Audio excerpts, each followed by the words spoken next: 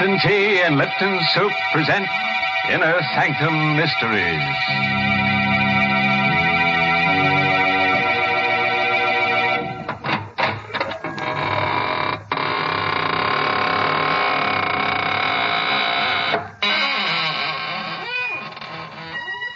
Good evening, friends of the Inner Sanctum. This is your host to welcome you in through the squeaking door. We're having a party tonight for two of my favorite corpses. I call them Romeo and Juliet. They're newly deads, you know. Yes, she's the daughter of a famous society murderer, and he's the pride of the East Side morgue. Oh, they're so happy together in their mausoleum built for two. And you should see the bridal casket. Shame on you, Mr. Host, making fun of such a tragedy. But, Mary, it was a touching ceremony. Of course, I stood up for the groom. Naturally, the poor fellow couldn't stand up for himself. Oh, please. It's an occasion for tears, not for laughter. That's right, Mary. Why, when the bride appeared wearing her grandmother's shroud, everyone had to be cheered up with Lipton tea. Oh, that's enough. I will not have Lipton's mentioned at a time like that. Lipton tea is for people who know how to enjoy life. These are the folks who really appreciate Lipton's famous brisk flavor. Yes, that word brisk, B-R-I-S-K, makes a big difference when you're sitting down to a cup of hot tea. Brisk means that Lipton tea tastes fresh and full-bodied, never flat or wishy-washy. I wish you'd try Lipton's, folks, even if you're not a regular tea drinker, because you just don't know how good tea can be till you know how good Lipton's is. Well, Mary, let's tee off into tonight's story. It's called The Shadow of Death, and it's an original radio play by that boogie-woogie man, Robert Sloan. Yes, and our star tonight is Richard Widmark, who plays the role of Howard. All set? Then turn off the lights and let in the shadow of death. On a lonely dirt road that borders the village cemetery, a single car slows to a stop and parks in the moonless night. Inside it, a man leans back in his seat and reaches for the hand of the girl he loves. Howard. Yes, dear? Why did you stop here? The cemetery's right over there. Oh, I didn't notice. You drove here last night, too. Did I? Yes. Well, you're not frightened, are you? Tonight I am. You've been so strange, so far away. I feel as if I hardly know you. Darling, you mustn't feel that way. What's the matter, Howard? There's something on your mind. I'm going away, Marie. Oh, no. And I'm not coming back. Howard, why? Well, I don't really know if I can explain it. It seems so incredible, and yet I know it must be true. What? Something I've discovered about myself. Something strange and frightening, Marie. Wherever I go, I seem to cast a shadow. A shadow of death. I don't understand. No, I didn't either at first. I thought it was just a strange coincidence. But it isn't. It's me. I bring death wherever I go.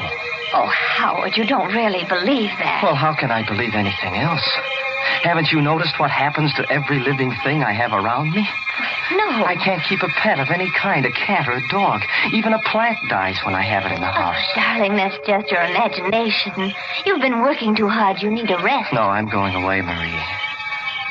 I don't want any harm to come to you. Oh, no, please. Nothing's going to happen to me. This is just... What's the matter? Oh,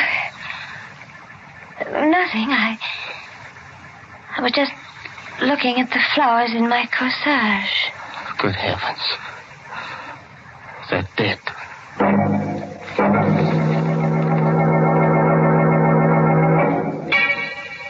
You don't believe me either, do you, Doctor? Well, let's not put it on that basis, Howard. After all, I've been trained to look for the physical causes of death, not the supernatural. Then what do you think I should do? Frankly, I'd like you to spend a few weeks away from these surroundings. Go up to the sanitarium I told you about. They'll take good care of you up there. All right, Doctor. I'll make arrangements to go tomorrow. But I know it won't do any good. You'll be surprised, Howard. 2 or 3 weeks from now, you look back on this as a... Yes? That's strange. Those goldfish in my aquarium. They're all dead.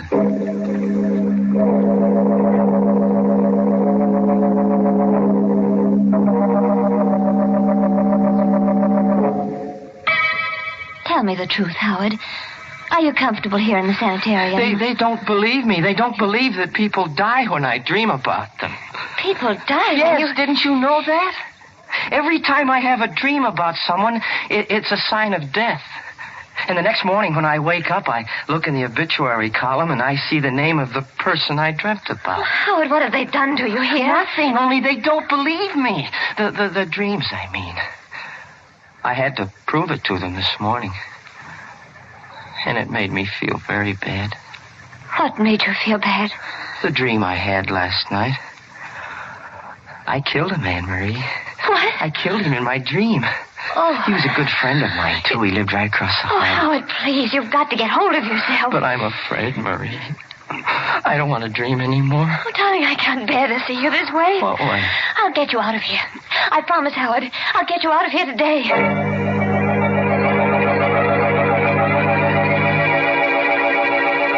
But, Marie, there isn't a chance of getting him out. He may have to stay in this institution for months. Oh, no.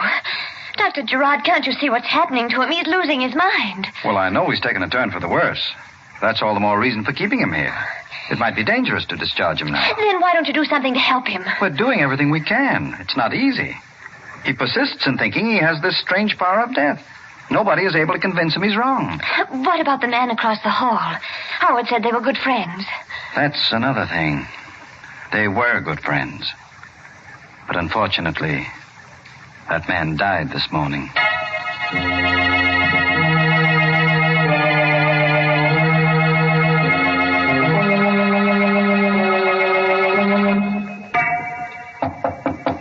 Come in. Ah, good morning, Howard. How do you feel today? Oh, much better, Doctor, much better. No bad spells last night? No curious moods? No, I feel fine. Almost well enough to go home. Let me look at your eyes. You will let me go home again, won't you, Doctor? Yes, Howard, of course, of course. You, haven't had any of those dreams lately, have you? No, not for a long time. Are you sure? Well, I did have one last night. You dreamt that someone was dead? Yes, I did, but I know it's not true. It can't be true. Whom did you dream about? Marie? No, Doctor. I dreamt about you. That's why I know I'm wrong. You're alive, Doctor. Don't you understand? You've proven it to me. Easy now, Howard. Tell me about your dream. Well, I dreamt I was going home, and all the people I'd killed in my dreams were alive again. Yes, go on. Well, somehow or other, I could see my house from this window, and everything was just as it was a long time ago. The flowers were growing, the dog was in the yard. The one that was run over? Yes, everything was well again, and I was well, too. That's why I wanted to go home. But you and Marie's mother didn't want me to. She was in the dream, Marie's mother? Yes, I don't know how she happened to be there, but she was. That's all right, Howard. Go on. Well, I started to leave, Doctor, but she held me back. She held my arms like this, and then you jumped up to ring the bell for help. But before you reached it, I was on top of you like this. Oh. I had my fingers around your throat, and I was squeezing it so hard, I could feel your windpipe bending back until you couldn't breathe anymore. Howard, let go. That's what you said last night, you fool. You wanted me to let go. I held on until your face turned as blue as it is now. It was almost black before I let you go. But first I made sure you were dead. And then I dropped the body. You see, Doctor, my dreams do come true.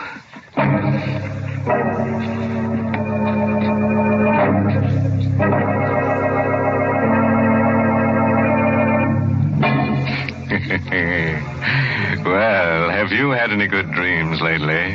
Howard has. And you know, his dreams don't need interpretation. No, they need cremation. Say, it's a lucky thing that guy works on the night shift. It'd be awful if he had daydreams, too. Good gracious, yes. His dreams not only walk, they commit murder. Mary, I was about to say that. Please leave the jokes to me. How would you like it if I talked about tea? Well, for goodness sake, I listened to the story, too. And I must say I'm glad I'm not his, dream girl. That does it. Friends, let me tell you about Lipton tea. All right, you win. But it's only because I have something important to say about Lipton's. Folks, did you know that Lipton's is the largest selling brand in the whole world? Yes, and the reason for that is Lipton's well-known brisk flavor. You know, that word brisk is the tea expert's word for tangy, full-bodied tea, for Lipton tea. Lipton's is always fresh and spirited, never flat or wishy-washy. That's why lots of people drink it not just at meal times, but whenever they're taking it easy for a minute during the day. So, folks, try Lipton's and get acquainted with that brisk flavor. Well, let's get back to our dream man and find out what he does in his waking moments. When we left him last, he had just done a little manual work on Dr. Gerard's windpipe. And now, as the good doctor lies comfortably on the sanitarium floor, Howard is in the process of going through his pocket. Well, I'll have to have the keys to your car, Doctor. I'll need them to get back home. I hope you won't mind if I hide you under this bed. It may take them a little bit longer to find the body if I do. Yes, who is it? Dr. Frisbee, Howard. May I come in? Well, yes. Yes, I'll open the door. What is it, Doctor? Well, I was looking for Dr. Gerard. I thought he was in here. Oh, yes, he was a moment ago. I think he went down the hall. No, I just came from there. I guess he went back to his office. Oh, yes, I guess he did. How are you making out, Howard? Fine, Doctor, fine. You seem a little nervous. Your hands are shaking. Oh, well, You see, you've dropped your keys. I'll get them. It's all right, Howard. I wasn't going to take them away from you. But I am wondering how you happen to have any keys in your possession. Well, they're not really mine. Whose are they, Dr. Gerard's? Yes, he left them here. I mean... You mean, you stole them from him? No. Oh, come, Howard. You can't expect me to believe Dr. Gerard would give you any keys. Now, you'd better let me have them so I can give them back. But I didn't... Let me have them, Howard. Thank you.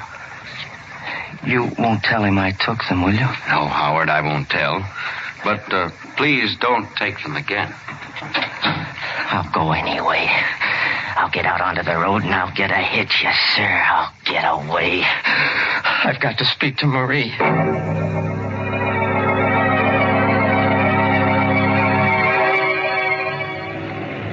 Going down, mister? Guess not. Guess I'm not. Oh, here comes another one. Hey, stop! Give me a ride, will you? Give me a ride, please, mister. Oh, he's stopping. Hey, wait for me, will you, mister? I'm coming. I'll be right there. Oh, gee, thanks, mister. You going into town? Yes, Howard, but you're not. Dr. Frisbee. Yes, I've been watching you ever since you took those keys. I thought you'd try something like this. Well, I had to, Doctor. I understand. Better get in the car, Howard, so we can talk this thing over. All right. You know, it's silly to run away from our place up there. If you really want to go home, all you have to do is ask. I did ask. When? This morning. Oh, wait a minute. Don't start the car. Why not? There's a truck coming. In back. Where? Oh, Howard! Let go of me, Howard! I've got to have this car, Doctor. When I finished with it, I'll return it to you.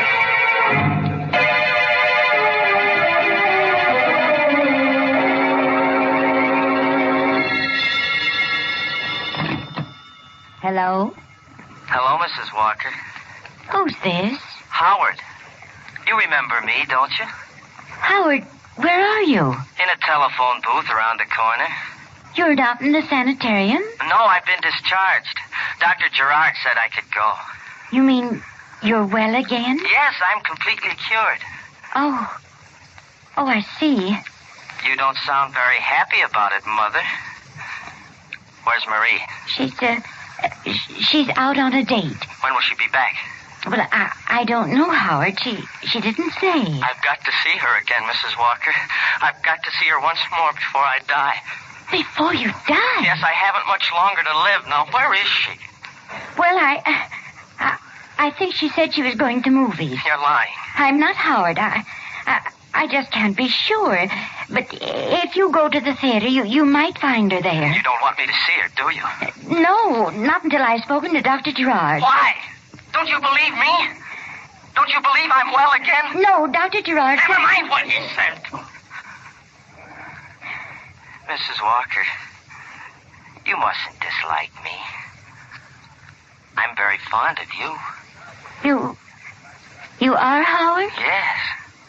I've been thinking a lot about you lately, while I was in the sanitarium. Last night, I even had a dream about you.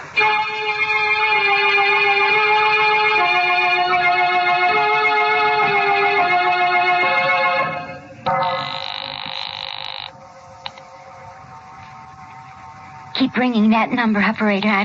I've got to locate Dr. Gerard. Why the hurry, Mrs. Walker? Howard, how did you get in here? Through the back door. Put that phone down, please. But Put it down, I said. Yes. You lied to me about Marie being at the movies, Mrs. Walker. I didn't mean to, Howard. I told you I wasn't sure she was there. Where is she? This time I've got to know. Howard, how dare you? Take your hands off me. I'm not in a gentle mood, Mrs. Walker. I'm fighting against time. You've done something wrong, Howard. You've escaped from the sanitarium. No, I've done more than that, Mrs. Walker. I've killed a man. Howard. 2 men, 3 men. I can't remember how many it was, but there's going to be one more. Howard, you wouldn't kill me, would you? Wouldn't I? What have you done to deserve your life? Let it ring. But that may be my call. Your call is coming now, Mrs. Walker. Howard, please. Put down that knife. Will you tell me where Marie is? I told you I don't know. I don't know. Then I'll wait for her. Right here. Howard, you can't. No, you can't. Oh! Yes, I can, Mrs. Walker.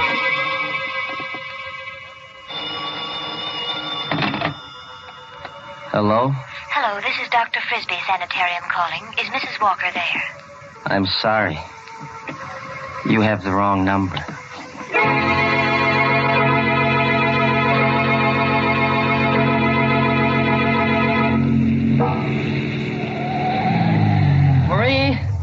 Marie, darling?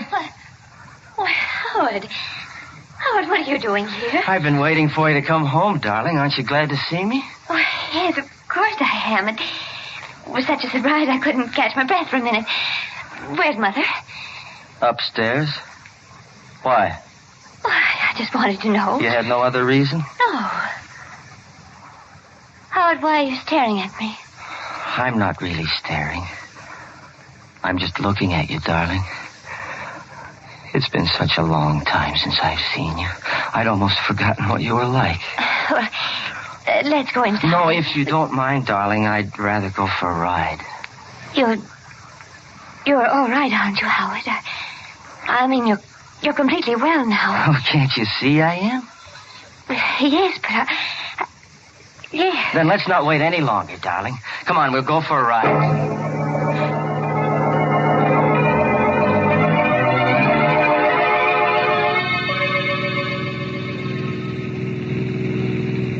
Getting late, Howard.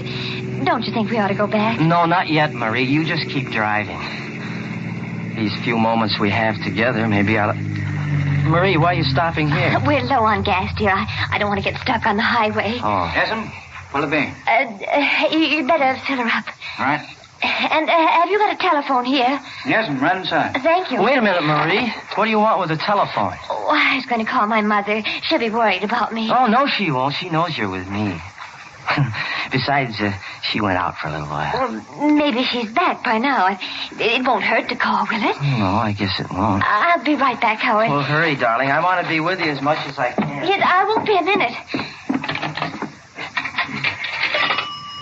Number, please. Operator, quick, get me the police.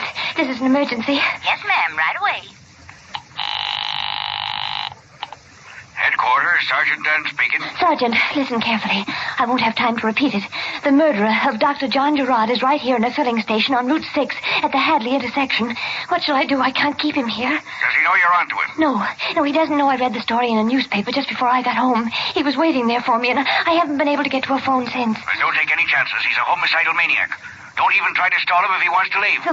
Just stay where you are, and we'll be over there in 4 minutes. Oh, no, that's no good. He won't let me stay here. He'll take me with him. Marie. Oh, he's calling for me now. Marie. Just a moment, Howard.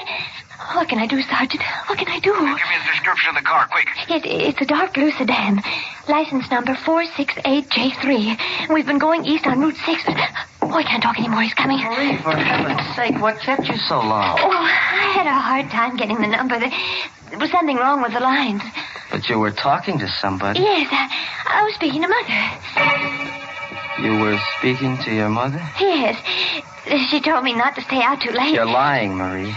No, I'm not, Howard. I talked to him. You talked to the police. That's why you lied to No. me. You did. Your mother's dead. Howard. I know, because I killed her. No. Be quiet. Get back into the car. You're coming with me. No, Howard.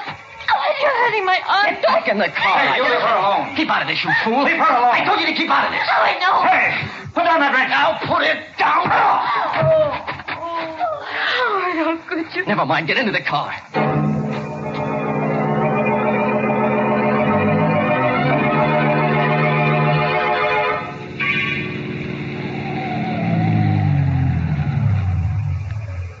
Howard, why are you stopping here? Don't you know where we are, Marie? This is the cemetery. Where we stopped before. Yes. I like it here. It's so quiet and peaceful among the dead. Let's walk through the grounds. Howard, please. Why not, Marie? We're among friends. So many of our loved ones are buried here. It's nice to be near them. Come on, Marie. All right, Howard. You know, darling, we haven't much more time together. The shadow of death has fallen across our path. You said something like that before, but you never told me why. I'm being selfish, Marie. I know I have to die, and I want you to come with me. Why do you have to die, Howard? Because I haven't been true to myself, darling. I haven't been true to this power I have. The power of death? Yes. I've helped it along sometimes. Like that dream I had about my friend in the sanitarium. Like the flowers in my garden. Like those fish at Dr. Gerard's. You killed them? Yes. I knew they were going to die. But I shouldn't have helped them. That's why I'm being punished. But Howard, why are you punishing me? I don't want to die alone, Marie. We've been away from each other so much, darling. I want us to be together from now on. But... Don't be afraid, darling. I'll be gentle, Marie. So gentle. But you're making a mistake, Howard. No. You are. You've forgotten what you've done. You can't kill me, darling. Why not? Why, good heavens, Howard, don't you remember? Don't you remember that day at the sanitarium? You said you dreamt about me. No. No, I couldn't have. Yes, you did. Didn't they tell you what happened? No. Your dream. Your dream, it was true. That's why you can't kill me now. Marie, you mean... Yes, Howard. I'm dead. I can't believe it. Oh, you must believe it. Here. Look at this tombstone. My grave is right here. No. Read what it says. Read the name on it. It's your name, Marie. Your name. Marie Walker. Yes. Then you really are dead. I told you I was, Howard. The shadow of death passed over me. Then let it pass over me. Hey, got him, Sam. Got him the first shot. Keep out of the way, miss. He may not be dead yet. No, I'm sure he's dead. Well, you certainly had a close call. Took us all this time to locate your car. Finally spotted it on the road. You all right? Yes, I'm all right. Yeah. The name of my grandmother's tombstone saved me. How's that? Oh, it doesn't matter. Say, that's funny. What? This guy was shot through the shoulder. My bullet wounds weren't serious enough to kill him. What do you mean? Well, I know it sounds crazy, but my shots didn't kill him. He was dead before I hit him.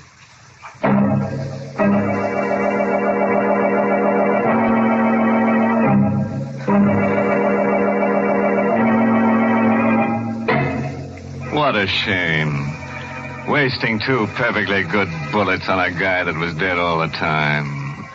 Well, at least they won't have to go far to bury him. Here's one villain who died practically in the middle of his own plot. Isn't it funny how many of our stories seem to take place in cemeteries? You know, Mary, I think you ought to open up a concession in the cemetery. And you know what you could sell. Hmm? Don't say it, don't you dare. You know very well that the place to buy Lipton tea is and always will be your neighborhood grocery store. And, folks, that reminds me. You'll find it wiser to buy Lipton's in the larger, more economical size packages.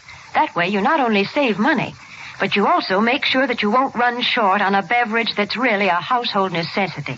Brisk-flavored Lipton tea.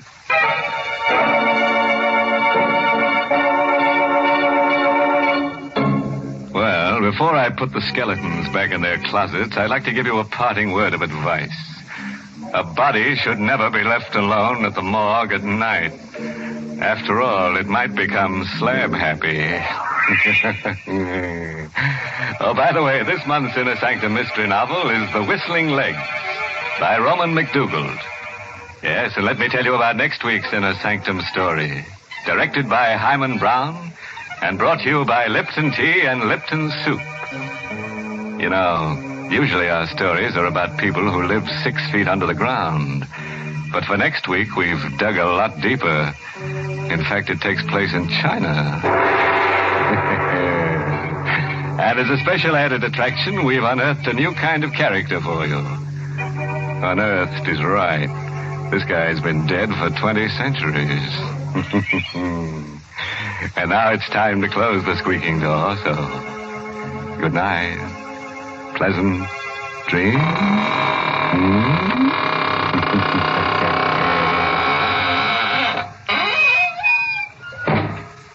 Ladies, if your child comes home from school for lunch, you want to give him a quick but appetizing meal. And that's why you should serve Lipton's noodle soup. You see, Lipton's takes no time to prepare, and yet it has a fresh-cooked, old-fashioned chickeny flavor, and it's just swimming with tender golden egg noodles. Your children will love Lipton's grand homemade taste. So don't forget to serve Lipton's noodle soup. And don't forget to tune in next Tuesday night for another Inner Sanctum mystery. This is CBS, the Columbia Broadcasting System.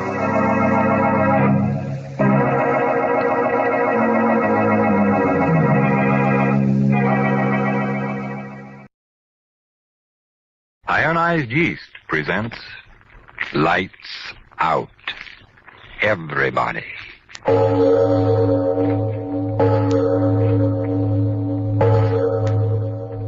It is later than you think.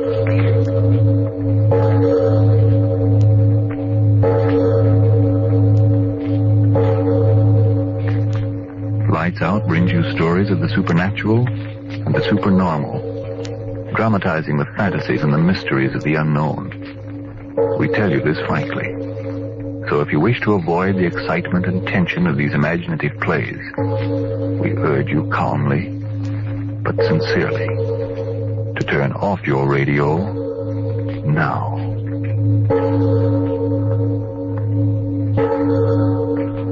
This is Arch Obler. Dreams are part of all of our lives, and tonight we bring you the story of a woman's strange dream. But first, Frank Martin for just a moment. Frankly now, friends, Is that you saying you're so thin and weak and frazzled out you can't do your work or enjoy your fun? Well, cheer up. Maybe all you need is more vitamin B and iron. And ironized yeast gives you vitamin B and iron. Yes, both vital substances in pleasant-to-take tablet form. They've helped thousands of people who, only because they needed more of these substances, were weary and worn out. Helped them so amazingly that today these folks tell how fine they feel, how thanks to good pounds gained they look like a million, really enjoy life today. Yes, that's ironized yeast tablets. Make a note of that name right now. And now, lights out. Everybody.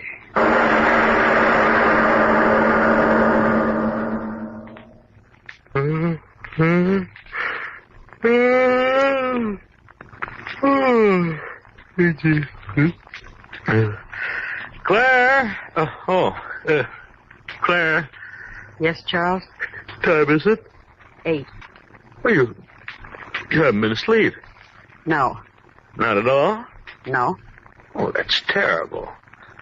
Claire, we've got to do something about it. What? Well, why don't you take some pills or something? No. But you've got to sleep. Claire, look here. Tell the truth. How long is it since you've slept? Really slept? What's the difference? Tell me. 3 nights. No. You asked me. I had no idea. I thought you slept but didn't sleep soundly, but 3 nights. You'd better get up. It's late. Oh, never mind me. We've got to do something about this. Claire, what's wrong? Wrong? The reason you can't sleep there. Must be some sort of a reason. I just don't sleep. All right, that settles it. What? You're going to a doctor today. Yes, this morning. No. What do you mean, no? No wonder you've been looking so ill. Charles, I don't want to. It's settled. You're going to a doctor right away. Wait a minute. Look at me. You're not hiding anything from me. What is there to hide? I just can't sleep.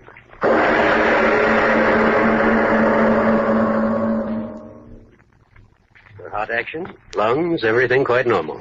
Of course, you're in rather a nervous state, but that's quite understandable. If, as you say, you haven't slept for that length of time. I haven't. Of course, I believe you. Please, won't you sit down? Thank you. What's troubling you, Mrs. Collins? Troubling? Yes. Nothing at all. If you're quite through, I think I'm going home. I have to... No, please, sit down. I'm warning you, Mrs. Collins, to go without sleep for as protracted a period of time as you have is most dangerous, physically and mentally. For your own sake, you must let me help you. What can I do? Have confidence in me. Now, your husband tells me you refuse to take any sort of soporific, sleeping powder. Is that true? Yes. Follows then that you don't want to fall asleep. Is that true? Well, Mrs. Collins, I said it before, and I say it again in complete sincerity. For your own sake, you must answer me. It's true, isn't it, that you don't want to fall asleep? Yes. Why? I don't dare. Why? Because I'll dream. You don't want to dream? No. Why not? All right, then. Tell me this. How often have you had this dream? 2 times. I see. What is this recurring dream about, Mrs. Collins? I can't tell you. Why not? I just can't. My dear woman, don't you realize I'm not just prying for the sake of simply prying? I'm trying to help you. And the way to help you is for you to help yourself by bringing this thing out into the open. You've got to tell me about it. A dream generally has a basis in reality.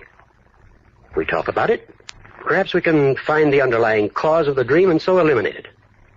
Don't hesitate to tell me. You know I'm a physician. Everything you tell me is in confidence. Supposing we start. You go to sleep, close your eyes, you dream. What do you dream? I dream. No, I can't tell you. Mrs. Collins, where are you? Well, I'll be...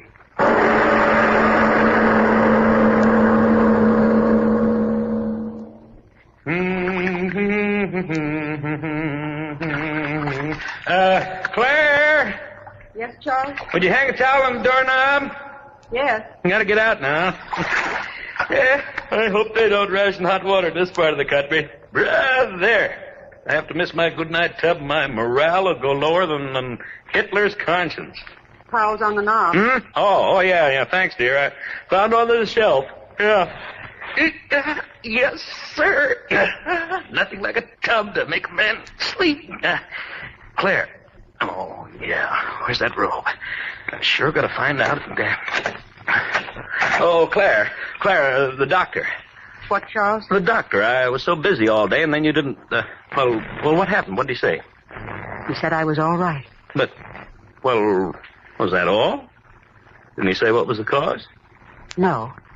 Well, what in the... He didn't seem to know. It's crazy. I mean, when I got to the office, your sleeplessness was all I could think of. And then CL started to have one of his desk-banging fits, and then New York started in on the teletype, and I just forgot all about it. The doctor, he did prescribe something for you, didn't he? Yes. Oh, of course. Pills are what you need. You just got yourself into an insomnia state of mind, but once sleeping pills breaks you of it, why, you'll be all right. Yeah. Oh. Pardon me. I guess I'm tired. Yeah. What do you say we turn out the light and both of us go to sleep, huh? All right. Wait a minute. Have you taken whatever the doctor gave you? Yes. Fine. Well, off with the light, huh? You will be all right, isn't you? I'll be all right. Yeah. Sure you will. Pills will start to work in a few minutes. You'll be all right.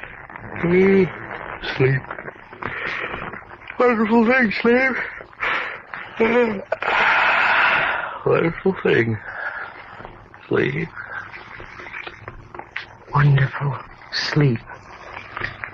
He's right. Wonderful. No, mustn't think about that. Mustn't think about anything but staying awake. Wonderful. No, isn't wonderful. Horrible. Horrible sleep. I won't sleep. I'm so tired. If I could close my eyes. Just a minute. Just a second. I wouldn't sleep. Rest. Just rest. No. I'd fall asleep and then... Got to stay awake. Got to stay awake. Just close my eyes. For a second. Just a second. Could sleep. Won't sleep. Won't sleep. Won't sleep. Won't.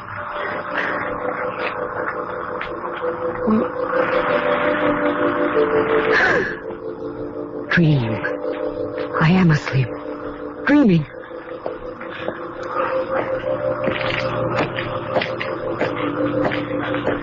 Walking. Where am I walking? Street. So long. Empty. Where am I walking?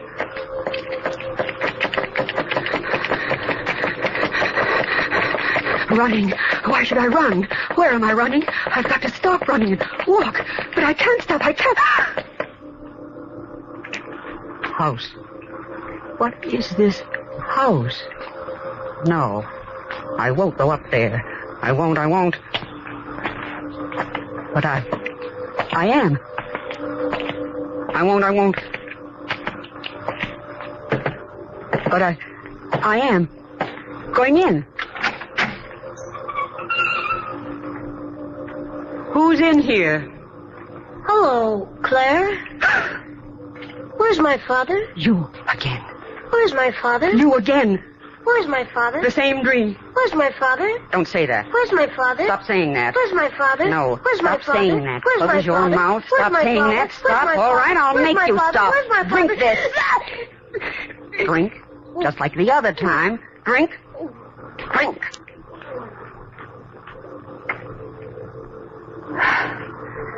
There. That stopped you. Jimmy. Jim. Oh.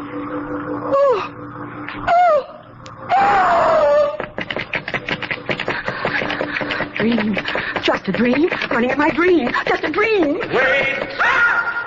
Where are you going? Oh, no. Don't touch me. Put me down. Don't swing me around. I can't stand it. I'm getting dizzy. Around and round and round. Faster and faster and faster. Don't let me go. Don't let me go. Don't let me go. Don't let me go. Why am I screaming? Just a dream. I'll stop screaming. So dark. Where am I? Where am I? Where am I? Where am I? Tunnel.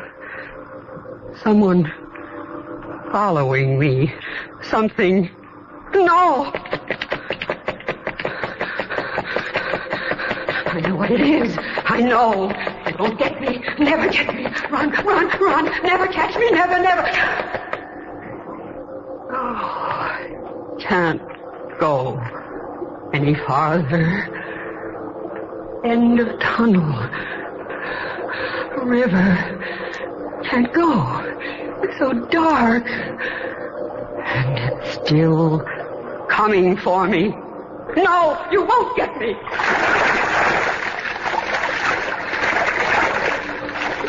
Won't get me. Swim. I can swim. Swim in the dark. Away from... What am I swimming in? Can't see what... Oh, swimming in... Oh, no. I remember now. It's a dream. Oh, this is just a dream. Just a dream, just a dream. You can wake up out of a dream. I will wake up. I've got to wake up. Wake up, wake up. Claire, stop screaming. Claire, wake up. Wake up. You're having a nightmare. Claire, you're having a nightmare. Wake up.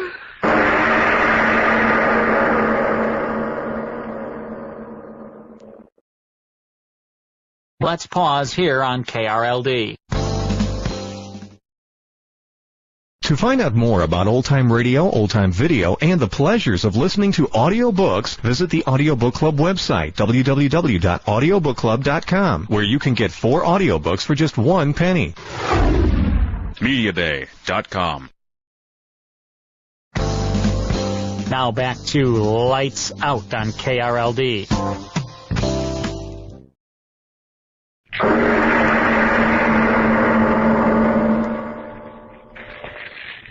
Acting this way isn't going to help her, Mr. Collins. I'll grant you that it's serious not sleeping for 6 days, but I'm positive she'll be sensible now and tell me what it's all about. But the way she lies there, Doctor, her eyes... I told you, stop thinking about it. You asked me to help her, and I'll help her. Now go make yourself some coffee while I go in and talk to her. But I... All right, Doctor. And stop worrying. Morning, Mrs. Collins. Mind if I talk to you? I understand you had a bad time of it. Well, I can understand you don't feel much like talking. Suppose I pull up a chair, sit down, do the talking myself. What do you want? Something very simple. The truth. Truth? Yes, if not for your sake, for your husband's. Oh, what do you mean? I want to find out the source of your dreams. If you don't tell me, the consequences may be disastrous. The human organism simply can't endure without the proper rest. Mrs. Collins, I beg of you, tell me. You must. Yes? I must sleep. Of course. If I tell you, you swear you won't tell him? You have my word as a physician. I've been married to Charles for 2 years. Yes? I was never married before, but I'm his second wife. I know. He had a child by that first wife. I didn't like that child. He was always a reminder that Charles loved someone before me. I didn't like that. Well, go on, Mrs. Collins. Now, Mrs. Collins, please. Go on and tell me. No, you shouldn't do that. Mrs. Collins, there's only one answer to this. You must take a sedative and get some rest. A few hours of sound sleep and everything will straighten itself out. I'm sure of that. Now, you will take a sedative, won't you? Yes. Yes, I will. Fine. You'd better take some right now while I'm here. Water. Here you are. Drink this. Come now, drink. Leave it. I will. Promise? Yes. Here's the sedative. Take 2 now, and if that doesn't do it, take 2 more in, say, half an hour. I'll leave you more than enough. All right. Now, you will take it. Yes. It's the only sensible thing to do. I'll drop in and see you this afternoon. I know that after you've slept, you'll feel more like talking. Yes. Now, sleep well. Goodbye. Goodbye. Sleep well. Sleep well. Sedative. Yes. Sleep well. Must sleep, must. But if I sleep... I've got to sleep. Got to. Don't care what happens. Got to sleep. Water. Where? He left the glass. Yes. Pills. How many? I don't know. I don't know. Put them in.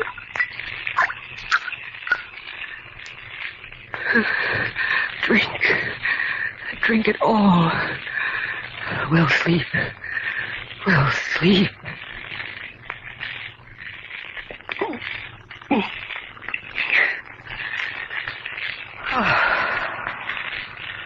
What if it doesn't work? No. Doctor said I will sleep. Close my eyes. Don't care. Will sleep. Will sleep. Will sleep. Will. Dream.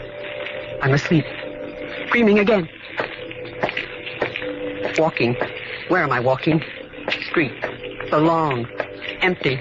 Where am I walking? Running. Why should I run? Where am I running? I've got to stop running and walk. But I can't stop. I can't. House. What is this house? No. I won't go up there. I won't. Not again.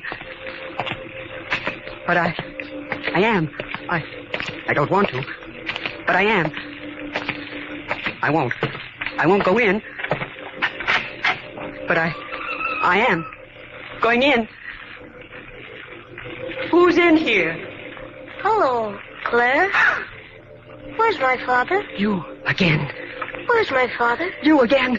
Where's my father? The same dream. Where's my father? Don't say that. Where's my father? Stop saying that. Where's my father? No, Where's stop my saying father? that. Close Where's my your father? mouth. Stop Where's my saying father? that. Where's Stop. my father? All right, I'll make you stop. Drink this. Now drink. Just like the other time. Drink. Drink. There. That stopped you. Didn't it? Didn't it? Dead. Jimmy, you're dead. I did kill you. That's the way it was. I did kill you. There. I said it. I did kill you. I had to. Every time I looked at you, it was the infernal first wife of his I saw. You understand? I had to kill you. Gone. Jimmy. Gone. That never happened before. Never happened before in my dream. Dream. Just a dream. Why do I run? It's just a dream. Wait. Where are you going? Oh. No. Don't touch me. Put me down. Don't swing me around. I can't stand it. I'm getting dizzy. Around and around and around. Faster and faster and faster. Don't let me go. Don't let me go. Don't let me go. Let me go. Why am I screaming? It's just a dream. I'll stop screaming. So dark. Where am I? Where am I? Where am I? Where am I? Tunnel. Someone following me. Something. No! After me again. It won't get me. Never get me. Run. Never catch me. Never. Turn go any farther. End of tunnel. River. Can't go. So dark. And it's still coming for me. No, you won't get me. Don't get me. Swim. I can swim. Swim in the dark. Away from... What am I swimming in? Can't see what... Oh. Swimming in... Oh. No. I remember now. It's a dream. Oh, this is just a dream. Just a dream. Just a dream. You can wake up out of a dream. I will wake up. Why can't I wake up? It's just a dream. A dream. Always at this moment I've been able to wake up. It's coming through the water. After me. I've got to wake up. I've got to wake up. I can't swim in this. I can't. Got to wake up. Why can't I wake up? Dream, just a dream. Always woke up before. Why can't I wake up out of this dream? What if I could never wake up out of this dream? The pills. The doctor's pills. I took all of them. He said only 2. But I remember, I didn't think I took all of them. I'm not dreaming. I'll never wake up out of this dream. I'm dead.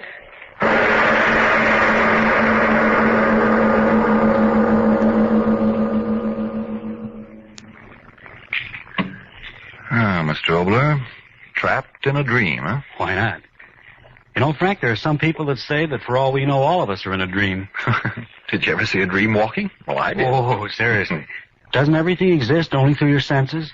What you see exists, what you hear exists, what you smell exists. But the existence of things in a dream is just as real. Is it possible that right at this moment you're dreaming? Well, time out till I pinch myself. Out? No. I'm awake enough to want to know what's happening next week. Well, next week. It's a really exciting story. But supposing you tell me first, Frank, what you've got to say, and I'll follow you. Well, I'll just take a moment for another very important point about ironized yeast. Folks, if vitamin B and iron shortage is what's keeping you miserably thin and weak and jittery, for your own sake, get ironized yeast tablets right away. They cost but a few pennies a day, and you don't risk even those few pennies. For ironized yeast is sold on a money-back basis. That's right. If you don't quickly begin to eat and sleep better, to gain new pounds, to feel much stronger and peppier, the cost of the first bottle will be refunded to you in full by ironized yeast, Box IY, Rahway, New Jersey.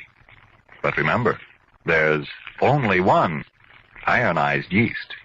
You'll know it by the big letters IY on the package and on each tablet. Now, what were you saying about next week's story, Mr. Obler? Well, before I tell you that, there's something of vital importance to you and me I'd like to talk about. I mean, to all of you out there. It's inflation. Yes, that's a terror as much as a nightmare. The fight against inflation involves every man, woman, and child. This is a front on which, in the words of President Roosevelt, everyone in the United States will be privileged to remain in action throughout the war. Now, what causes the present danger of inflation? Our factories are working at top speed, but they're turning out equipment needed to win the war. Not goods for you. More to spend, less to buy. This is the danger point. This can be the beginning of disastrous inflation if we start bidding against each other for the limited amount of goods on hand. If each of us tries to get a hold of everything he can, we force prices up. Savings, insurance policies are wiped out. Now, our government has taken steps to control the rising cost of living, and you ought to know about those details. These include provisions for keeping prices stable and for distributing goods fairly through rationing. As part of the same anti-inflation program, wages and farm prices have been stabilized, and excess profits are being taxed. We can beat inflation if all of us understand these measures are a protection to ourselves and work to make them effective. We shall lose out to inflation if each group and individual acts on the principle of, he got something, I'm going to get something too. Now, beating inflation means buying only what we need, putting aside for the future every other extra dollar. And now about next week's play. It's a story about a man who did exactly this. He took out a match, He lit it. And he looked into the flame, and as he did so, he thought to himself, why, that little dancing thing in the flame is alive. For life, he knew, was anything that moved by itself and fed another matter. And that definition certainly applied to the flame. So he lit another match, and then... But that's next week. Yes, tune in next Tuesday again for Arch Oboler's eerie story, The Flame. And if you need more vitamin B and iron, be sure to try ironized yeast, the one and only ironized yeast, with the big letters IY on the package and on each tablet. It is later than you think.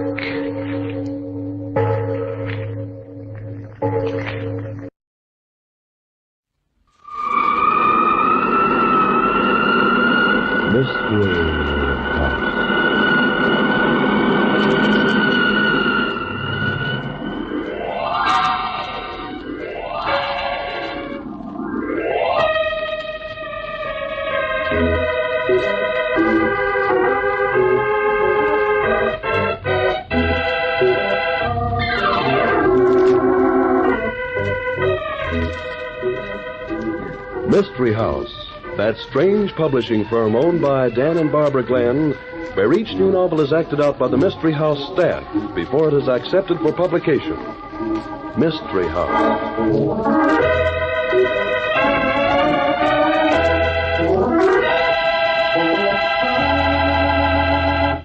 Well, Barbie, the novel we're trying out for Mystery House tonight, Murder Hires a Hall. I've read it and I like it. Well, I do too. But we'll see how it plays.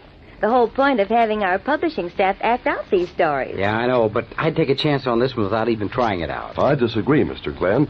I don't think there's any point in taking chances on anything in this day and age. Yeah, Tom, but this story... Well, I'm not talking about stories particularly. There's no need to guess on anything when you can get authentic, reliable information. Aha, I bet this is leading up to something. Of course it is, Mr. Glenn. Listen.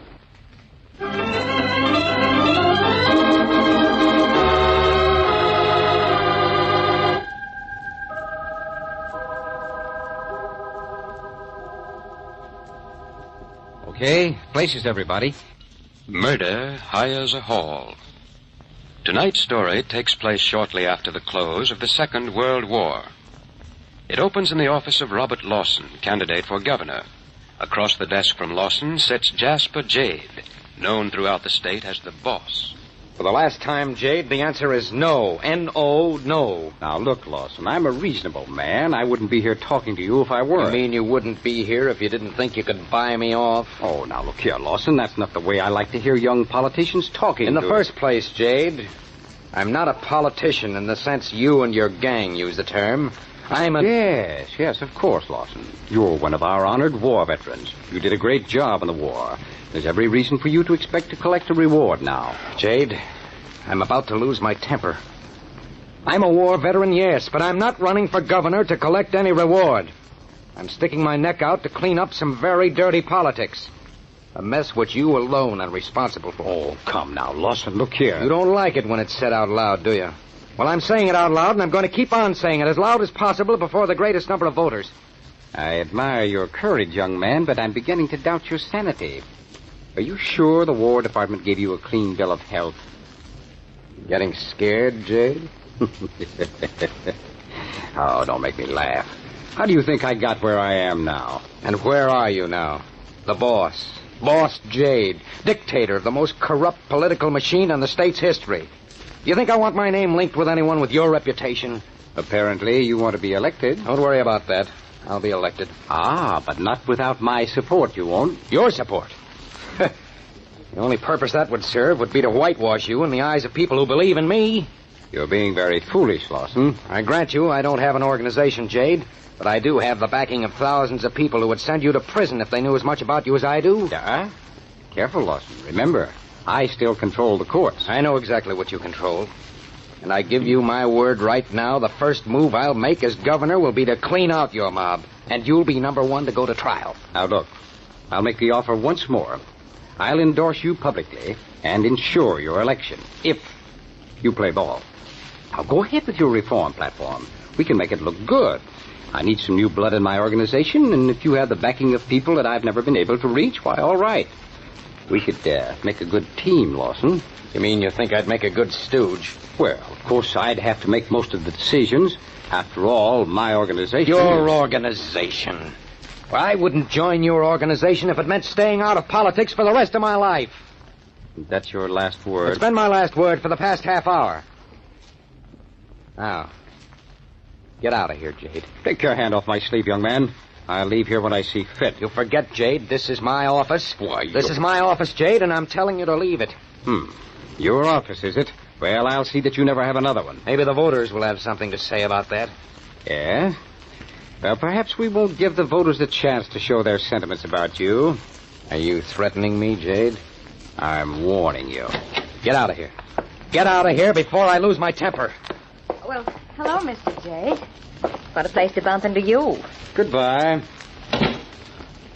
Karen, I'm sorry you had to see this. This what? This intimate little farewell? Okay, you have your jokes. I'm sorry I have to be more serious about things like... I'm not laughing, Bob. I'm more serious than you are. I've got to persuade you to... Now, Karen, please don't start that again. Nothing can persuade me to give up this campaign. But do you know what it means, Bob? It's suicide. Or maybe something worse. I've started it, and I've got to finish it. That's all. No, that isn't all. What about me? Don't you... Karen, you know I care more about you than anything else in the world. But, darling, I swore I'd break the yoke Boss Jade holds over the voters, and I'm going to do it. You mean that's more important than I am? Karen, of course it isn't more important than you. You're everything I want, but... But you want to be governor more. No, of course not. But look, Karen, when I came back from the war, I was determined that I was going to see that people at home got some of the things so many soldiers died for. I don't really care about being governor, but I'm going to see that Boss Jade is thrown out of this state, and if I have to be governor to do it, I'll be governor. Oh, stop that Galahad stuff. Galahad stuff? Karen, what's got into you? Oh, I'm sorry, Bob. I didn't mean that. But, Father... What about your father? He's going to have to pull out on you. He's been my strongest backer. His newspaper is the one way I've had of reaching the voters. His support has meant everything. Yes, and if he continues to support you, he'll lose everything. But how? Even if I lose the election, he'll Winning or losing the election has nothing to do with it. You forget that Jade controls the only paper mill from which Dad has been able to buy newsprint. Well, there must be a way. There isn't any way. You know what the paper mill situation is. And without paper, Dad will have to quit publishing. Bob, you've got to give up. You've got to quit this useless fight against Boss Jade. It isn't useless. I'm going to beat Boss Jade if it's the last thing I do. Well, you can't do it alone. Well, I've certainly counted on your father's support, but if I have to do it alone, without any newspaper backing me, I'm still going to do it. And what about me? What do you mean, Karen? Unless you announce your withdrawal right now, you and I are finished. But why? Karen, I can understand your father being forced to pull out. He has to think of his newspaper and all the people dependent upon it, but you and I, we belong together, fighting the same battle. Don't you understand? I can't stand by and see my father ruined. But he won't be ruined if he withdraws his support. Unless you either accept the support of the Jade machine or withdraw completely from the election, Jade will expose Dad and break him completely. Expose your dad? Why... Dad has spent his life as a crusading editor. When he hired a business manager, he didn't watch him closely. Now he finds that his business manager is one of Jade's men. And he's been so unscrupulous that Dad's paper and Dad will be completely ruined if certain facts are ever brought to light. But that's not possible. That's what I thought. But I saw the evidence. Jade's paper has it all set in type.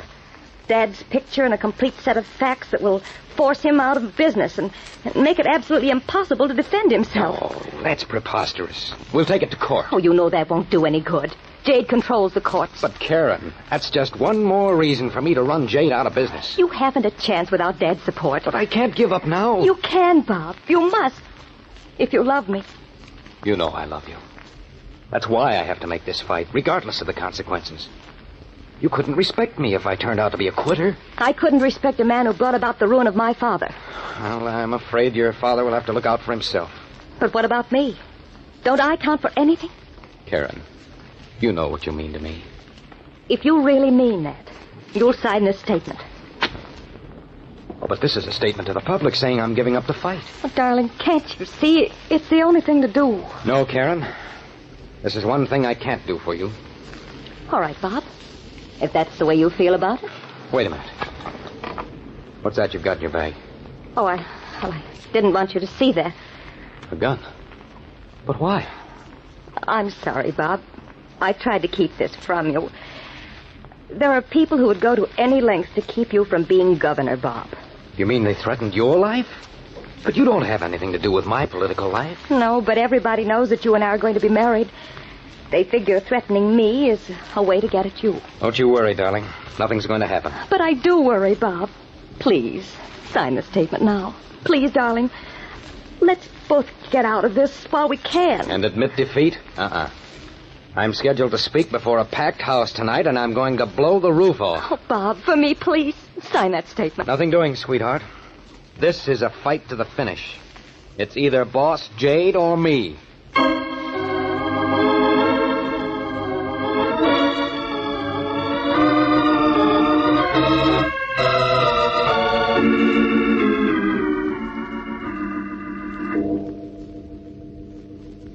Mr. Chairman, ladies and gentlemen, we're here tonight to hear from our next governor, Robert Lawson.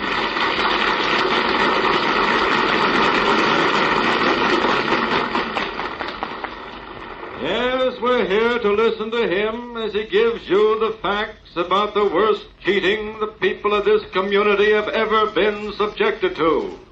The facts, ladies and gentlemen, not a story, but facts. How Boss Jade is... How did you get backstage, Walker? Never mind that. I hear you're going to shoot the works tonight. That's right. It'll make a great story for that newspaper of yours, if you print it, which you won't. That's right, Lawson. I work for Jade. I've been with this newspaper for years, and so far I've done a pretty good job of keeping the opposition in line. Oh, you admit you aren't bound by the great code of newspaper ethics, huh? Ethics? I'm too much of a realist. Enough of a realist to give you one more chance to call off this speech. Call it off? With 3,000 people out in front? With a statewide radio hookup? You can quote me as saying that I will definitely not call off this speech. I'll be on that stage in 3 minutes. Maybe. But let me fill you in on the situation first. The orders are that you are not to be permitted to finish your speech. It's too late now to stop me. Is it? You think you've got 3,000 friends out there? I've had rotten tomatoes thrown at me before. This time there won't be any tomatoes. That audience has been well sprinkled with ammunition. And I don't mean tomatoes. Jade wouldn't dare. The gun will be found in the hand of some dope who really believes you're trying to take away his bread and butter. Even Jade wouldn't frame an innocent man that way. Don't be so naive, Lawson. I know you've got enough evidence to throw the book at Jade. Only that book is going to hit a lot of people, including yours truly. Talking won't help you. Now look, Lawson. In 5 seconds, you'll be walking out on that stage.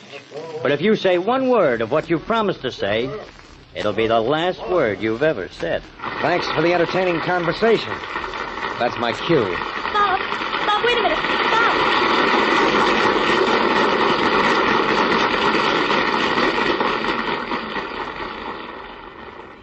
Ladies and gentlemen, without preliminaries, I want to come directly to the subject which is the principal reason you're all here tonight.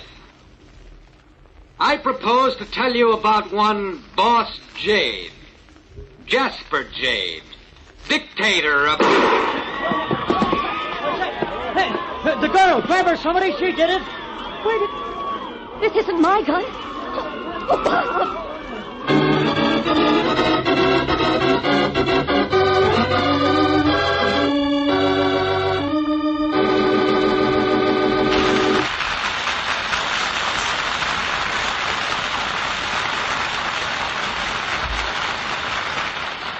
Somebody took a well-timed shot, just in time to stop Robert Lawson from saying too much about his political enemy, Boss Jade. And it looks as if that somebody was trying to lay the blame on Karen Lindsay, Lawson's girlfriend. But let's see what the second act has to say about that. In the meantime, And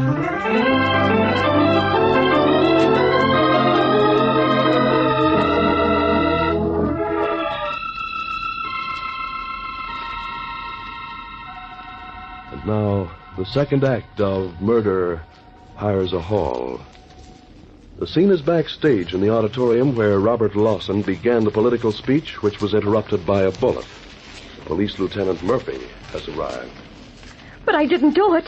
I know I didn't. Look, Miss Lindsay, tell me what happened. It'll be much easier for everybody. But, Lieutenant Murphy, I know I didn't. No, there's no use denying it. You came here with a gun. You were found right after the shooting with this in your hand.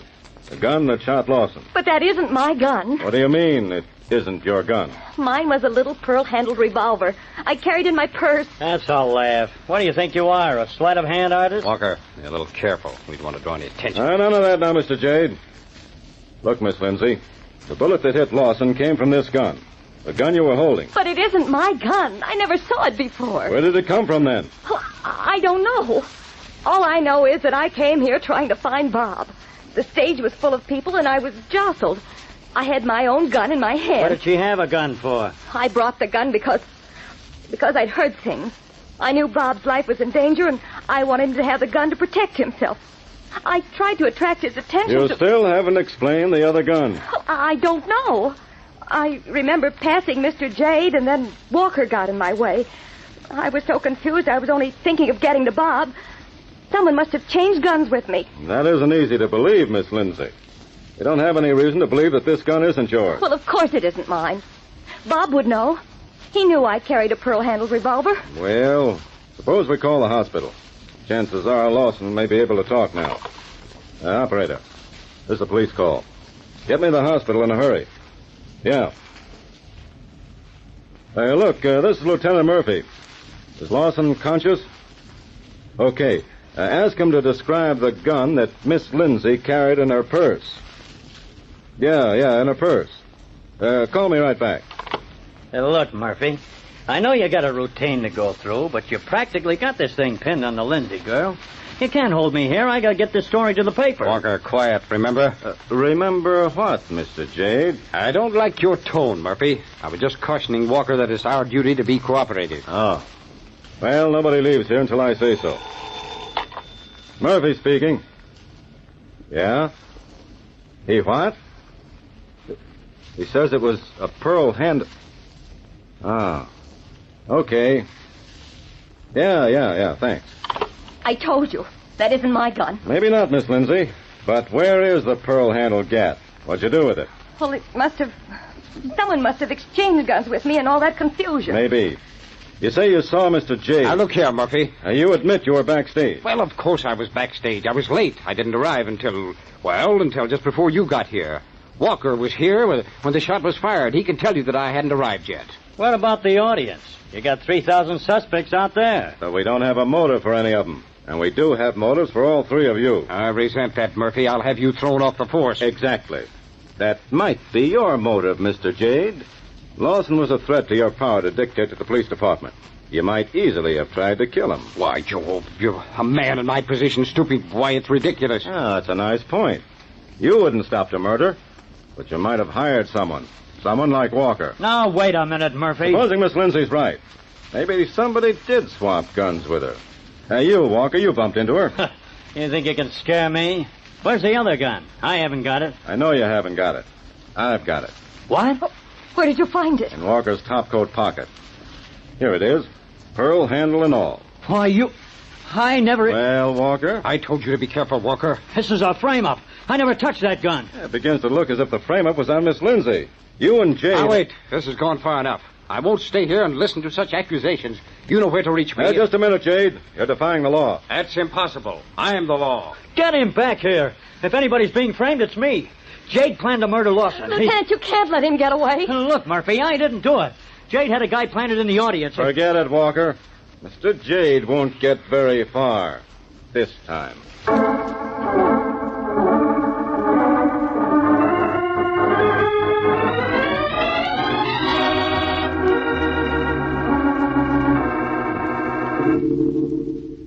Well, Lawson, about time you opened your eyes. Jade, who let you in here? Isn't this... Yes, this is the hospital, all right. Get out of here, Jade. I'll deal with you later. Oh, Lawson, don't get excited. I know this is a little abrupt, but it struck me that you might be in a better mood as a result of this fracas. Here, take a look at this. What is it? Go ahead, take a look at it. You'll recognize it. It's a statement of withdrawal. The fact that you've been, wounded gives you a fine excuse for eliminating yourself from the election. Very interesting. Go ahead. Sign it. That bullet hole in your shoulder, you can give up the campaign gracefully. Even your most rabid supporters don't expect you to go on getting shot. Aren't you forgetting something? Well, what? Don't you usually take care of people under these circumstances? What are you getting at? A little gift. Settlement. Oh, yes, the settlement. What? I said it, the settlement. Well, Lawson, I see that you're a practical politician after all. I did you an injustice. I thought your crusade was really on the level. Don't bother me with flattery. How much? Well, I guess we can come to terms. Let's say, the same as the last payment you made on my case? What's that? Oh, yes, you, well, sure, Lawson. It's worth that much to me. That'll make it nice for both of you, won't it? That makes everything perfect. Give me a little time for the shoulder to heal. I don't want to give you a wobbly signature. That's fair enough. Well, you surprised me, Lawson, but you took a load off of my shoulders. Well, I'll run along now. Oh, no, you don't. What? Still got some business to attend to, Jade. Murphy, you showed up just in time. Where's Karen? Pulled a faint just as we got to the hospital. They got her lying down in one of the other rooms. Listen, Jade, you can't hang this on me. You fried your own soul when you ran out of Murphy. That'll take a lot of fixing. Now, you see here, Walker. I may have to get a new political reporter. After that skipperoo in front of the witnesses, you're going to need a lot of new things, including a good lawyer. Murphy, get Karen in here. There are some things I want her to know. Okay. Walker, you know where she is. Murphy, I think we have everything just about cleared up. Lawson seems to think the shooting was one of those unavoidable things that politicians face. It might be silly to prefer charges. Lawson? I didn't say that, Jade. What's that? What have you got up your sleeve, Mr. Lawson? Here she is. Oh, Bob. Skip it, Karen. What's the matter, Bob? Not a thing, Karen. Nothing that your friend Jade can't explain. What do you mean? Jade has just admitted the whole story. What? You mean he told you about giving Now, me... you look here, Lawson. You can't prove a thing. Hey, somebody around here better start letting me in on this. What are you talking about, Mr. Lawson? I might have told most of this on the radio tonight, but the real clincher was the admission that Jade just made to me before you came in. Lawson, one more word Sit from down, you. Jade. Don't forget I got you covered. Jade has been trying to get me to withdraw from the election for a long time. But I didn't get really suspicious until the other day when Karen came in with a statement she wanted me to sign. An agreement to get out of the campaign. You mean she didn't want to be engaged to a future governor? She told me a wild story about the pressure Jade was putting on her father's newspaper. And I might have believed her if I hadn't noticed that the statement had been drawn up by Smith and Reynolds. The law firm for the... That's right, the dummy law firm set up for Jade and used by nobody but Jade. Then I began checking. You mean you found out about what was happening while you were overseas? Well, I did find out that Karen had seen a lot of Jade while I was in service, but the important thing I found was a canceled check. Signed by Jade and made out to Karen. A check for $50,000. Oh. The rest was a matter of talking to Jade, and he all but admitted tonight that he had paid Karen to keep me out of the race for governor. I should have known you'd find out. But Jade kept after The me. shooting was the girl's idea, I swear it. Maybe so, but it wasn't exclusive. What do you mean, Walker? Jade had a gunman planted in the balcony, right next to the fire exit. But the girl beat him to it. Jade made me do it. He told me I could make it look as if Walker had fired the shot. What do you mean? The girl's gun was found in Walker's coat pocket. Jade invented that story I told you about the guns. He gave me the second revolver, told me to hide my own in Walker's pocket. Jade wanted to get rid of Walker. I told you it was a frame-up. Jade's been giving me the heat because... Because of me, Walker? He figured I was getting soft, that I knew too much. You're fired, Walker. You'll never work on another paper as long as I... As long as you what? Well, Miss Lindsay, looks like you picked the wrong man when you teamed up with Jade. Come along, both of you. I'm sorry about this, Lawson. Don't worry about it. I've learned my lesson. Next time I hire a hall, I'll know enough to look out for murder.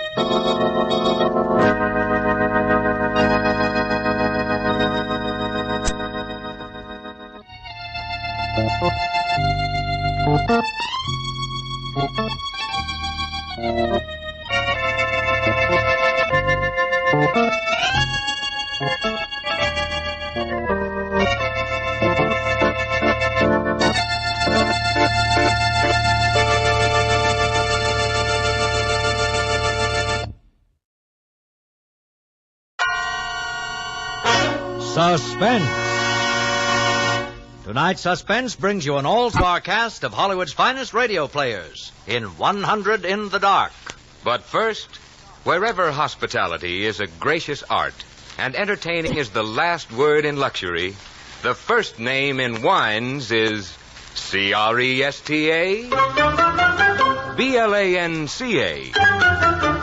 Cresta Blanca. Cresta Blanca. Cresta Blanca. Yes, that's Cresta Blanca wines, a symbol of perfect taste, of gracious living. To pay your guests a sincere compliment, distinguish your holiday dining by serving a fine Cresta Blanca California Burgundy or Sauterne. When you pour these proud Cresta Blanca wines from the finest of the vines, you enjoy the best. Shenley's Cresta Blanca Wine Company, Livermore, California. And now, Shenley brings you radio's outstanding theater of thrills, Suspense. Presented by Roma Wines. That's R-O-M-A. Roma Wines, for your enjoyment. Tonight, Roma Wines of Fresno, California, presents 100 in the Dark, a study in suspense. Produced, edited, and directed for Shenley by William Spear. Yes. Oh, that was a fine meal. Me for the club anytime. Here. We can all sit here, Quinny. Oh, yes. You just draw up that chair for Mr. Peters. There you are, Mr. Peters. Thank you. You all know Peters? This is Mr. Steingart. How do you do, Peters? Why, And Mr. DeGalia. I believe we've met. Yes, Oh, how you are know you? each other. Mhm. And the one who just drew up your chair, Mr. Rankin. Oh, all right. Thanks for the chair. Well, I guess we're all acquainted. Now, to get back to our table discussion, Quinny. Oh, yes. But how about some coffee? All of us, huh? Well, No. it's all right. All Well, right, fine. Oh, John. Well, now, Steingart, as I said, there are only a half dozen stories in the world. Now, what is more to the point, there's every... Yes, sir? Yes, coffee, John. Anything else, anybody? No. No. That's plenty. All right. Yes, sir. Now, let me see, where was I? Oh, yes. Human relations are so simple and yet so fundamental that they can be eternally played upon, redressed, and reinterpreted in every language, in every age. They remain inexhaustible in the possibility of variations. Well, that's true, of course, yeah. Well, that's very possible. Well, now, you But take the eternal triangle. 2 men and a woman, or 2 women and a man. Its variations extend into the thousands. That right, Rankin? Well, in a way. In a way, yes. Oh, good, John. Yes. Just sit right down there, please. I'm afraid we can't see eye to eye, Quinny. Oh, no? I believe there are situations, original situations, that are independent of your human emotions, that exist just because they are situations, accidental and nothing else. As for instance? Well, I can cite an ordinary one that happens to come to my mind. Yeah? Now, in a group of 5 men, such as we are here, a theft takes place. One man is the thief.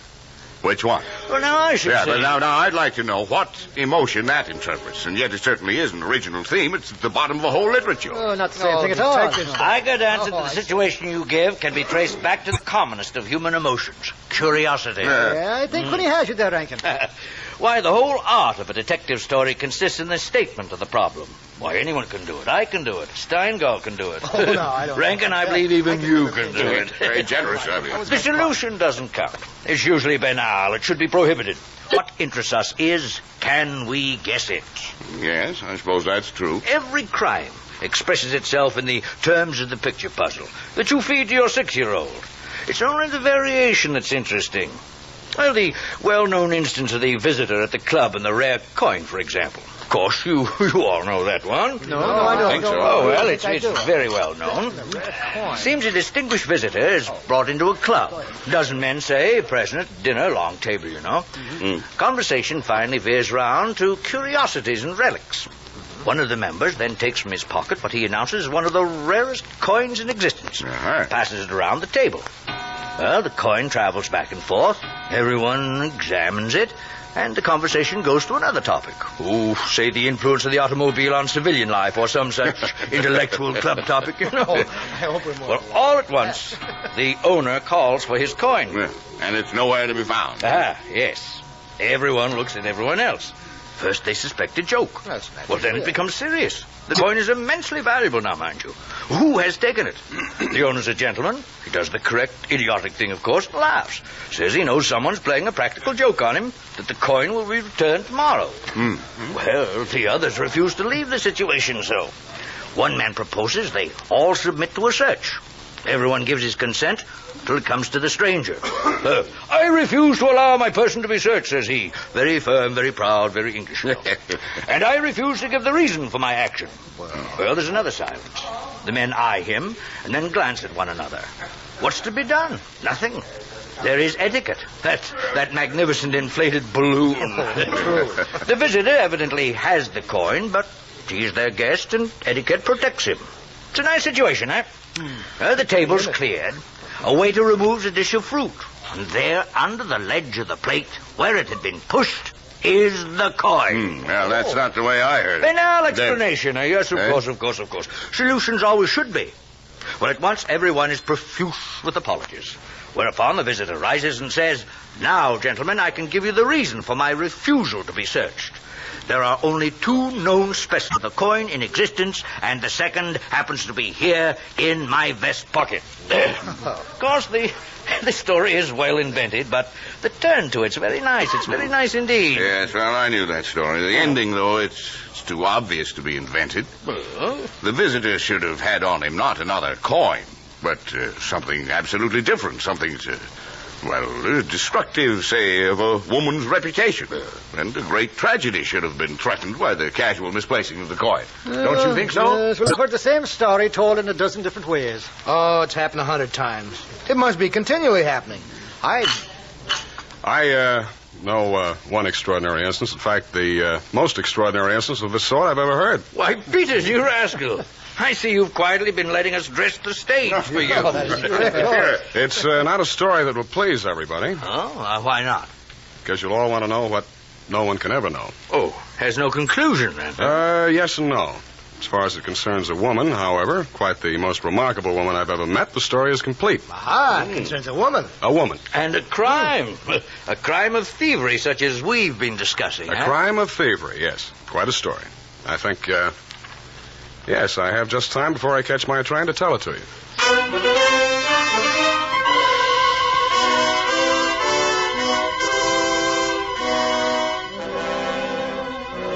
For Suspense, Roma Wines are bringing you 100 in the Dark. Roma Wines' presentation tonight in radio's outstanding theater of thrills, Suspense.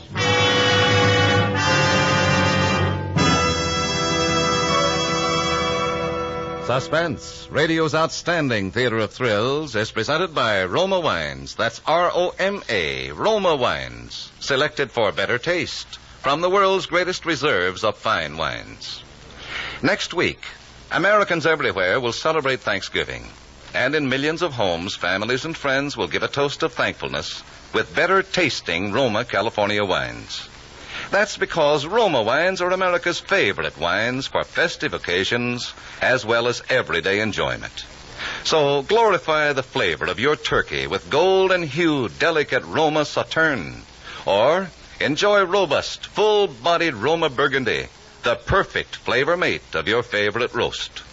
No matter what you're planning for Thanksgiving dinner, there's a fine Roma wine to make every morsel a taste delight. Remember, because Roma wines taste better, more Americans enjoy Roma, that's R-O-M-A, Roma wines, than any other wines. And now, Roma wines bring us back to the Artists and Writers Club, where 5 club members regaling themselves over after-dinner coffee are settling down to hear a story told by a guest, a certain Mr. Peters. His is a narrative well calculated to keep his listeners in suspense.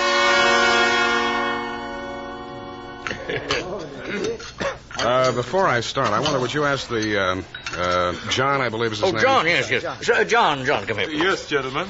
John, I have a train to catch. Would you be good enough to get me out of here in exactly 15 minutes? In 15 minutes, sir. Thank you. Well, you have our attention, Peters. It concerns a woman. Do I know the woman? Possibly. Probably, I should say, but no more than anybody else. Ah, an actress. What she's been in the past, I know.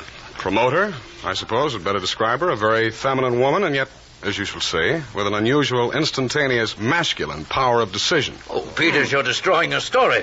Your preface will bring an anticlimax. Well, you shall be the judge. Of course, it should be particularly interesting to you because I believe most of you are acquainted with the people involved. Oh. The names are, of course, disguises. Oh, yes.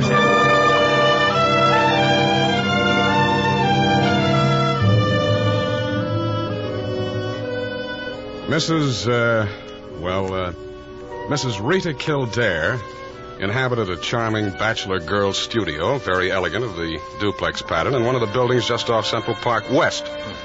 She knew pretty nearly everybody in that indescribable society in New York that's drawn from all levels, that imposes but one condition for membership, and that is to be amusing. That's a good phrase, that, Peters. She had a certain amount of money. She knew a certain number of men in Wall Street affairs, and her studio was furnished with taste and even distinction.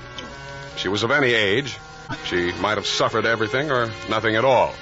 In this mingled society, her invitations were eagerly sought, her dinners were spontaneous, and the discussions, though gay and usually daring, were invariably under the control of wit and good taste.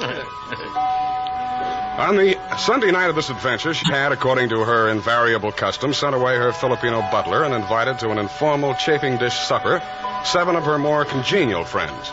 At 7 o'clock, having finished dressing, she put in order her bedroom, which formed a sort of free passage between the studio and a small dining room with a kitchen beyond. Then, going into the studio, she struck a match and was about to light the candlesticks which illuminated the room, when the bell rang and a Mr. Flanders, a broker, compact, nervously alive, well-groomed, was waiting as she opened the door. Well, you're early. On the contrary, dear lady, you are late. Well, in any case, hello, and come on inside. Here, let me take your things. Thank you. I'm the first, I suppose. Well, of course. And since you are, you can be a very good boy and help me light these candles. Delighted. Who's to be here tonight? Oh, the Innes Jacksons. Oh, I thought they were separated. Not yet. How interesting. Only you, dear lady, would dream of serving us a couple on the verge. It is interesting, isn't it? Assuredly. Where did you know Jackson? Oh, through the Warings. Jackson's a rather, doubtful person, isn't he? Let's call him a very sharp lawyer. Oh? They tell me, though, he's been gambling pretty much in deep. And how about yourself? For me? I'm a bachelor, and if I lose my shirt, it makes no difference. Is that possible? Probable even. Who else is coming? Well, Maud Lyle, you know her. I don't think so. Oh, you do, too? You met her here some time ago, a journalist. Oh, yes, I'd forgotten. And Mr. Harris, a clubman, is coming. And the Stanley Cheevers. Stanley Cheevers? Mm-hmm. Are we going to gamble? Well, don't tell me you object. Certainly not. Only the Cheevers, they play quite a game. Well united, and they have an unusual streak of good luck. By the way, it's Jackson, isn't it, who is so attractive to Mrs. Cheevers? Quite right. Oh, what a charming party. And where does Maud Lyle come in? Oh, don't joke. She's in a desperate way. And young Harris? Oh, he's to make the salad and cream the chicken. I see. I see the whole party. I, of course, am to add the element of respectability. Of what? I apologize. Yes, that's better. No one, of course, knows who's coming. No one, of course.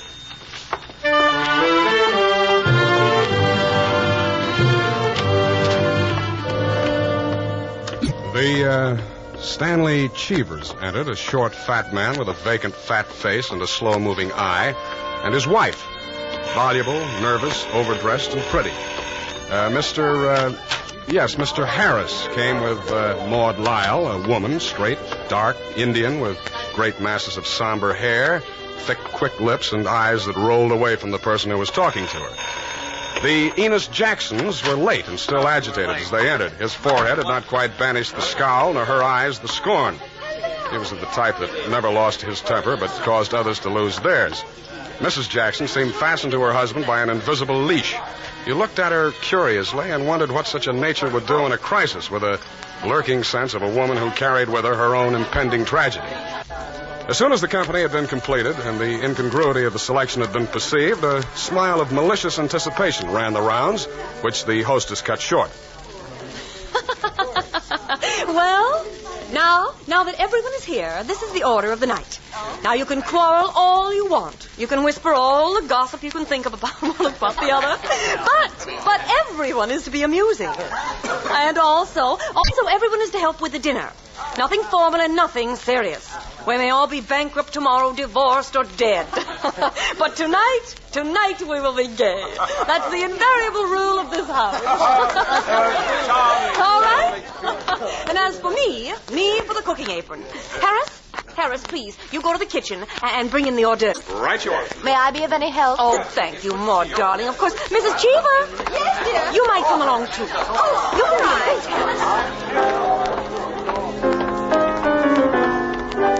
Now, oh, darling, Maud, yes, please tie me up and back, will you? Oh, yes. There you are. Fine. Now, to get these rings off, soap and water always seems to do it. So, ooh, there we are. Your rings are so beautiful. You like those? Thank you so much. They're very nice. There's only one there that's very valuable. The sapphire. It's beautiful. Let me see. Oh, it must be very valuable. It cost 10,000 6 years ago. It's been my talisman ever since. For the moment, however, I am cook. Well, are you going to leave the rings out like that? Of course. Temptation, you know. Oh. Now, I'm the cook. Maud Lyle, you are the scullery maid. Harris is the chef, and we're under his orders. Mrs. Cheevers, did you ever peel onions? Good heavens, no. Well, there are no onions to peel. All you'll have to do is help set the table.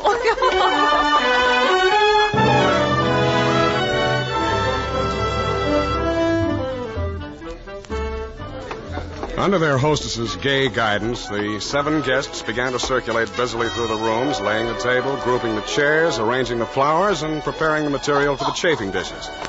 Mrs. Kildare in the kitchen ransacked the icebox and with her own hands shredded the chicken and did the cream. Flanders, now you carry this in carefully, mind you. I'll guard it with my life. Good boy. Oh, Cheevers, stop watching your wife and put that salad bowl on the table. Everything ready, Harris? All set. All right. Everyone now. Everyone sit down. I'll be right in. Just a minute.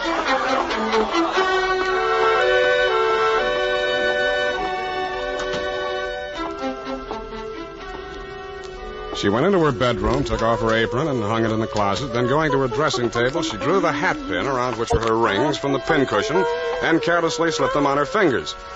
All at once, she frowned and looked quickly at her hand. Only 2 rings were there. The 3rd ring, the sapphire, was missing. Stupid. She returned to her dressing table.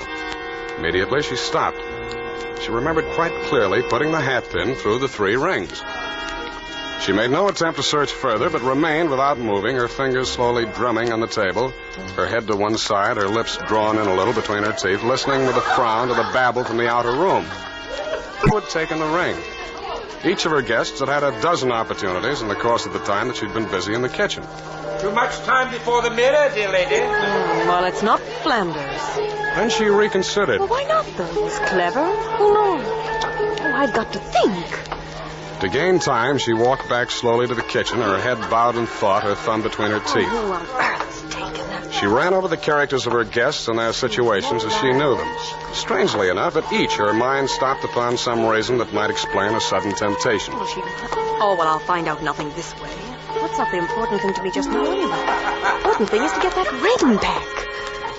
And slowly, deliberately, she began to walk back and forth, her clenched hand beating the deliberate, rhythmic measure of her journey. 5 minutes later, as Harris, installed as chef over the chafing dish, was giving directions, spoon in the air, Mrs. Kildare came into the room like a lengthening shadow. Her entrance had been made with scarcely a perceptible sound, and yet each guest was aware of it at the same moment with a little nervous start. Oh, heavens, dear lady. You came in on us like a Greek tragedy. What is it you have for us? A surprise? I have something to say. Mr. Enos Jackson. Yes, Mrs. Kildare. Kindly do as I ask you. Certainly. Go to the door. Go to the door? Please. Yes? Lock it. Lock it and bring me the key. Well, we're going to the game. All right, here you are. Thank you. Now the bedroom door. Would you do the same, please? Of course. It's a new game. Thank you, Mr. Jackson. Hmm. Mr. Cheever. Yes? Would you blow out all the candles except the candelabrum on the table? Blow out all the candles? Except the candelabrum. For goodness sakes, Mrs. Kildare, what is it? I'm getting terribly worked up, really. Maud Lyle.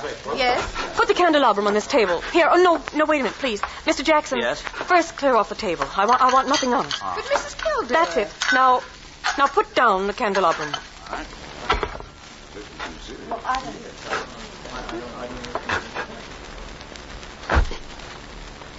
That's the last candle. All right. Now listen. My sapphire ring has just been stolen. Oh, you're joking. No, the ring has been taken within the last 20 minutes. I'm not going to mince words. The ring has been taken and the thief is among you. Stolen? But Mrs. Kildare, is it possible? Absolutely, Mrs. Cheever. There's not the slightest doubt. 3 of you were in my bedroom when I placed my rings in the pincushion. Each of you has passed through there a dozen times since. My sapphire ring is gone, and one of you has taken it. Well, Now, that's quite true. I was in the room when she took them off. The sapphire ring was on top. Now listen. I'm not going to mince words. I'm not going to stand on ceremony. I'm going to have that ring now, back. my dear lady... Listen to me. I'm going to have that ring back, and until I do, not a soul shall leave this room. I don't care who's taken it. All I want is my ring. Now, I'm going to make it possible for whoever took it to restore it without possibility of detection. The doors are locked, and they'll stay locked. I am going to blow out the remaining candles in the candelabrum, and I am going to count to 100 slowly. You'll be in absolute darkness. No one will know or see what is done. But if at the end of that time the ring is not here on this table, I shall telephone the police and have everyone in this room searched. Am I quite clear? Everyone take his place about the table, please. That's it. I will do very nicely. Now I will blow out the candles and count 100. No more, no less. Remember, either I get that ring or everyone in this room will be searched.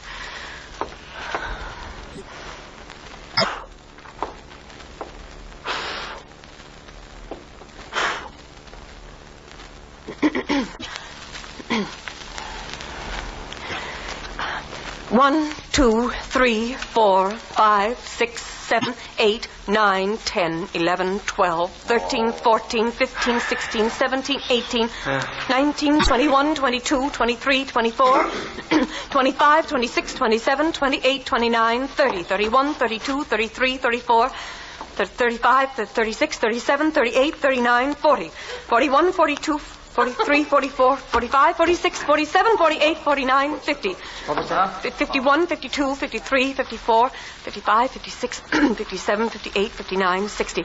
61, 62, 63, 64, 65, 66, 67, 68, 69, 70. 71, 72, 73, 74, 75, 76, 77, 78. The ring. What's that? 79, 80, 81, 82, 83, 84, 85, 86, 87, 88, 89, 90, 91, 92, 93, 94, 95, 96, 97, 98, 99, 100.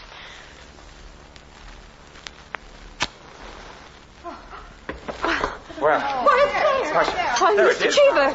Mr. Cheever, you may give it to me. Well, now that that's over, we can have a very gay little supper. Harris, will you help me light these candles, please?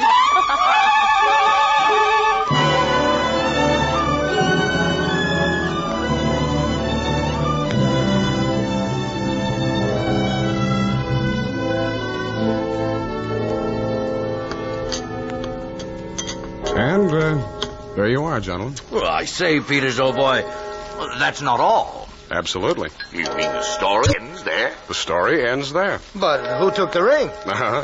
What? It was never found out? Never? No clue? None. I'm not sure I like the story. Well, it's no story at all. Permit me, it is a story, and it is complete. In fact, I consider it unique, because it has none of the banalities of a solution, and leaves the problem even more confused than at the start. Yeah, well, I don't see... Oh, of course you don't, my dear Rankin. You do not see that any solution would be commonplace, whereas no solution leaves a true intellectual problem. How so? Well, now, observe. Now, each person present might have taken the ring. There was Flanders, a broker, just come a cropper.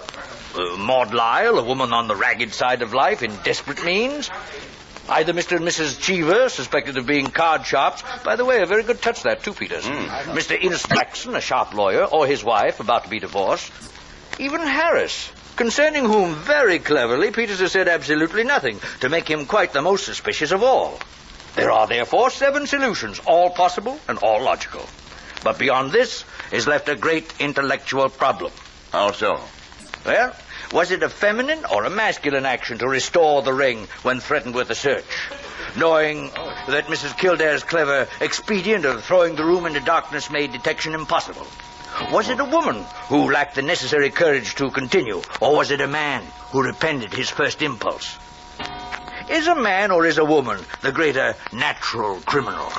That's simple, Quinny. The woman took it, of course. On the contrary, it was a man. For the second action was more difficult than the first. Oh, man, certainly. The restoration of the ring was a logical decision. Yeah, well, I recognize most of those characters, Peters. Mrs. Kildare, of course, is all of you say of her. An extraordinary woman. The story is quite characteristic of her. Flanders, I'm not so sure of, but I think I know him, too. I'm positive I do. Did it really happen?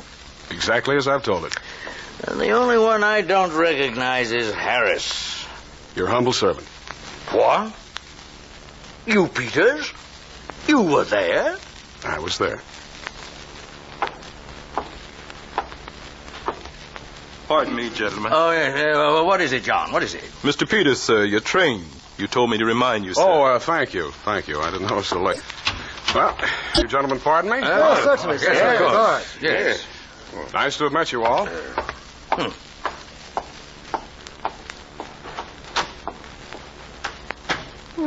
Curious chap.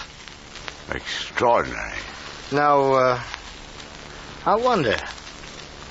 I wonder if we're wondering the same thing, gentlemen.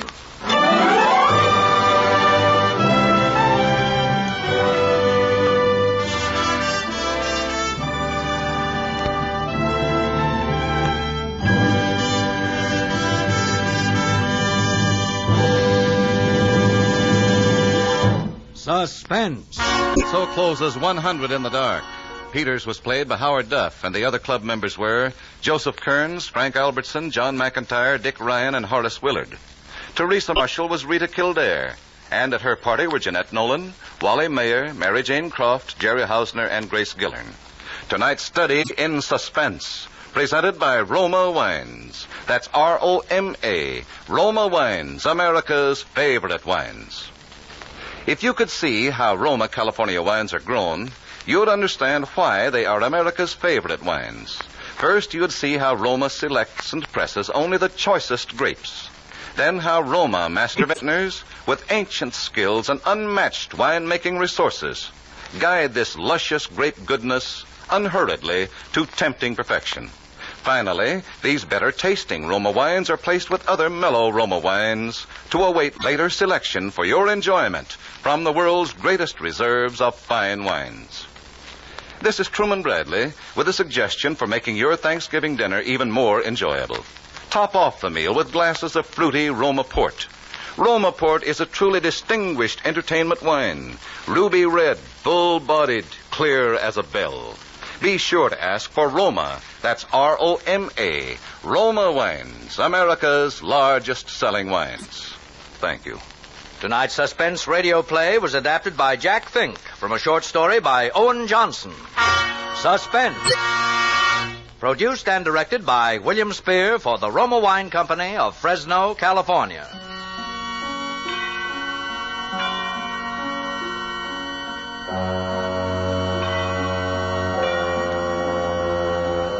This is CBS, the Columbia Broadcasting System.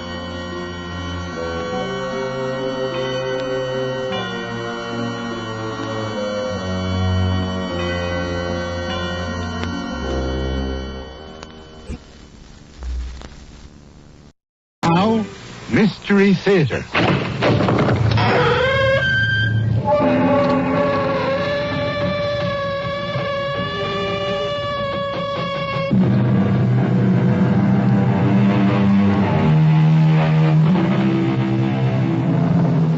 Come in.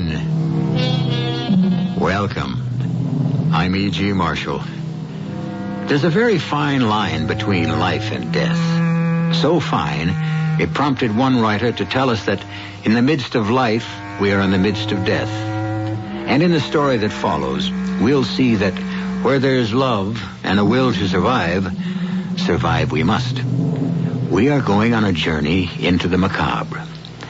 Come with me to a breathtaking cavern in southern Arizona. Roger Markle, professor of geology, is leading a party of his students on a rock hunting expedition. They're deep below the surface of the earth in this little-known cavern, chipping at specimens of sparkling stone. Hold that light a little higher, Joel. Okay. That's better. Now, can everyone see clearly? Yes, sir. This is a splendid example of pyrite. Pyrite. You'll remember that this is also known as fool's gold because of its yellow color. It's used primarily... Wait. Listen. Good Lord, it's a cave-in. Everybody out! Run to the entrance!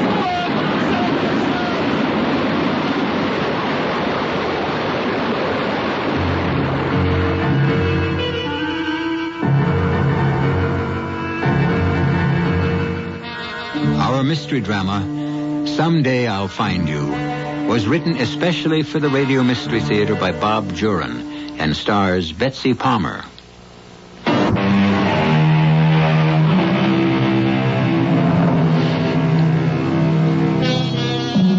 From a cavern in southern Arizona, we go now to a fashionable apartment in Chicago, the home of Professor Roger Markle. Anne Markle, the professor's wife, is in her dressing room getting ready for the opera. Her sister Madge is at the living room bar, mixing a batch of cocktails. Olive or lemon veal, Anne? Olive. Since when did you take up martinis? Oh, about 2 years ago. Has it been that long since I've seen you? Mm-hmm. Not since Mother's funeral. Oh, that's right.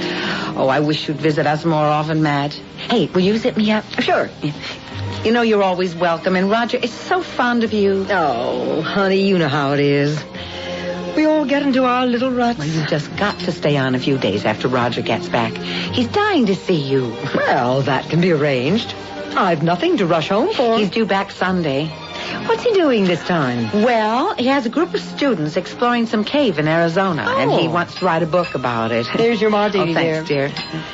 I'm sure it'll be a good one. Mm-hmm. The book, I mean. Oh. Well, in his position, he has to publish. It's expected. Well, all the more reason to be proud of him. And I am. Mm-hmm. Well, we'd better call the taxi if we want to make dinner before the... Oh. No, I'll get it, dear. I'll get it. You finish your drink. All right, but it might be the valet. I had 2 of Roger's suits sent out. Yes? Mrs. Markle? No. I'm her sister. Is she at home, please? Yes, she is. What is it? Detective Holmes, ma'am. I'd like to see Mrs. Markle. The police? Yes. Who is it, Madge? Who's out there? Come in. What's the matter, Madge? I don't know, Anne. This gentleman is from the police. Police? Mrs. Markle? Yes? I'm Detective Holmes, 31st Precinct. Oh. Would you both sit down, please? Well, what is this? It's about your husband, Mrs. Markle. Professor Roger Markle of the University. Roger, what is it? What's happened? Well, we've had word from the state police in Arizona. He was exploring a cave there. There was a cave-in early today, and Mr. Markle hasn't been found. Oh, dear God. No, I don't quite understand. You say that Roger was in a cave-in? Yes, 3 of the students who were with him escaped. They say Professor Markle got them to safety, but before he himself could get out, the whole wall of the cavern collapsed. Oh, no. No. Well, that's the story we get from Arizona. Of course, we'll want to question the students more fully when they get home. They're being flown in tonight. But my husband, Roger's still out there. We're not sure of anything yet, Mrs. Markle. They say he must have been buried in the collapse. There was no sign of him. They tell us the crews are digging, but... I've got to go to him. I'll have to fly out tonight. And, dear, there's nothing we can do. No, I don't expect to do anything, but I have to be with him. I just have to be there. Mrs. Markle, the best thing you can do is stay right here. We'll keep you informed regularly the minute we hear anything. Keep me informed? My husband is dying under tons of earth, and you expect me to sit here waiting to be informed? All right, Anne. We'll go. We'll fly out tonight. I think we really have to go, Sergeant. If they find him alive, she ought to be there. That's up to you, ma'am.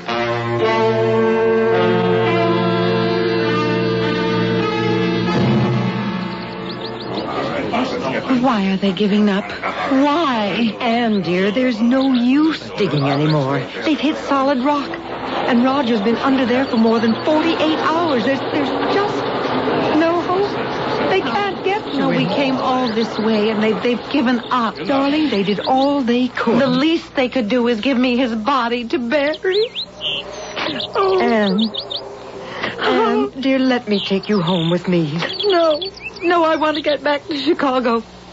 There's so many things that I have to take care of. All right, dear, we'll go back to Chicago. I'll stay with you until you're settled.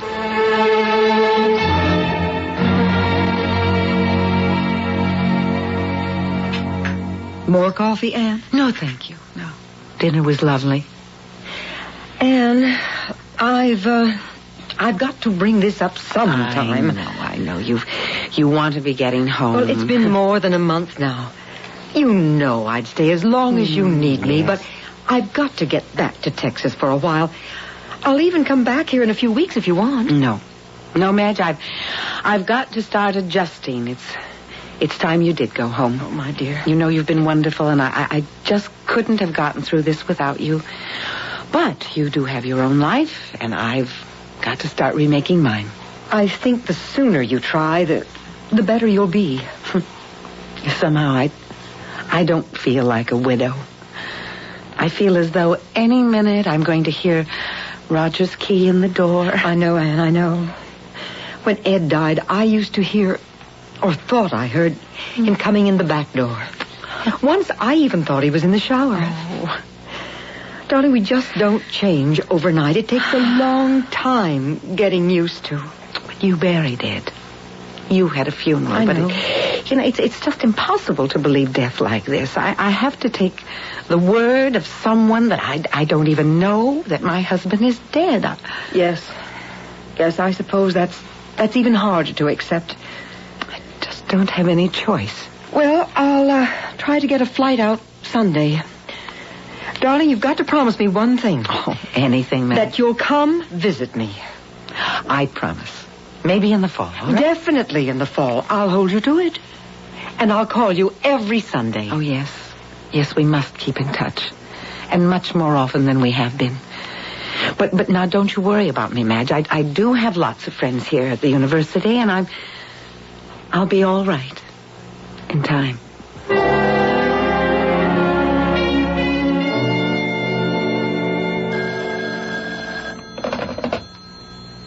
Hello. Anne? How are you? About the same, Madge. Well, when I called last week, you seemed more cheerful. Oh, you know how it is. Day to day. Well, I'm holding you to our bargain. A visit in the fall. It's the 1st of October. Yes. Roger's birthday. When can I expect you? Our Texas hospitality is ready and waiting. Oh, I hadn't thought about it, Madge, but how about a week from today? Yes, I think I could fly out on the 8th. Oh, I was hoping you'd say that. I'm dying to see you. Oh, and I want to see you, too. I'm so anxious to talk with you. That's what sisters are for. I'll expect you a week from today.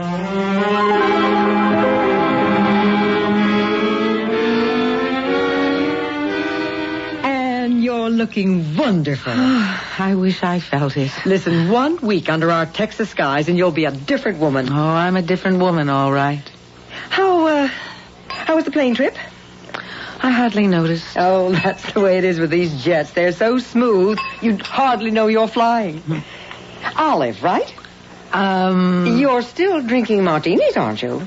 Well, I haven't had a drink since the accident. Well, it's time you did. Oh, here's to, what? There's not much to drink to anymore. I'm sorry. I should have realized. There's nothing worse than phony cheerfulness when you're ripped apart inside. But I thought you'd be a little better by this time. Oh, I didn't mean it that way, Madge. I was doing it for myself, I guess. And I don't know what to say. Well, I thought time would help. I'm not over it. I'll never get over it. I'm so glad you came anyway. It shows you're not wrapping yourself into a cocoon. Well, I haven't had the time to do that. The university wants me to go back to teaching. Well, that's a marvelous idea. Oh, they're just being nice. But I might take them up on it. When Roger was alive, he was my life. But now I have to do something. Well, for the next 2 weeks, you have nothing to do but relax. Oh, I wish I could relax. If I ever get over this terrible nagging feeling. It takes time, dear. Roger's death was a shock to you. That's what nags me. I've had the feeling that Roger is not dead. It gets stronger. Anne, don't torture yourself with that. I know you and Roger were very close. It's natural that at a time like this you'd feel a certain spiritual bond. No, it's more than that, Madge. This is a certainty I have that Roger is alive. I don't think he died in that cave-in. And sometimes we want to believe so strongly. So that we get carried away. No. This time All right, Anne. Maybe I'm wrong. If it helps you to believe this way, that's best. If it makes getting up in the morning easier. Oh, it does. But the nights. Oh, those nights. Finish your martini. And I'll tell you what we're going to do tonight. We're going to El Vadro. Across the border. It's a typical Mexican border town, but loads of fun. Even on a Monday night. Oh. You just can't be unhappy with all that Latin music, the color, the lights. I don't know if I'm up to that, Madge. I know you don't want phony cheerfulness, but try a little gaiety, huh? Just for me. Well, all right. And maybe I'll take another martini. I'm feeling looser already.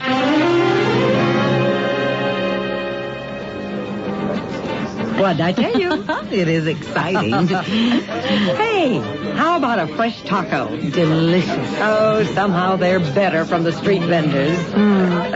Yeah, I would like to buy a silver piece. I love Mexican silver jewelry. I know the perfect shop. It's on a side street. Ah. They sell all sorts of stuff, but their silver counter's the best in town. Great. Come on. I spend almost every other weekend down here. Oh, I love it. It is garish, though, Mad, don't you think? Of course.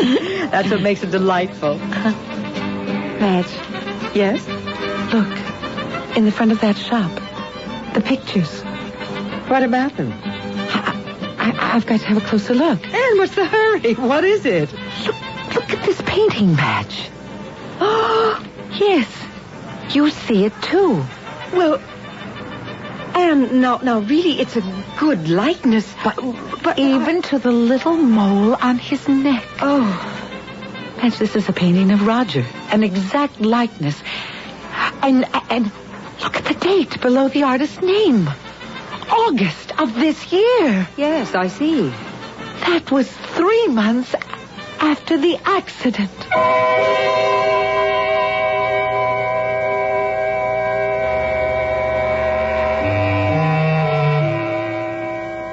Can it really be a portrait of Anne Markle's late husband, Roger? It's not easy to have your portrait painted 3 months after you're presumed dead. Unless, of course, you aren't dead. Madge seems to think it's just a likeness, that it's not really Roger Markle in the painting. But try to convince Anne of that. You'll see how impossible that is when I return shortly with Act 2.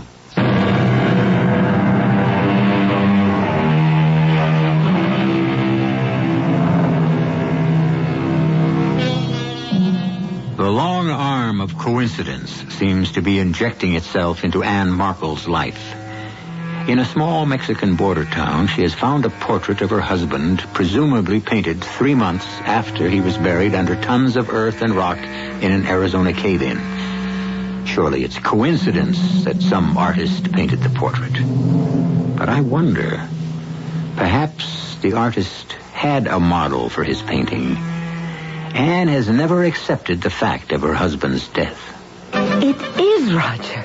There's no doubt. The face, the expression in the eyes. It's Roger. Can you make out the artist's name? I see there's an initial E.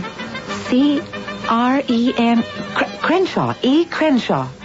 Signora is interested in the painting? Very much. It happens to be a portrait of my husband. Ah, Signora will surely want to buy it? Oh, yes, I'll buy it. But I must know where you got it. Why, from the artist. I represent him here. I receive his work on... Oh, you call... It's a big American word. Consignment. See, that is what he calls it. I display them here and get 20% of the selling price. Well, where can I find this artist, this E. Crenshaw? Signora is interested in buying the portrait? No, I'm more interested in finding the artist. Would $50 be satisfactory? 100. If you'll take me to the painter, I must talk to him. Sold for $100. All right. American, of course. Yes. The painter lives just outside the town in the flats. Yes, and now can you give me his address? Oh, Signora, there are no addresses in the flats. Oh, just ask anyone for the Americano. Or look for the greenhouse at the end of the row. He is the only one that's painted. Excuse me, Signora, I will wrap the painting. Anne, you're only going to hurt yourself even more. The man who posed for this can't be Roger. I'll know when I talk to this E. Crenshaw. I'll be able to tell by his answers whether it was Roger or not, but I already know it is. You're not thinking of going there tonight? Why not? Well, there aren't any street lights out there. Practically no streets. The flats are nothing but tar paper sheds. Well, will you take me there first thing in the morning? Please, Madge.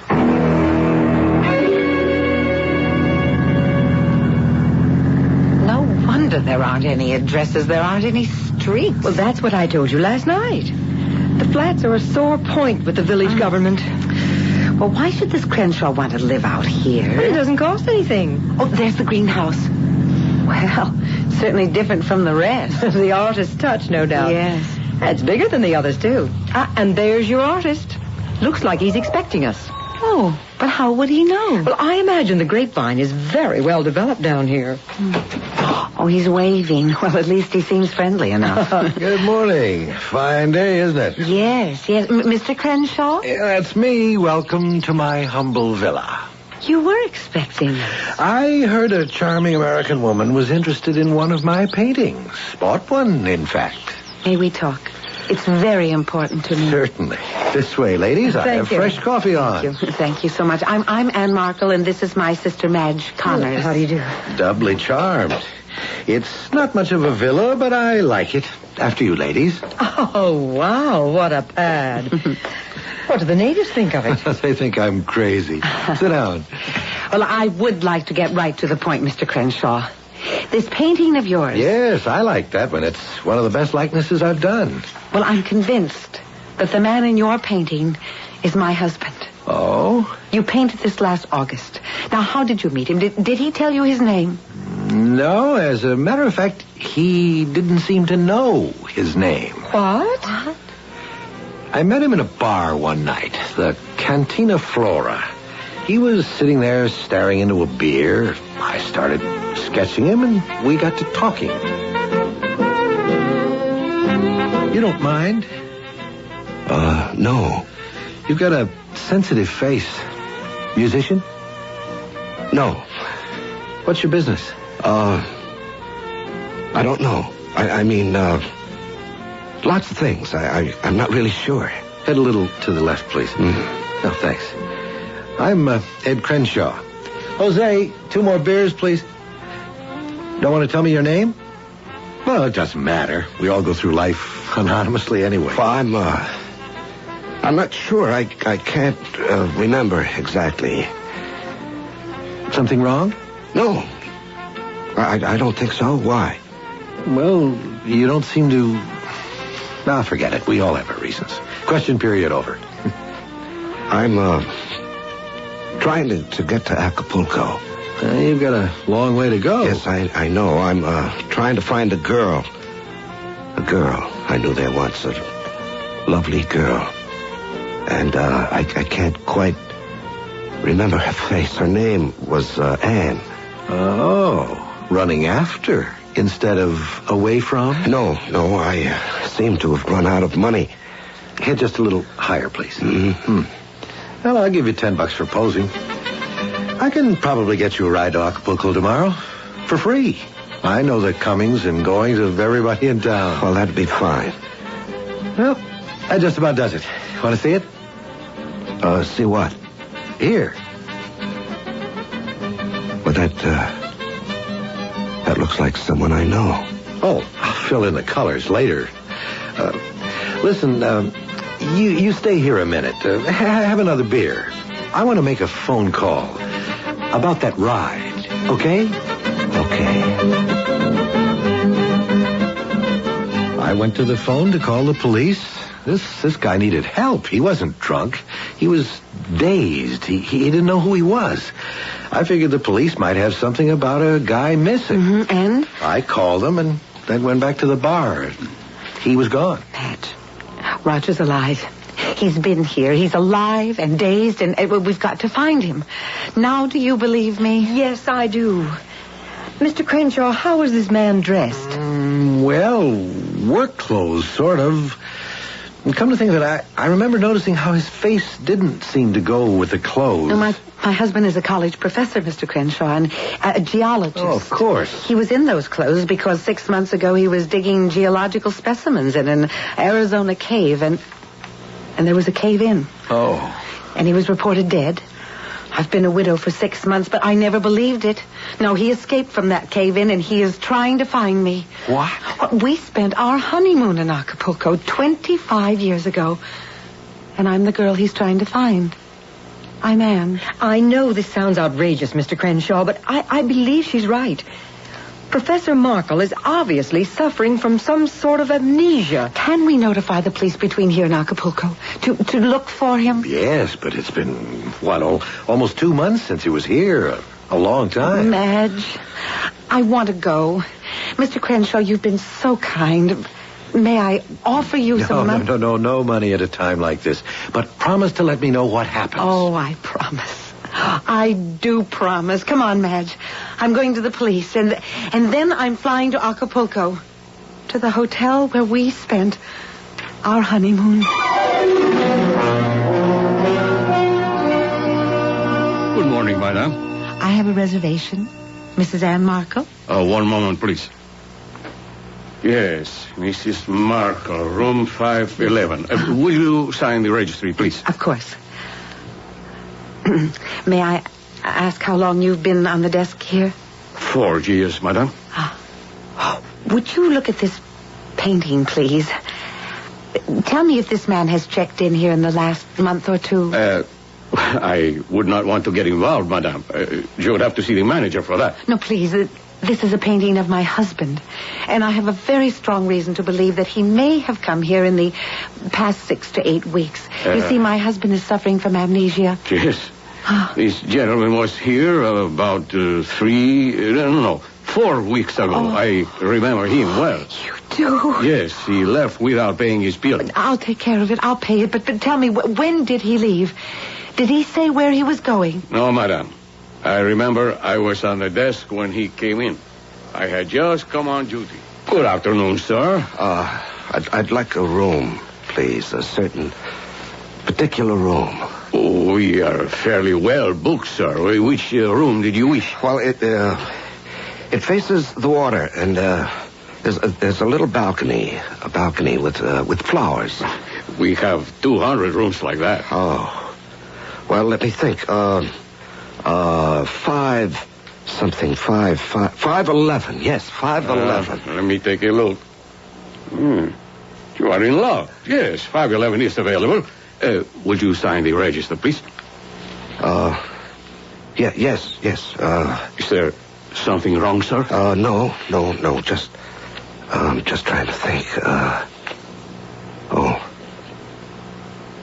There. I'm meeting my wife. I expect she'll be along shortly. Yes, sir, Mr. Smith. Smith? You signed the register, Mr. Smith. I did?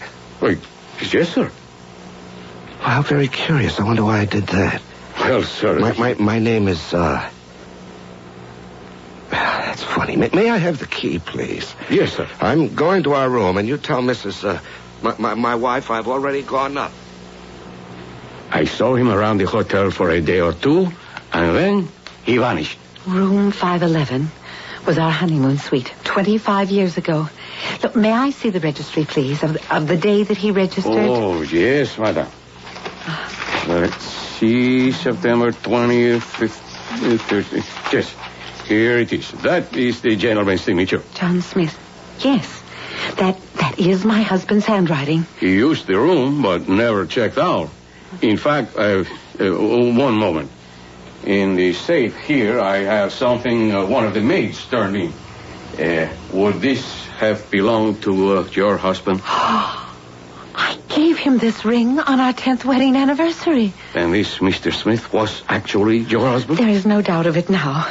How was he dressed? Oh, I don't really remember, madam. Well, was he in, work boots, and clothes? No. If he had been, I would have hesitated to accommodate him. He was wearing an inexpensive suit, I believe, and he had only a small suitcase. Yes, he must have bought the clothes in Il Vadro. If madame would care to consider the bill. Oh, of course, and add it to mine. I'll be here for a while. I'm going to try and have the Acapulco police search for him. They will be quite cooperative, madam. But this was 4 weeks ago. Do you think he has reason to stay in Acapulco? I don't know. He's suffering from some sort of memory loss, and all I can do is look for him, just as he seems to be looking for me.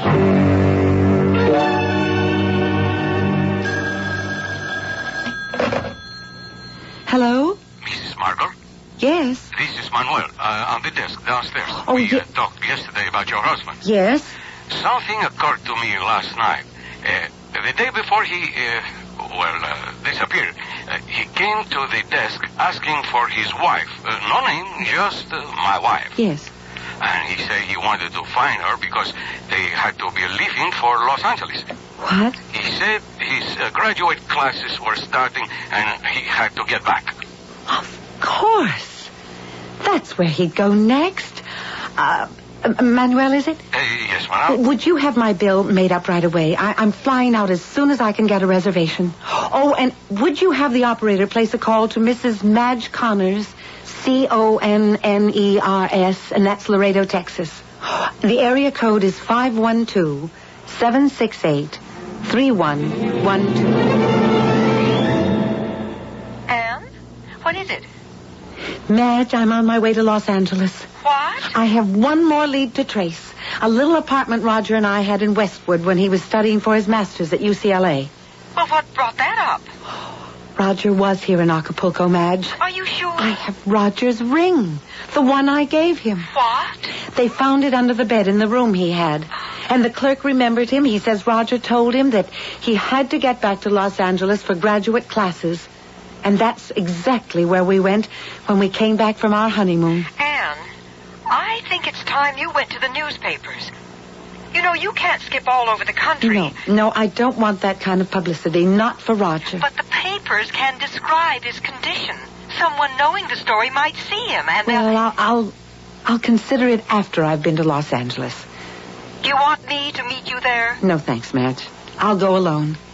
And I'll call you, honey, from L.A. tomorrow. All right, dear. I'll sit by the phone. And pray, Madge. Oh, pray for me.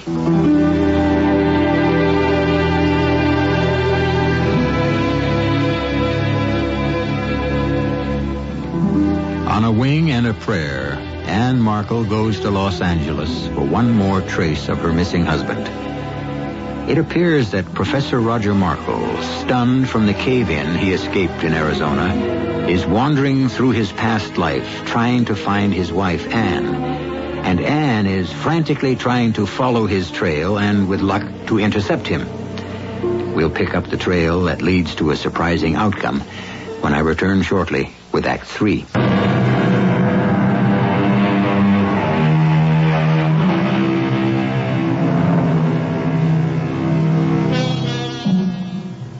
In these days of modern jet transportation, one can go anywhere in a matter of hours. The jet plane is indeed a magic carpet that can eliminate the distance between lovers and bring them together. Now Anne Markle rides such a magic carpet, settling gently on the runway at Los Angeles, closing the distance between her and her husband, whom she's sure is in this city, looking for her. A cab ride to a Westwood hotel, a restless night, and next morning we join Anne in front of a neat white garden apartment.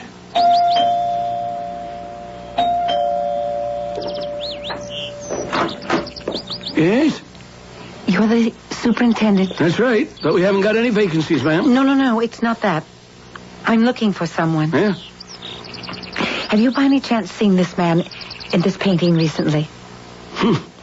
Last week. Last week? Yeah. Caught him trying to get into apartment 2A. Our apartment. What was that? The man was my husband. We lived in apartment 2A 25 years ago. 25 years ago? Yes. Yeah, maybe that explains it.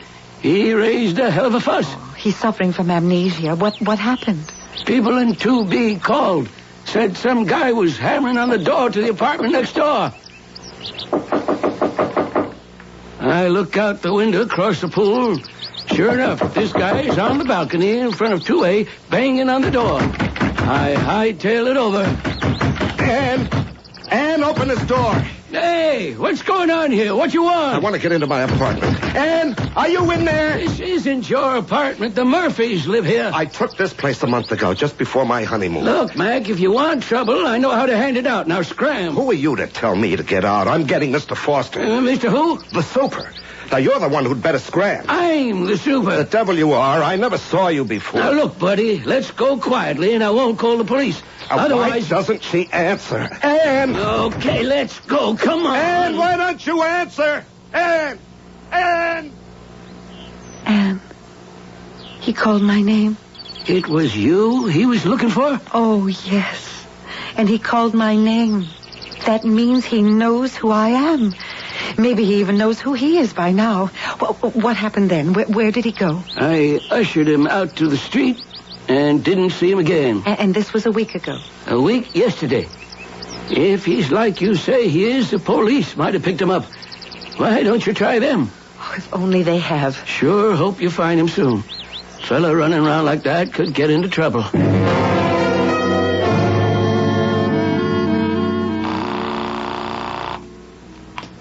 Hello? Madge, it's Anne. Anne, what's the news? Roger's on his way home to Chicago. I'm flying out immediately. What? Will you come and stay with me? I need you now, Madge. Well, of course, I'll leave tonight. But how do you know he's going home? He got a ride. He might even be there looking for me. And look, I'm going to tell you all about it when I see you. And I even hounded the airlines, trying to see if Roger might have flown out of Los Angeles during the week. And nothing, right? Now, come on, stop the cat and mouse and tell me how you know Roger's in Chicago. I was having lunch in a little coffee shop in the valley. Yes? A truck stop, really. And I'd been walking and showing Roger's painting. I guess people thought I was a crazy woman. Well, it was a little erratic. I put the painting down on the counter, and when I ordered a chicken sandwich, the counter clerk looked at the painting and told me Roger had been there. Oh. He was positive, because as he put it, the guy was trying to get a ride to Chicago. Well, he told me one of the truck drivers offered Roger a ride, and they left together. Oh, Anne! Now, this was 6 days ago. All the time I was chasing around Los Angeles, Roger was on his way home. Oh. Well, I almost expected him to open the door for me when I got in this afternoon. He wasn't there, of course, but now at last we're in the same city together. Oh, Roger's coming home.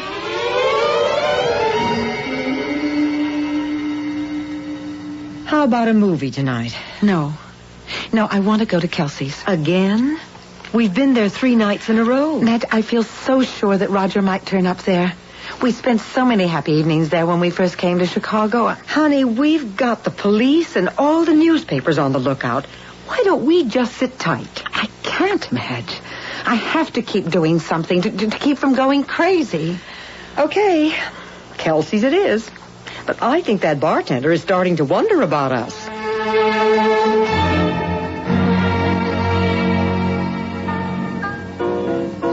Well, we're pretty sure at least that Roger's in Chicago or on his way. Yes. Just a matter of time. Why not try to relax? I'm closer to him than I've been yet. I can't relax. It just might be any minute, even here. I feel that I'm doing something. Putting myself in his path perhaps only, but in his condition, anything might happen to him. I almost feel that I ought to be on the street. Madge. Madge, look at the window. Look. What? It's Roger. He's there on the sidewalk. He's looking right in at me. Roger? Good Lord. Excuse me, I'm sorry. I'm in a terrible hurry. Excuse me. Roger. Roger? Roger? Anne, where is he? I don't know. I saw Roger at the window. I thought he saw me. He looked right at me, but he's gone. Oh, I've got to find him. He can't be far. Anne, wait. Wait, it's too late, Anne!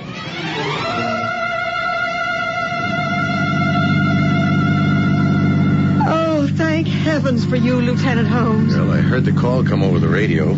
Curious. I knew immediately it had something to do with this Professor Markle. I'm frantic about Anne. Where could she go? Well, she could have turned down any of these side streets. Oh, she's so upset she'd take any chance to find her husband. Mrs. Connors, do you think Professor Markle is alive? Why, of course. I mean, Mrs. Markle isn't imagining this, wanting to hope. I thought it might be like that at first, Lieutenant, but I was with her when she found the painting and when she talked with the artist. And then Professor Markle did turn up in Acapulco and in Los Angeles. And you saw him tonight?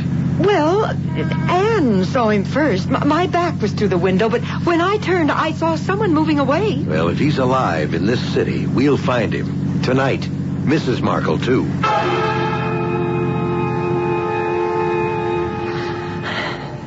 No, he just couldn't have gone this far so fast. He didn't recognize me. He looked as though he didn't even see me. Maybe I'd better go back. He couldn't have come this far. Oh, Roger. Roger, where are you? Anne, over here. Madge, is that you? Oh, thank God we found you. I called the police. I'm with Lieutenant Holmes. Come, get in. Oh, Madge, I've lost him. I've sent out an alert on the whole area, Mrs. Markle. We'll find him. Get in. We'll keep on cruising. I just didn't know which way to turn. I took a chance and went left, but he must have gone the other way. We'll cruise back. Keep your eyes open. It's harder to recognize someone at night. Madge. There, look. Huh? That man at the end of the block. Where? I think... Yes. Oh, stop, Lieutenant. Please stop. He's walking toward us. That's Roger's walk. It is Roger. See him? He's in the light of the street lamp now. Anne. Roger, over here, Roger. Oh, he doesn't hear me. Anne, wait. Roger. Roger. Anne, stop. Look out. Anne!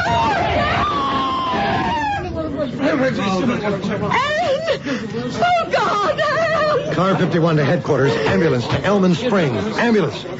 Come on. Back, everybody. Please, stand back, everybody. I can't look. Lieutenant, is she... I don't know. Why did she run like that? It wasn't Roger. There wasn't anyone there on the street.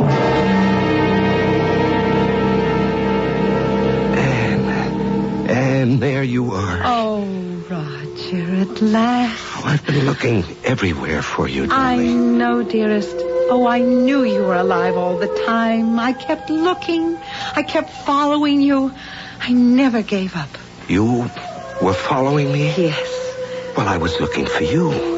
I couldn't find you at the honeymoon suite, and then in Los Angeles, our old apartment, remember? Yes. Well, you weren't there either.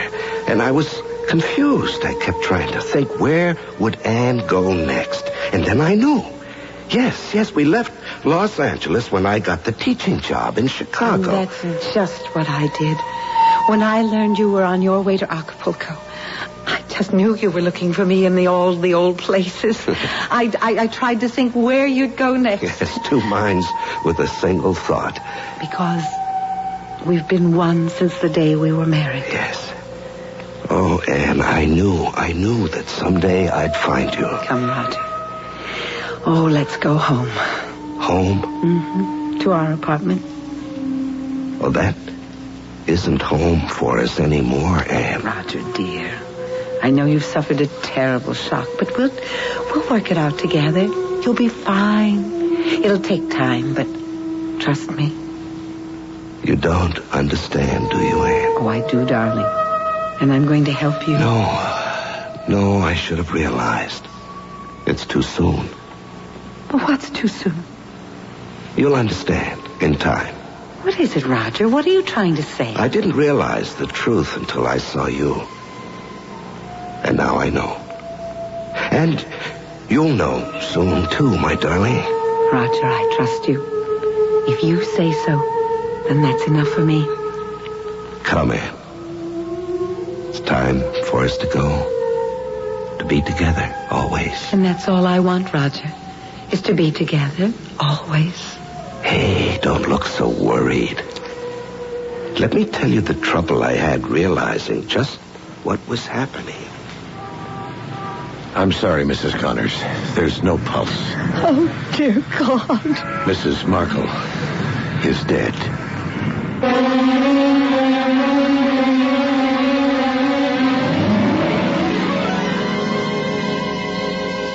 Love has a way of fulfilling itself. Across eternity, Anne and Roger Markle find each other. And Madge, earthbound and mourning for her sister, cannot know the joy Roger and Anne are sharing. She will bury her sister's body without the slightest inkling of Anne and Roger's present happiness, for they love one another and have found one another. And what more could either of them ask? I'll be back shortly.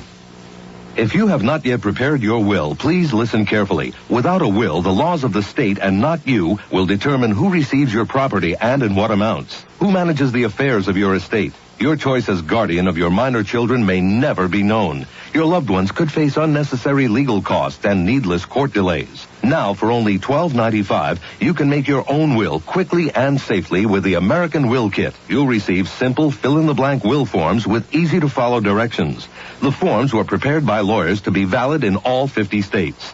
Order now, and you'll also receive free of charge our easy-reading personal protection guide, giving you important tips and special information that can save you money. Now is the time to take advantage of this special mail order opportunity. To order, call toll-free 1-800-542-1212. Only $12.95 plus shipping. That's 1-800-542-1212. Money back if not satisfied. Call now, 1-800-542-1212. The rent bill, the car payment, Betty's braces. I wish I was made of money. I wish I could fall asleep. Sandman, help me to sleep. Mr. Sandman. It's me, but not with sand. These days, for occasional sleeplessness, I have Compose Sleep Aid. Compose helps you fall asleep faster, sooner than without it. I'm sleepier already. Sleep well. Compose. Use only as directed. COMPOZ. Recommended by the Sandman.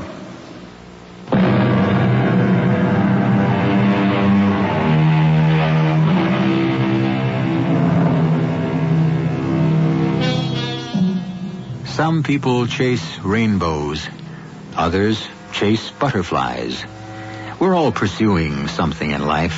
A hope, a dream, a mate, even happiness. And when the object of our pursuit is love, no barrier is too great to overcome. For love is the pot of gold at the end of the rainbow, the monarch butterfly of all human needs and emotions. And in our story just concluded, it was a force that transcended even death. Our cast included Betsy Palmer, Joan Shea, Larry Haynes, Gil Mack, and Robert Maxwell. The entire production was under the direction of Hyman Brown.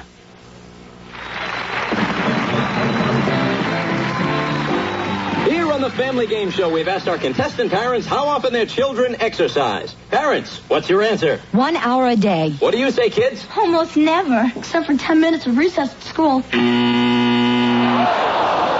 We had no idea. Don't feel bad. Most parents overestimate the amount of exercise their kids get. They often think their kids get all the exercise they need at school. Now, Don, what's the winning answer? How much exercise should kids get?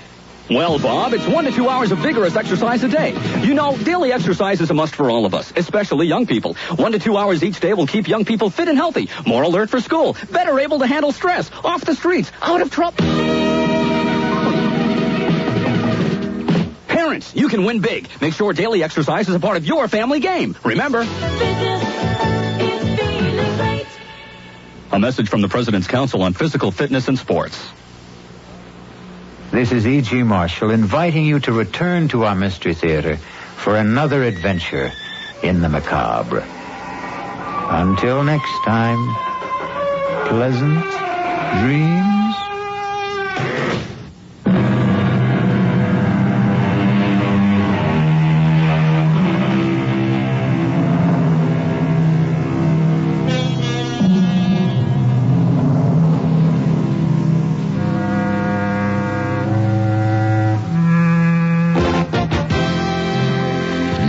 To WWJ News Radio 95, I'm Earl Dickinson.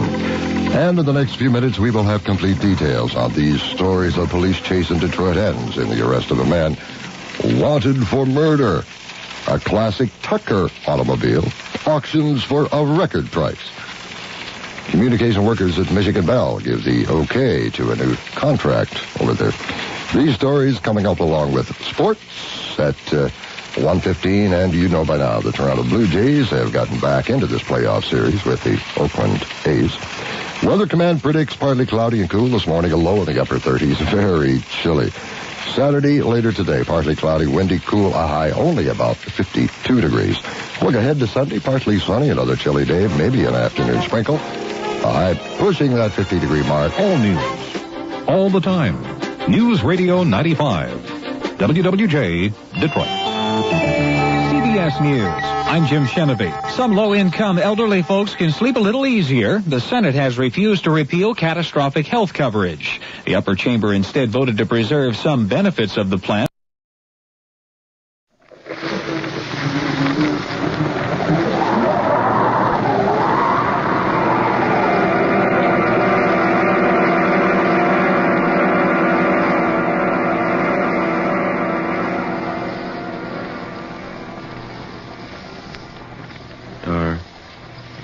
Fantasy.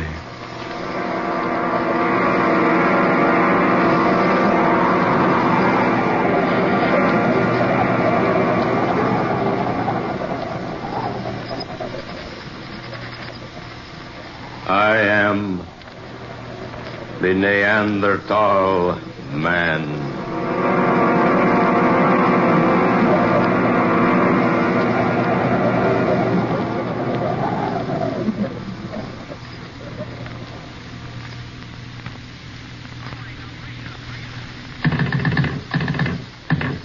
Operator?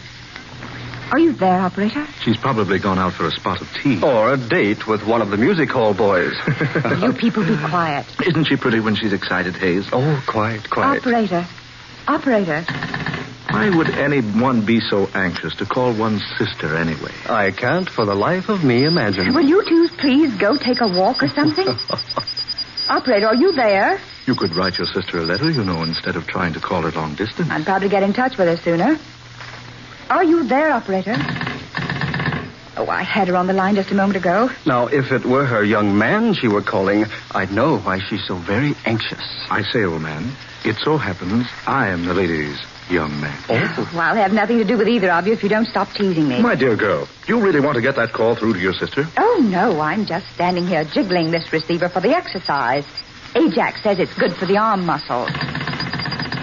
Operator, will you please answer? Here, old girl, let me have a try. Reggie, go away. Don't bother me. Permit me, milady, to assist you. No, Reggie. One side now, one side. Reggie, this call's important. Just why I'm so anxious to help you.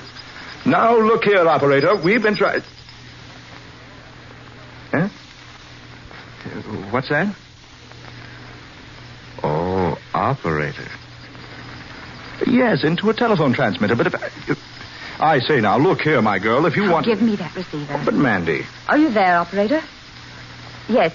I wish to place a call. We were disconnected. This is Amanda Loveland. Yes. At Lookout Point. That's right, the artist called me. I wish to speak to Miss Grace Loveland, number 12, Garrett Street, London. Yes, that's right. How soon can you get through to London, please? Very well. Will you call me back? Thank you. There, you see? The damsels always come running when a gentleman calls. Oh, Reggie, save your humor for some other time, will you? I say, something wrong, old girl? I don't know. Why do you use that tone, darling? Well, look here, Amanda. Nothing wrong with your sister, is there? No, it's not that. But something's wrong. I can tell by the way you've been acting. Yes, you were certainly never in such a hurry to call Grace before. I'm anxious to know where she was today. Where she was? Yes. She was supposed to be attending a tea party in London, but... Well, I've reason to think she wasn't there. Well, so suppose she wasn't. Why should that upset you? Perhaps if I tell you, you'll understand. Yes. Something's wrong. I certainly want to know about it. Yes, Amanda, by all means, tell us what's troubling you. Yes. Yes, I must tell somebody. Reggie, will you please close the door? Why, certainly, darling. Now, Amanda, sit here. No, I'd rather not sit down. Say, you are upset. Yes. I had the strangest experience this afternoon. You did? Where? In Nano Canyon. So that's where you were today. No wonder we couldn't find you. Reggie and I wanted you to go up to the falls with us. I went into the canyon to paint. Well, we gathered you were off somewhere working. I noticed your equipment wasn't around any place. You've been there, haven't you, in the canyon? Oh, not I. I've been planning to go there, though. Oh, I've been a couple of times. Why didn't you tell me you were going into Nano? I'd have gone along. There's only one way into the canyon from this end, you know. Yes, near Flagstone Point. It's 12 miles to the other end. Well, I arrived at Flagstone Point about noon. So I climbed down the path and picked out a shady spot in the canyon to eat the lunch I'd taken along. Yes? After that, I looked around a while and then picked out a scene near the entrance to the canyon. To paint? Of course, to paint Hayes. Oh, sorry. Go ahead, dear. It was a perfect scene. The light was just right, so I spent most of the afternoon there until the light began to fade. Did you finish the sketching? Yes. Filled in a great deal of the color. It was really going to be quite good. What do you mean, going to be? I'll never finish it. Why, dear? Because I never want to go back there again. Well, what on earth happened? Oh, why doesn't that operator get that call through to London? Amanda, tell us what happened in the canyon. Yes, for heaven's sake, the suspense. What happened was like a nightmare. Darling. Yes, like a nightmare. Just as I was getting ready to pack up my things, I heard a noise behind me. A low, rumbling noise. And when I looked around, I saw that a side of the canyon was caving in. My word, landslide? Yes. The whole side of the canyon was falling away, making a terrific noise about it. Left a sheer vertical cliff there, where it had been sloping before. Yes? Right where the only path down into the canyon had been. You mean you were trapped there in the canyon? I certainly was. With night coming on. And you know the stories they tell around here about Nano Canyon. Yes, they say the place is simply oozing with ghosts at night. Oh. No, really, Reggie. The place does have a reputation. Oh, I've heard the stories, but you don't want to believe everything you hear, you know. Well, how on earth did you get out of the canyon, Amanda? I had a beastly time of it. Did you get out before dark? I certainly did not. As soon as I saw that the path was cut off from the land side, I started walking along the side of the canyon, trying to find a way out. But there are no others. Didn't I find that out? I walked and walked, and all the time it was growing darker and darker, and finally the sun went down, and a ghostly gloom settled over the canyon. I began to walk faster, but I couldn't find any place that looked like a way out.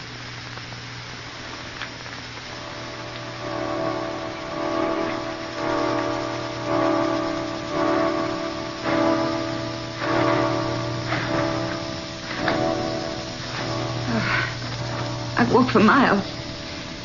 No way out of here. Oh, dear, it's so dark. All I can do is keep walking. Oh, what's that? Oh, some night birds. Yes, that's all. Such a weird sound. I've never heard anything like it before. Oh, thank heaven it's gone. That's strange. That bird was the only noise I've heard in this place. No other night noises at all.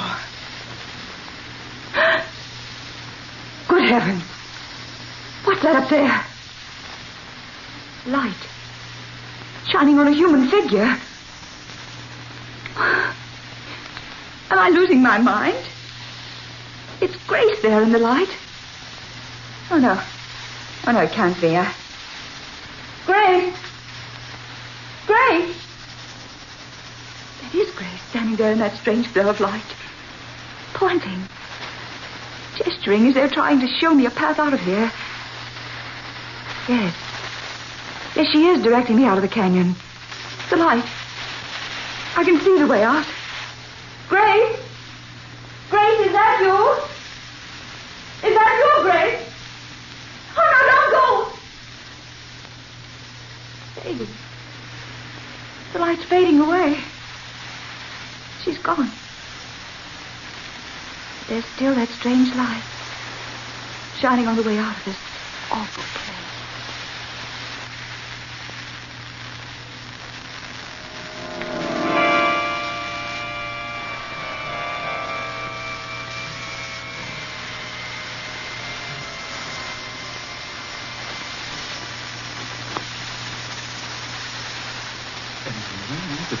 There actually was a path leading up out of that canyon. How else do you suppose I got back here? Amazing. That strange light continued to glow until I found the path and managed to climb up. When I looked back, it was pitch dark in the canyon again. Amanda, are you certain you didn't dream all of that? Oh, for heaven's sakes, Reg. No, I don't think it was a dream. Oh, what makes you say that? Oh, well, it must be London. Are you there? Yes? Yes, this is Amanda Loveland. Yes, ready for my call to London, thank you. Are you there, Grace? Oh, darling, this is Amanda. Oh, fine, thank you. Darling, have you been in London all day? Oh. Oh, no, nothing's wrong.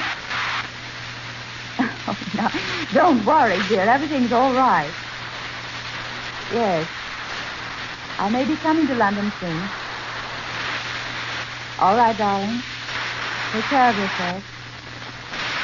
Goodbye, dear.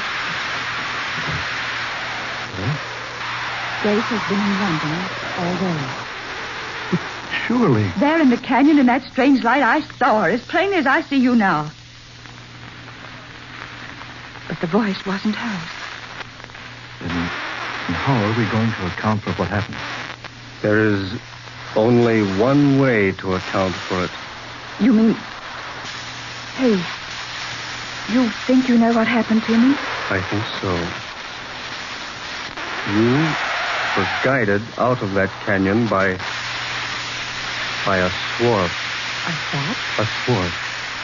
It's a name commonly applied to a supernatural spirit with the power of impersonating some earthly being. Impersonating, you say? Yes, there's no explanation. Except that swarfs have often been seen in these parts. Now, this particular spirit took the earthly shape of your sister and helped you find a way out of your temporary prison. No, I don't believe such things happen, Hayes. Well, you'd certainly believe it if you'd experienced it like I did. Yes, Reggie, you're wrong. Those things do happen. Swarfs do appear in this vicinity. But that's weird. Well, it certainly is. See one's sister appear in a place in the darkness and speak in a voice, and then to learn she was actually hundreds of miles away at the time. Amanda, is this the landscape you were doing? Oh, yes. Mind if I have removed the cover and have a look? Oh, no, go right ahead. Just as I left off after passing up. Here, Hayes. You better let me give you a hand. If you spoil one of Amanda's paints, she'll... I say, look, Amanda. Have you seen this since you left the canyon? No. No, I told you I haven't. Look at it. There in the right-hand corner. A strange, monstrous-looking creature lurking in the shadows. Amanda, were you conscious of the fact you were painting that fantastic creature into the picture? No. No, I wasn't. I hadn't even noticed it. That's very strange. Yes. Isn't it? If your perspective is correct, Amanda, that creature is about 8 feet tall. A huge, fiendish thing. But how did it ever become a part of my painting? Yes. How? Well, we'll find out. What do you mean, Hayes? We'll go down into the canyon and have a look. No, not me. Oh, I mean tomorrow, of course. When it's daylight.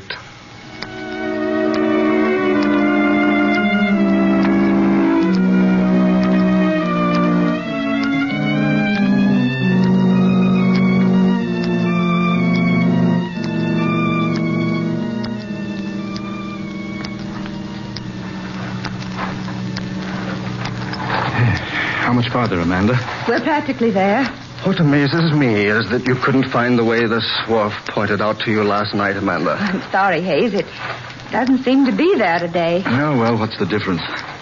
Didn't take us long to come in from the other end of the canyon on horseback. Yes, the only thing that annoys me is that we couldn't ride the animals all the way. Oh, well, the walking won't hurt you.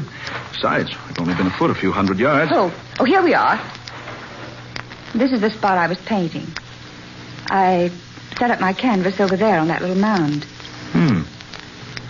Then, according to the sketch you made, that fearful creature was lurking about here. Reggie, look here. Bones. Human bones down there in that crevice. Oh, I say, those can't be human bones. No, they're much too large. I should say so. You're wrong, both of you. They are human bones.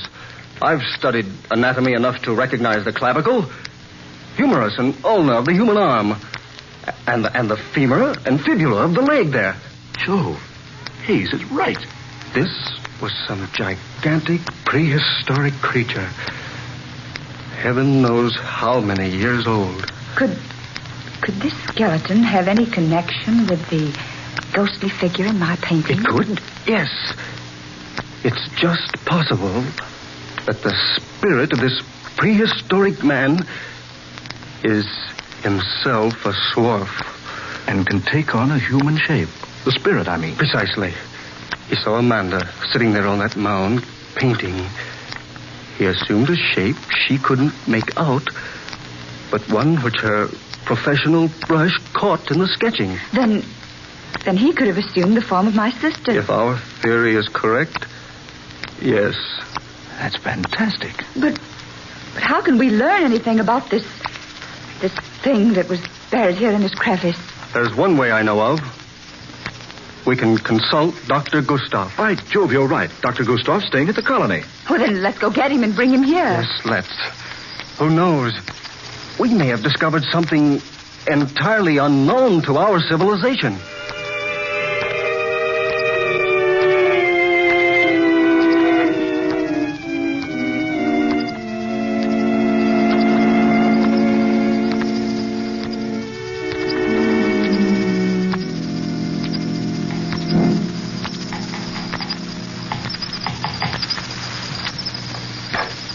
Well, Dr. Gustav? Yes. Your suspicions were correct, my friends. These are human bones. Can you identify them, Doctor? I most certainly can. This was a Neanderthal man. Neanderthal? Well, the Neanderthal man existed thousands of years ago. True, Miss Loveland. From 20 to 40,000 years ago. There's no mistake about it? Not the slightest. This is the fossilized remains of an ancient man. Here, look. Look at these peculiarly shaped molar teeth.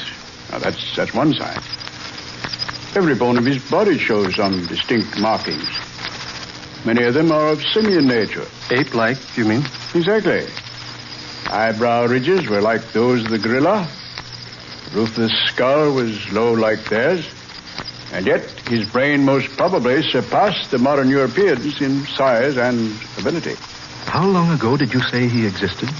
The date of his culture may be put down tentatively as extending from 40,000 to 20,000 BC. The Neanderthal man appears to have been the sole occupant of Europe during the middle of the Pleistocene period, throughout the time in which the Mousterian culture prevailed. He buried his dead with great signs of respect. He worked flint implements with great skill. Was a fine hunter. Lived in caves and rock shelters. But, Doctor, after all this time, his remains should be quite deep in the earth. I know. And he undoubtedly has been buried deeply through the centuries. But some subterranean disturbance must have caused this crevice and exposed his burial place. Look. Did you men see this? What, dear? A stone tablet. There's some sort of strange pictures on it. Let me see, please. Yes, just so. What is it, Dr. Gustav? Why, this is the final proof.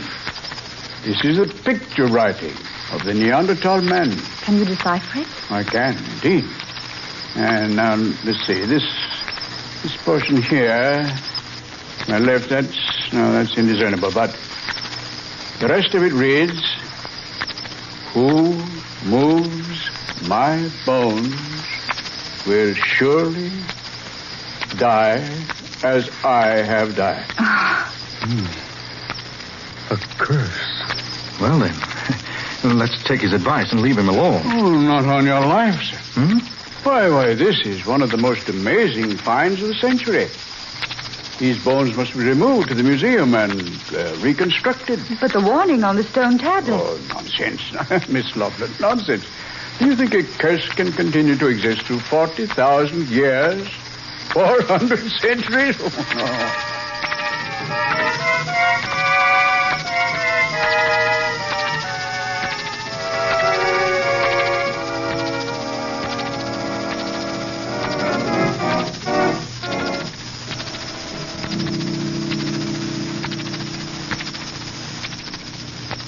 Well, Mandy, this is the museum. Ever been here before? Once, when I was a child.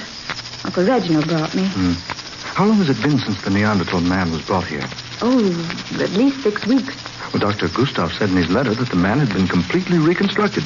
The skeleton had been placed in a standing position in a special room. There's the room, see? Oh, yes. The sign over the door. The Neanderthal man. Let's go look before we visit the doctor, shall we? Right.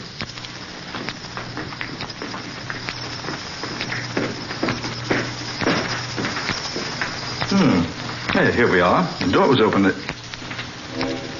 What? But this room is empty. Yes. But there's a stone base over there. They're saying might have been built up on it. That's strange. I beg your pardon. Yes, what is it? I am called Vanif. Could you direct me to Dr. Gustav Steady? Oh, why, yes. It's at the end of the hall. See, his name is in black letters on that frosted door pane. Oh, yes. I thank you so very much. Pardon me for having disturbed you. Reggie. Amanda, that man, Jove, what a giant. At least 8 feet tall. Such bushy eyebrows and low forehead. Looked like an ape. And what was wrong with his neck? He held his head crooked over to one side. One shoulder humped up in a terribly grotesque position. Did you see whether or not he went into the doctor's office? No, I didn't. Reggie, if I didn't know better, I'd think that man was... Was what, dear? Nothing. I know what you're thinking. That warning, Reggie. Who moves my bones will die as I have died. Amanda, look. What? There in the room, on the stone base, the skeleton of a prehistoric man. But it wasn't there just a few moments ago. Good Lord, come on, into the doctor's office. Dr. Gustav! Dr. Gustav! Dr. Gustav!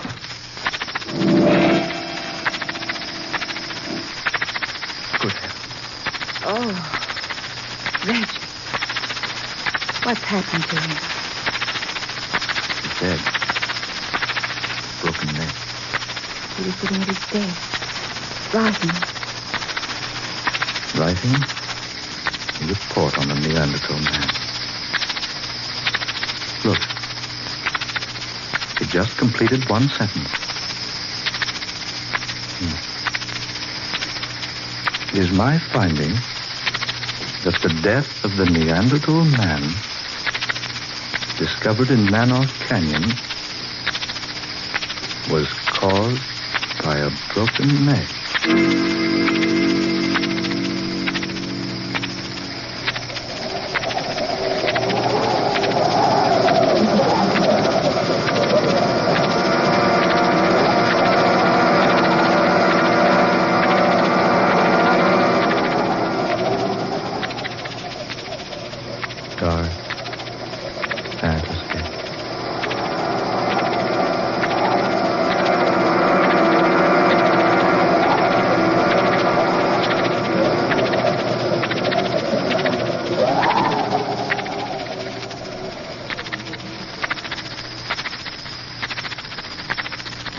The Curse of the Neanderthal. Another original tale of dark fantasy, written by Scott Bishop. Ben Morris was heard as Reggie, Eleanor Naylor Corrin was Amanda, Murillo Schofield was Hayes, Fred Wayne played Dr. Gustav, and Darrell McAllister was Bannock. Next Friday night at the same time, we'll bring you another story of the fantastic and the unusual, created by Scott Bishop. Listen for Death from the Past, a strange, weird adventure laid in modern America with the flavor of the 19th century. The story of a businessman who was almost too honest and who found a method of paying a long-standing debt of honor, although 30 years in his grave. Dark Fantasy originates in the studios of WKY, Oklahoma City. Tom Paxton speaking. This is the National Broadcasting Company.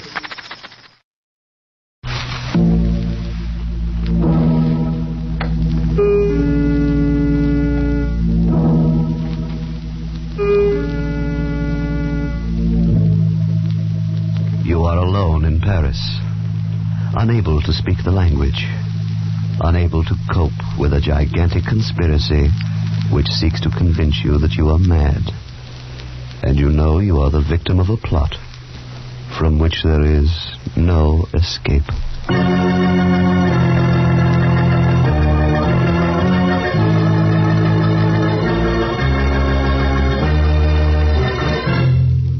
Escape. Produced and today written by William N. Robeson and carefully contrived to free you from the four walls of today for a half hour of high adventure.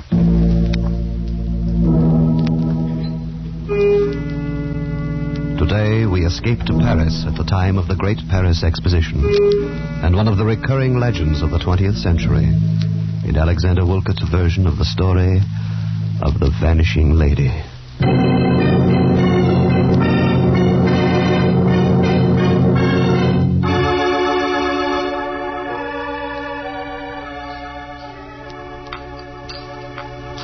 Another cup of tea, Bruce? No, thank you, my dear. I'll just light up the pipe now and have a look at the Evening Standard. I'd like another, please, Mother. All right, Alice. Only one sugar, dear. We must watch our figures, you know. Oh, what nonsense. A growing girl like Alice needs plenty of sugar. See, Mother, Daddy approves. Perhaps. But Mother is still boss. Yes, Mother. There's a dear. Mother. Yes, dear. I've been thinking. Yes, dear? I've been thinking about my grandparents. Oh. I know all about Daddy's parents. How Grandfather Stanley commanded a dreadnought at the Battle of Jutland. It was not a dreadnought, Alice. It was a heavy cruiser.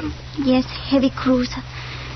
He got the VC, and how Grandmother Stanley was a volunteer nurse at Westall Arch when the Zeppelins came over. And I know about your father, too, and how he died in India from his wounds and how gallant he was at the Khyber Pass. But, Mother... Yes, dear. You've never told me anything about Grandmother Winship. Haven't I? No, and I'd like to know something. Bruce. The child's 16. I think it's time she knew. But, Bruce... But you'd probably feel better to get it off your chest. What, Mother? What is it? Well, my dear, I've never talked about your grandmother because I've always half believed that someday, somehow, she'd come down our garden walk and... Oh, I know it sounds silly. And explain where she's been for the last 20 years. Why? What happened to her? I don't know, and I don't suppose I ever will. Cynthia, darling, if it's going to upset No, you... Bruce, you're quite right. It would be best to get it off my chest, as you put it. As you know, Alice, I was born and brought up in India. And I was about your age when my father was killed in the Khyber campaign. Mother decided to leave India for good and return to her old home in Warwickshire. However, since it was necessary for her to go to Paris to attend to some details of my father's estate, she decided we should leave the P&O boat in Marseille and proceed by train. You may imagine the timidity with which we two unescorted ladies traveled across France without the slightest knowledge of the language, and without, indeed, assurance we could find a hotel room in Paris, though we had telegraphed for reservations from Marseille. You see, dear, the Great Paris Exposition had just opened, and the city was jammed with visitors from all over the world.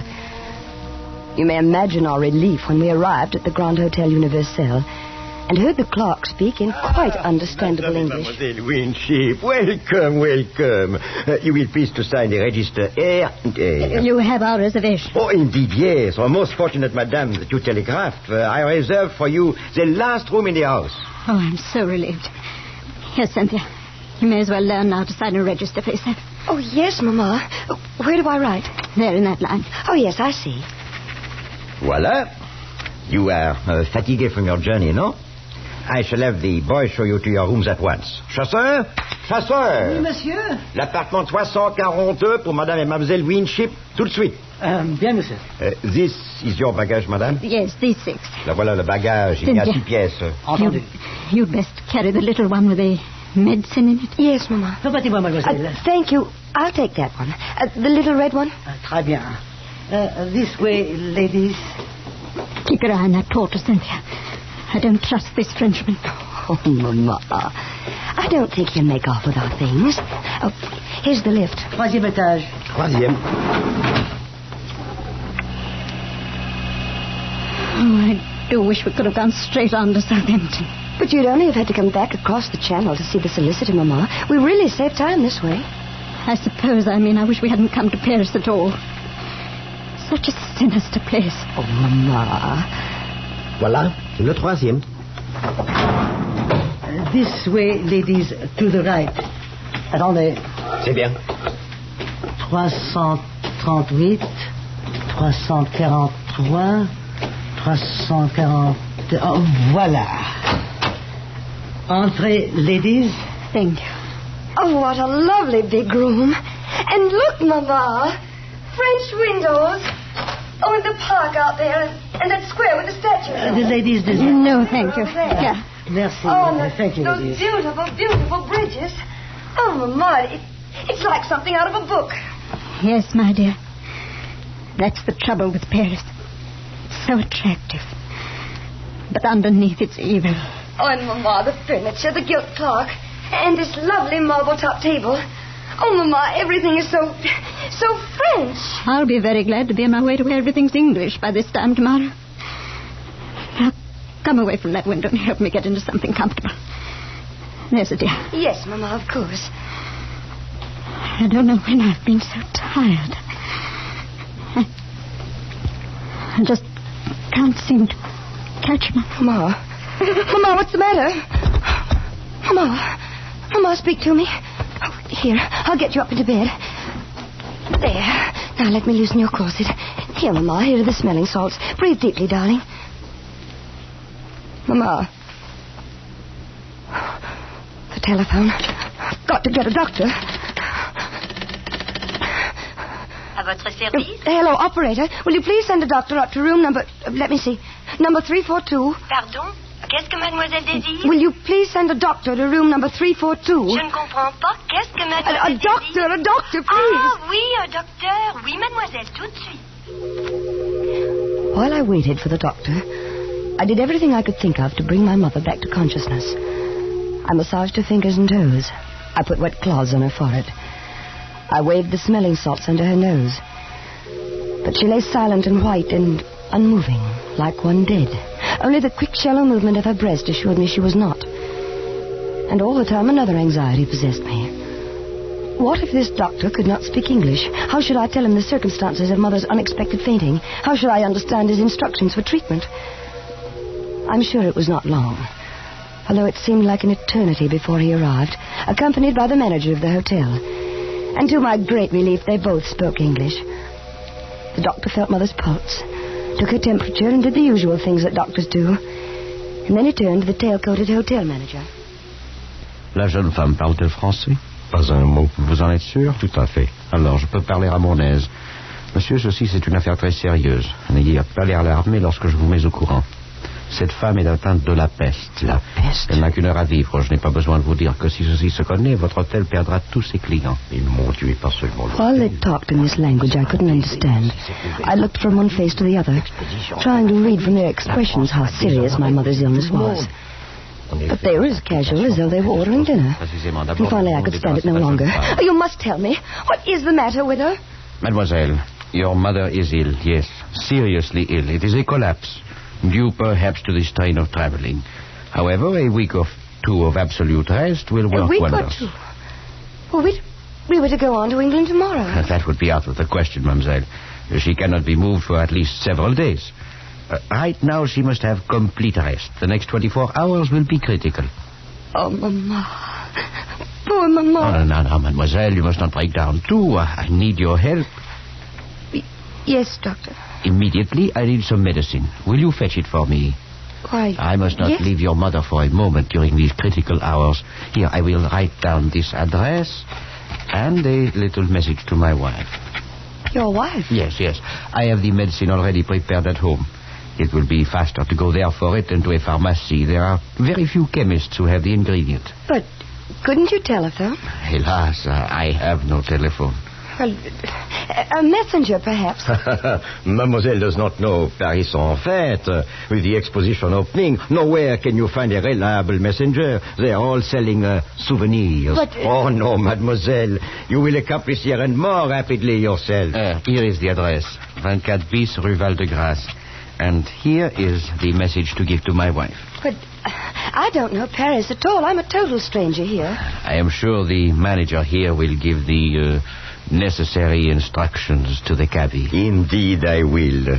Now, if mademoiselle is ready... Before I quite knew what was happening, I was seated in a rickety taxicab outside the hotel with the doctor's message clutched in my hand, while the hotel manager gave valuable directions to the cabby. En plus, vous toucherez un pourboire assez grand pour remplacer cette vieille bagnole avec une belle voiture. Allez au petit pas. Prenez la piste la plus circuiteuse et surtout, ne soyez pas de retour en moins de 2 heures. Entendu? Entendu. Bon. It is arranged, mademoiselle. Jacques is one of our most trusted cabbies. He will get you to the doctor's house and back in safety. Oh, thank you so much, sir. And you will look after Mother, won't you? Indeed, I will. Of that, you may be sure.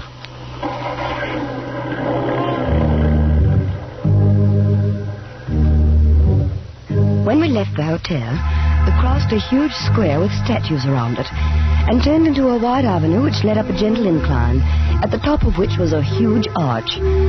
But before long, we turned off to the right into narrower streets. It must have been 20 minutes later when we turned into another wide boulevard and I saw another huge arch up ahead. Or was it the same arch? Driver? Mademoiselle? Haven't we passed that arch before? Regardez, mademoiselle. Voici l'Arc de Triomphe. Là-bas, la Tour Eiffel. Driver, I don't want a sightseeing tour. I want to go to this address directly. Don't you understand? Now, please, take me there at once. Eh ben, on fait de son mieux. De la patience, mademoiselle. Paris, c'est une grande ville, voyons. At last, we turned into a narrow street and pulled up before a grim grey house. The blue enamel sign on the wall read number 24 bis. I jumped out of the cab almost before it stopped, rushed up the 3 stone steps and pulled at the brass bell knob. Oh, hurry, please.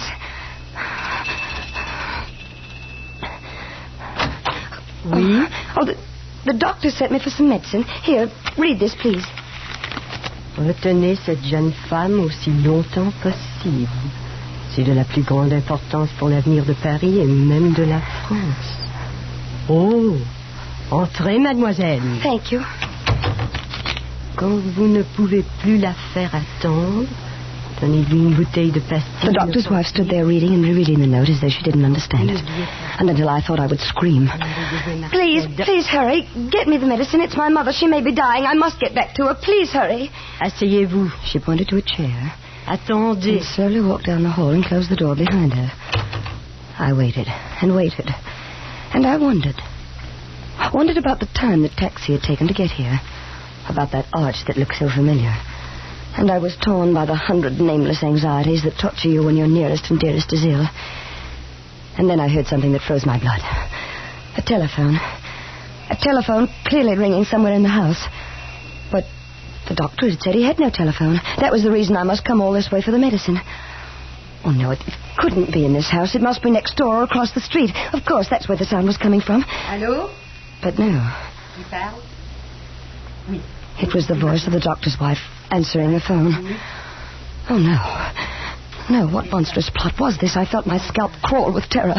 My brain pounded and my head felt as though it would burst. I wanted to scream, to run out of this awful house, to run all the way across Paris to the bedside of my mother. Voilà, mademoiselle. Oh, thank you. Thank you. Au revoir, mademoiselle. Now, driver, please, please, in the name of your own mother, hurry back to the hotel as fast as possible, please. Ah oui, on fait de son mieux, mademoiselle. Roulons.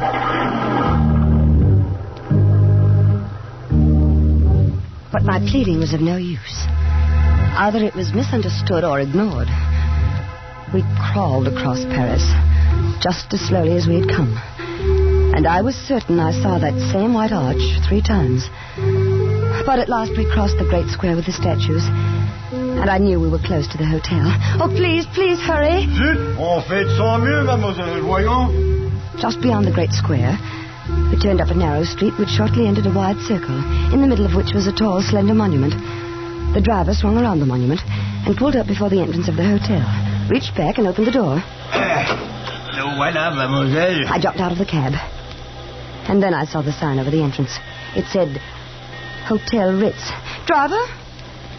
Driver, you've taken me to the wrong hotel. I'm staying at the Grand Hotel Universal. Mais non, mademoiselle. Je vous ai pris au Ritz. Et je vous dépose au Ritz. No, I don't understand what you're saying. But will you please take me to the Grand Hotel Universal? C'est ici que je vous ai pris en charge et c'est ici que je vous le pose. Oh, you stupid man. Can't you understand? My mother is sick. You've taken more than 2 hours to get me to the doctor's house and back. Can't you understand? My mother is sick, perhaps dying. Les affaires de mademoiselle ne me regardent pas. I looked around me. A small group of passers-by had stopped and were listening curiously to the argument. And then they joined in, taking sides. Everywhere I looked were foreign faces. Strangers, enemies. And then, shouldering through the crowd, I saw a bare-headed young man in tweeds, with a pipe clamped in his teeth. And before he had a chance to speak, I knew help had come. I say, having some trouble? Oh, thank heavens, you're English. Right you are. Now, what seems to be the matter? I told him as rapidly as I could. And he paid the mulish cabbie. He popped me into another cab. 5 minutes later, we walked up into the lobby of the Grand Hotel Universal. The manager was behind the desk. My mother, is she all right? I beg your pardon, mademoiselle? My mother, Mrs. Winship in 342, is she all right? There is no Madame Winship in 3242. What? 342 is occupied by Monsieur Auguste Noailles, a permanent guest. But don't you remember me? I'm Cynthia Winship. 2 hours ago, you put me into a taxi to go to the doctor's house for some medicine for my mother. I am afraid that mademoiselle is mistaken. I have never seen her before in my life. Well, look here, what is this? No, listen, I swear to you. It's just as I say. We signed the register less than 3 hours ago. We got in on the train from Marseille. Well, let's have a look at the register. Yes. I'll show you I'm in 342. Where is the register? It is there, mademoiselle. You may see it for yourself. See today's date. 14 guests registered, but I do not see any mademoiselle or Madame Winship. Do you? No. What have you done with my mother? Please, What have you done with my mother? I mademoiselle, demand that you answer me this please, minute. mademoiselle, What have you done? I should not like to ask you to leave. Miss Winship, please. We'll get to the bottom of this. Perhaps mademoiselle is mistaken. Perhaps she is registered at some other hotel. No. This is the hotel. The Grand Universal. You were standing there when we arrived. You handed my mother the pen with which she registered. You came to the door with a doctor. You put me in a taxi. But I assure you, mademoiselle, these are fantastic. Wait a minute. What is it? Yours, That is all. bellboy there. He carried our baggage. He'll remember. Garçon. Oui, monsieur. Vous vous souvenez d'avoir porté les bagages de madame à numéro 342 cet après-midi? Non, monsieur. There were 6 pieces, don't you remember? You wanted to take them all, and I insisted on carrying a little jewel case. It was a little red one. Oh, non, mademoiselle. C'est la première fois de ma vie que je vois mademoiselle. He says he never saw you in his life before. But this is monstrous. It's impossible. My mother is somewhere in this hotel. What have you done with her? What have you done with her?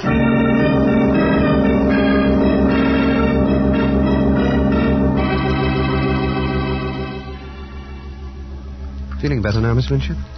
A little, thank you. Care for something else? No, thank you. Another cup of tea, perhaps. Certainly. Garçon? Monsieur? Une tasse de thé pour mademoiselle. Tout de suite, monsieur. I don't know how to thank you, Mr. You realize I don't even know your name? Oh, it's Bruce. Bruce Stanley. I'm very glad to meet you, Mr. Stanley. It's a pleasure, Miss Winship. Mr. Stanley, you believe me, don't you? Of course I do, Miss We did Winship. register at that hotel. We were in room 342. Wait, I can even describe the furnishings. There was a big window that went from the ceiling to the floor. Well, every hotel room in Paris has windows like that, Miss Winship. Oh, they do? Yes. Well, in this room, the draperies were plum-colored, and there was a marble-top table, black marble it was, and a gilt clock. It had run down. The hands had stopped, I remember, at 20 minutes past 3. The walls were covered in rose brocade, and the bedspread was a washed-out yellow. Oh, if I could only get into that room, you'd see that I'm not making this up. I'm sure you aren't. Perhaps I can find a way to make them let you in the room. Can you? Yes. I'm with the embassy, you know, undersecretary sort of thing.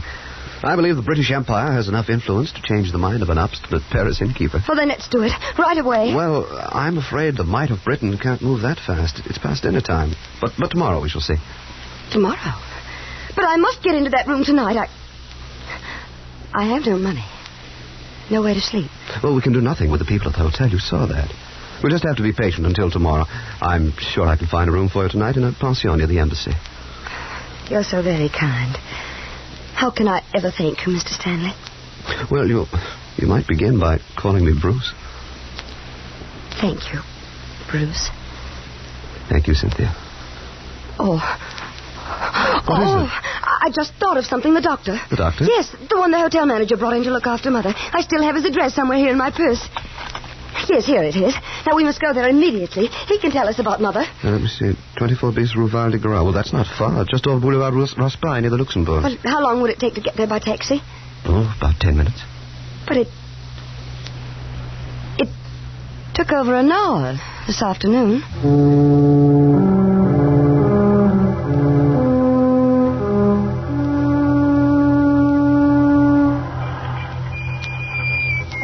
Voilà, monsieur. 24 bis, Rue Val de Grâce. So here we are. Yes, this is the place.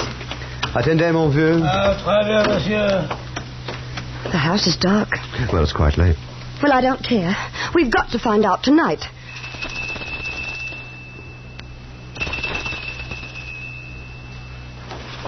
Qui est là? Qui sonne? Where is he? There at the upstairs window. Monsieur le docteur, c'est mademoiselle Winship. Elle veut vous questionner à propos de sa mère. Winship? Je ne connais pas mademoiselle Winship. He says he doesn't know you.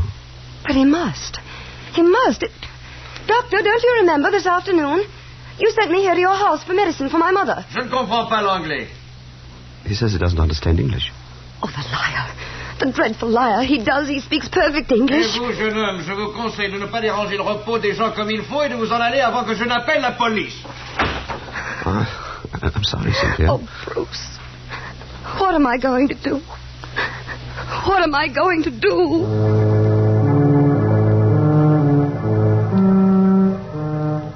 If it hadn't been for Bruce, I'm certain I should have gone out of my mind. He found a room for me at a pension near the embassy, where I spent a sleepless night of anxiety, almost beyond endurance.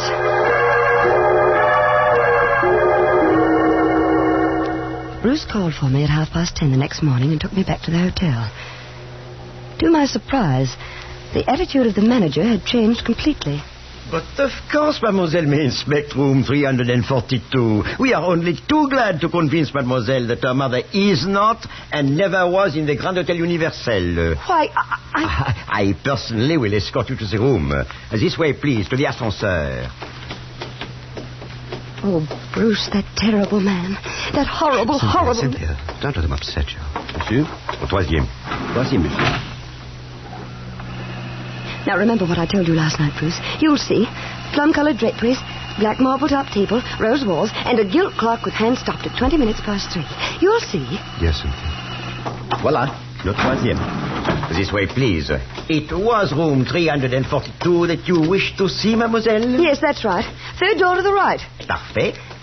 You see, Bruce? I know where it is. Yes, my dear. Here we are. Voilà. Enter, please. Now, Bruce, you'll see. The yellow bedspread... Oh. Not quite the room you just described in the elevator, mademoiselle. The drapes are royal blue. No. A little dusty, I fear. I must have this room renovated. You see, there is no marble-top table. No. The clock, as you notice, is running. And right on time, it seems. And the walls are not rose bouquet, but yellow-flowered wallpaper. Now, my dear mademoiselle, you see how thoroughly mistaken you are. No.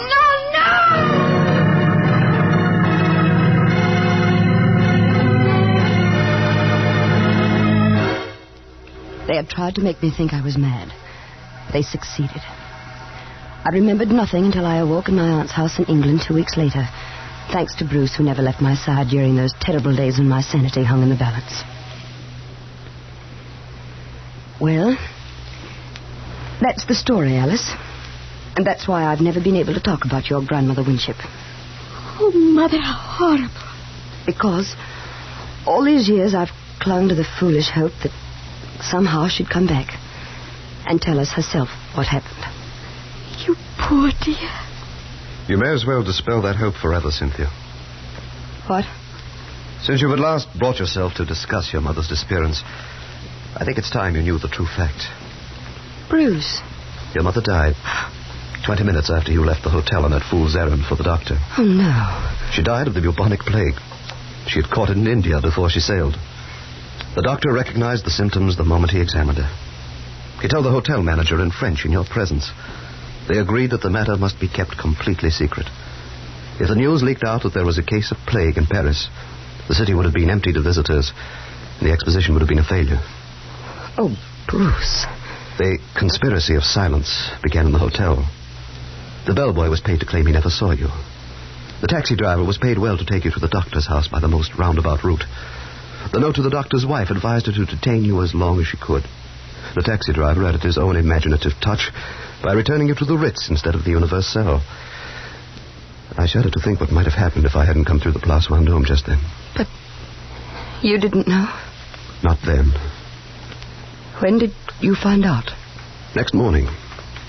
By then the conspiracy had grown to international proportions. The embassy had been advised. If the exposition was a failure, the franc would fall and the pound sterling would be affected, that sort of thing, you know. I knew when we went back to the hotel you would not find your plum drapes and rose-colored walls and black marble-top table. And you let me go through with that? What could I do? I was acting under orders. I knew that the hotel had completely fumigated and redecorated the room overnight, and everything was in readiness to repudiate your story. I had to let the last act of the dreadful farce play to its dreadful end. What did they do with my mother? Her body was removed from the room less than 30 minutes after you left it. It immediately burned. Why? Why didn't you tell me all this years ago? Why did you let me go on all this time? This is the first time you've ever mentioned your mother since then, my dear. Alice? Yes, Mother? There's a new issue of the Tatler in the library. Wouldn't you like to look at it? Mother, I won't... Now, dear, there's a good girl. I want to have a talk with your father.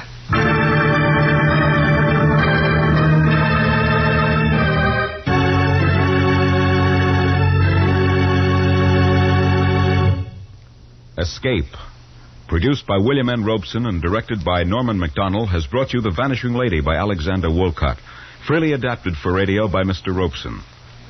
The part of Cynthia was played by Joan Banks. Bruce was played by Hy Averback. The hotel manager and driver by Ramsey Hill. Musical score was conceived by Cy Fewer with Eddie Dunstetter at the console. Next week...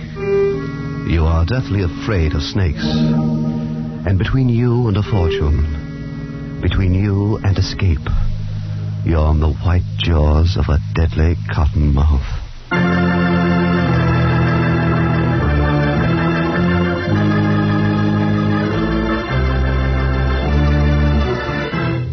Next week, we escape with Irvin S. Cobb's famous story, Snake Doctor. Goodbye, then, until this same time next week, when we again offer you Escape. This is CBS, the Columbia Broadcasting System.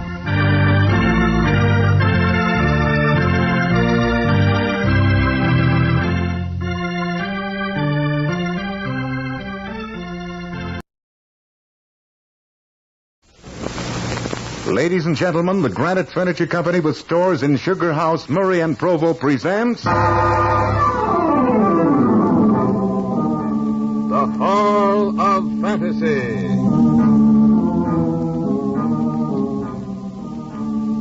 Welcome to the Hall of Fantasy. Welcome to the series of radio dramas dedicated to the supernatural, the unusual, and the unknown.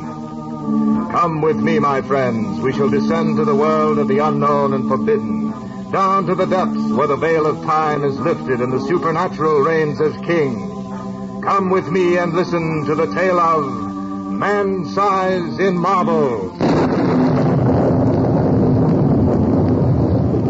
The Granite Furniture Company brings you the Hall of Fantasy. Listen now to original tales of the imagination and some of the classics of the supernatural as we take you down the corridors of the Hall of Fantasy to the mysterious realms of the unknown. These are stories of eerie and fantastic thrills, brought to you by your friends at the Granite Furniture Stores.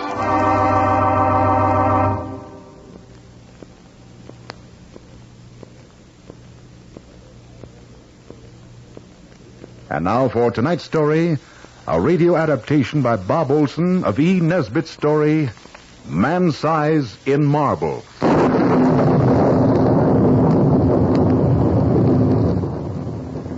The villagers called it a delusion. That explanation gave them some comfort. Since it will give you comfort also, I'll say no more about it, except that it's difficult to understand how hallucinations can commit murder. Ours was one of those marriages on a dime. I'd been doing a bit of painting in those days and never knew what it was to have the money I really needed. But then Laura knew this before she married me. Oh, we'll get along if we're careful. You can paint and I'll write articles for the magazines. Living in town will be out of the question, dear. Well, we can find some little place in the country. As long as it's picturesque and sanitary, it doesn't matter where it is. And so we spent our honeymoon lightheartedly looking for a place that was both sanitary and picturesque, the two qualities that rarely keep company in one cottage. Little rose-covered trellises would invariably hide the corruption that lurked inside. We'd looked so hard and were so confused by the eloquence of house agents that we seriously began to doubt if we could tell a house from a haystack, even if we found one.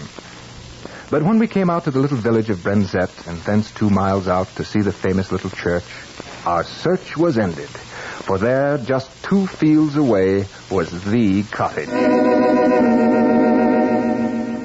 Picturesque it was, for it was long and low, with rooms taking off in unexpected directions. 2 of the rooms were of ancient stonework, now covered with moss and ivy. It was all that remained of a huge manor that had stood here years ago. Around these rooms had risen the cottage as it stood this day quite by itself. Our nearest neighbor was a jolly Scotch doctor, McCarthy by name, whose cottage was a little distance down the lane. Our new home nestled cozily against a low hill and looked out across the marsh meadows to the sea. Yes, it was a pretty cottage. Though stripped of its roses and jasmine, it would no doubt have been hideous. The rent was absurdly cheap, and it seemed quite likely that between the 2 of us, we could keep the kettle simmering. We spent the rest of our honeymoon in second-hand shops picking up odds and ends of oak and Chippendale until the cottage soon became very homey. Fully settled, we were so happy. And that day we looked from the latticed window onto the old-fashioned garden with its colorful splash of hollyhocks and lilies. Laura sat outlined against the window, I before my easel. What are you painting, Van? You, my dear. Me? Well, why not this lovely countryside? First my wife, then the countryside. And what are you writing? A verse. About what? You.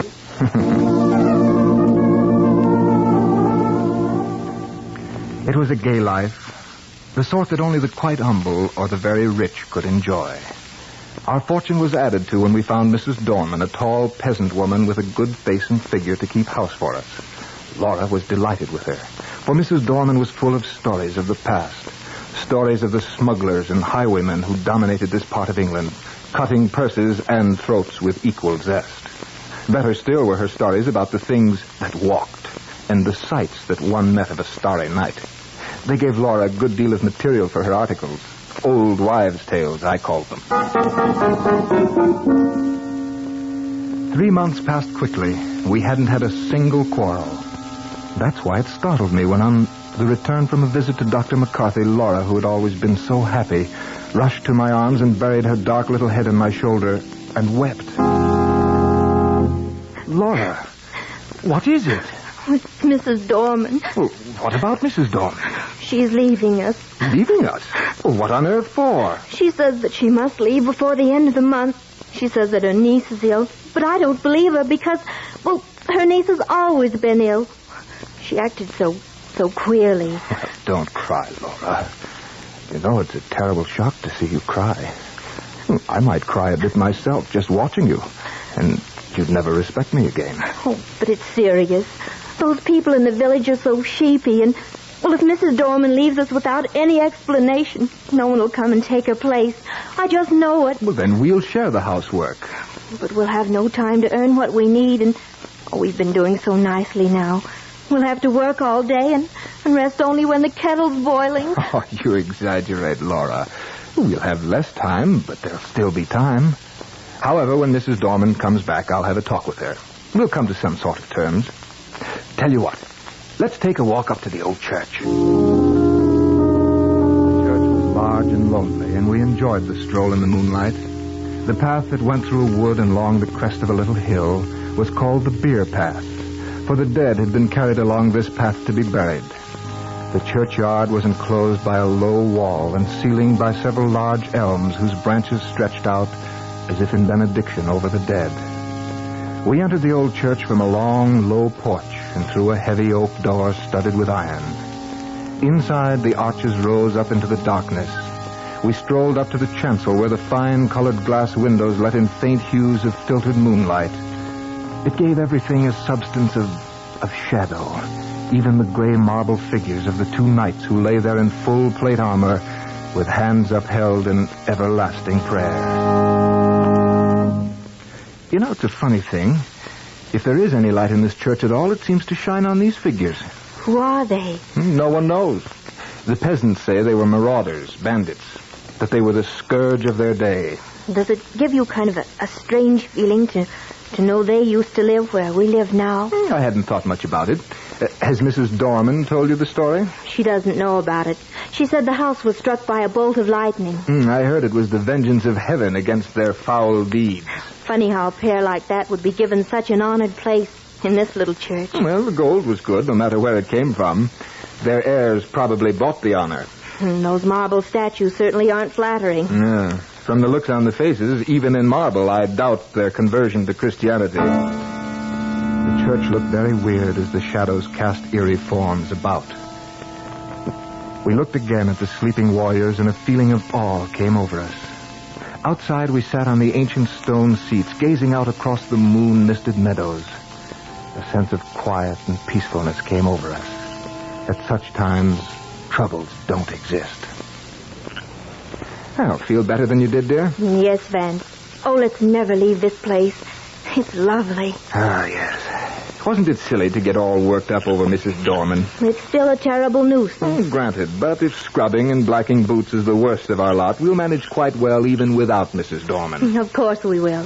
Nevertheless, when we get back to the house, I'll have a talk to her. She should be there by now. I hope you can convince her.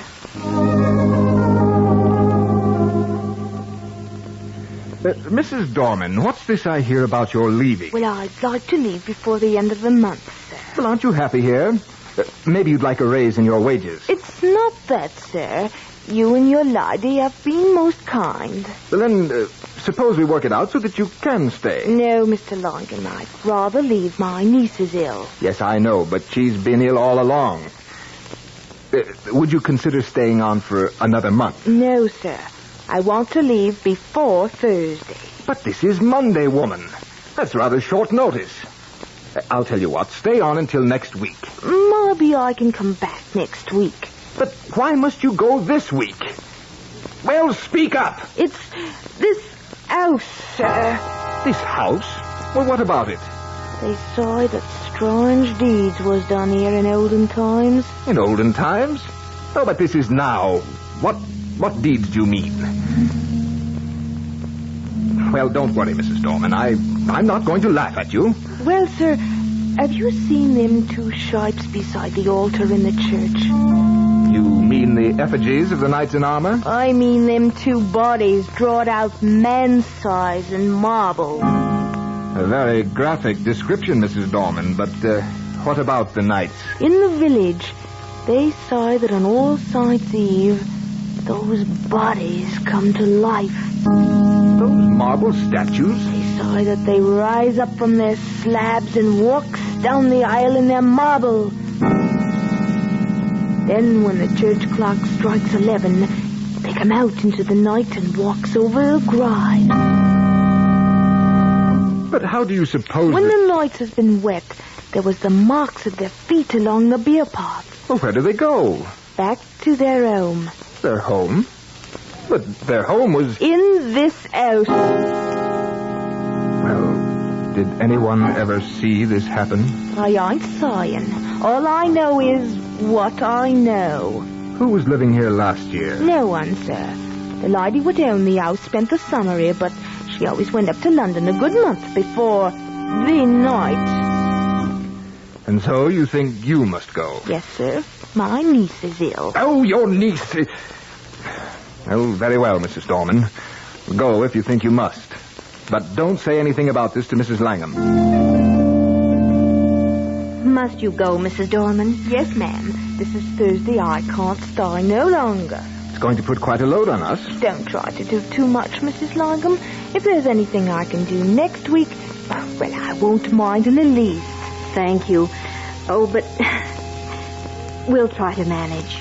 And whatever you do, lock the door early tomorrow night and make the sign of the cross over it. What do you mean? That's Mrs. Dorman's little Halloween joke, dear. It's no joke. And if you ask me... Goodbye, Mrs. Dorman. Goodbye. And don't forget what I said. What did she mean, then? Nothing, dear. Mrs. Dorman is just a superstitious old biddy, that's all. I would have looked forward to Friday a much happier man if I could have believed what I had just told Laura. But Friday came the day before All Saints' Eve, the day this story ends. In fact, the day that gave this story its horrible substance.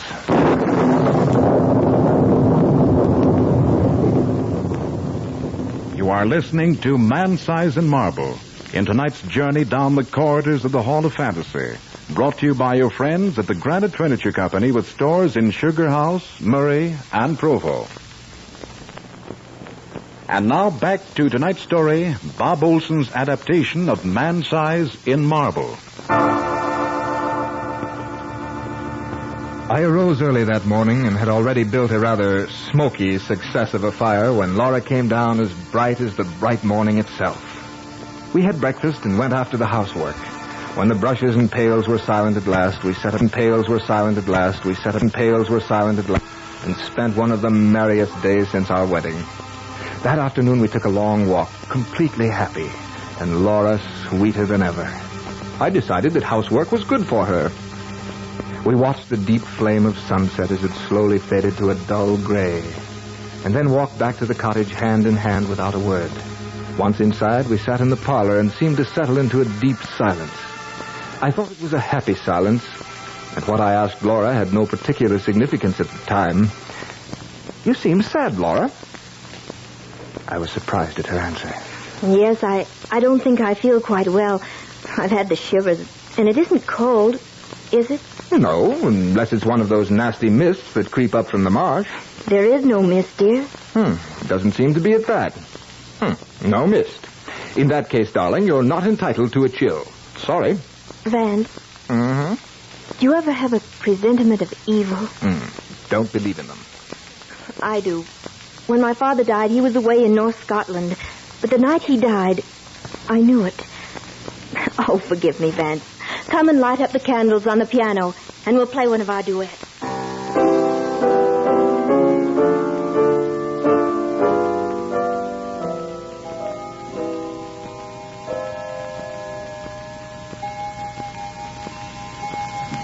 Hmm. 10 o'clock already. Light up your pipe if you'd like, Vance. I don't mind. Yeah, I think I'll take it outside. May I come too? No, dear. You're much too tired. I shan't be long. You get to bed or you'll be ill. You're taking good care of me, darling. Have to. Can't do all this housework by myself, you know. Then give me a kiss. That will be a pleasure. Let me go with you. You get some rest. Vance. Yes? We've been very happy today, haven't we? Even happier than usual, sweetheart. You won't be gone long, will you? No, dear. Not long.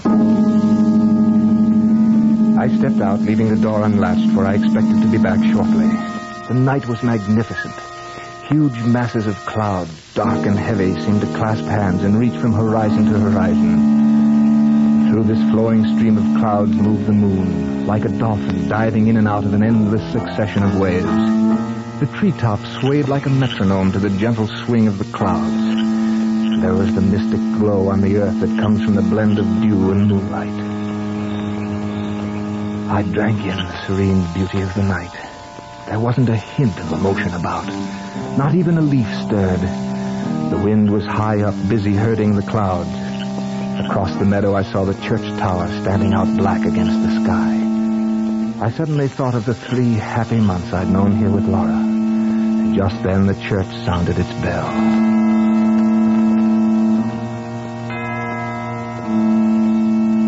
Hey, 11 o'clock. I should be getting back to the house.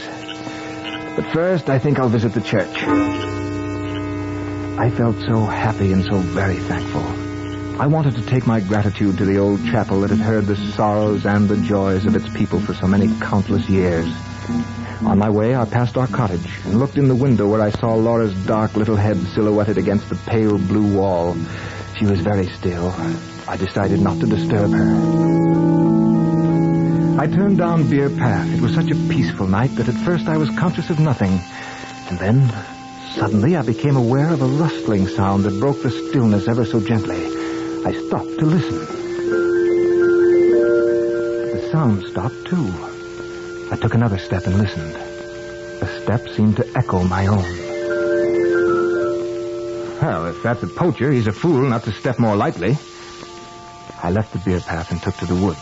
The footsteps seemed to echo along the path I had just left. It was strange. Yes, it was strange. But then all night sounds are strange. I passed through the corpse gate and walked among the graves to the low porch of the church. The door was open. Did I leave that open? I'd hate to have the damp get in and ruin those fine old fabrics. I went in and was halfway up the aisle when suddenly I remembered. That bell struck 11 o'clock. This is the very day, the very hour when the shapes drawn out man's size in marble begin to walk. Once I did remember, it came on me with a shiver. And I was ashamed. And so to make up for it, I walked boldly to the altar. I did that because, Well, because I wanted to tell Mrs. Dorman how peacefully the shapes had slept through the ghastly hour. And so with my hands nonchalantly shoved into my pockets, I passed up the aisle. In the dim gray light, the other end of the church looked more... well, it looked larger than usual. The arches above the two tombs seemed to have grown too. At that moment, the moon came out from behind a cloud, and in the ghostly beams of light, I saw the reason. They're gone. I steadied myself. It's some fool's practical joke. They can't be gone. I'm not in the right place. It's too dark to see here clearly. Yes, that's it. I took a newspaper from my pocket and lit it with a match. It flared up brightly. The confirmation was sickening. The bodies, drawn out man size in marble, had actually disappeared from the church. Suddenly I was gripped with an indefinable horror. It was an overwhelming certainty of finished calamity. I threw down the torch and dashed down the aisle, out the front door and into the night. They're gone! They're gone! Help me, someone! The bodies, they're gone! Settle down, man. Let go of me, you fool. The marble figures have gone from the church. They've disappeared, I tell you. Hey, they know. You've been smoking too much. Smoking and listening to old wives' tales. But, Doctor, I've seen the bare slabs with my own eyes. They're gone, I tell you. We'll come back with me. I'm going up to the Palmers now. His loss is sick. We'll have a look into the bare slabs. Well, you can go if you like. I'm going home to Laura. Rubbish. I'll not permit it. You can't go around all your life as saying you saw a slab of marble gain vitality. You can't do it, man. I'm not going back there. Then you want that you should be a coward? Coward? No, but... I coward. I nay can help you if you didn't go down with me. Oh, all right. Come on. No, here we are at the church. Come in with me. I'm coming. Oh, what have you got your ears closed for? Here, I'll strike a match. No, look there. What have you had to drink, man? I opened my eyes, and what I saw made me absolutely mad. A huge black screen dropped across my reason. For there on the cold gray slabs were the two grotesque shapes in their marble.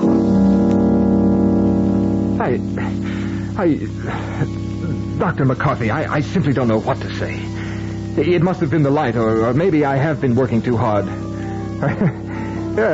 You know, I was sure they were gone. I'm quite aware of that. You'll have to do something about that brain of yours. But wait. Look at this hand. What's wrong with it, Doctor? It's been broken. There's a finger missing. Finger? But the last time I saw it, it was perfect. Someone may have tried to remove it. That can't be right. My impression was that they were gone. Completely disappeared. That was too much tobacco and painting. Perhaps. Well, come along, Dr. McCarthy. My wife will be getting anxious. I told her I wouldn't be gone long. Well, I should be going off to the Palmers. I'd appreciate it if you'd come on to the cottage with me and drink to my better senses. Or confusion to all ghosts or something. Well, it's pretty late, no. I had to see a lot of people tonight. I could go to the Palmers tomorrow. I'll come with you. I believe I needed the sensible old doctor more than the Palmer girl did. You've had an illusion, man. Nothing more than an illusion. Yes, I fancy you're right about that, Doctor. But it was a most amazing one. Dr. McCarthy then went into a dissertation on ghosts and apparitions as we walked on up to the cottage. When we reached the garden path, I was a little puzzled by the bright light that was streaming out the front door. Soon I saw that it was wide open. Had Laura gone for a walk? Well, come on in, Doctor. We'll find Laura and then pour ourselves a drop of whiskey. Good. The house was ablaze with candles. Laura had not only lit the wax ones, but there must have been a dozen other sputtering, glaring tallow dips stuck all over the room in odd little places. Laura, we have company. Oh, Laura. I wonder if she went out for a walk. Laura! Vance. Yes? Look. Where?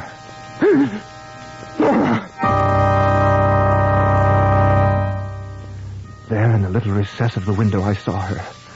What had she been doing there? Looking for me? But the doctor said it before I quite dared to. Someone's been in this room. Does Gina belong here? Who? Who? Laura didn't move. Her mouth was drawn and her eyes were wide open. Very wide.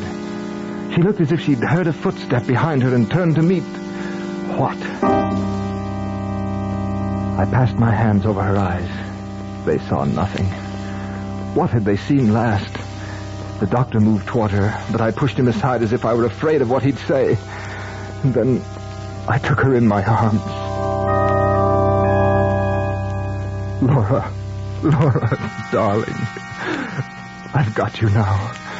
You're safe. She's safe. She's dead. Oh, no. She fell into my arms like a limp, loose-jointed doll. I was slightly mad with this horrible sense of loss. But I knew she was dead. I knew it, and nothing mattered anymore. Laura was dead, and the world was dead. And I silently prayed that I might die. What's in her hand? I don't know. I don't care. Laura's dead. But the doctor pried open her fingers, and soon something fell out of that grim clutch and dropped to the floor. We looked at it, and then at each other.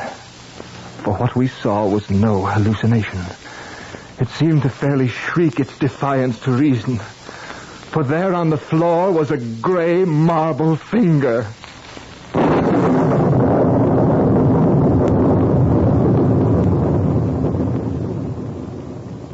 And so runs the tale of Man-Size in Marble.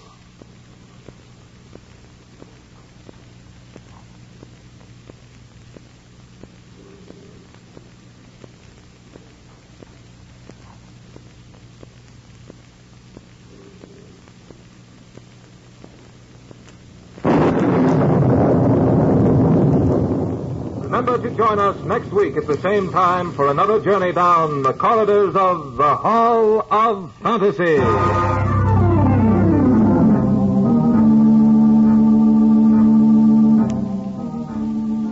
Tonight's story was adapted from the story by E. Nesbitt entitled Man-Size in Marble. Heard in tonight's program were Carl Grayson as Vance Langham, Beth Calder as Laura, Phyllis Perry as Mrs. Darman, and Archie Hughley as Dr. McCarthy. Musical background was provided by Earl Donaldson. The technical supervisor was Nephi Sorensen. This program was written by Bob Olson and produced and directed by Richard Thorne.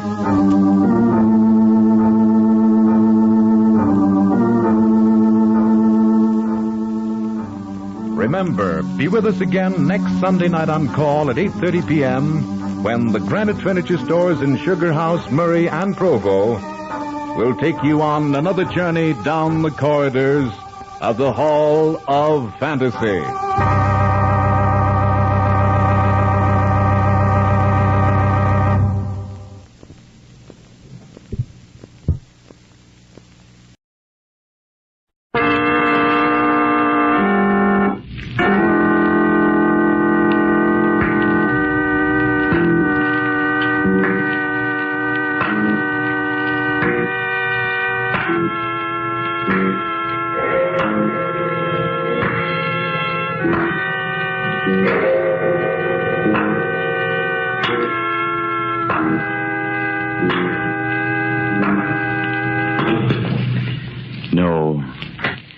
No, stay where you are. Do not break the stillness of this moment, for this is a time of mystery, a time when imagination is free and moves forward swiftly, silently. This is The Haunting Hour.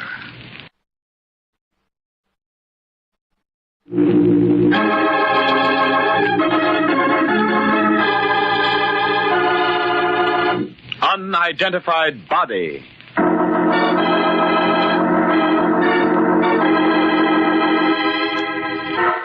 A simple situation can become quite intriguing when fate steps in and adds the necessary twists. Take the case of the notorious gang who put a crime reporter on the spot because his articles were dangerous to them. Now, add this twist. The fact that the gang has never seen the reporter. And add this twist. The fact that the gangsters flee from a gunfight, carrying with them the unconscious form of a stranger, a man they do not know, a man who happens to be Jim Briggs, the newspaper reporter they would like to lay their hands on. Who am I? Who am I? Is he on the level, Fred? I think he is, Chief. If you can only teach Schmidt to keep his hands to himself. I didn't do nothing. I said shut up. Watch where you're driving. And you still see the cops, Petey? I think we lost him, Chief. It was a close call. Too close. The town isn't safe for us. Not as long as that guy Briggs hounds us on the Daily Herald. What do we do, Al? We've got to get rid of him. It won't be so easy now. It's either him or us. Schmidt. Yeah? Take the next turn and head back to the hotel in town along Route 7. Let me tell you, Fred, this was Briggs' fault. He's got the cops worked up about us. He's got to go. But how? Where am I? What do we do with him? The way things are, we can't risk taking him to a doctor. No, we'd better... Say, wait a minute. I think I can handle him, Al, by myself. Better than a doctor. What do you mean? Just that with Trigger doing a disappearing act and lying low for the time being... You mean maybe this guy... Yeah, you get it. We can use him. Fine. Go ahead, then. He's all yours. I don't want any interference. Don't worry. I'll see that these monkeys clam up. You too, Schmidt. I didn't say it. Go ahead. Go ahead, Fred. What's the matter, fella? My head hurts. How'd it happen? I don't know. I don't know. I don't know anything. Who are you? You know me. I'm Fred Booth. Fred Booth? I don't remember. Now, look, fella, I'm going to help you. Help me? Look at me. No, look right at me. It's hard to hold my head that way. Hurts. Try. All right, I will. You don't remember anything? No. Let's see about that. Where do you live? I don't know. What was your father's name? His name was... I don't know. Now, look, fella, you're in a bad way. You've lost your memory. You've got a lot of things to learn again about yourself. Yeah, I understand. I'm going to start off with your name, and then later I'll tell you all we know about you. Thanks. Thanks a lot, Fred. Your name is Trigger Martin. Real name Henry, but we've always called you Trigger. That sound familiar? Trigger Martin. You remember now? You ever heard the name? Yes. Somehow it seems familiar.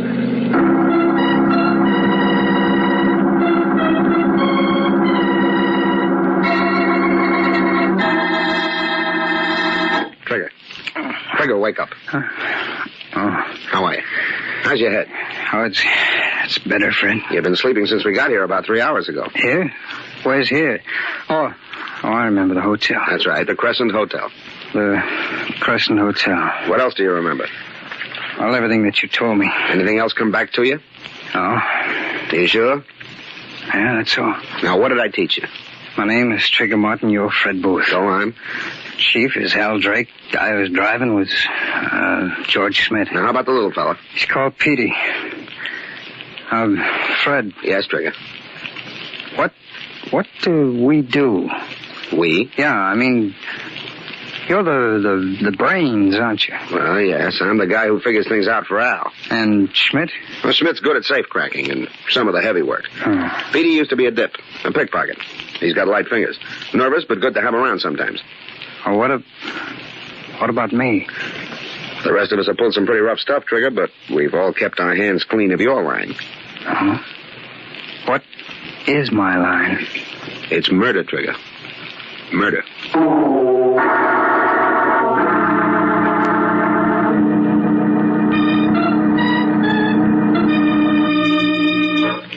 How's he getting along, Fred? Trigger. Okay. Your treatment? Well, what's wrong with it? Risky. Nah, he'll be all right. He'd better. We'll need him, but soon. I told him just now that he was a killer. Yeah? Any questions? No, he just wants to learn all about himself. Great. Would you be liking your rooms cleaned now, Mr. Drake? Sure, anytime, Mrs. Calder, but since when do you open doors without knocking? Well, if you're not up at this time of day, you ought to be ashamed of yourself. Oh, it's not that, Mrs. Calder, but sometimes we have business conferences and can't be disturbed. Oh, business, is it? Well, I've got a couple of dollars put away I'd like to invest. Mrs. C., you're a great kidder. And why should I be kidding? I'd like to live in style like you and Mr. Booth and the other gentlemen. Finance is hard work, Mrs. Calder. You'd better stick to cleaning. And that's just what I'll be doing if you gents will let me. And I'll start in this inside room and... Mrs. Calder, I don't think you better go in there. Not for a couple of days. No? One of our associates is in there sleeping. Mr. Schmidt? No, a new associate. He was hurt a little. In a hunting accident. He's got to have rest. Oh, you. I'm thinking you just like to be living in a dirty room. Well, I'll be back later then. I think you'd better. And remember, don't go in there. I'll not be forgetting, Mr. Drake. Chief, we ought to get out of town. Really hide out. They can't pin anything on us yet. Besides, I like to live nice. I like to live. What's eating you? You don't have a murder rap against you? So what? Trigger's the only guy in this mob who ever had the chair to worry about. Now... Al, calm down now. You saying something about me, Chief? Trigger, you ought to be taking it easy in your own room. I tried, but every time I lay down, my head started. Something hurting you, Trigger? Not exactly hurting. What then? This business. What you told me before about my killing people. I don't like it. What's the matter, Trigger? You going soft? Maybe I am. You know what happens to pals of mine that go soft? No, I don't. Nothing much. Nothing much that you'd care to hear about, and we don't even notify their families. I don't know. Does that make much difference to me? I can't even remember my family. You can't remember lots of things, but they happen. So what? So I want to quit. Trigger. I want to quit, do you hear? I don't know what I did before or how I felt before, but I know I couldn't go around knocking off guys just because you put the finger on them. Not now. Maybe the sock on the head softened me or made me yellow or reformed me or whatever else you want to call it, but I just couldn't kill a guy, and I know it. Not now. There's something inside tells me. What are you going to do about it, Trigger? There's nothing to prevent me from walking out of here. Why, you did it. Take it easy, Al. Well, look, Trigger. How many guys have you knocked off? I don't know. I can't remember. Can't remember anything except what you told me. Now listen to me, and listen carefully. I know of 6. Me? 6 murders? Yeah. And I don't know how many before you started working for Al. I heard you'd done plenty. Sure, you can walk out of here if you want to, but it won't do you no good. I don't get it. 6 murders. Practically every cop in the country's got orders to drag you in dead or alive. And with your rap as a cop killer, they're going to shoot first. Now, you want to walk, or do you want to play ball? Well, I'll stay. I have to stay.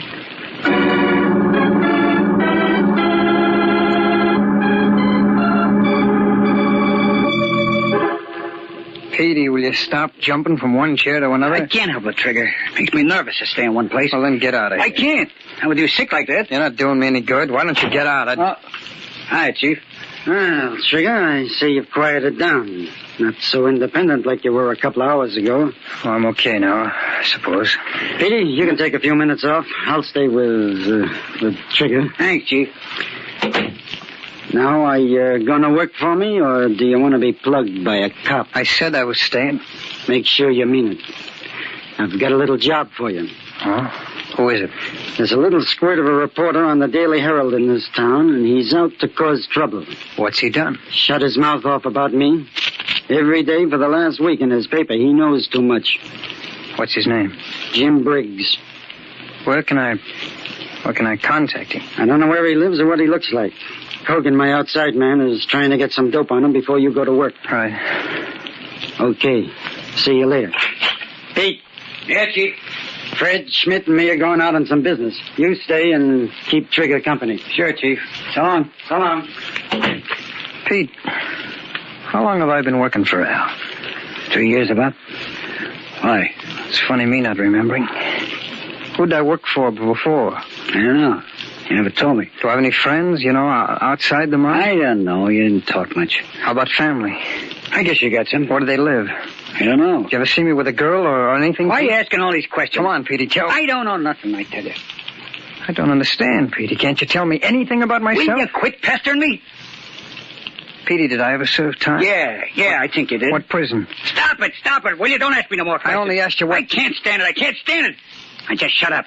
Questions. I gotta get out of here. Petey! What's the matter with that guy? Yeah, come in.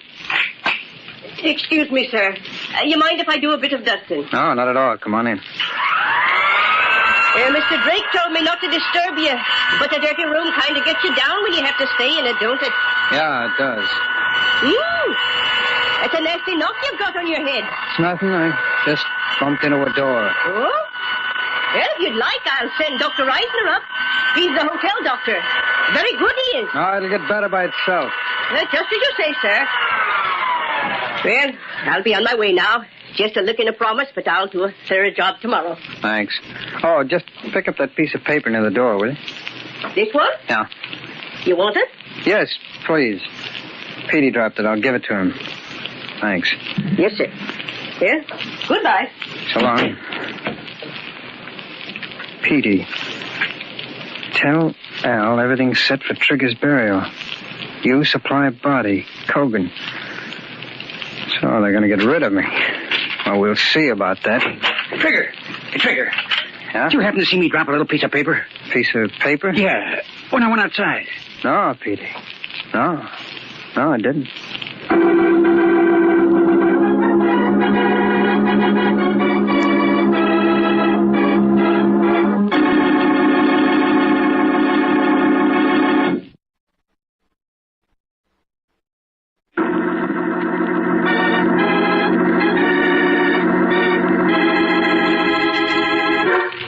Our story is about a mind from which all memory has been erased. Its owner was brought to the headquarters of Al Drake's notorious gang in the Crescent Hotel. There, his history was taught him by Fred Booth, brains of the gang. There he was told that he was Trigger Martin who had killed many men. Even though he felt he could not go on with his murderous career, he knew he was bound to it by his past. But then he intercepted a message that indicated he was to be killed.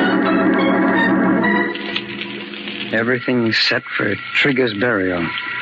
You supply body. Why do they want to kill me? The cops I can understand, but me, their own pal. I've got to get out of here. I've got to escape. I've got to. Trigger. What do you want? Snap out of it. I wasn't doing anything, Schmidt. You're sitting there thinking I don't like it. Oh, what do you want me to do? Talk. Talk? I don't feel like talking. Petey says you drove him nuts with your talking. Now you're quiet like a boneyard. Come on, talk. All right, I'll talk. Do I have any family, Schmidt? I didn't say for you to ask questions. That's all I've got on my mind. Well, keep me yourself then. You don't like staying here with me, do you? Al told me to. He said you shouldn't be left alone. I'll be all right. I won't try to get away. I didn't ask you that. Oh, go ahead, Schmidt. I'll be okay. I'll play some of the records. I don't want to get into no trouble with that. You won't. Go on. Go on. Take a little time off. Thanks, Trigger. I'll see you. Pick a good loud record. Stardust, St. Louis Blue, Darktown, Strutter's Ball. Look at this. Personal Recording Studios, Boardwalk, Atlantic City. Regards to Al and all the gang from Gloria and Trigger. This I gotta hear. Gloria.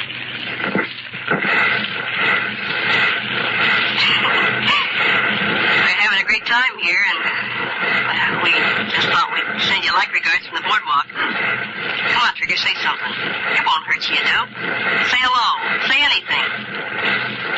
Well, I just want to send our regards, Al. I mean, me and Gloria. How long do I have to talk, Gloria? Well, I just want to send our regards, Al. I mean, me and Gloria. How long do I have to talk, Gloria?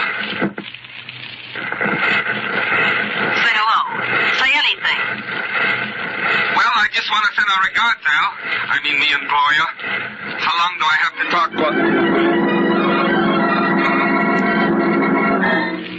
I'm not Trigger, then. I'm not. But who am I? Do they know who I am? Why are they trying to tell me I'm Trigger Martin?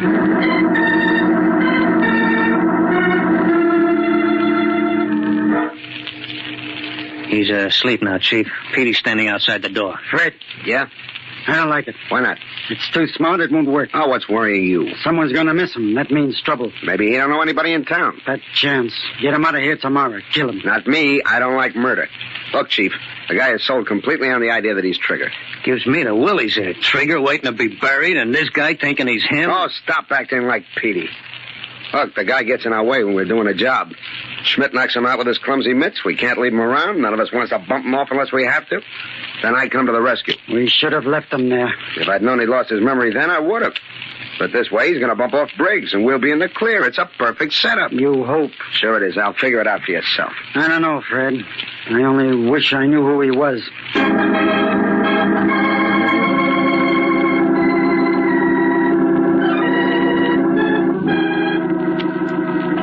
Trigger. Mm-hmm. How you feeling? Oh, much better today, Fred. Your head all right? Oh, sure. Al told me he had a job for me. Yeah. I think I could do it today. You better do it today. That's what I came to talk to you about. Al said the guy's name is Jim Briggs. That's right. And if you know what's good for you, Trigger, you're going to get him. But fast. Look what he says in today's paper.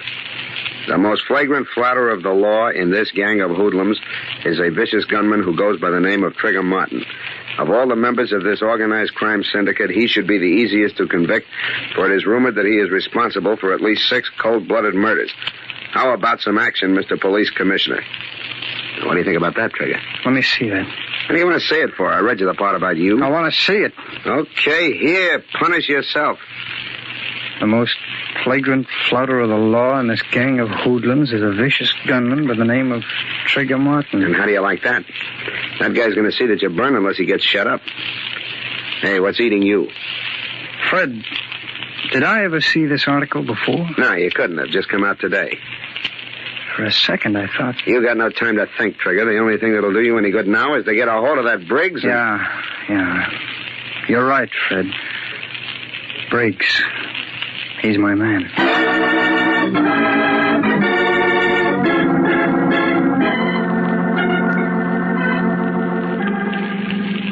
Listen, Al, I've been waiting 3 hours. I can't stand it. I gotta get into action. Take it easy, Trigger.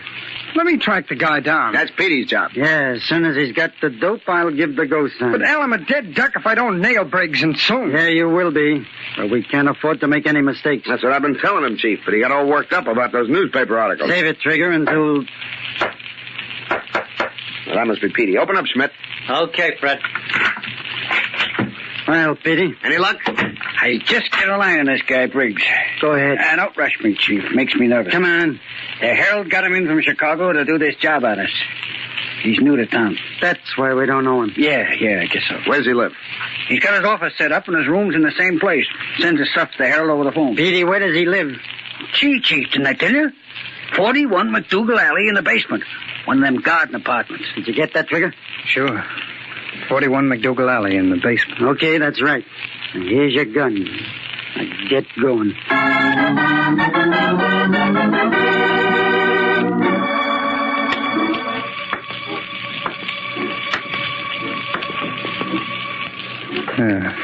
McDougal Alley. 47. 45. 43. 41. Basement.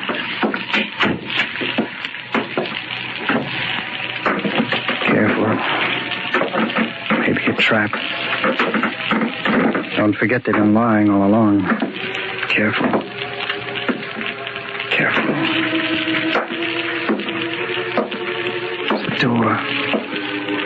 The door to his apartment. Maybe he'll help me if he doesn't shoot me first. I'll try the door. It's not locked. It's dark. I'll light a match. Jump it, Brigand. Okay, Crider.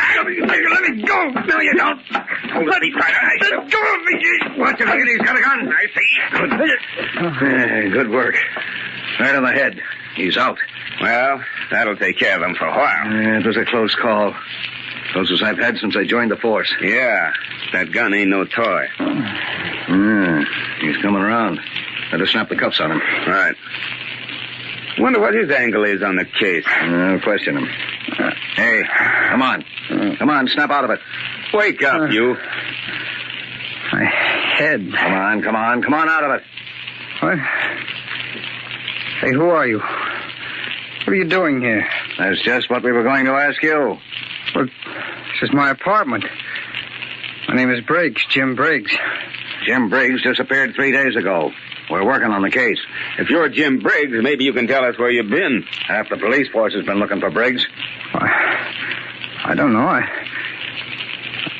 can't remember. All I know is that I'm Jim Briggs, and this is my apartment. Yeah? Do you usually come into your apartment with a gun in your hand? I don't know. All I remember is... I remember watching a gun battle. You sure you weren't in it? And then... Yeah, I remember now. A little. I was in a hotel somewhere in town with some men named Drake and Booth and Schmidt and Petey. Hey, Crider, that's Al Drake's mob. Yeah, and this guy is one of them. He must be that Trigger Martin character. You know, we never got pictures of any of them. No, I'm Jim Briggs, I tell you. Look, give me a chance. I think I can lead you to their hideout. Please. I think I remember where it is.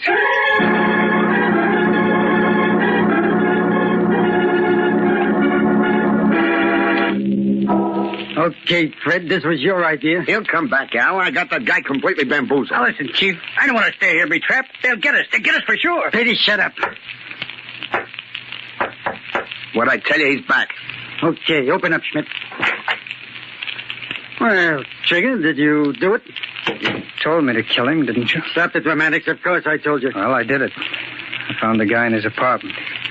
I was working at a desk. He looked up, and I gave it to him. Let's have your gun, Trigger. My gun? What for? Come on, hand it over. I threw it away. I don't believe you. Schmidt, grab him. No, you don't, Schmidt. Put up your hands. All of you. Now, Trigger, no point in getting jumpy. How long do you think you'll get away with Cut it. You know I'm not Trigger, and I know. Whoever you are and whatever your game is, no one person doesn't stand a chance against four. You won't get out of here alive. I think I will. Petey, open that door, quick. Yeah, right away. Come on in, Crider. All right, you guys. Bundle these hoodlums into the wagon. Did you get what you wanted, Crider? Perfect. Direct evidence tying Drake to an attempted murder. We've been trying to get that for years. Great work, Mr. Briggs. Briggs, Booth, you idiot. We had the guy all the time. Sure you had me.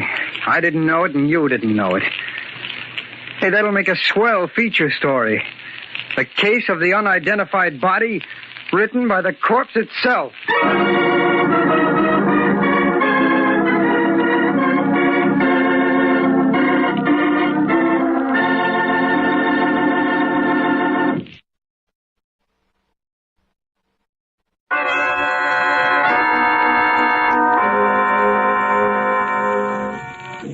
From shadows and stillness, mystery weaves a spell of strangest fascination, charging the mind with doubts and fears. For mystery is a strange companion, a living memory in the haunting hour.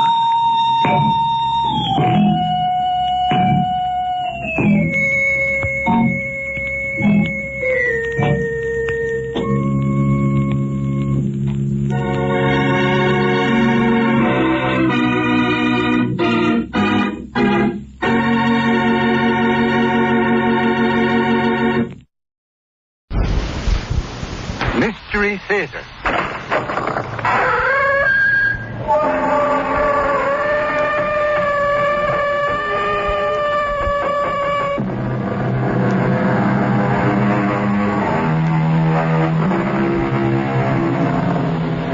Come in. Welcome. I'm E.G. Marshall. Have you ever known terror? Have you ever come up against something that so threatened you, so horrified you, that it stopped your heart for a moment? If you never have, count yourself lucky. But don't count on your luck too much. After all, who's to say that terror may never touch you, huh? Consider Helen and Jim Crane. They never thought it would ever touch them. Blood. Jim, there's blood all over. And the axe. Did you see the axe? Come on, let's get out of here. The blizzard. We can't stay here either. There must have been a terrible fight in that kitchen, and I'm not waiting for the winner to come back. You don't suppose... What? The murderer? The murderer the police are looking for. The man who slaughtered the Grant family. They said he was holed up somewhere on the mountain. This cabin, maybe? You don't think... All I think is that we'd better get out of here.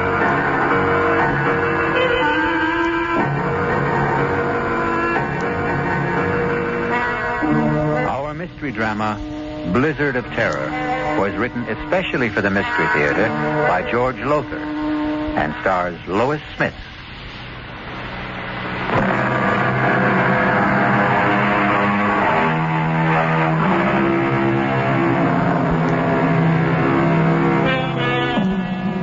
Dare you join me now in a blizzard of terror? Not so fast, not so quick to answer yes. Are your nerves in shape for what lies ahead? Have you promised yourself a good night's sleep? A promise you want to keep? In simple brief, are you who now listen to my voice ready to cope with terror? Very well. You made the choice, not I. Come along, then. Well, come on. That China will form no coalition with Russia in the foreseeable future. That's the world news. Now I have a special bulletin from the big Indian Sheriff's Office. Jim, turn the radio Sheriff off. Ed Ralston warns all motorists to stay off the roads on Thunder Mountain. Not only because of the blizzard, but also because the man sought for the brutal murder of the Grant family is believed to be hiding out somewhere on the mountain. Please, shut it off. All of them, with a kitchen carving knife. The Grant family... Thank you, Mr. Crane. You're welcome, Mrs. Crane. We don't need to be told again and again that we're in a blizzard on Thunder Mountain. We know we are, thanks to you. I'm sorry. It's okay, skip it. Maybe it is my fault. Jim! Wow, that was a close one. You know, I can't see the road. All I can see is snow. What's that? What's what? There, just ahead. Back under the trees. A cabin. So?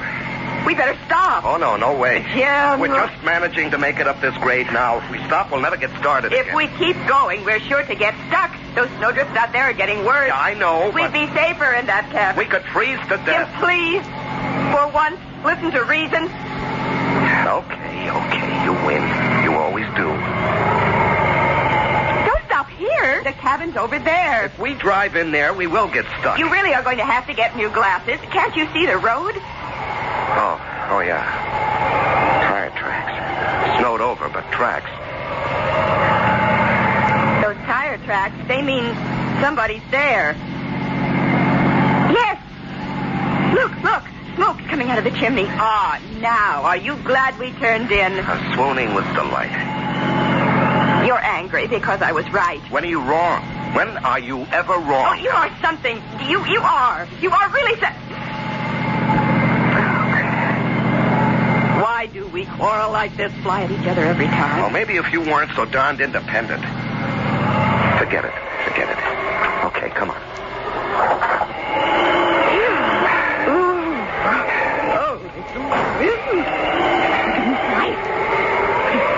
Yeah, all right, let's get inside. Fast.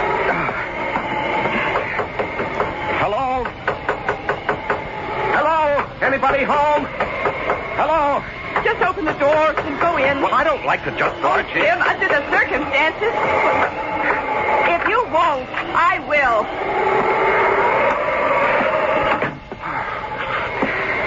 Hello? Anyone here? Hello? There must be somebody here. There's a fire smoldering in the fireplace. Here, look, there's a pipe in this ashtray. The tray is full of pipe ashes. Oh, here's a coffee cup, half full. There's a book open on the table. Huh. Jung's Psychology of the Unconscious. Whoever owns this place must be a brain. Hello? Anyone here? Hello? Helen, don't do that. You've got no right to go nosing around. Bedroom. Nobody in it. Must be the kitchen. Behind that door. Helen! Yes. Let's just sit down and just wait for whoever owns this place to come back, huh? I just want... You've got no right, Helen. Now, The owner of this place must be the kind of person who wouldn't like people nosing around. Oh, now, I'm telling really? you. Just look at it. This isn't just a cabin. It's a kind of lodge. Here, that wall lined with books. There, a hi-fi. Stacks of records, all classical. And those paintings on the walls. Helen, please. I want a cup of coffee, and if this door leads to the kitchen... She just won't listen. Just won't ever listen. Well, what are you standing there for? Now that you've opened the door, go on in. Oh. Good Lord. What is it? Oh. Jim. Oh, Jim. Helen, what is it? The kitchen. Oh, the kitchen. Here, Helen, here. You better sit down. You look like you're going to faint. Now, you just sit there. I'll have a look.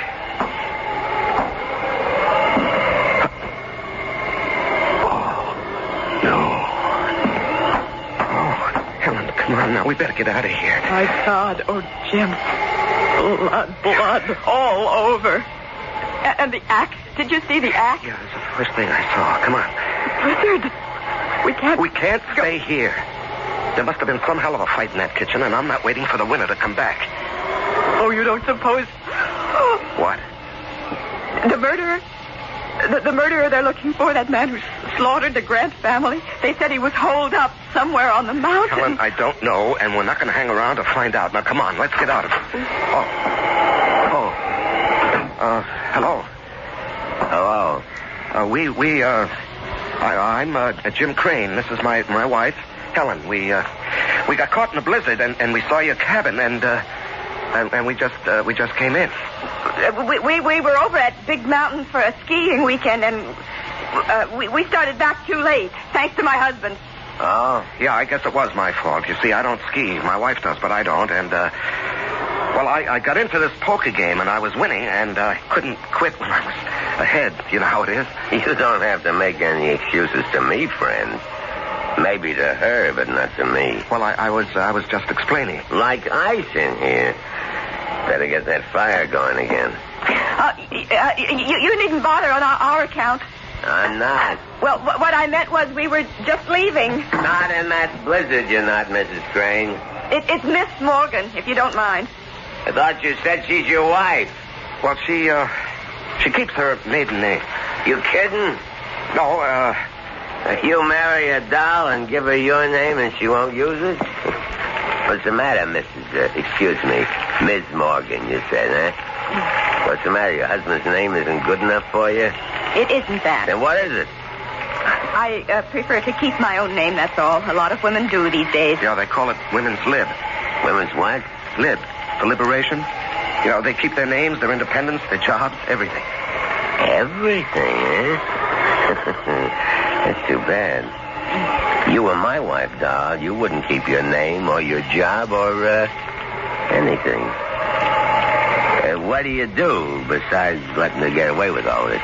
Engineer. I'm an engineer. You drive a train? Oh, no, not that kind of engineer. Hydraulic engineer. Water power. Oh. Cigarette? No, thanks. I don't smoke. You? I don't smoke either. And I thought you... Huh? Nothing. You thought I was? Well, I noticed the pipe in the ashtray, so... Oh, well, yes, I do smoke a pipe now and then. Cigarettes, too. You haven't told us your name. Jake. Jake what? Jake's enough. We need more wood. I'll get it. Let's get out of here. No, we can't. Well, we've got to. He doesn't own this place. He doesn't live here. And from the looks of him, oh, good Lord, what a bruiser. He could be the murderer the sheriff's looking for. The blood on his clothes, it's all over his parka. Helen, we can't be sure it's blood. What else could it be? And what about the cigarettes? There's not one cigarette in that ashtray. There's nothing but pipe ashes. Yeah, that's true, all right. And he's stupid. Totally uninformed. He couldn't be the man who reads these books, listens to that music. He never heard of women's lib. He thought you drove a train. Helen, we can't leave. We could die out there. We can die in here. And I have a feeling we will, if we don't get...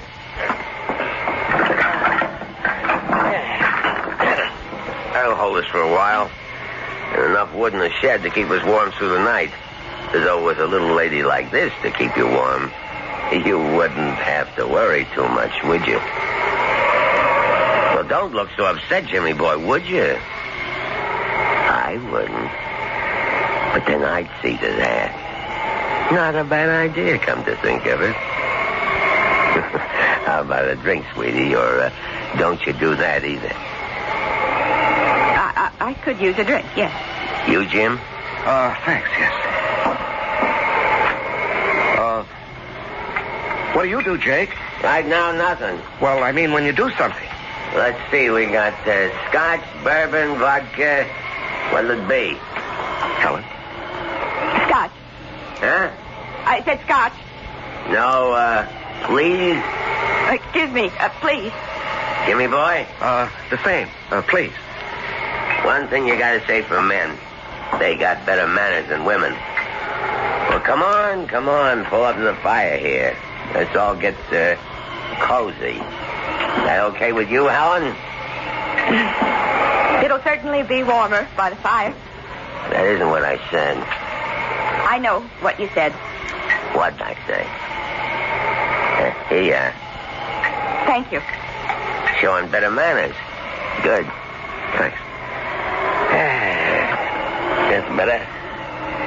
Easy chair, warm fire, drink. That's much better. Nice place you've got here. It's all right. You must do a lot of reading, all those books. I read some, yes. I see you like classical music, too. Who are your favorites? Composers, I mean. Beethoven, maybe? Yes, I like Beethoven. Oh, me too. I'm especially fond of his 10th Symphony. Oh, yes, I go for that, too. Well, I don't know about you two, but I'm getting hungry. Could use some supper. How about it? Yeah, I could eat. You, sweetie? I suppose. Yes. Good. But first, we'll have to clean up the kitchen. It's a real bloody mess out there, and I mean bloody. What do you mean bloody? Just said there's blood all over. All over me, too. See? Oh, yes. How, what happened? I didn't want to kill him. I had to. I surprised him out there in the kitchen, and he came for me. There was an axe, and it was the handiest thing, and I used that. I sank it into his skull, deep. I couldn't help thinking of the Grant family. The Grant? Yes, you haven't heard about that. Whole family down in the valley. Slaughtered. Blood all over. I got there in the kitchen. Well, we better get to it. You mean me? There's a lot to clean up. I can't do it by myself. Jim will help you. No, you will. I'd rather not. I didn't ask you whether you'd rather or wouldn't. I'm telling you. I'll give you 2 minutes to get out in this kitchen with me and get to work. There is no Beethoven tent. Oh, Jim, what have we got ourselves into? Helen, better humor him. Go on now. You better go on out into that kitchen. I'm scared. I just can't be in that kitchen, not alone with him. Oh, you saw the way he looks at me. The things he says. Oh, don't worry. I'll protect you. You? Well, how about it, doll face? Are you coming? Yes. I'm coming.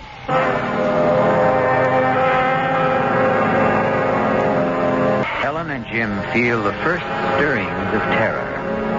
But worse, much worse, lies ahead for them. I'll be back shortly with Act 2.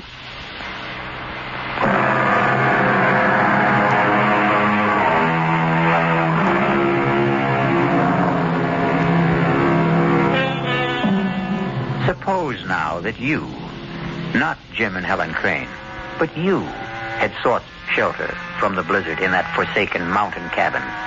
You had met this strange and quite obviously murderous man who called himself Jake.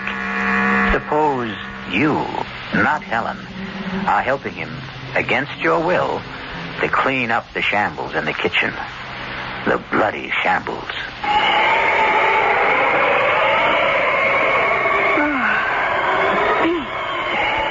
Well, that's it, I guess. The axe needs to be washed. There's blood all over it. Well, go on, wash it. I can't touch it. Not as liberated. Wasn't that the word, as you thought? I don't see what that's got to do with it. I kind of got the impression you felt you could do anything a man could do. All right, I'll wash the axe. You start making supper. Well, what are you standing there for? Get busy. I don't know where anything is. Lots of canned stuff in that closet, and there's a can over on the wall. Think you know how to use it? I'll try. Funky, aren't you? Funky. You know there was a killer in this kitchen this afternoon, and I was the one used this axe. You know that, but you got the nerve to stand up to me. Maybe too much nerve. There's beans and spaghetti, stew, and that's about it. What do you want? You decide. I figure you're good at deciding things. That's what's wrong between you and your hubby. How do you know there's something wrong? No sweat. 5 minutes with the two of you, and anybody could see you're too pushy. And him, he's too much the other way. Yep, like I said, you're too spunky. Somebody ought to take a little of it out of you. Get your hands off me. Oh, come on now. Now let me go. Oh, stop it. Stop it. Hey, what's going on there? Oh. What's going on? Well, you might say I was starting to do what you should do, Jimmy boy. Well, don't try that again. You do. And you won't do any more than you're doing right now. Oh, no? Oh, no? Oh, Jim, please. It's all right now. No harm done. I'm not hurt or anything. What's the big deal, Jimmy boy? Little kiss between friends. What's to get psyched up about? Come on, chum. As you and me have a friendly drink while Helen gets supper ready. No, I don't want to. Come on. You know how to use that can opener, sweetie? I'll manage. That's my girl. Scotch, right? Yeah. Oh, I see you tried to use the phone. Don't look so surprised. You put it back the wrong way around. The phone's dead. I could have told you that. The wires are down, I guess. No. I cut the wires. You cut? I see. Well, you drink, Jimmy boy. Cheers. Oh, and by the way, in case you've got any other ideas about getting help, those guns over the fireplace are loaded. And neither is that revolver on your mantle. Jake. Yeah? I'll make a deal with you. What gives you the idea that you're in any position to make a deal? I'm not, but you've got aces back to back. I know that, but I'm still in the game, Jake. You're a good poker player. You're bluffing, but I'd never be able to tell it in your face. Are you going to listen? All ears. Let us go, Helen and me. Let us go, and we won't say a thing, not a thing, to anybody. About what? What? You know. I don't know. Look, I don't want to spell it out. You got no choice. I hold aces back to back, like you said. All right.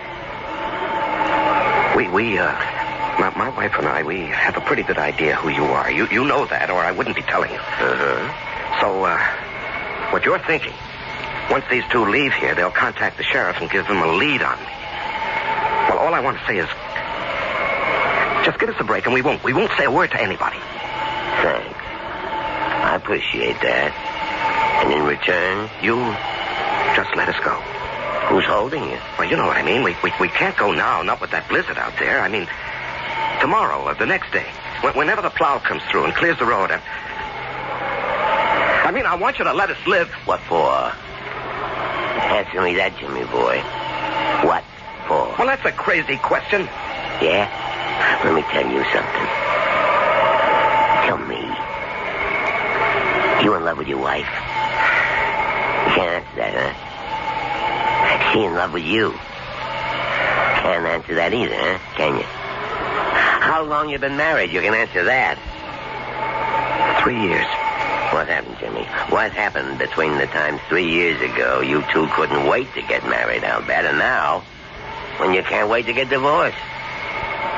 You are thinking about divorce, aren't you? Well, we don't get along, that's for sure, but... For what?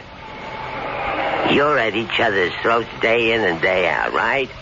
Nothing but fights, arguments, frustrations on both sides. From the minute you get up till you go to bed, right? Am I right? Yeah, you're right. And you want to live? For what? Well, you keep hoping things will change. They won't. Unless you make them change. And very few ever do. They keep hoping right into the grave, hoping. Like the Grants. Why did you kill the Grants? They killed themselves. They were dead long before they were put out of their misery. Like you and her. I'll make a deal with you, Jimmy. I'm listening. You give me a good reason why you should go on living. That's the deal. Oh, we want to. No. You just don't want to die.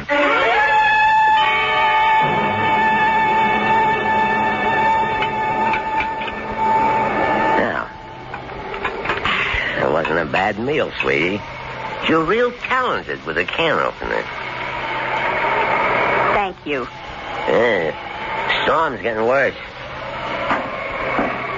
Yeah, we're really snowed in now. Drifts above the windowsills.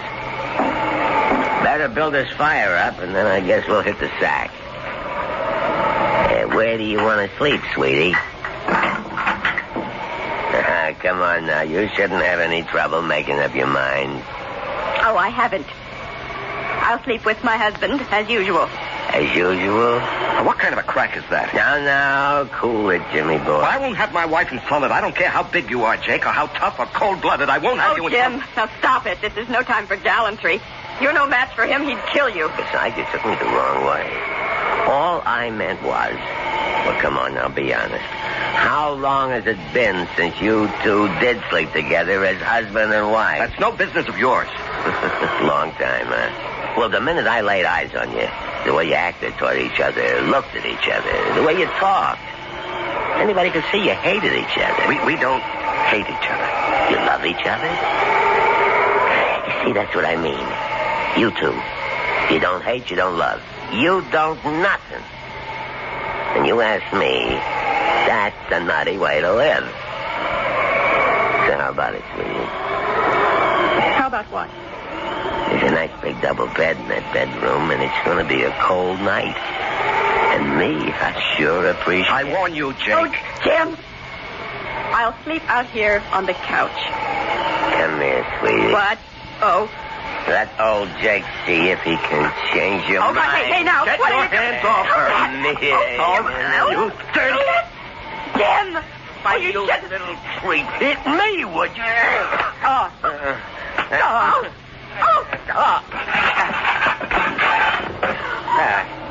I guess I'll hold you for a while, Jimmy boy. Now you, dog. Oh, no. Come here. You can kill me if you want to. You can torture me for hours, but I would never...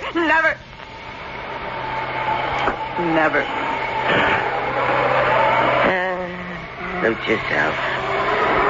Now I think about it. What would I want with you?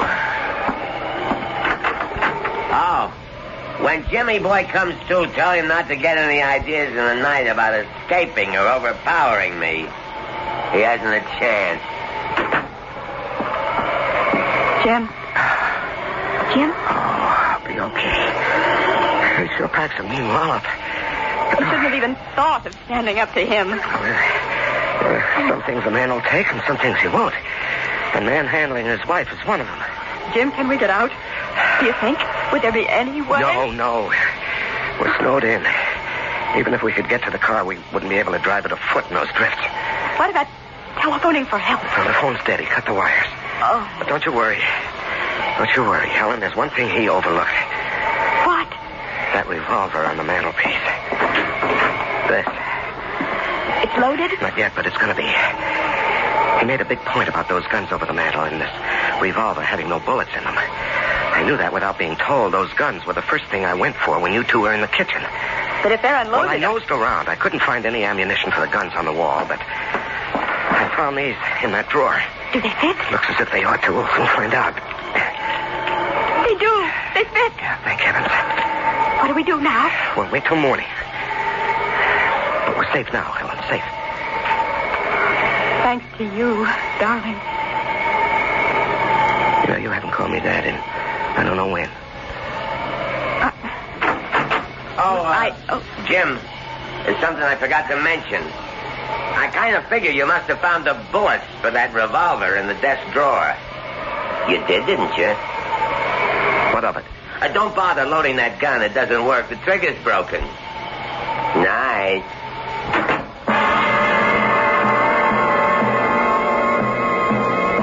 Helpless once again, Jim and Helen can only stare at each other as fear touches them with icy fingers. I'll be back shortly with Act 3.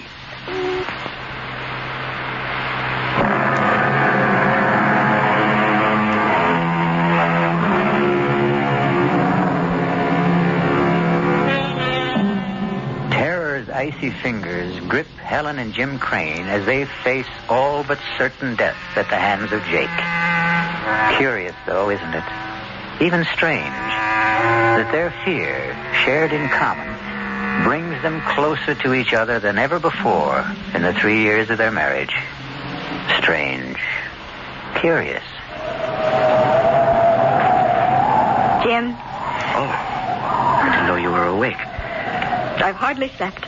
I'm sorry. I've done the best I could with this fire through the night to keep the room warm. I know. I watched you get up out of that chair again and again. Thank you, Jim. What? You did it mostly for me. For my comfort. Thank you. Nonsense. I need a little warmth, too, you know. You don't get much, do you? From me. Could be I don't rate much. I think you do. Then why do you withhold it? I only just found out. Found out? It wasn't the cold that kept me awake through the night. It was thinking about Jake and us. Yeah, well, we'll manage a way out of this. I don't know how, but we will. I wasn't thinking about that. I was thinking about something he said last night. He said, we don't hate each other, we don't love, we don't nothing. And then he said, you ask me, that's a nutty way to live. Well, it is, isn't it? If what he said was true about us, but it isn't. It is. Not for me. I did a lot of thinking, too. I love you, Helen. I always have. It's just that... Yes? I don't know. It seems I can't reach you anymore. Something happened to us along the way, and I can't figure out what it is. I think I can. Tell me. I don't know. I think maybe it's just the times we live in. I mean... Oh, well. Take women's lib. I don't see anything wrong with women's lib. The fact is, I'm all for it if it doesn't go too far. It did with me, I think. Oh, I don't know. I do. I wanted to be... I still want to be my own person. Myself. Me. The last thing I wanted was to be dependent on anyone, and I guess especially on you. But last night, Jim, I was scared. And when you fought for me, when you just went for him like a raging animal, Jim, and you did it for me. I know you wouldn't have done it for yourself, or maybe for anyone, but you did it for me. Oh, Jim, I needed you. I really did need you. Well, maybe the truth is... The simple truth is that we need each other. I don't mean just you and me, but everybody. I mean, we're all in the same boat, aren't we? Same world. We are dependent on each other, so... Why do we fight it? I'm not fighting it anymore. I made up my mind to that during the night.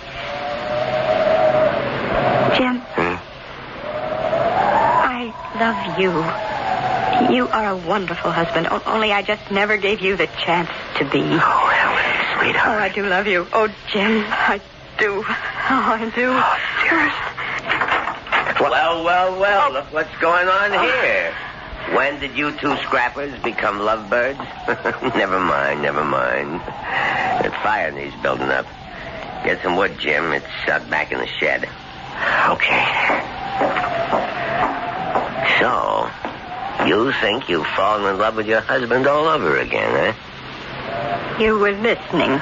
You overheard. Laugh myself sick. I don't see anything funny about it. You wouldn't. You believe it. So does he. Fact is, the two of you in the same boat, and no, you better row together or else. Or else what? You'll find out, sweetie. What will you take to let us go? Kind of putting the cart before the horse, aren't you? Go where? The blizzard has stopped. But those drifts out there must be 6 to 8 feet high. They must plow that road. They have to keep it open. A plow is sure to come through. If not today, tomorrow. Could be. Well, then. Well, then what? Don't kill us. Let us go. Why should I? I'll give you anything you want. I'll do anything you want. How do you know what I want? What makes you so sure you can supply it? You've made that plain enough. Jake, I beg you, let us live. At least, let Jim live. And I'll do anything. Anything.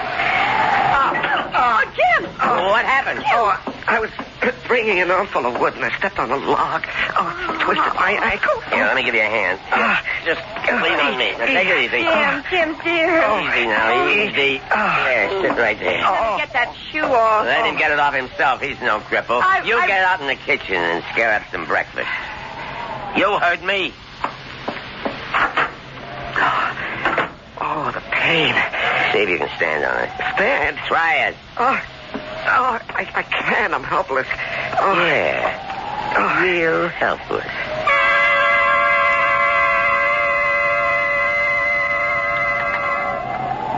Hey, you make a good cup of coffee, Doe. Thank you. I'll get another cold compress for your ankle, Jim. He's all right. I said he's okay. Let him worry about his ankle. You and me have some unfinished business. What is this? Helen, what is this? It's the only way. What only way? What are you talking about? Jim, I made a deal with him. A deal? I said I'd do anything if he'd let us go. Are you out of your mind? He's going to kill us. Now, you know that. Now, you're crazy. He'll get what he wants and then he'll kill us. No. Yes. No, because I'm going to kill him with his kitchen knife. All I want is to get close enough to him. No, you can't do that. It isn't in you to do that. It's got to be. There isn't any other way. What's keeping you? I'm coming. And leave the knife, doll. These petitions are awful thin. You ought to know that by now. Put the knife down, I said.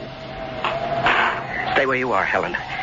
She made a deal. And she's gone through with it. Over my dead body. No, you fool. Over your live body. Over my live? He said he'd spare you. Spare me? He said us. She lied. She made the bargain to save you. Helen, you would... I love you. I love you, Jim. I told you that. I love you. And I love you, Helen, a lot too much to let you go through with anything like this. What you figure you can do about it, huh? You can't even stand, not on that bad ankle you can't. Oh, yes, I can. Jimmy, boy, not you. Now, doll. No. I can't. I can't go through with it. Oh, yes, you can. Leave her alone. Leave her alone. Oh, please, I can't. Stop it, Tammy. Stop it. Jim. You... How did you? I don't know, Helen. I somehow grabbed the poker and made it across the floor and hit him with it. I don't know how I did it. Oh, I've got to sit down and get off this. Oh, here. Oh, lean on me. All right, now. Easy. Yeah, thanks. Better have a look at him, Helen. See if he's breathing. I I may have killed him. He's breathing. His head's bleeding where you hit him. All right, get something to tie him up with. See if there's some rope around. And snap it up. He's coming through. Oh, yes. It's the phone. He said he cut the wires. He couldn't have. It was a bluff. Hello? Sheriff? It's the sheriff and Big Indian. Who? Professor Moran. No. There is a man here. I'm afraid he's hurt. Me? My name's Helen Crane. My husband and I got caught in last night's blizzard, and we managed to get to this cabin. And we found... Well, there was blood all over the kitchen and an axe. Helen, look out. Jake, it's all right. All right. The poker. Helen, the poker. Hit him again. No, you've got it all wrong. All wrong. Helen, hit him. Give me that phone. Hello, Ed. Yes, it's Jake. No, it's okay. Everything's okay. No, I'm not worried at all. I knew you'd check as soon as they get the service back on. What? Oh, that. Bobcat. Yeah, Bobcat. Surprised him in the kitchen. Killed him with a wood axe. Handiest thing. Yeah, I guess so. Prowling for food, sure. Oh, well, a nice young couple. No, I'm very much alive. I'll explain when I see you. The plow. When? Good. No, we're okay. Plenty of wood, plenty of food. Thanks, Ed. So long. You... Professor Moran? Yes. Why? I don't get it. We thought you were the killer they're looking for. Yes, I know. Why didn't you tell us who you were? Why didn't you explain about the blood in the kitchen? Oh, more important, why did you act the way you did? You acted the part of the killer. Yes. Why did I act the part? Well, you were guinea pigs, I'm afraid. Guinea pigs? Yes, I'm head of the Department of Psychology at City University. I sized you two up the minute I saw you. Your marriage was headed for the rocks, and like most couples, you didn't know it. No, I guess we didn't. Like any other young marrieds in this day and age, you'd lost contact with each other. We're going separate ways. Well, I set out to bring you back together, and as I said before, people in the same boat have to pull together. All I did was put you both in the same boat by making you face a common danger. A danger that never existed. Well, I'm hanged. You carried things pretty far, Professor Moran. Too far, my dear. Much too far. You'll find aspirin in the medicine cabinet. Bring me a couple, would you? On second thought, bring the bottle. And so terror turns to surprise and relief. Pretty shrewd fellow, Professor Moran, wouldn't you say? I mean, realizing that Jim and Helen were headed for divorce, that took keen insight into human nature. But then, he was, after all, a trained psychologist. I'll be back in just a moment.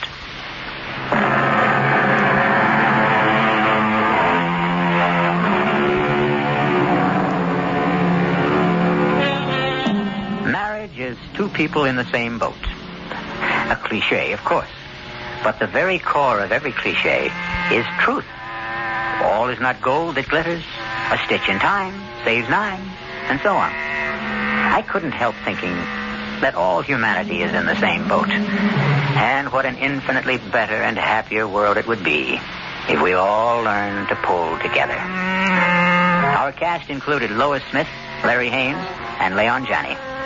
The entire production was under the direction of Hyman Brown. This is E.G. Marshall inviting you to return to our Mystery Theater for another adventure in the macabre. Until next time, pleasant dreams.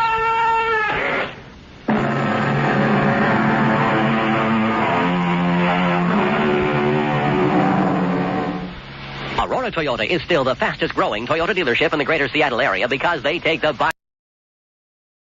Mummers in the Little Theater of the Air.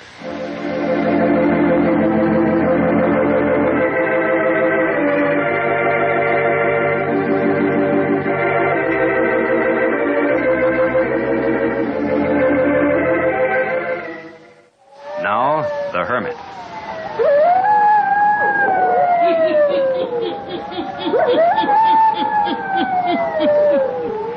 Ghost stories.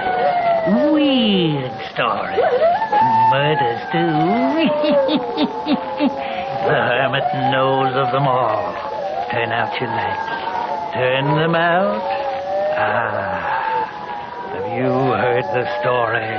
The blackness of terror? Then listen while the Hermit tells you the story.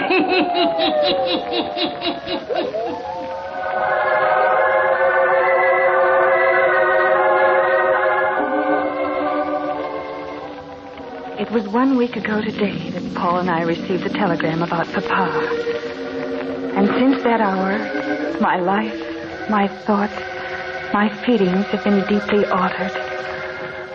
I have learned the results of the blackness of terror, the hideousness of sin, and the horror of madness. On Wednesday last, about 10 p.m., a telegram was delivered to me. Who on earth can be sending me a wire? Who else but your father? But Papa always calls. Well, before you open it, we're not going to Blue Acres this weekend. We haven't had one weekend to ourselves since we were married. Oh, Paul, it is Papa. I knew it. No, you don't understand. Here. Your father's seriously ill. Suggest you come at once. Dr. Laurie. Papa. Oh, now take it easy, Marlene. He's never been ill a day in his life. Your father's getting along in years, darling. You can't expect him not to have some bad days. But Dr. Laurie says seriously ill, and he's usually terribly conservative. We must start at once.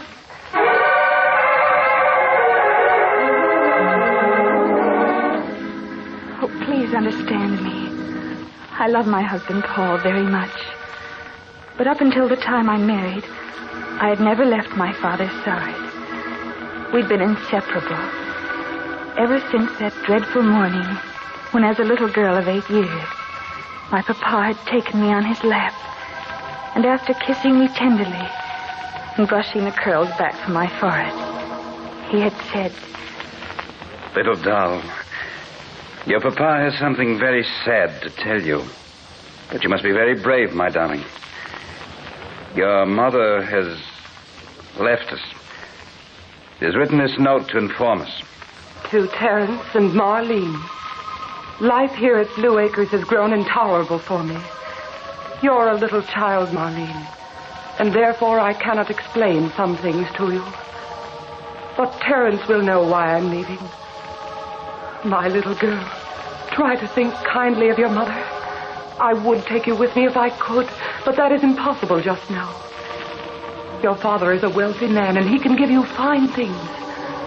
I know at Blue Acres you will grow up to be a lady of whom I shall always be proud, and a daughter whom I will love forever. Do not cry, my little darling.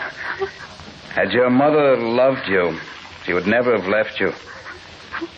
From this day forward, there'll be no mention of her name in this house. To us, she is dead. It was some years later that I learned that my beautiful mother had left Papa and me and had run away with Philip Court, a chap the townspeople said was a worthless dauber in paint.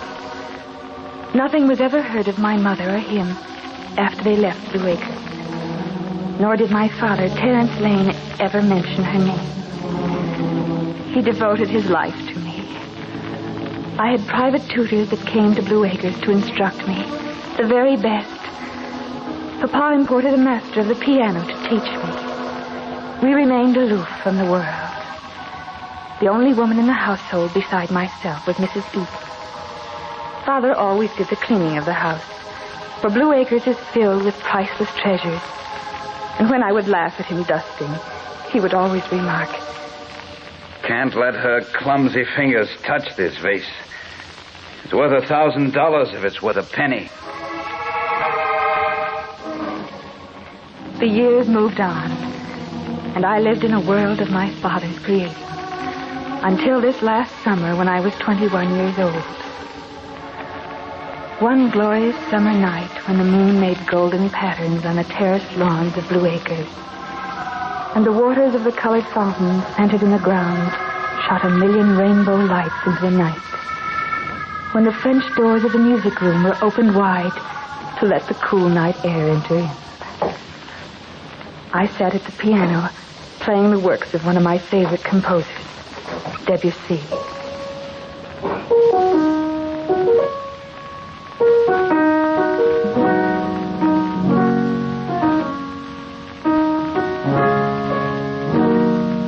Papa was not fond of Debussy, and as soon as I began playing, he got up from his chair and went to his study.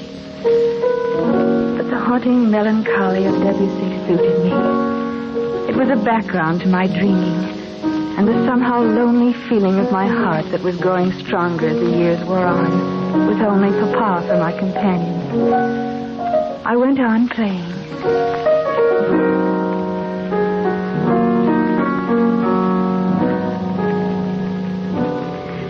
And then suddenly I was aware of the presence of another in the room. I felt it strongly even before I turned around. Oh, please go on. It's beautiful. Suited to a night like this. Please. I'm sorry, but I don't be sorry.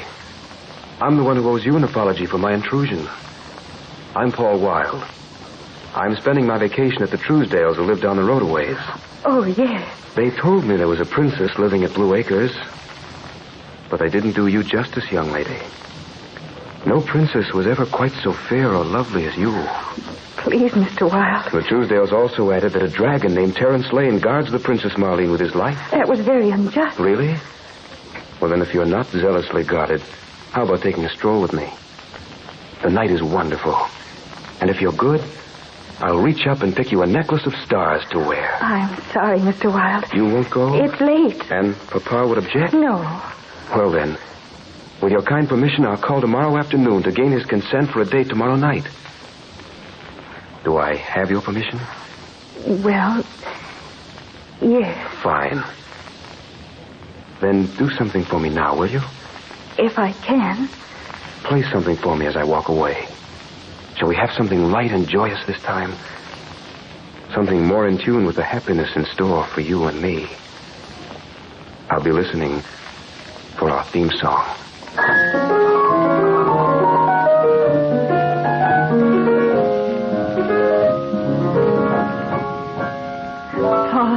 Paul Wilde. Only those deeply in love can understand what I mean when I say it was adoration on sight. I knew that from that second until eternity, there would be none other for me than Paul. And true to his word, he was at Blue Acres the next afternoon, asking Father's consent for an evening with me. I didn't hear their conversation, but I did hear from Papa later. My dear, I'm an old man, wise in the ways of the world. I've spent my entire life protecting you from the vulgar of this world, the worthless. Had I protected your mother more carefully, there never would have been the scandal in this house caused by her treacherous act. But Papa... I have already called into the city. This Paul Wilde is nothing but a simple clerk with poor wages. Is there never to be anyone for me? Of course, when the time comes. But this is not the time. I had never disobeyed my father, but I did so that night. I sent Paul a note, and we met at midnight in the gardens of Blue Acres.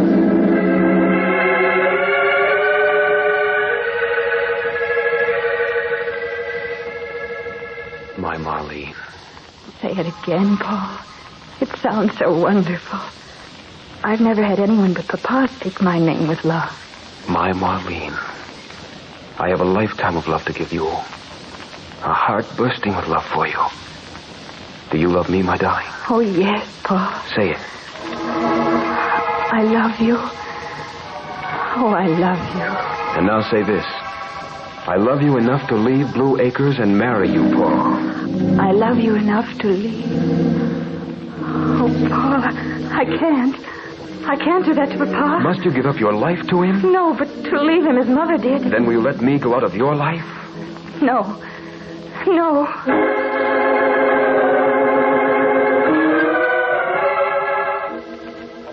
There were other surreptitious meetings.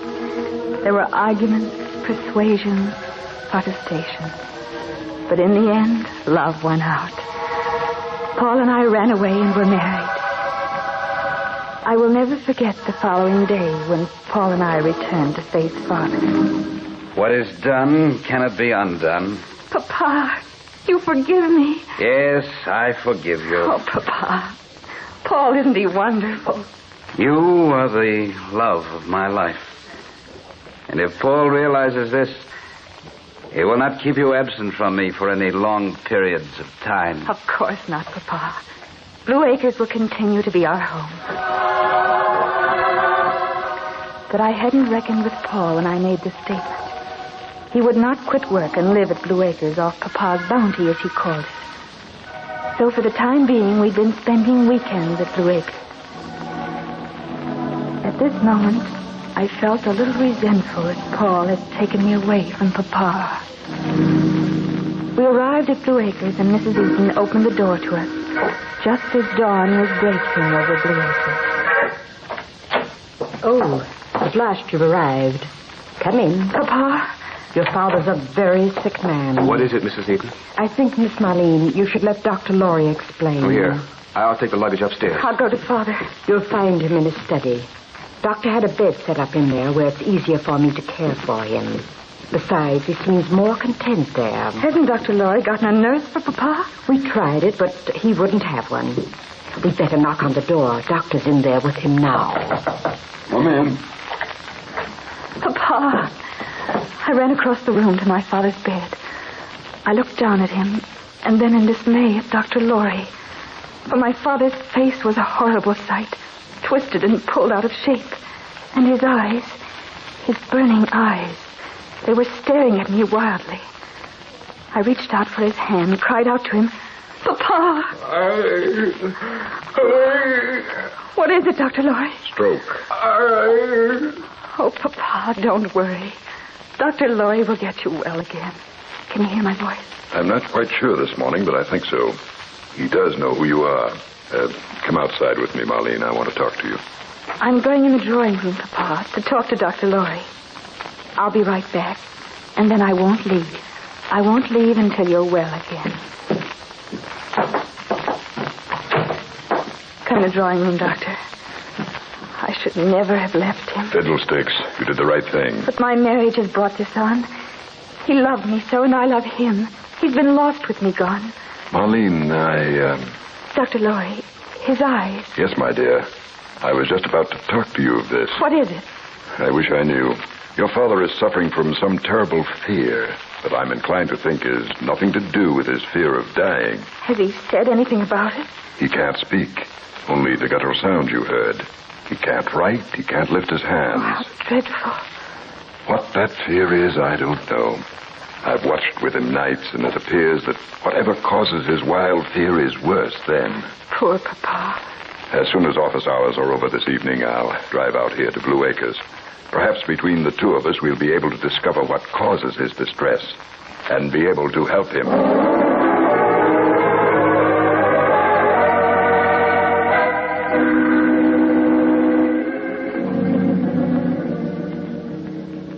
Filled my heart with sorrow to see my father suffering such pain and discomfort. And the look in his eyes, the mad, wild look, was almost more than I could bear. At last night came. I rejoiced when I heard Mrs. Eaton usher Dr. Laurie in. He and I sat by Father's bed while the heavy minutes ticked past.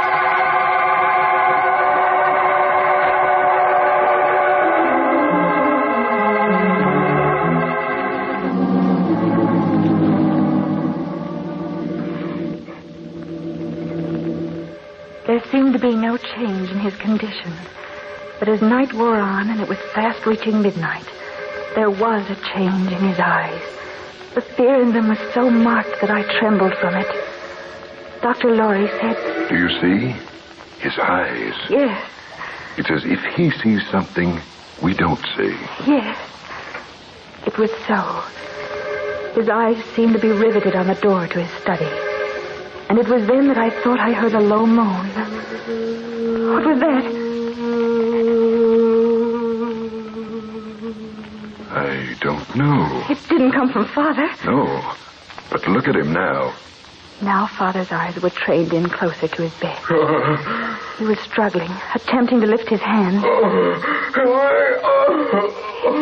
It was very plain to me, and I cried out, Doctor, there's some unseen thing standing over Papa's bed. That is the way I diagnose it. There is. Something unseen to us, but clearly seen by your father. And look, the bedclothes are moving, but he's not touching them. What is it? Dr. Lorry, what is it?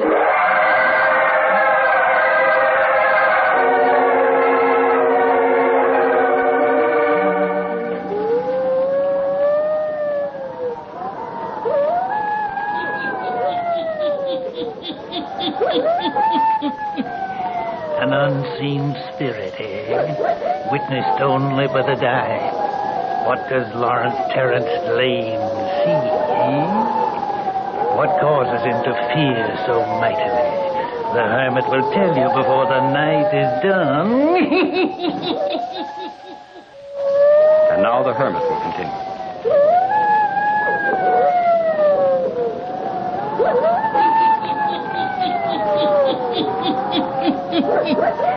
Only a few minutes have passed, but Marlene, in her anxiety to aid her father in his terrible fear, only makes matters more difficult. Now it appears that the dying man wishes his beloved daughter out of the room, too.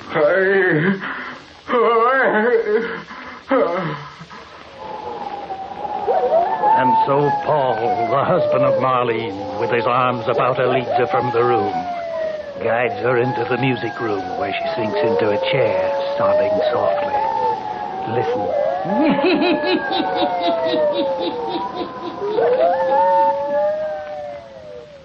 Darling, if you get overwrought, ill, you won't be able to help your father. Oh, Paul, it's so dreadful. I tell you, Papa sees things there in his room.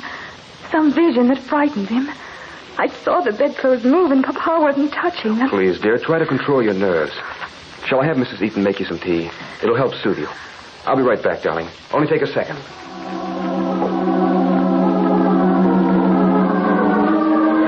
Paul went into the kitchen.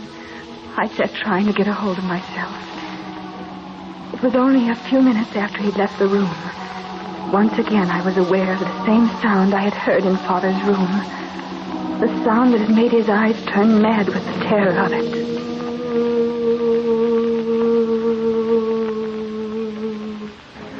Was I, too, losing my mind? What was the answer to this strange phenomenon? A sound that to my ears was exactly like that of a woman moaning. At first it was close to me in the music room. And then it grew fainter, but still distinct.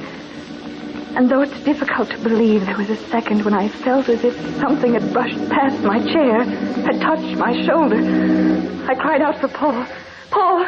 Paul! What is it? I'm right here. Paul, listen. Do you hear a strange sound? What sort of a sound? A sound like a woman moaning. No. I heard it distinctly. You listen. Hey, you drink this tea and forget about such things. Please, Paul, quiet. Now, do you hear? By George. You do hear it. Some unusual sound. Where is it coming from? I don't know. There it is again. Yeah. Sort of seems to be coming from these walls of the music room. That's it. Or from out on the terrace. Oh, it's nearer than that. Here. In this wall behind the piano. Yes. Why are you feeling the walls? This panel here. Look. Why, it's a panel that opens. I've lived here all my life, and I never knew of it before. And in a room in here. And you can hear the moaning from here much closer. Marlene, get the candle from the piano. I'm going to look around in here. Yes. Here, Paul. Yeah, this passage in here must lead to another room in the house. I'm coming with you. And the moaning we heard was from someone in the adjoining room from here. Paul, wait. Here, look. What is it? This enormous chest. Listen. Quick, there's someone inside this chest. I believe you're right. Hurry, they'll smother to death. Now it's locked. Locked? Someone's been pushed into this chest, and it's been locked against them. Hurry, can't you break it open? I'm going to try. There, the lock is giving now.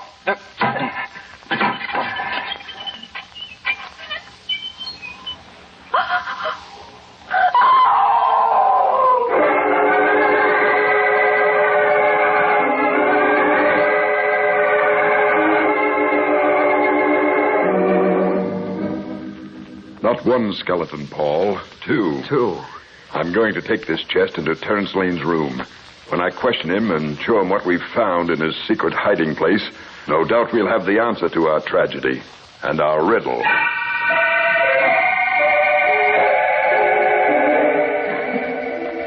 When confronted with the chest and the skeletons of human beings found in it, when asked questions by Dr. Lorry that Papa could answer by a nod of his head, we found the solution to the mystery of Blue Acre. Yes, the skeletons were those of Philip Court and my mother.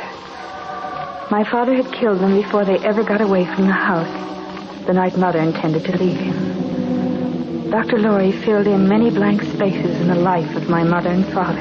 Your father was an insanely jealous man, Marlene. He would allow her no friends. He even went to the city alone and bought her gowns for her. He would allow no one to look upon her. He hated me because I attended her at your birth. Oh. I was surprised when he allowed you to get away from him and marry Paul. But I've figured that out now. What do you mean, Doctor? I found a large quantity of arsenic in his desk. Great heaven. I'm sure it was his intention to do away with you, Paul. Then, once again, he could have Marlene to himself. Take me away, Paul.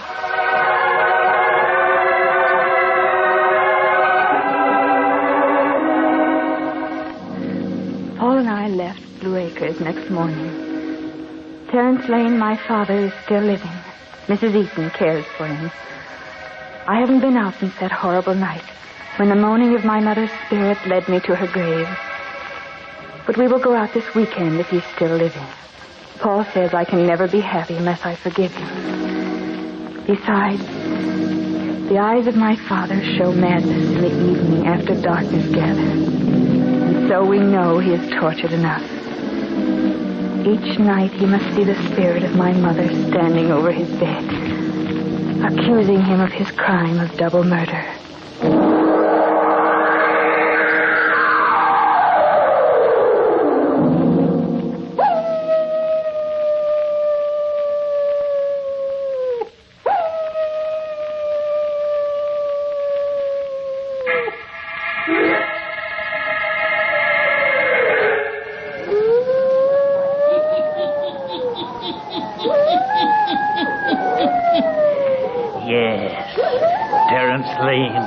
Suffering for his guilt, unable to speak to those who stand beside him.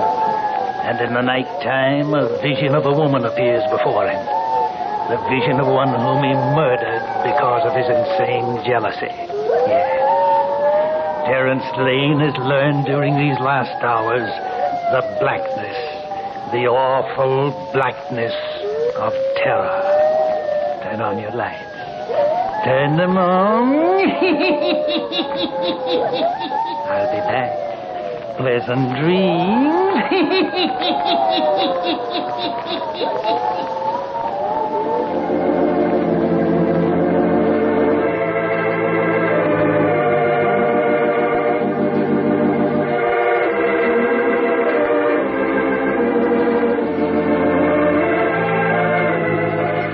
Characters, places, and occurrences mentioned in the Hermit's cave are fictitious, and similarity to persons, places, or occurrences is purely accidental.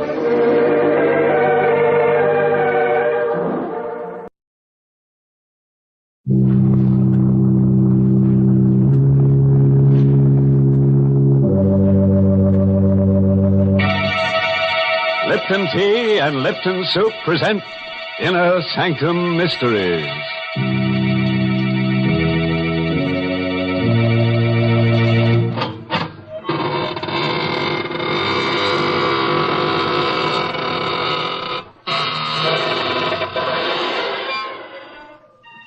Good evening, friends of the inner sanctum.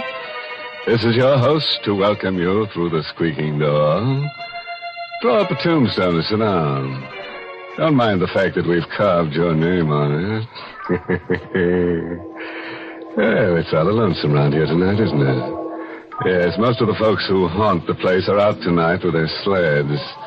If it snowed near your house, you may find them ghosting down here. Mr. Host, ghosts don't go sledding, do they? Why, of course, Mary. Especially the ghosts of gangsters. They're used to being taken for a sleigh ride. Well, now, why don't you take your sled and join your friends and let me have a word with our Lipton listeners? Folks, have you ever noticed how often we all use the words good, better, and best? We're always comparing things, because comparisons help us decide what the best things in life are.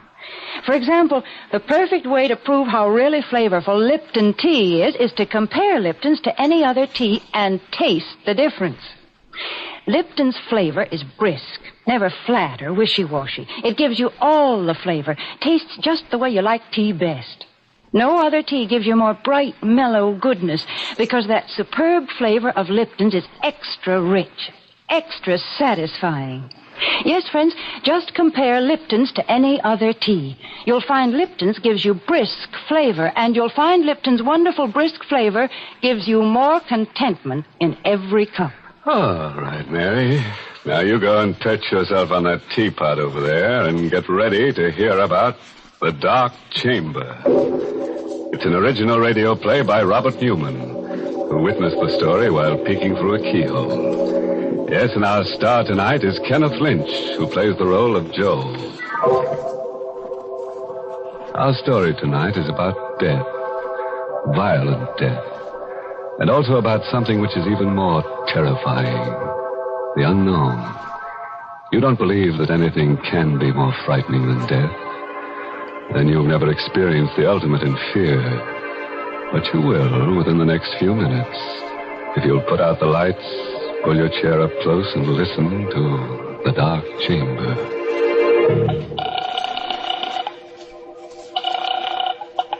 Police headquarters, Ryan speaking. Hello, police.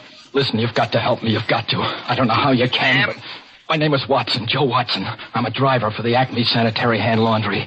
Address? Where I am, I don't know. That's part of the trouble. Now, look. Hey, wait, listen. I know it sounds crazy, but it's true. Check the laundry. Check the veterans. I'm an ex-GI. They'll tell you I'm straight. Well, I'm in a room someplace. I don't know where it is or how I got here or what I'm here for. I don't even know how long I've been here. It's a big room, but it's funny. No doors, no windows that I can see. It's just a couple of chairs and a table with this phone on it. I'm scared.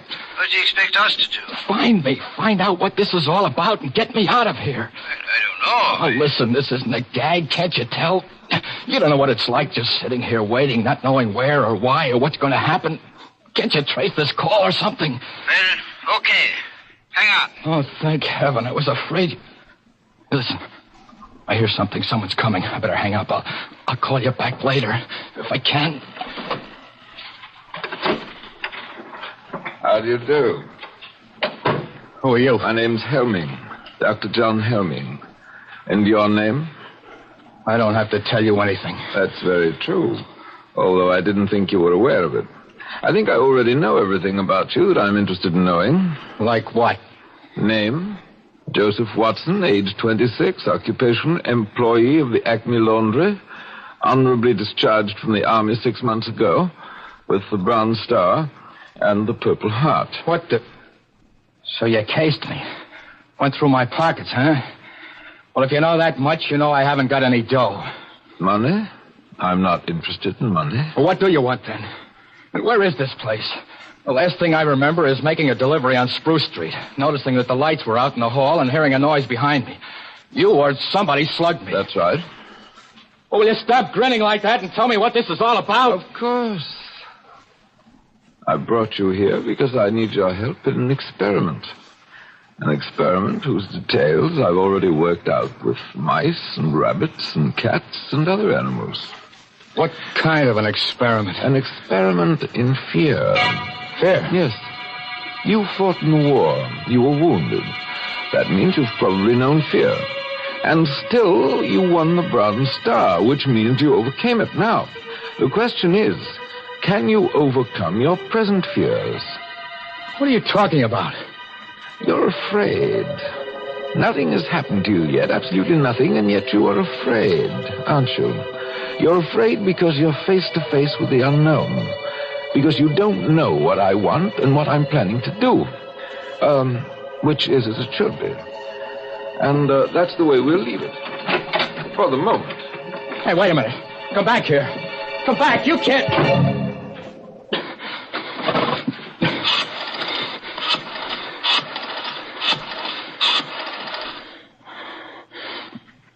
Hello, police. This is Joe Watson again. Listen, I got a little more dope. I don't know if it'll help, but there was a guy in here just now. Said his name was Helming, John Helming. That's probably a phony. He's about 50, tall, over 6 foot, white hair and gray eyes. No, I still don't know what it's all about or what he's after, but have you been able to trace this number yet? Well, how long will it take? Okay, I'll hang on, but... What? The lights just went out. The room's pitch dark and somebody's coming in again. I better stop. But for Pete's sake, hurry!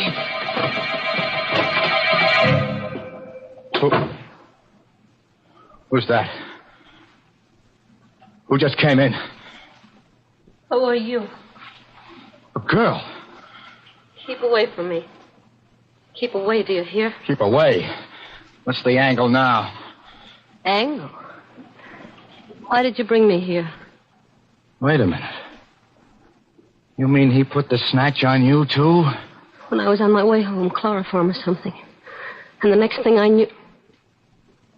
Why are you pretending? You're in on it, too. You must be. It's a trap. It's a trap, all right. But I'm not in on it. I'm in it, along with you. My name is Watson. Joe Watson. I'm Betty Grant. You swear? I swear. What would I lie about it for? I wonder why he put you in here. Put us together. Who is he? What's he going to do? I don't know. He said something about an experiment. An experiment in fear, but... Hey, listen, we've got to get out of here somehow, some way. He might be listening. Very astute, my dear. Of course I'm listening. What the... Where are you? Right here in the dark. I've been here all the time. Why are you... No, Joe, don't. He must want you to go for him. He's probably got a gun. Right again, my dear. Not that I'll need it. This is stage 2 of the experiment. A new stimulus to action has been introduced. Man against the unknown has become man and woman against the unknown. Look, let's get down to brass tacks. Be sensible about this. Thank you, Joe. That's why I won't need my gun. This new stimulus has been negated by an increased sense of responsibility. Responsibility towards the girl, and therefore by increased fear. Blast you, gun or no gun, if I get my hands on you, where are you? Where are you? Outside now, so you can relax. That was the final stimulus in this stage. Injured pride. The discovery that I could read your innermost thoughts and knew exactly what you were going to do. But you mustn't let that bother you. I already know everything you're going to do from now on. Till the end. Listen, you! Helming! Helming! He's gone. Joe. I know. Hold on, baby. Don't let it get you. There must be a way, some way. Do you suppose he's still listening? It's hard to say. But I'm going to take a chance. There's one thing he didn't figure on. A telephone. Here? Yes. If I can find it again in the dark. It was over on the... Here it is. I put through 2 calls already to the police. Told them what was happening and asked them to get me out of here. I had to hang up both times before they could trace the call and get this number, but this time... Hello. Hello, operator. What? No, this isn't the operator. You're on a busy wire. It doesn't matter. Thank heaven I got somebody. I've been trying for about 10 minutes now. Look, get off the line, will you? I've got to get through to the police. It's terribly important. But you've got to help me. You've got to. My name's Ben Lazarian. I'm a prisoner someplace. I don't know where. What? It's true. Strange house somewhere. A doctor who says his name is Helmy. What? What are you laughing at? Joe, what is it? What is it? I haven't got headquarters. I've got a guy that... I'm sorry, Ben. It's no use. What do you mean? We're in the same boat you are. A girl named Betty Grant and myself. Helming's got us locked up, too. You too? Yeah. He said he knew everything we were thinking, everything we were going to do. I did get through to the police before, but I guess he caught wise. We're talking to each other over an inside line. Then... Yeah. We're through. No. Joe, don't say that. Don't even think it. Look, ask him exactly where he is. Just where are you, Ben? Do you know? It's hard to say. I was out cold when he brought me here. It's a kind of a hall, a passageway. Cement floor, ceiling, stone walls. There doesn't seem to be any door or opening or anything like that. That's what I thought here, too. But there must be one, or how would he have gotten you in there? Hey, listen, start looking. See if you can find it. That's true. I never thought of that. If I do find the door and it opens into where you are... That's right. 3 of us together. We'll surely be able to figure something out then. Hold on. I'll start pounding on the walls. You see if you hear anything. Go ahead. What's he doing? He's going to knock on the walls to see if he's anywhere near us. And if he is, if he can find a door, we can get together. Hear anything? I'm not sure. Maybe. I'm not sure either. Sounds awful far away, is it? There, listen. That wall right there. Hello. Hello, Ben. Yes? We heard you. You're right next to us. Now, Ben, you listen, and Betty will knock back. Go ahead, Betty. That way, Ben, you'll be able to tell just which wall it is. Okay. Right. I hear it. I know where it is. Now to find the door, if there is one. Hold on. He's got it. He's going to see if there's a door. There must be one. There must be. Ben. And... Ben. Ben. Hello. What is it? I don't know. Thought I heard a moan. Joe! Look. There is a door. It's opening. It's open. Joe. Dr. Helming. Why, yes. Were you expecting someone?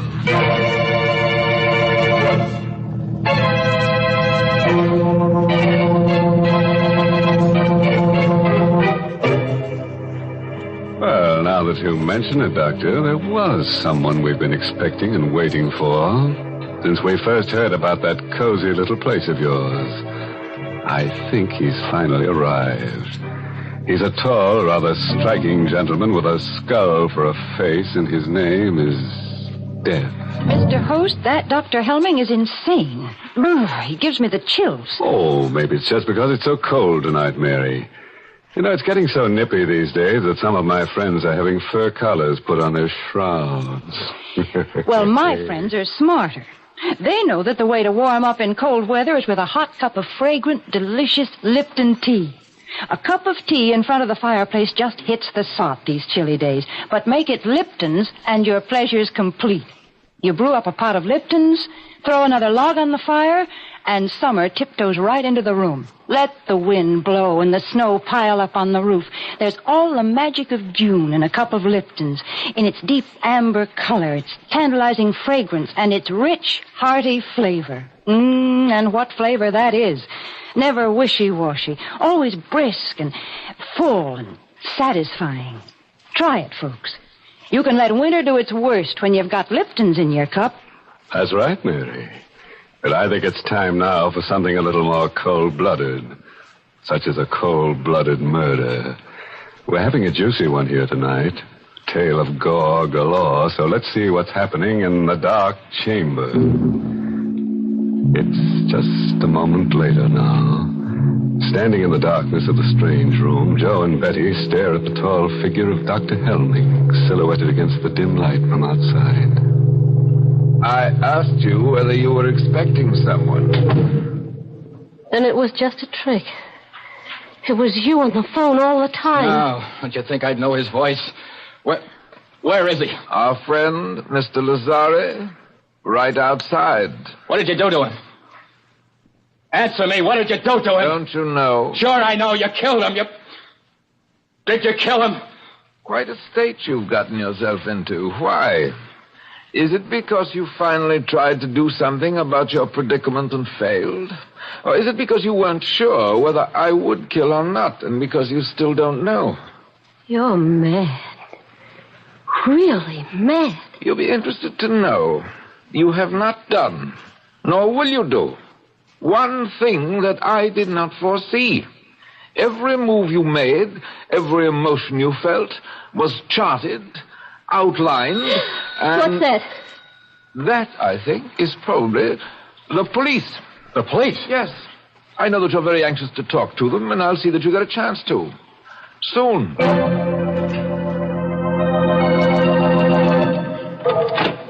Good evening, officer. I'm looking for a guy named Helming, Dr. Helming. I'm Dr. Helming. Come in, won't you? Okay. Thanks. This is kind of a funny business. It's about a phone call we got a while ago, finally traced here. A guy who said he was a prisoner or something. That must have been Watson. Yeah, that's his name. Joe Watson. Do you know him? Of course. I can't tell you how sorry I am. It was really very careless of me, and I'll see that it doesn't happen again.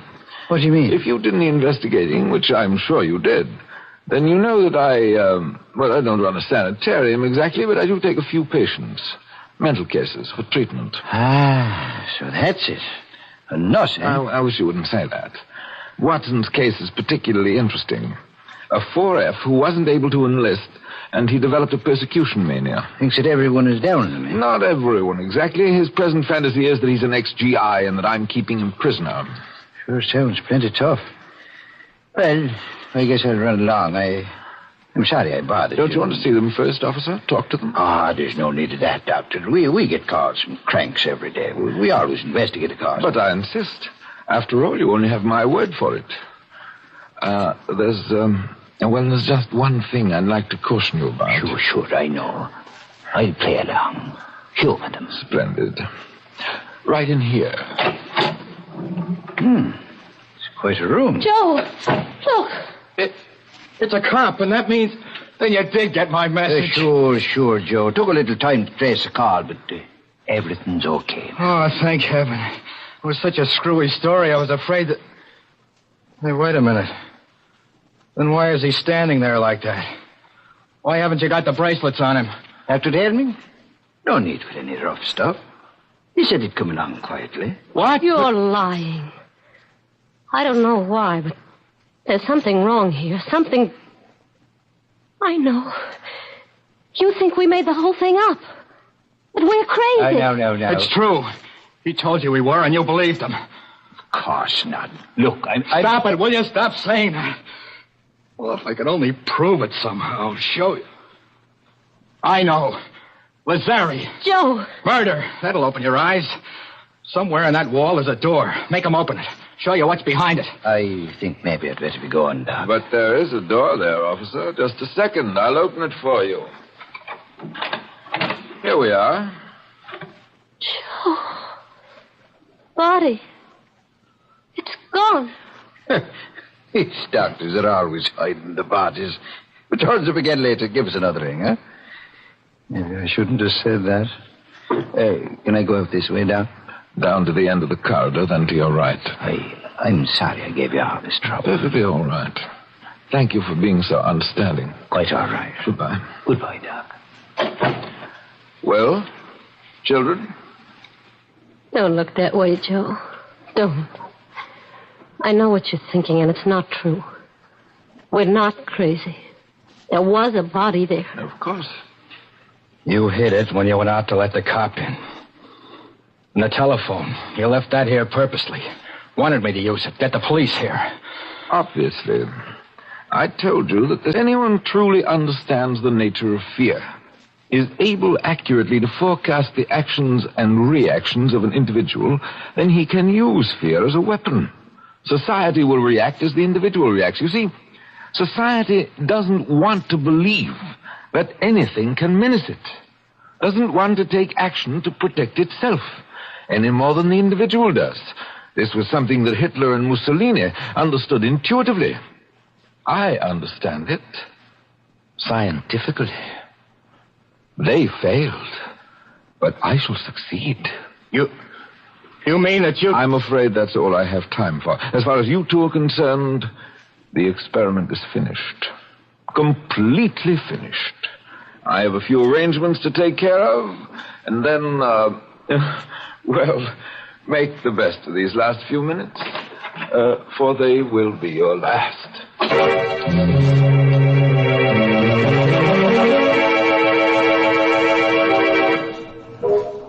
Joe, do you hear anything? Is he coming back? Not yet. He's going to kill us, isn't he?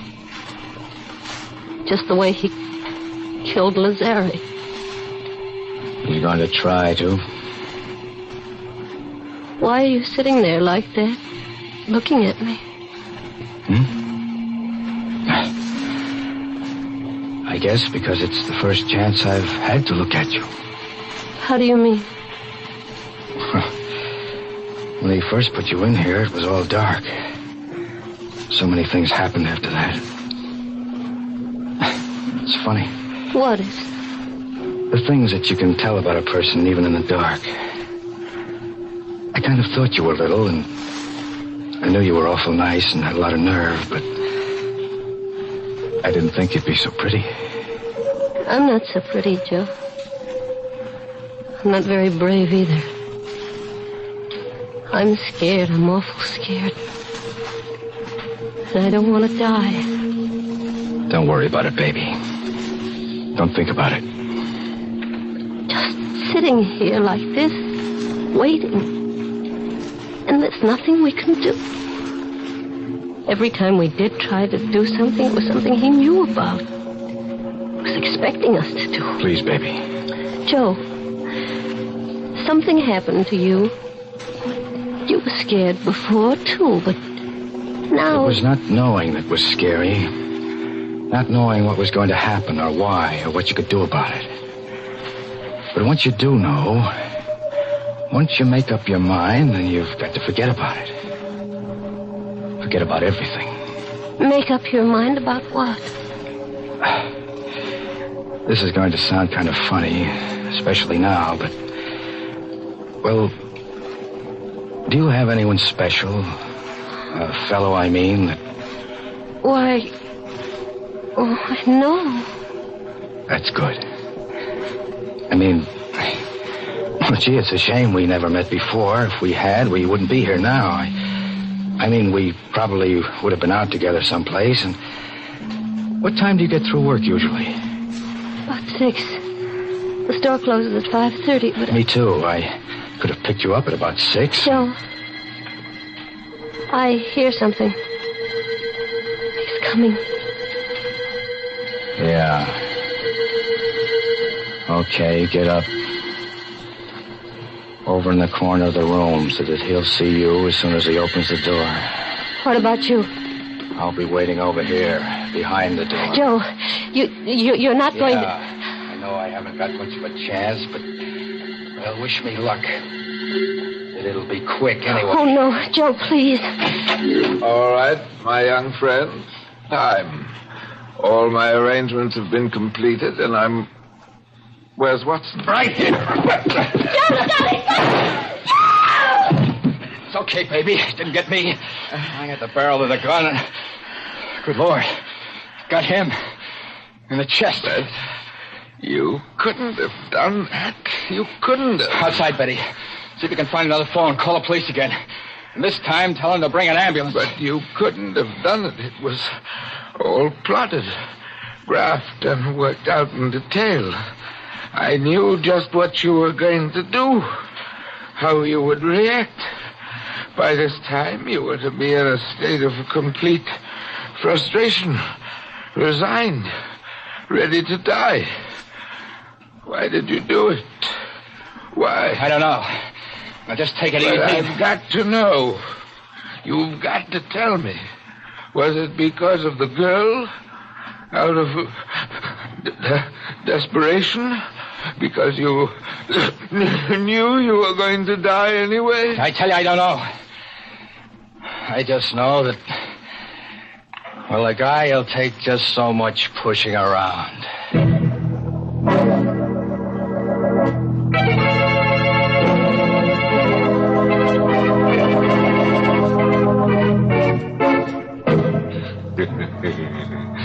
Pushing around, eh? Well, it sounds to me as if one of our characters is going to get a lot of pushing around at the end of a pitchfork and in a very warm climate. Yes, good old Helming's finished. He's got to be if we're to have at least 2 corpses, the inner sanctum minimum. Oh, you think that's a little arbitrary? Not at all. We've got to have at least 2 corpses to play our theme song, When a Body Meets a Body. Theme song? I didn't know we had one. Oh, Mary, we've got lots of them. Didn't you ever hear our skeleton song, I Ain't Got No Body? Mr. Host, let's be serious for a moment, because I want to talk about one of the most serious things in life, our health. For instance, the war may eventually lead to an increase in tuberculosis. And that's why the makers of Lipton tea and Lipton soup have asked me to remind you of the annual sale of Christmas seals. Funds raised by this sale support tuberculosis control programs, X-rays, health education, and medical research. Remember, over 500,000 people in the United States and Canada suffer from this disease.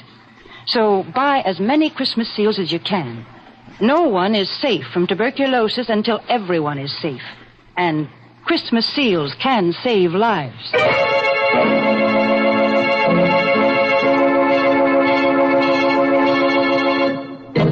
And now, friends, here's a word of wholesome advice. If you've had any murderous thoughts lately, give them up. It just doesn't pay. Well, I know a lady who killed off her husband, and, you know, it just ruined her marriage. As he grew very cold to her. Oh, by the way, this month's Inner Sanctum mystery novel is The Fearful Passage by H.C. Branson. Yes, and next week's Inner Sanctum story, directed by Hyman Brown and brought to you by Lipton Tea and Lipton Soup. Next week's story is about a vampire. He's a very stingy fellow. That's when you go out with him, the drinks are always on you. Naturally, we're going to try to make him feel at home here, so I've just ordered a good supply of bats with green eyes, a coffin for him to sleep in, and a wooden stake to drive through his heart. I wouldn't stake my life on it, friends, but he may visit you before next Tuesday. Until then, good night. Pleasant dreams?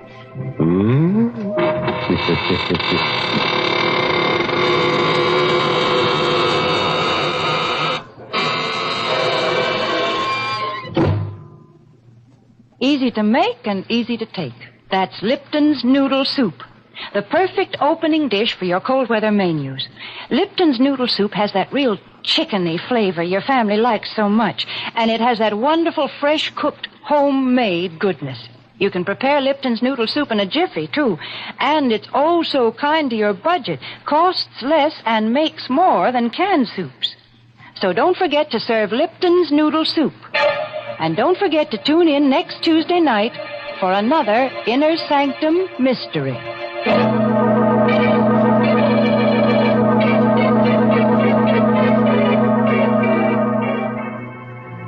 This is CBS, the Columbia Broadcasting System.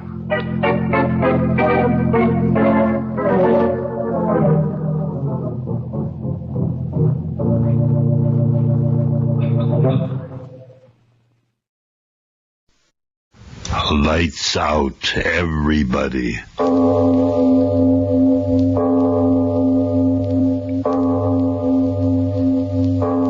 It is later than you think.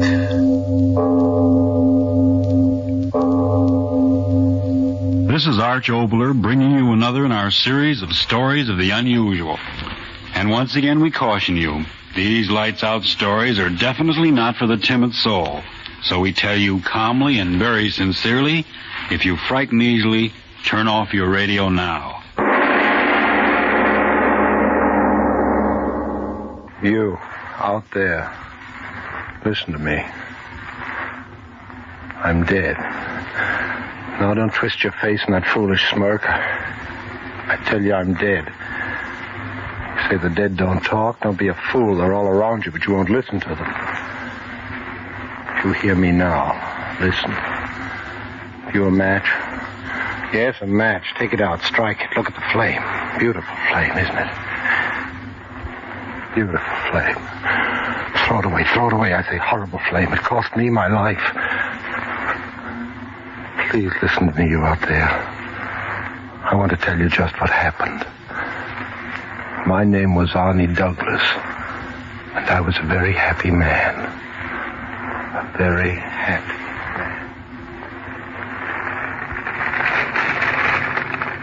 Arnie? Yes, Sam? You know what I've been thinking about, sitting here in front of the fire? No, Samuel, my friend. I haven't the slightest idea what you were thinking about, blonde or redhead. No, Arnie, I'm serious. I was thinking that you ought to be just about the happiest man in the world. And what made you come to that brilliant deduction? Well, if happiness is based on satisfactions, you have the satisfaction of knowing you have a fine career, all the money you can use. Now, Barbara. Barbara. Yeah. You know, in spite of the fact that she's my sister, I think she's the loveliest girl in town. In the world, Sam. In the world. Listen to the fire. It agrees with you. Or disagrees. Say, talking of fire, reminds me. What? When are you going to grow up? Uh-oh, I think I know what's coming. I should think you would. I don't mind you risking your own neck, but think of Barbara. You look pretty funny coming to your own wedding dressed in a plaster cast. Yeah, what does Emily Post say about that? White tie with plaster cast or black tie? Now, let's get serious, Arnie. Chasing fire engines is a kid's trick. Well, fires have always fascinated me, Sam, always. So what? Fire fascinates most of us. But that doesn't mean we have to jeopardize our lives chasing them all the time. Yes, I suppose it does look foolish, fire chasing, but... Look here, Sam. Don't flames get you? What do you mean? Look in the fireplace. Look at those flames curling around the log. Well? Orange and red, like small living things reaching out for life.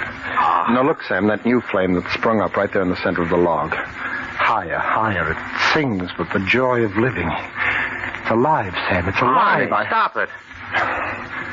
What's the matter, Sam? Did I scare you? Oh, but you were talking like a fool.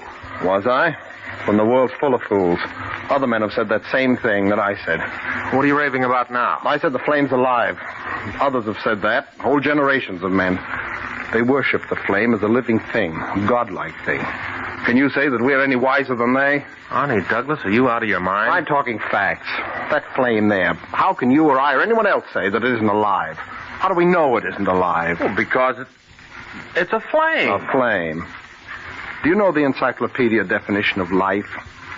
It says life is a living thing moving about. It says it not only moves by itself, but it feeds by itself on other matter. So what? There, that flame. Isn't it moving about by itself? Isn't it feeding on that log? Yes, but Well, then I've proved my point. That flame there fills every requirement of a living thing. Listen, when a man chokes to death, why does he die? Because his air supply is cut off. Exactly. That's just how you kill a flame, by stopping its air supply. Sam, I tell you, I've sat here for hours watching these flames in that fireplace. The more I think about it, the more I'm positive that a flame is a living, breathing entity. Yeah. The more I sit here, the more I realize that you're talking out of your head. Now, come on, get your hat, and let's go out and buy a drink. No, wait, Sam. There's something I want to show you. A book I just got. Huh? Well, while you're getting it, do you mind if I throw another piece of wood on this living entity of yours? It's getting chilly in here. No, don't touch that fire. I want it just the way it is.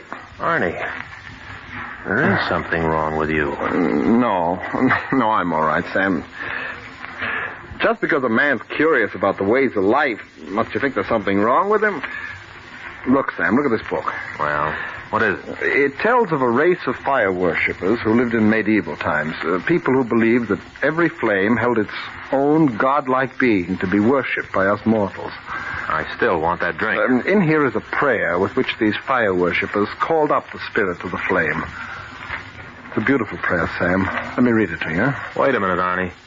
They did what with that prayer?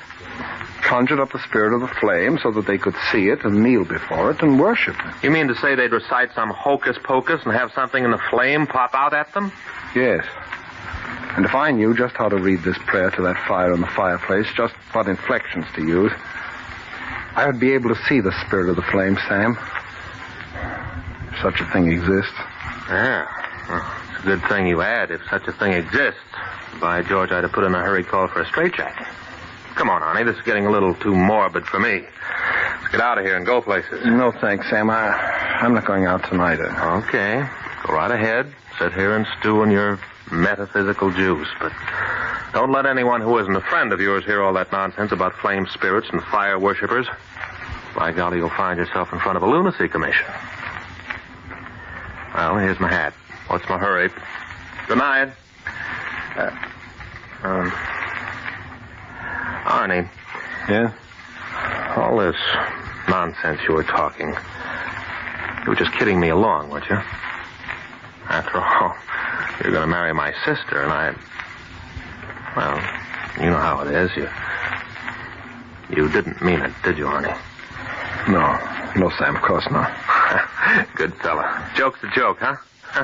Well, good night, old boy. No, don't bother getting up. I know my way to the door by this time. I'll see you tomorrow. All right, Sam. Good night. Thick-headed fool. Beautiful flame. Book. I wonder where... Oh, yes. And I humbly give unto thee this sacrifice. Sacrifice. Barbara's ring. I had it here. Oh, yeah. And I humbly give unto thee this sacrifice, great Ormuzd, and I beseech thee to reveal to me the life within life, the life within fire, as I repeat the sacred word. Adar. What? Adar. Adar. Adar. Adar. You. Who are you? Who are you?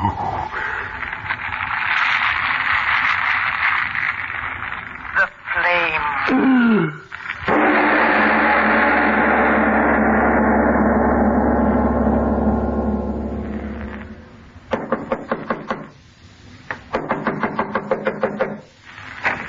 Yes? Arnie, what's the matter? It's Barbara. Barbara. Honey, what is it? Aren't you going to let me in? Darling, are you ill? You can't come in, Barbara. You've got to go away, please. You are ill. Stand aside, Arnie. No, Douglas. please I'm don't. coming in and you can't stop Barbara, me. go away. Please go away. You can't be here. Honey, what's the matter with you? What's going on here? Nothing. I'll explain it to you sometime. Just go. Go, dearest, please. Absolutely not. There's something wrong here, and I'm not leaving until you tell me what it is. Arnie, your hands. They're all right. Really, they are. Bandages. Burns. Just a few burns. They're all right. It's so cold in this room, and you're ill. I'll light the fire. No. Not fire. As you love me, no fire. Oh, Arnie, darling, what's happened to Barbara, you? listen to me.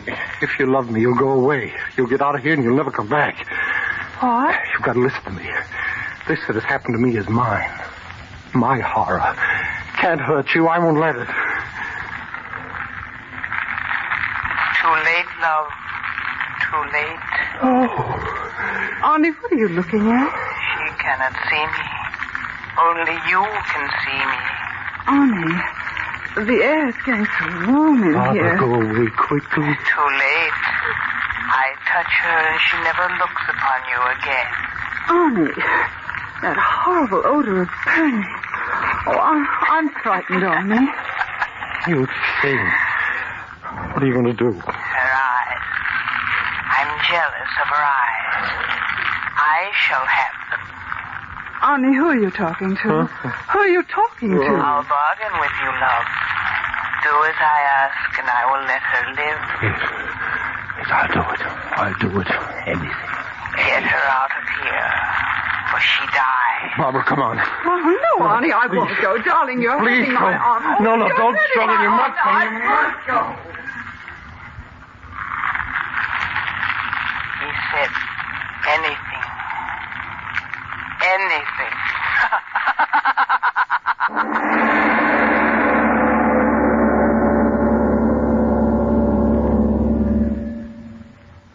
All right, Jim. It's your move. Okay, Mac, I'll move when I'm good and ready. Well, what's the use of sitting there staring at the checkers? You've lost anyway. Oh, yeah? Well, now, what do you say to this, you old foghorn? Oh, so you think you're smart, you? Well, now, watch this. Well, for the love of... So you thought you'd beat me here? Well, you'll have to be in the department a longer time to do that, me bucko. How long have you been a fireman, Grogan? Going on 20 years. Well, if this is all there is to it, it's sure a monotonous job.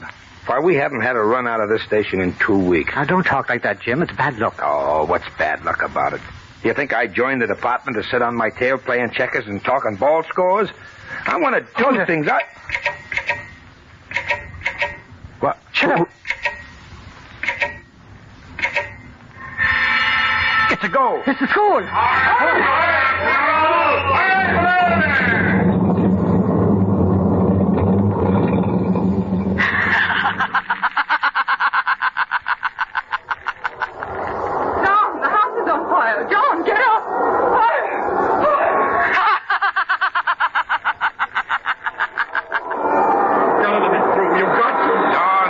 Back of the line. When my wife, my kids are in that hotel, let me. The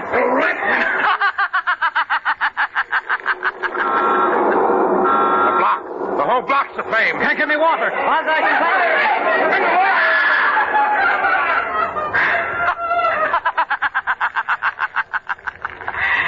Anything. He said anything.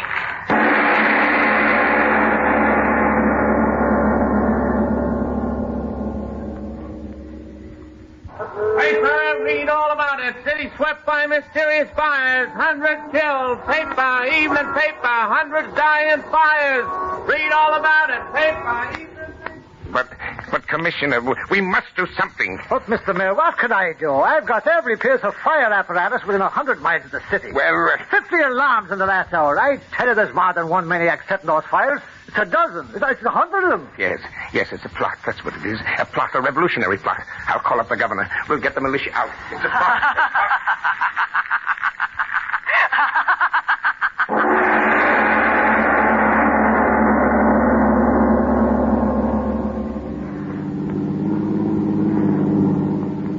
Oh, Sam, hurry. Yes. Sam, I'm so worried. Don't get upset, sis. We'll be there soon. What could have happened to him? Not a word since yesterday. You know, I can't believe it yet. You're saying he threw you out of the house. Oh, well, he didn't exactly throw me out, but he... Oh, Sam, what can be the matter? You should have told me sooner. Oh, I didn't want to. I didn't know what to think. Oh, Sam, what could possibly be wrong? Don't ask me, Barb. There goes another fire engine. Those terrible fires. It's as if the whole world were coming to an end. It's going to be all right. I heard over the radio. The governor's sending the militia into town. That'll stop those firebugs. Schools and hospitals and hotels. Well, this is it. Yes. Barb, wait for me. Oh, all right, but hurry, Sam. After what you told me, I think I'd better stay right with you. Oh, my poor Arnie. Careful, dear. These steps.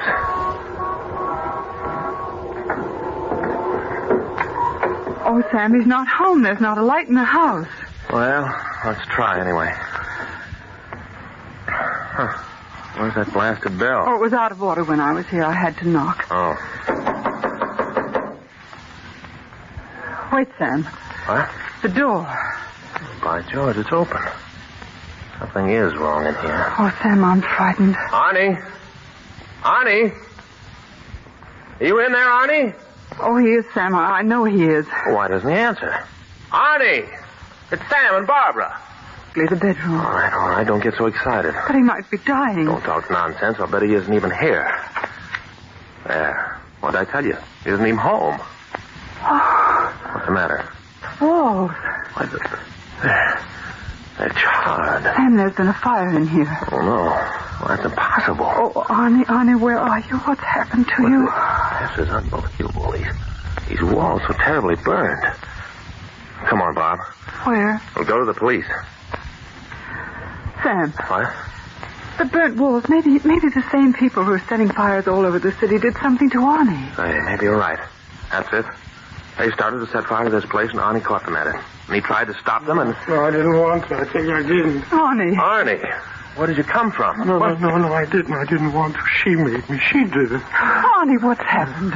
Good heavens, man, where have you been? Your face, your clothes. Here, sit down. No, there's no time. She's following me, I promise. Arnie, what are you talking about? What's the matter with you? No, Sam, let me. Arnie, lift your face. What is it? Who's following you? Those children this morning screaming, trapped up there. No one to help them. What? That man, his wife, his children. He went back into that burning hell. He went back. He didn't have a chance. He went back. God in heaven, what have I done? What have I done? Barbara, the fires. Arnie's been watching them.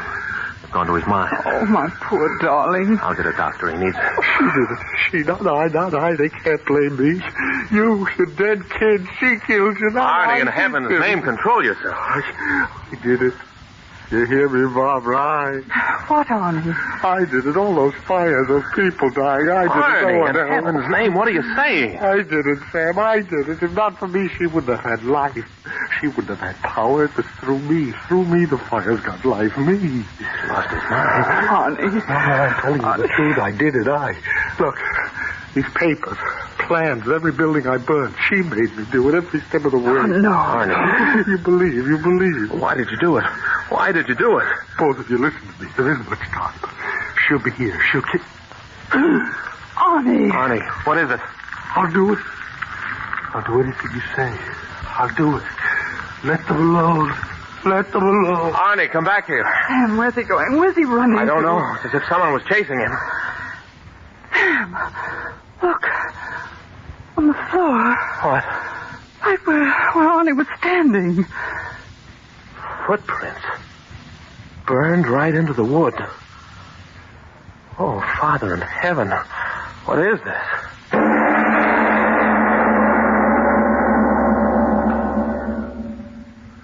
I tell you, Mr. Mayor, I'm telling the truth. Every word I've told you is the truth. My dear young man, the story's preposterous. How about it, Commissioner?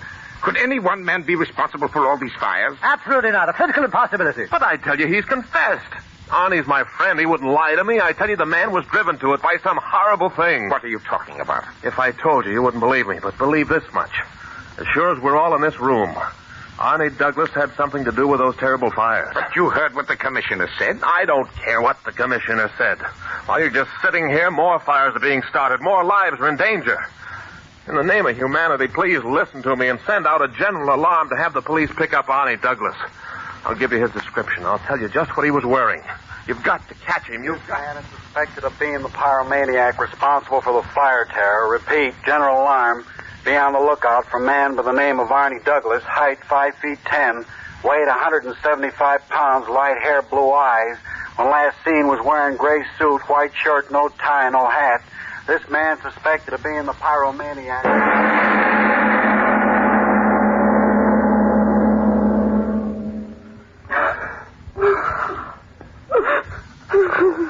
Please, Barbara. That won't help any. Arnie, what will they do to him? Oh, tell me, Sam. Nobody's blaming Arnie. It was some kind of madness, that's all. Those horrible burning footprints. No. Don't talk about them. We never saw them. We just imagined it, that's all. Where have they got Arnie? What are they doing to him? He's in the mayor's office with the fire chief and about a dozen others. They're questioning him. They don't believe that he himself could have set all those fires. I want to see him. I want to talk to him. Oh, it's a horrible dream that never happened. Wait. The mayor wants to see you in his office right away. All right. Come on, dear. All right. Well, come right in, folks. Mayor Halstead, where's Arnie? Where is he? What have you done with him? Now, young woman, sit right here. Everything's going to be all right. Mr. Mayor, what's happened? Where's Arnie Douglas? Safe and sound, locked up in the next room. What did he say? Why don't you tell us? Oh, he confessed setting the fires all right. Didn't he, Commissioner? Yeah, there's the signed confession, but if you ask me, he didn't mean a thing. Oh, a young fella like that one never could or would set fire to as many places as burned down. I tell you, I don't believe he had a thing to do with it. It's somebody else. Somebody else. You can't hear them talking in the other room, Arnie, my love. But I can. One of them is saying that he doesn't believe you did it, my love. But you did do it, didn't you? Mercy. Have mercy. Yes, my love. I will have mercy. Confessions. You signed confessions. They'll want to lock you away behind iron bars. Oh, but they'll never do that, my love.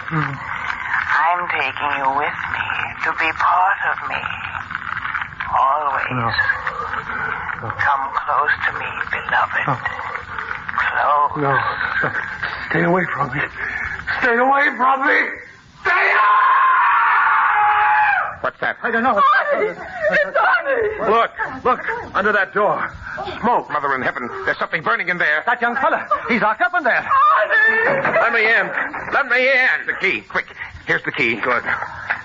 Quickly, quickly.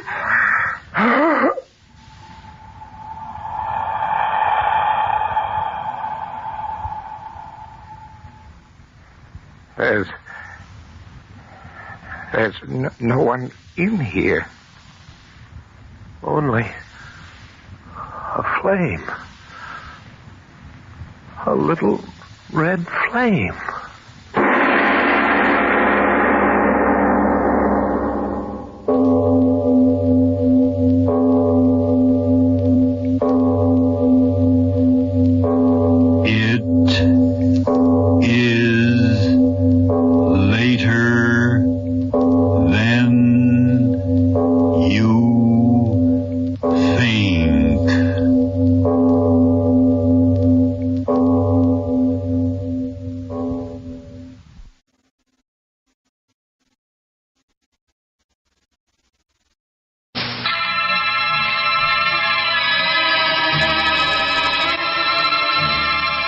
Mystery in the Air, starring Peter Lorre, presented by Camel Cigarettes.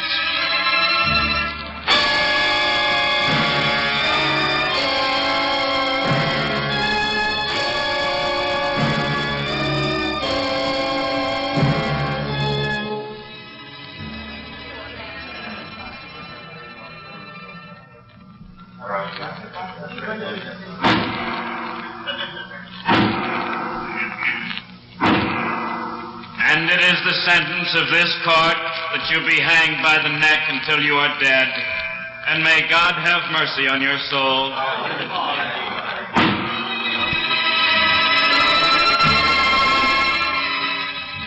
No, I neither expect nor solicit belief for this wild story. I would be mad to expect it yet. Mad I'm not, and very surely I do not dream, but while there is still time, I don't know why, I feel compelled to report a series of mere household events and their consequences. These events have terrified, have tortured, have destroyed me. Perhaps some are more calm, more logical, but certainly far less excitable than I will be able to explain them. I cannot. I can only tell you the facts, and that I have to do today because tomorrow I die.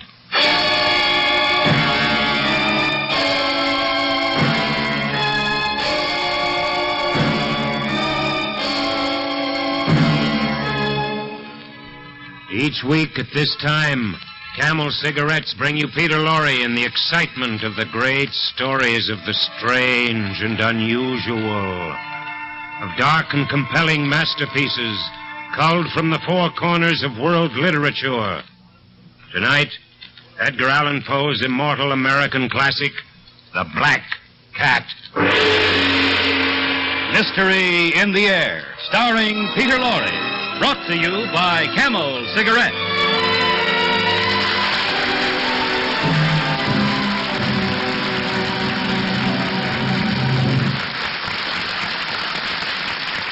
Experience is the best teacher.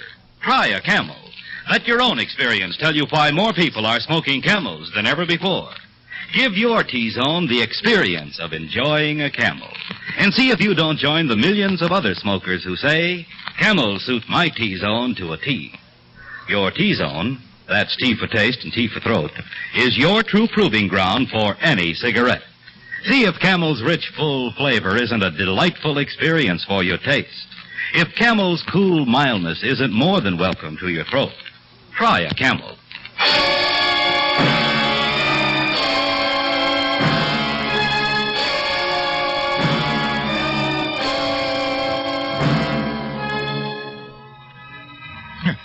No, believe me, there was nothing, absolutely nothing in my childhood which forecast the terrible events that were to come.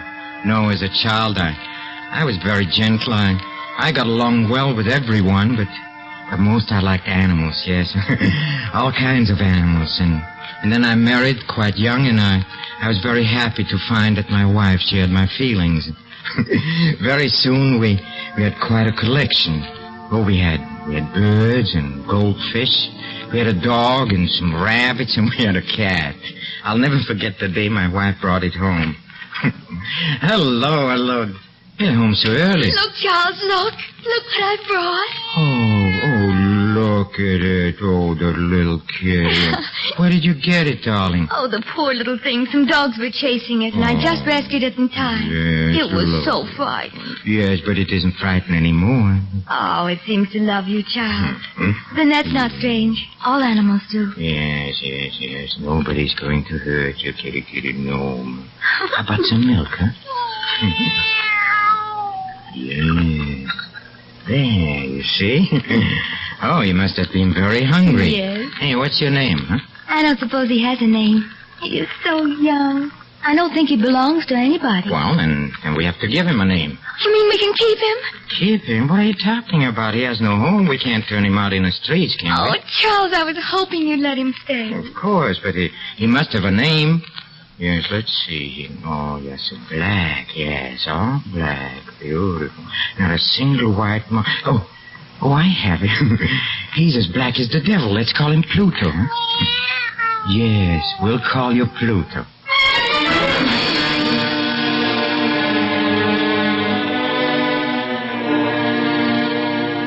Well, Pluto grew up to be a remarkably beautiful cat, and of all the animals in our house, he became my favorite and my playmate, yes, and until it all changed, yes, and as the years went on, my character suffered a radical change, and everything changed. Huh?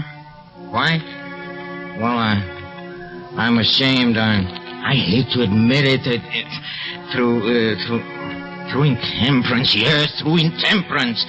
And then as drink became more and more necessary to me, I became more and more moody and irritable.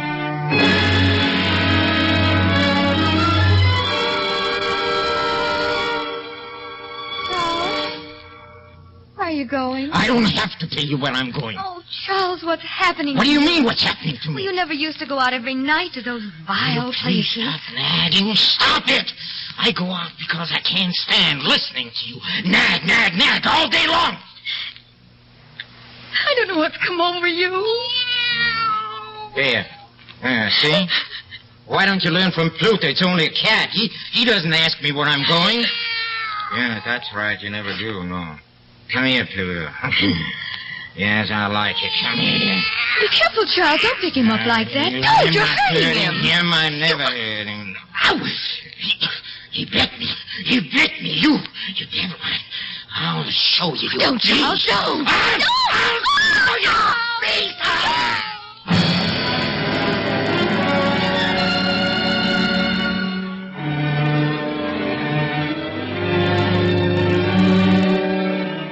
Yes, I hate to admit it, but I was so furious I kicked Pluto, and I kicked him again and hard, and the next morning I saw that his ear was torn, and I was filled with remorse for what I'd done. From then on, Pluto ran away in terror whenever I approached, and that in turn made me more and more irritated, and in the end it was sheer perverseness, nothing else, yes. Sheer and unexplainable perverseness that made me do what I did. Yeah. I blush to admit it, but one morning I strangled the poor animal. Yeah, I killed it only because I knew that it had loved me, and because it had given me no reason for offense. No, I'm offering no excuse. I'm only recounting what happened. Well, in the evening, I went to the inn as usual, and I came home very late, and I fell fast asleep with my clothes on. Then I was awakened suddenly. Hey, what's the matter here? Charles, wake up! Charles! What's the matter? There must be a fire. I smell smoke. Good heavens, it's our house. Oh. Our house is burning. Come on, darling, come. We'll be trapped. Come on, hurry up. Quick. The stairs are on fire. Everything. I can't. Don't talk, sweetheart. Look, our house. Anybody else in there? No. Nobody else. Just as well. Never could get them out now. Are you the owner? Yes. That was our house. Well, you haven't got much left then. We can't save it now. Stand back, everybody. The roof's going to fall in. Stand back. There it goes.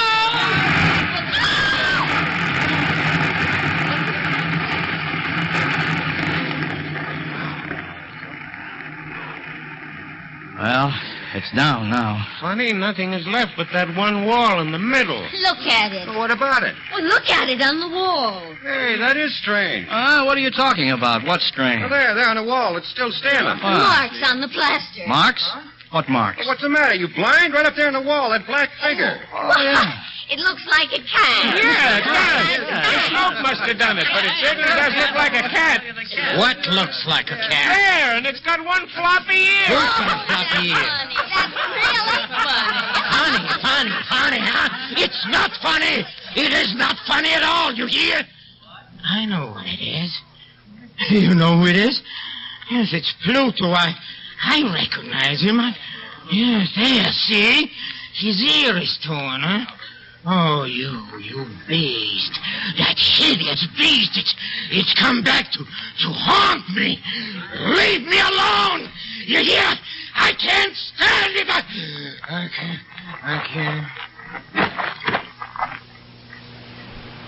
Get some water, somebody. This man's fainted.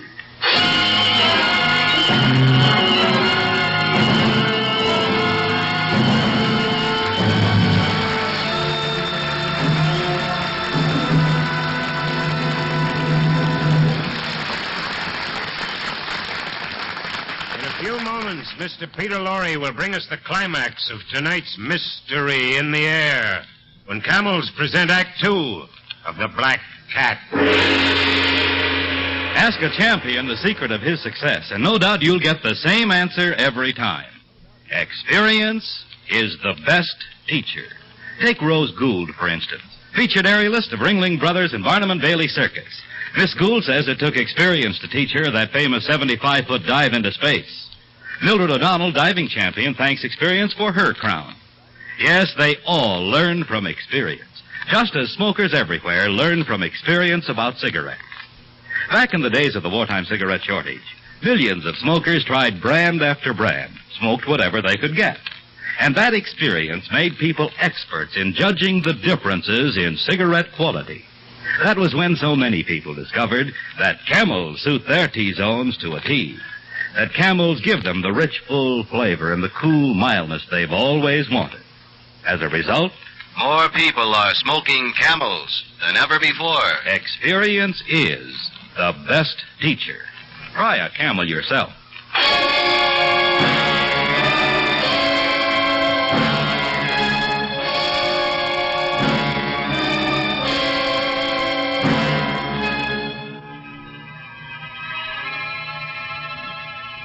The black cat is dead, killed by its master. The house is burned to the ground, with everything in it completely destroyed. Now the scene is the almost deserted, candle-lit tap room of a local inn. Don't you think you'd better go on home, sir? It's getting late. Home, huh? You should see the terrible place where we're living now. Yeah, I heard you lost everything in that fire. Lost everything, yes. I lost everything. I lost my house. I lost everything. Well, how about that black cat of yours you used to talk about all the time? Huh? What was his name? What's his name? Pluto. Oh, yeah. Yes, Pluto's gone, too. Oh, I tell you, I miss him. I miss him very much. And if you miss him that much, why don't you get another cat? Give me a drink. It's getting pretty late, sir. I mean, well, won't your wife be expecting you? Give me a drink. Yes, sir. I'll have to fetch another bottle. Why don't I get another cat, huh? That's what you said. Well, why don't I? No reason I shouldn't. There's no reason to be in the deeps of despair just because of a cat. If I get another cat, maybe I'll be able to forget her. What's that? Oh, there's a cat now. Yes, it's sitting on top of the table. Black cat, huh? That's strange. I've been staring at that table for 5 minutes. I could swear there was no cat on it. Anyway, where did you come from, huh? Oh, you're a beautiful cat, yes. You're just as black as Pluto. Yeah, except you got a splotch of white on your chest. Yeah. That's right, yeah. Oh, yes, come sit on my lap, huh? Oh, yeah. Kitty, yes, you're a nice kitty. You're a nice cat. Yeah. Here you are, sir. Where did this cat come from? Cat? Oh, yeah. A big one, isn't he? I don't know where it came from, or how it got in either, for that matter. Never seen it around here before. Don't know who it belongs to? No. As far as I'm concerned, it belongs to you if you want it. Can't keep it here. My wife doesn't like cats, especially black ones. Like cats, huh? How stupid. Yeah. Say, I want it. Yes, I want it very much. I'll take it home with me right now.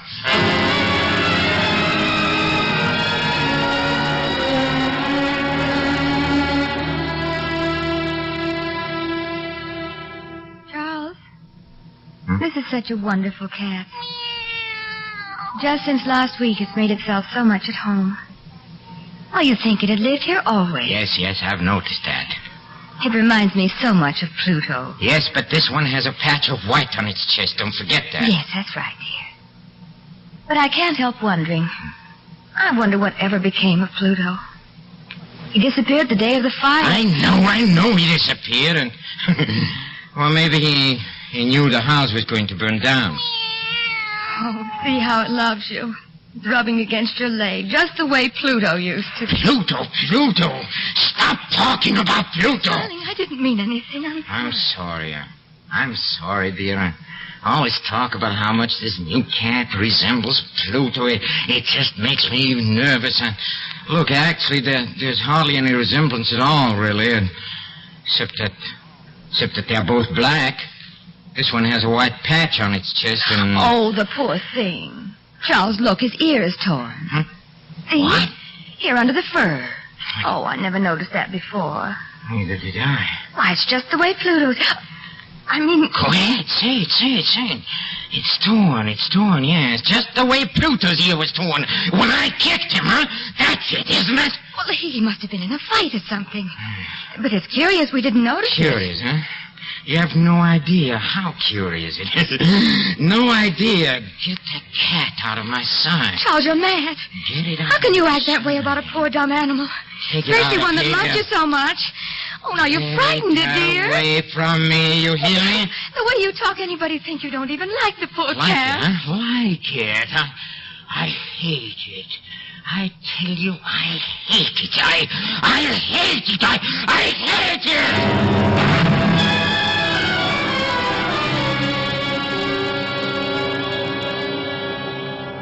Yes, in a short time the cat had been with us. I'd come to look upon it with unutterable loathing. Why, I don't know yet. The more I hated it, the more affectionate it acted toward me. Wherever I went, it followed. Whenever I sat down, it would spring upon my knees and cover me with its loathsome caresses, as if this were not enough. The white patch on its chest, which originally it had been very indefinite in shape, but gradually it assumed a very definite outline. Yes, the unmistakable and ghastly shape of the gallows. A terrible engine of horror, of agony, and of death. I longed to destroy the beast, but I was prevented by an absolute, unreasonable dread. I was sure I was losing my mind.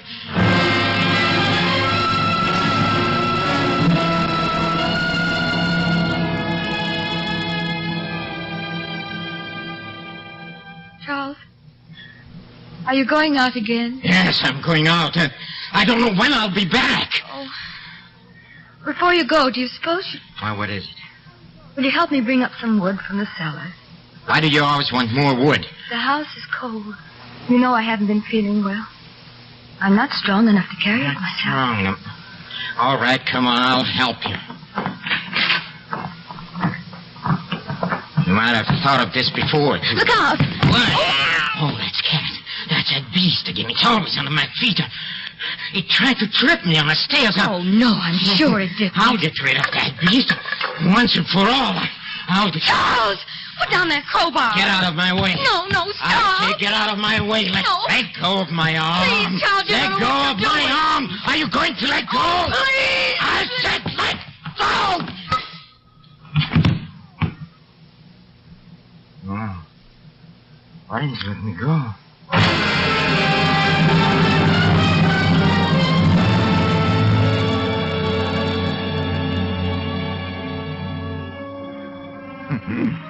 Yes, she had fallen dead without a groan. My blind rage, my rage against the cat, I'd struck my wife and killed her. Well, nothing I can do about it now. All I could do was to set myself to the task of concealing the body. Yes, I thought and I deliberated, and then it occurred to me that, yes, in the Middle Ages, they used to wall up their victims, and I determined to do the same thing. Yes, behind the wall in a cellar. I managed to dislodge a section of bricks near the chimney, and in a hole behind them I propped the body. Then I carefully laid the bricks back in their original position, and when I had finished, no one could have told that the wall had been disturbed at all. Well, I could say to myself triumphantly, here at least, my labor has not been in vain. My next step, then, was to look for the beast that had been a cause of so much misery, but then I became aware that it had completely disappeared. 3 days passed, and still my tormentor did not appear. Oh, it's impossible to describe or to imagine the deep sense of my relief. For the first time in months, I slept, yes. I slept. Even with a burden of murder on my soul.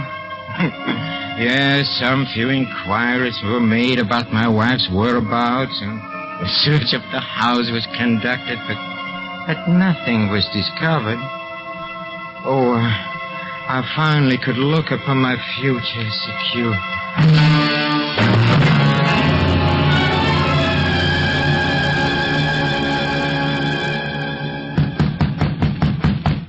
Yes? Good day, sir. Sorry to disturb you again, sir. Oh, it's you, Sergeant. Is there anything I can do for you? Well, they're still puzzled about your wife's disappearance. Puzzled, huh? Well, so am I. Well, some of her friends have been around at the police station. What's that got to do with me, huh? You've already searched the house twice. What do you want? Oh, I know, sir, but, well, the captain sent me and the constable here to look around just once more, to be sure there's no clues been overlooked.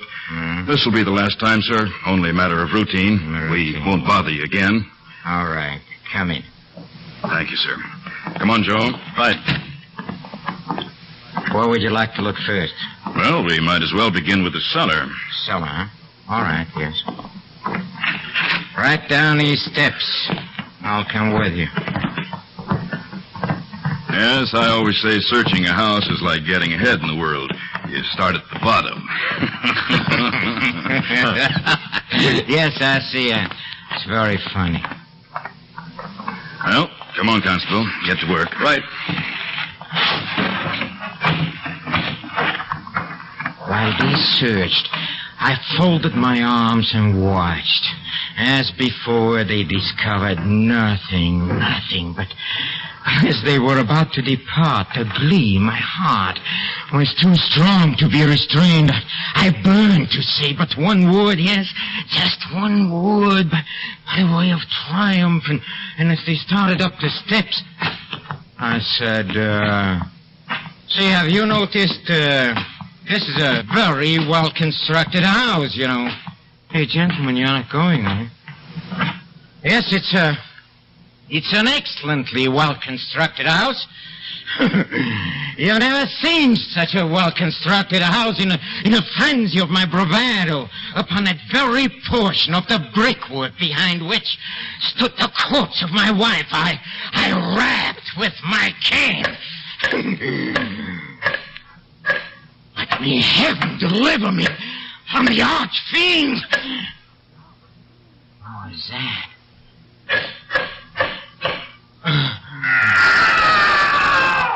Mother of mercy, what was that? Wind, probably. Wind? That's not the wind. Came when you hit this wall here. Whatever it is, it's behind these bricks, Sarge. Here, take this crowbar and knock that wall down. Right. Wait a minute, you... Keep quiet, you can't do this. Wait a minute. Where are you going? Upstairs. You stay right here. Hey, this is new plaster. It hasn't even had time to set yet. Pull it down. Right.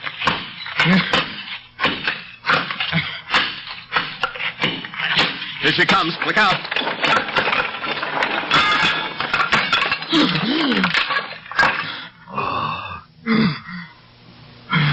There's what we're looking for, all right. His wife's body. What's that horrible-looking thing sitting on her head? It's the cat. How did that cat get in there? I know how it got in there. Yes, I know. I must have walled it up in a tomb, and I never knew it, no.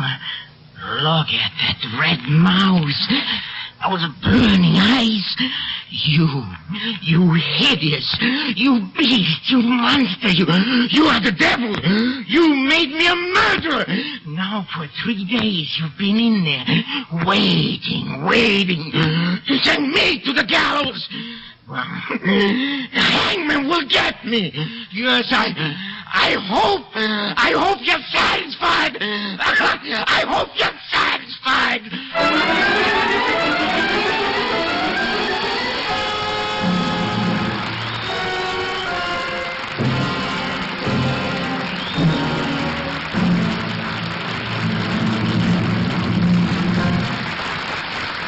Week, the makers of Camel cigarettes send free Camels to servicemen's hospitals from coast to coast. This week, the Camels go to Veterans Hospital, Tuscaloosa, Alabama, U.S. Army McCornack General Hospital, Pasadena, California, U.S. Naval Hospital, Houston, Texas, U.S. Marine Hospital, Baltimore, Maryland, and Veterans Hospital, Dayton, Ohio. When 3 leading independent research organizations asked 113,597 doctors living in every state of the Union, what cigarette do you smoke, doctor? The brand named most was Camel. According to a nationwide survey, more doctors smoke Camels than any other cigarette. Next week, Mystery in the Air, starring Mr. Peter Lorre, brings you an adaptation of one of our star's greatest motion pictures, Crime and Punishment, based on the book by Fyodor Dostoevsky, with a special musical score composed and conducted by Paul Barron. Mr. Pipe Smoker, here's proof for you. Proof that Prince Albert is a satisfying smoke. More pipes smoke Prince Albert than any other tobacco, naturally. Prince Albert is a mellow, mild tobacco with a rich, full flavor. Choice tobacco specially made for smoking pleasure. Specially treated to ensure against tongue bite. Crimp cut to burn slow, smoke cool. See if one pipe full of PA doesn't convince you that Prince Albert is your favorite, too. Beginning 2 weeks from tonight, Thursday, October 2nd, Camel's comedy quiz, The Bob Hawke Show, will be heard at this time over these same NBC stations. This is NBC, the national broadcasting company.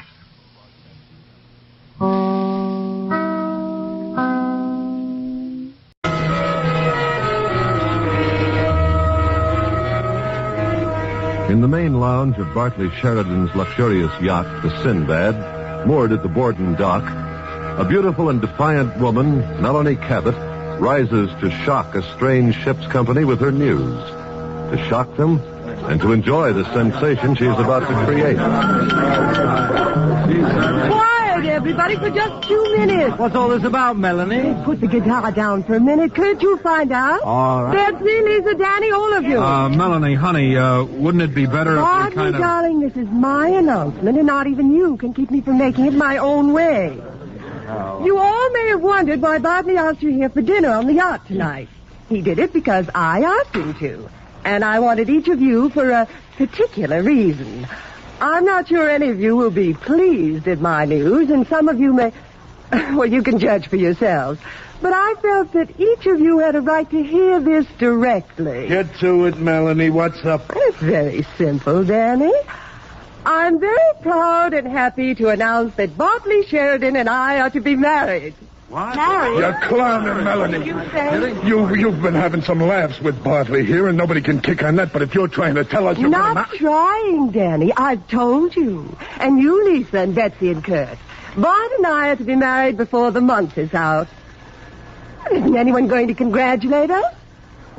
The lights. Who turned the lights off? Well, they've all blown. It must be a fuse. Oh, darling, I'm scared. It's pitch black in here. Easy, everybody. We got some flashlights in the locker here. All right. Remember that can of gas that was spilled? Bart, where are you? Darling, Melanie, honey, what is it? Where are you? Bart, there's something wrong. Terribly wrong. Melanie's fainted or there's something... Yeah, Skipper? There's your lights coming back on. Something other blew a fuse, but... Well, here you are, all lighted up again. Oh, thanks, Adam. Betsy, what in the world? No! Crumpled up there by the table. No! It's Melanie.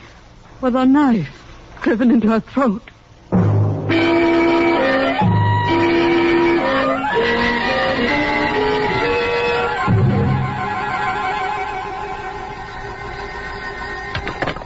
Inspector Saber. Yes, this is Mark Saber. Inspector, it's Tim Maloney. Sorry to be after bothering you at this hour, but... It's all right, Tim. What is it? Well, I'm down at the office, and we've just had this flash from Borden. Homicide? Oh, with bells on. Melanie Cabot on Bartley Sheridan's yacht. Melanie Cabot? When? Well, not half an hour ago. A knife in her throat. Tim? Yes, Inspector. Pick me up in a squad car, and you can fill me in on the way down. And, Tim? Yes, sir. Ask Borden to freeze onto it till we can get there.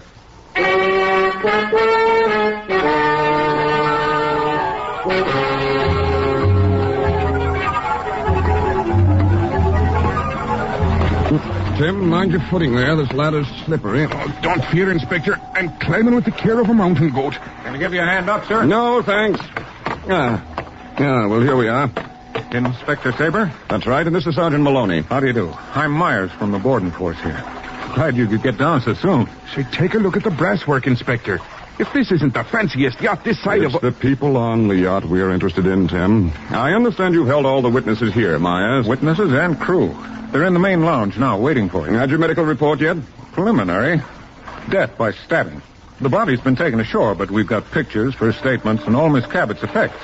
If you'll follow me, sir, I'll be glad to... Just a moment, Myers. As I understand it, you've held 5 passengers aboard.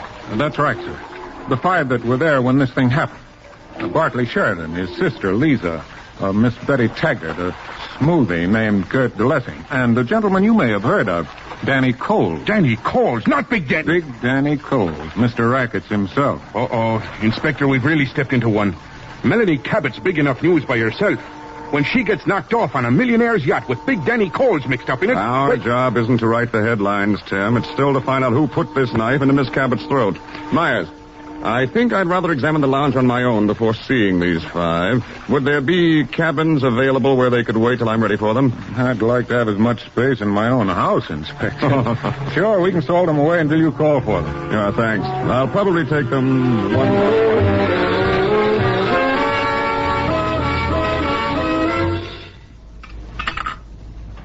A knife that could have been used by any one of 5 persons. A woman who couldn't have been murdered by anyone but one of these 5. You've ruled out the skipper and the yacht's crew, Inspector. I have to, Tim. After hearing the accounts of these 5, it's clear that no outsider would have had time to get in and get out during the minute or so of darkness. A knife that was there at hand from this weapons collection that Melanie herself had asked to see. With fingerprints wiped clean. Uh-huh. And a short circuit that could have been rigged by any of them. How do we get a handhold on this one, Inspector? Well, our murderer is still aboard, Tim. That's the starting point, thanks to the local men. You were pretty easy on this crowd the first time around, Inspector. Can we get going on Danny Coles again? In a moment. I'll see Lisa Sheridan again first. Oh, Myers. Yes, sir. Could you ask Miss Sheridan to step in again? Have her in a second, Inspector. Uh-oh. Here we go for the chills again. This Sheridan girl isn't liking any part of this, Inspector. We're not trying to endear ourselves to anyone, Tim. We're here to find a murderer. You asked to see me again, Inspector? If you'll be good enough to sit down. Miss Sheridan, may I ask when you first began to hate Melanie Cabot? I beg your pardon, Inspector. Well, if you prefer, we'll say dislike. I first met Melanie on this yacht a little over 2 years ago. I'm to take it your dislike dated from that first meeting. I'd never pretended to like her. The whole world knows what Melanie Cabot was. A sweeping statement, Miss Sheridan. She was notorious, Inspector. Twice married, in scandal after scandal. As I understand it, Miss Sheridan, your brother inherited the greater part of his money from his first wife, Joan Barrington. After nearly dying to save her, Inspector, did they remember to tell you that? Oh, I've seen records of the tragedy. The first Mrs. Sheridan was lost overboard from this yacht in a storm. Your brother Bartley dived over recklessly after her and was rescued himself only by the narrowest of margins. The yacht's rudder was damaged, Inspector. Bartley went in after Joan without waiting for a boat or a life preserver. And he spent 8 hours swimming in the darkness before a Coast Guard collar picked him up the morning after. Do you think Melanie Cabot could ever have understood, let's see, all of her husbands? I believe that includes Court de Lessing. Yes, he was the last one. Divorced about a year ago. But possibly still in love with her? I can't answer for what Court de Lessing uses for emotions. 4 months ago, he let it be known that he and Melanie were planning to be remarried. When you heard that surprise announcement tonight, Miss Sheridan, was your greatest resentment at the disgrace to the Sheridan name or the possible diversion of Bartley's money? Inspector, if you're trying to establish that I hated Melanie Cabot, consider it established. Thank you. I did hate her, and all she stood for. But I didn't kill her, if that's what you're really asking. Well, of course, that's what I'm actually asking. Well, you have your answer, then. I hope I have, Miss Sheridan. I hope I have.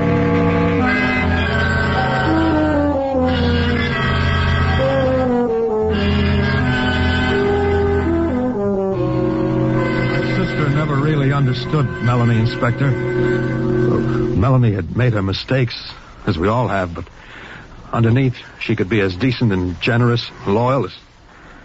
Well, I would have been proud of her as my wife. I even think... Yes, Bartley? You even think what? Well, I think even Lisa could have learned to like and respect Melanie if she'd been able to forget the gossip and pull off her own social blinders long enough to give Melanie half a chance. You knew yourself that Melanie, as Mrs. Bartley Sheridan, might draw social disapproval. However unfairly... Wait a minute, Inspector. I loved Melanie. I didn't stop to weigh out how my sister or anyone else would take it. I loved her, and I wanted to marry her. And now... I'm sorry, Bartley, if you'd rather wait till... I want Melanie's killer discovered and punished, Inspector Saber. And whatever I can do to help you on that... You may be able to help us a great deal. I've written a request on this sheet of paper. Now, if you concur on it, would you be good enough to take this to Officer Myers and your Captain Adams? Well, of course, but what... Thank you, Bartley. For the moment, the request is confidential.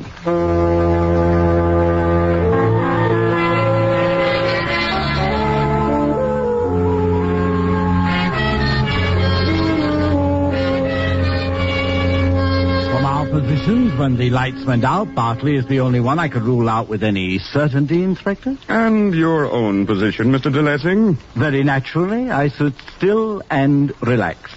There's always someone to rush around and correct such trifles as a blown fuse. But not Court DeLessing, naturally. You say you've been invited on this yacht before? But of course. I've known Bartley for some years. I'm connected with one of his companies. I can't say that you looked like a businessman. A technical specialist. The firm deals in women's handbags, gloves, and imported accessories. And you're an expert on... On women, Inspector. I give the company my best judgment as to what might attract my attention. I see. As I'm told, you hoped to remarry Melanie yourself up to a few months ago. Melanie was unpredictable, Inspector, and I happen to be a man of the world. When she made clear that she was in love with Bartley, I very naturally stepped aside. With no ill will? Of course with no ill will. As I told you, I'm a man of the world. You, doubt me, Inspector? That's putting it mildly, DeLessing. But we'll talk again.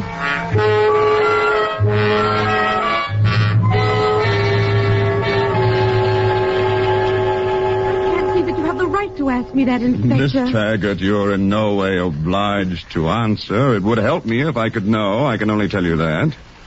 All right, I'm not ashamed of it. Yes, I love Bartley. I guess I always have. Ever since we were children together. So that you as well couldn't have been too pleased by Melanie's announcement tonight. The announcement that led to her death? Well, let's say that preceded her death.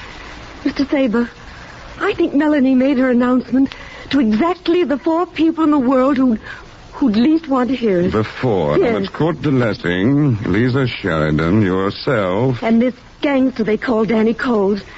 The only man Melanie had ever been in love with. How's that again, Betsy? We didn't call for you yet, Danny. I don't wait to be called, copper. Not when I know there's a fast one on. What are you trying to pull, Saber? We're looking for a murderer, Danny. Do you have to kidnap your witnesses to hang this on somebody? Kidnap? No. Well, how did you learn of the orders I gave Captain Adams? Listen for yourself. That ain't a dishwasher machine they're warming up down below. The ship's engines. Was that what you asked Captain Adams to do, Inspector? Take this yacht out to sea? The murderer's aboard, Tim. I think we'll see that he or she stays aboard till we can name the one who stabbed Melanie Cabot. Now, you don't object, Danny, if the Sinbad puts out to sea? Take you to the South Sea Islands if you want. You can waste the time, I guess I can. And you, Miss Taggart? I'm not afraid of your investigation either, Inspector. We seem to have ample food and supplies aboard, and the others have already made clear that they have no objections to the plan. Now, wait a minute, Inspector. What about my objections? Yours, Tim. Well, not mine, but my wife's. What's Maggie going to think if she hears I've taken off on a fancy cruise to nowhere? The Borden men have phoned Mrs. Maloney already, Tim. They have? How'd Maggie take it? She had just one wifely word of warning. Tim, you're to keep your feet dry. My feet dry? Why, of all the... Hey, we're starting to move. For a cruise to what Tim calls nowhere, Danny Coles. What would you call it, Inspector Sable? One person aboard knows the destination, Miss Taggart. In California here, we call it the gas chamber. Inspector! Inspector, look at those waves out there. We've got a storm coming up. Storms inside and out, Tim. Right. Inside and out.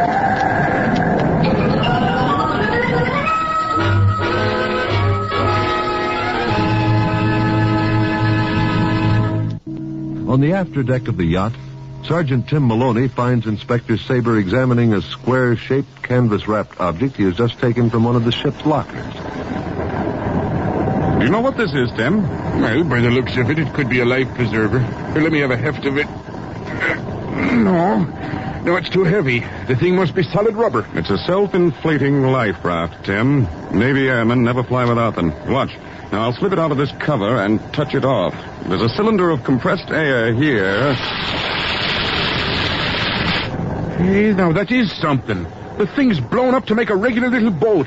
But, Inspector, how do you ever get it squeezed down again to fit back in that cover? I won't try, Tim. They've got 5 more there in case of emergency. It was this cover I'm interested in.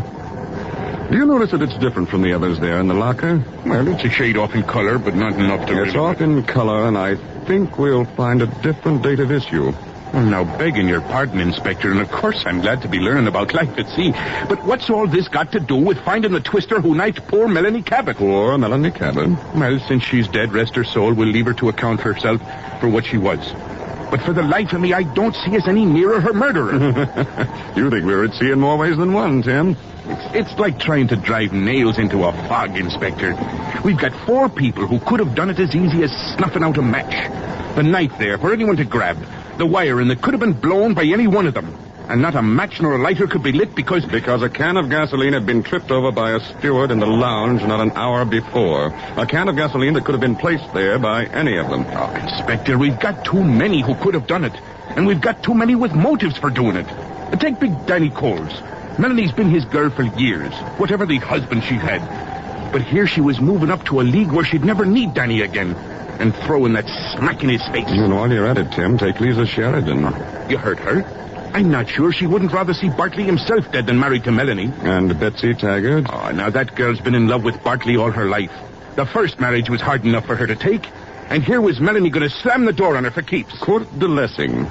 You heard him say he couldn't care less whether Melanie married Bartley or not. Now, look, Inspector, you wouldn't be after believing a word that I'm afraid I share your prejudice against him, Tim. But at the moment, Kurt de Lessing's the one member of this ship's company I'm most interested in seeing again. Well, Myers says he's down in his cabin, plunking away in that guitar of his. You want me to route him out for you? No, I've got just 2 or 3 points of facts I'd like to clear up with Lisa first, and then I'll go find de Lessing myself. Mind your hat, Tim. The wind's picking up again.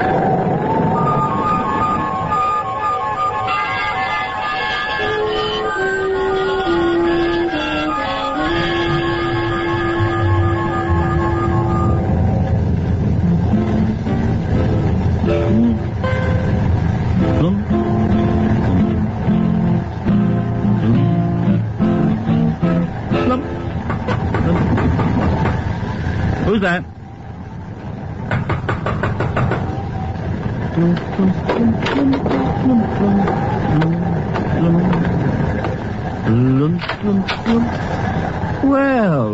Well, hello. Come on in. I thought it was one of those cops again for more of that grilling. Just a second. I got a bottle stuck away in this upper berth here. I think we can still find some ice in that bucket. Well, it's up here someplace. I put it...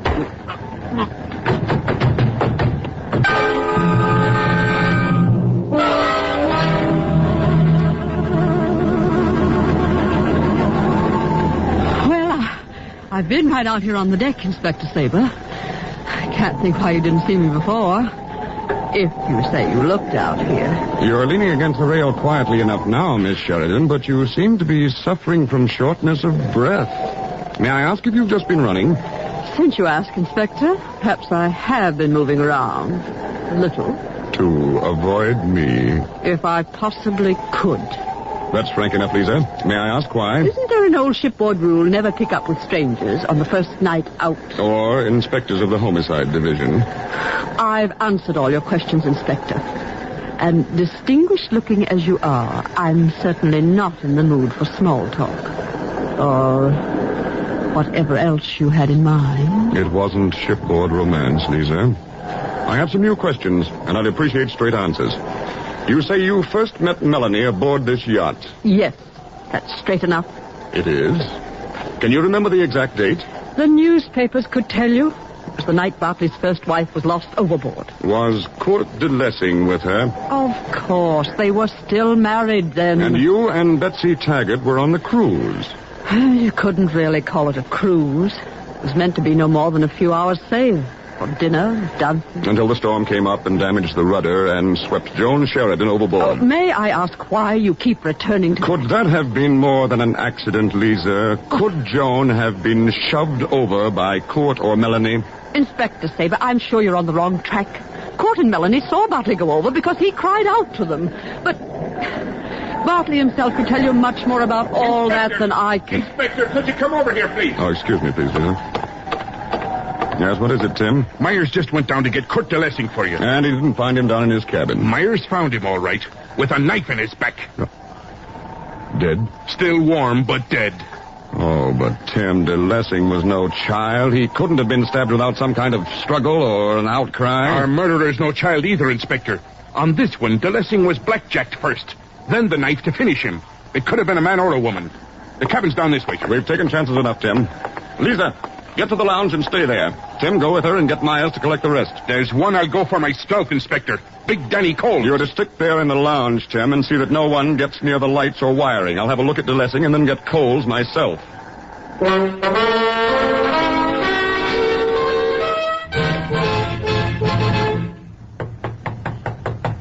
Coles. Coles, open up in there. Coles, I want you up in the lounge with the rest. If you don't open up in there and come out... Run the party without me, Saber. I'm not coming out. Open up, Danny, or I'll shoot out the lock. I'll come out when this tub gets back to port, Saber, not before. Stand away from the line of fire, Danny. Here goes your lock. That's far enough in, Copper. I've got a .38 covering the back of your neck. No, don't try to turn around. Just drop that gun of yours. You're making a mistake, Danny, a bad one. Just taking precautions, Copper. Drop your gun. You were searched when we came aboard. Think I didn't expect that after Melanie got it? I parked this .38 caliber insurance up in one of the lifeboats. I told you to drop your gun, Saber. Drop yours, Danny. I'm turning around. I'm warning you, Saber. I'm warning you, Danny. I'm turning around. Even if you fire, I'll get off shots before I go down, and they'll be right in your belt. All right, so you turned. Don't come any nearer or I'm blasting off, cop or no cop. Why, you are scared, Danny. Really scared. Look, I'm not getting pulled out of here. If that killer could get to, Danny Coles isn't going to be number 3. I'll have that gun now. Huh? Okay, you've got my gun. But if that killer has got me on the list, Panicking out here without your private army, Danny? Or is all this Look, just... Saber, I didn't get Melanie and I didn't have... I know that. You know I'm in the clear on this? This gun is what you rely on, Danny. You're not a knife man. What if you'd have told me that when I had you covered? I would... I don't bargain with criminals, Danny. Even when they're in the clear. Oh, but I can count on... Get going up to the lounge. We've got a murderer there who may be getting restless again.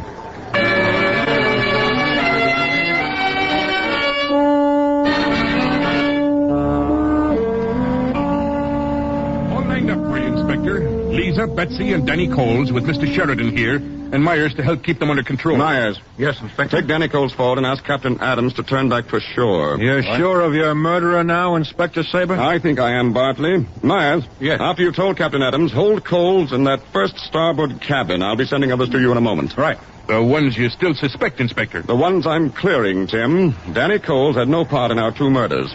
All right, Myers. You can cut along to Captain Adams and let Danny stick close to you. His nerves are showing. Yes, sir. Lisa and Betsy. Now, if it comes down to these 2... Betsy. Inspector, I couldn't have killed Kurt DeLessing. I didn't like him, but I couldn't Can you find your way alone to that starboard cabin, Betsy? I may be needing Tim here. Oh, you mean I'm... You're clear, Betsy. You've been in love with Bartley for a long time, but I doubt that you'd know where or how to put a man out with a blackjack. But then, you mean that Lisa... Run along, Betsy. And stick with Officer Myers when you get there. You think it is down to me, Inspector? That I do know how to use a blackjack or a knife? You're strong enough, Lisa. You've played tournament tennis for years. I'm glad Melanie Cabot's dead. I've admitted that, but I Now, didn't wait a minute, have Miss any... Sheridan. The inspector will tell you don't have to go making it any worse for yourself than it stands. If making a clean breast of it eases your mind, out with it and have done with the lies. But if you want to wait till you can see a lawyer, it's Tim. Yes, Inspector. Well said, but Miss Sheridan won't be needing an attorney. But if you're after sending the other 2 out as cleared... Bartley, would you rather I sent Lisa off with the others or let her stay to hear this? No, don't try for the deck. This is one night you can't swim your way along. It's coming to you. Tim, I've got his wrist. Knock that knife loose. I got it, Inspector. And if this is our double murderer, I've got him, too. You can let go now. Our triple murderer, Tim. Bartley Sheridan started by blackjacking his first wife and pushing her overboard. You can't prove that, Saber. Not with the witnesses gone. True enough, Bartley. Thanks to you and their own greed, we don't have Melanie and Kurt to tell us how you shoved your wife overboard and then played the hero by going in after her. But we do know the insurance you took out that night. The insurance, Inspector? The inflatable life raft he threw over before diving, Tim. Our hero didn't risk staying alive by swimming. He used the missing life raft from that locker on the deck and didn't sink it till he sighted the Coast Guard cutter the following morning and knew he could be picked up. I've got the cover of your replacement raft, Bartley. It's close to the other 5, but not close enough. A missing life raft isn't enough to prove murder. We may not have to try on that one, Bartley. You'll be convicted for your 2 murders tonight. But, Inspector, for a man to murder the girl he was in love with... Bartley was never in love with Melanie. Whatever he's done, Inspector, I'd swear to that. You'd swear correctly, Lisa. Melanie blackmailed your brother into the marriage plans. And Kurt was in on it, as Bartley learned only after he thought he'd finished with Melanie. The man of the world wasn't looking to avenge Melanie, just to collect double for the new situation. How much did he ask, Bartley? More than he got. And I'd kill him again if I had to. Put that in your notebook if you want, Sergeant.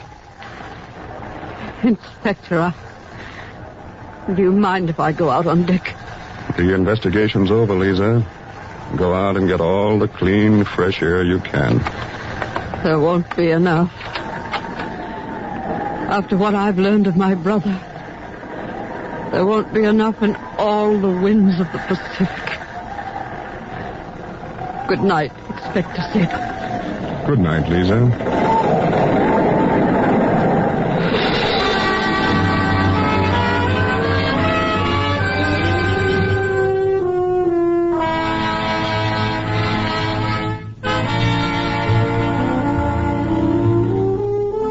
Milk of Magnesia and Bayer Aspirin have just brought you Inspector Mark Saber in the case of the canceled bride on Mystery Theater.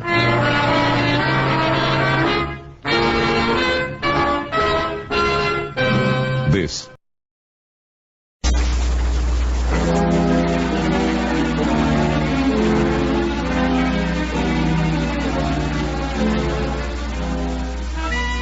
Now is the time to tell of the unaccountable, of apparitions by night and phantoms in shadow. Time to tell strange tales of fantasy and the supernatural. Mystery Theater presents The Hitchhiker by Alan King.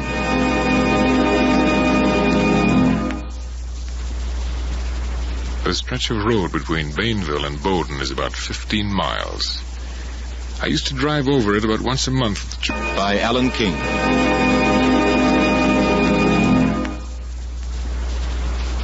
The stretch of road between Bainville and Bowden is about 15 miles. I used to drive over it about once a month with George Kirby. George was supervisor for the J.K. Land and Land Company, and we used to make a monthly inspection trip over his territory. We usually worked it so that we ran into Bowden at night. It isn't a big town, but there's a good hotel there, and we could always make it back to our hometown before dark the next day. We would take turns driving. When George was driving, sometimes I'd sit with him. If I was pretty tired, maybe I'd move into the back seat and sleep for a while. This particular night, about 6 months ago, he was driving and I was sitting in the front. It was a poor sort of night. It had been raining, and there were patches of mist that came at you when you least expected them.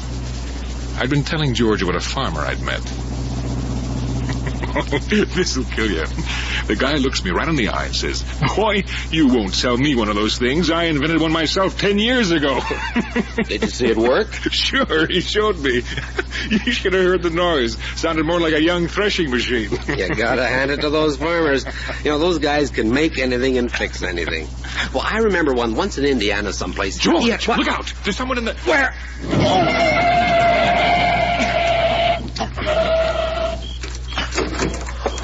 Oh, my God. Come on, quick. Where is he? He must be underneath. I hit him, I know that. Yeah, he's underneath.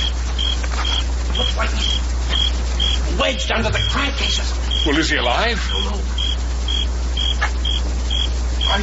Are you hurt badly? Can you move? Must be knocked out. Wait, I see. His legs are clear. I think we can get him out. Tell you what, son. Get in. Put the car below him. Ease her forward when I tell you. Okay, George. But easy, son. Go very, very slow.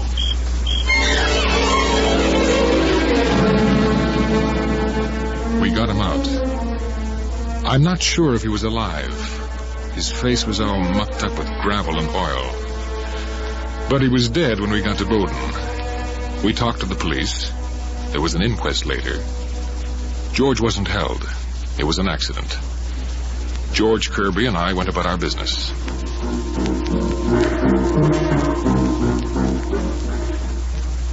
I'm Larry Mason. I'm a salesman. I drive that stretch of road between Bainville and Bowden once a week. In one place, you come to a curve where there's a sort of ravine on one side and quite a drop on the other. It's not dangerous. There's a good, strong guardrail, clearly marked.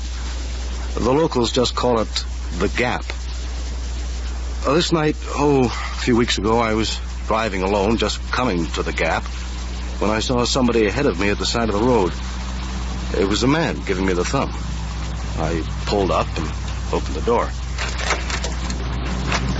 On the left? Thank you. Come on in.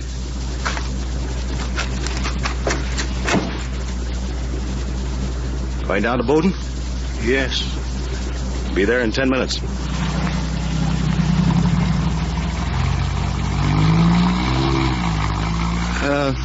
Don't often see anybody around here at night.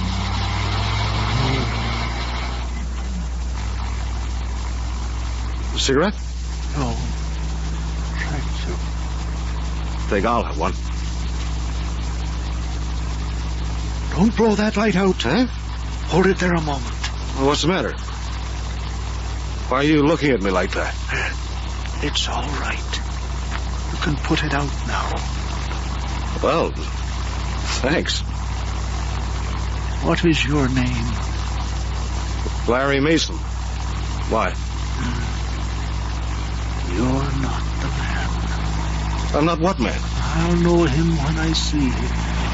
Well, who is this man? What do you want him for? He killed someone. Killed someone? It was here. On this road. He ran him down and killed him. Oh, an accident. They said he wasn't to blame, but he was driving the car. The man was just standing there, hitching a ride, just as I hitched a ride with you. Well, maybe it was foggy or something. A driver should be careful in a mist. Look, suppose you find this guy, what are you going to do? Kill him. Wait a minute. You can't go around killing people like that.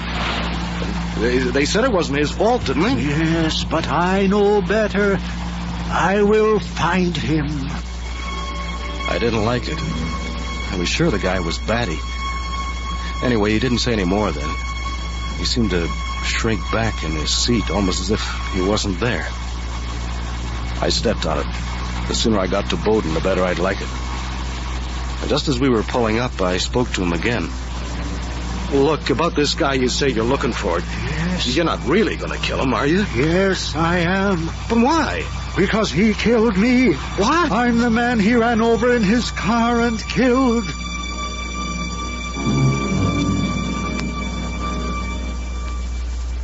Whether the door on his side opened or not, I hadn't any idea. But I do know that suddenly he was gone. I just sat there. I lit a cigarette and kept telling myself the guy hadn't been in the car. He hadn't talked to me. And all the time I knew I didn't know what I knew. I threw the cigarette away and went in for a coffee. Biddy Kirk was behind the counter with the usual grin all over her fat face. Hiya, Larry. Hi, Biddy. Coffee? Yeah. And what else? We got some nice... Hey, what's the matter with you? You look like you want something stronger than coffee. Coffee will do. Nothing to eat. Are you sick or something? No, I'm not sick. Okay. Here you are. Here's your coffee. Thanks. Look, are you sure you're okay? You don't look very good. I'm okay. Say, Biddy. Yeah? Do you remember about... Oh, I guess it must have been a few months ago. There was a bat... Biddy. Jack. Larry. Hi. How's the coffee tonight, Biddy? Strong enough for you. Swell. Coming up. Anything to eat? I don't know. I'll drink the coffee first. Okay. Here. Well, call me if you want something. Gotta get back in the kitchen and get some sandwiches made. You just drive in from Bainville? Yeah. Why? Oh, I just wondered. What's on your mind? Lose a big order or something? No, Well, I gave a guy a lift down here. So what? So did I. Do it all the time. What's new about that? There's something funny about the guy. I picked him up just the other side of the gap. Gave me the creeps. Wait a minute. What'd this guy look like? Oh, pale sort of hair, dead-looking, grayish sort of face. Yeah? Go on. He talked about an accident. I lit a cigarette, and he sort of peered into my face when I struck the match. And then he said, I wasn't the guy he was looking for, or something like that. Where did you drop him? Brought him right into Bowden. Stopped the car, and he was gone, just like that.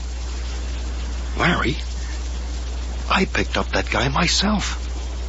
Just the other side of the gap. I shouted at him. It wasn't the same man. He was kidding me. It wasn't possible. But the description tallied. The only difference was he'd only ridden a couple of miles with Chuck and hadn't said anything about the accident. Accident? What accident? I'll tell you in a minute. First of all, when I'd brought him into Bowden, how did he get back to the other side of the gap in time for you to pick him up? You were right behind me. He couldn't. Not unless he's got a twin brother. Or unless he's a ghost who likes hitching rides. Yeah. That's about the only explanation. Hey, what is this? You trying to tell me you believe... Just a minute, chum. Biddy? Yeah? Getting hungry out there? Can you come out a minute? Sure. What'll it be? Corned beef on rye? Biddy, I want you to tell me something. Can you remember an accident between here and Bainville? Oh, I can remember plenty of them. Oh, yes, I know, but this one... Well, I don't know the name of the man who was driving. I don't even know when it was, but he hit a hitchhiker. A hitchhiker? Can you remember it, Biddy? Sure, yeah. Yeah, that was George Kirby. He was driving not very long ago. And Sam Henderson was with him. Yeah, they had the inquest up in Bainville. Yeah. It was a misty night, I remember. George said at the inquest he couldn't see very well, and he hit this guy before he even saw him. Who was the guy he hit? Do you know? Oh, he lived up by the gap. I know, I didn't really know him. Seen him in here a couple of times. He was a writer or something.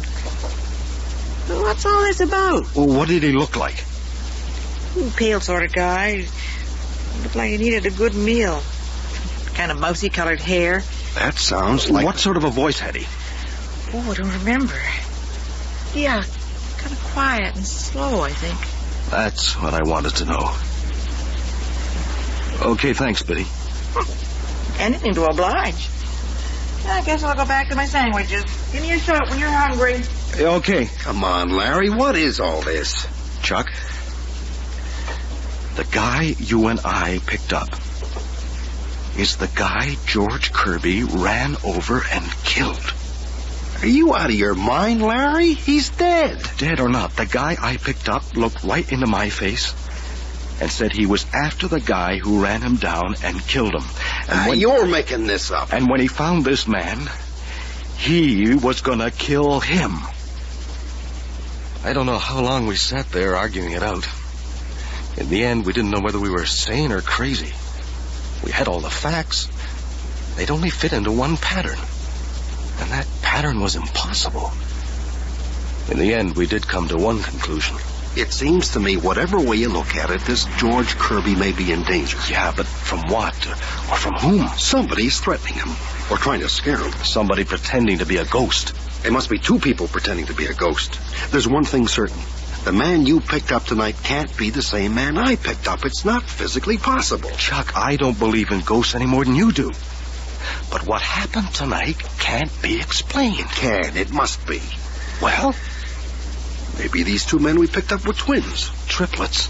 The third one was the guy who was killed. Well, that's fantastic. Is a ghost any less fantastic? No, but... Well, anyway, we gotta warn this guy, Kirby, that someone's after him. We don't even know him. Oh, we can leave a message with Biddy. Give her a shout. I want something to eat anyway. Well, Biddy, how about a sandwich? Getting hungry now, eh? Yeah, give me a corned beef and rye and a dill, and another cup of coffee. Now, how about you, Larry? That'll do for me, too, I guess. And, Biddy. Yeah? Will you be seeing this George Kirby sometime? Don't guess so. He comes in pretty regular. Could you give him a message? Sure. What is it? Well, just tell him that... Well, we found out that somebody's threatening him, see? Threatening him? Who is? Well, we don't quite know. Tell him not to pick up anybody between here and Bainville. I don't get it. It's all right, Biddy. He's in danger. And we don't know him, so the only thing we can do is leave the message with you. Well, I'll tell him. But he'll probably laugh in my face. Well, maybe he will. But tell him anyway, see?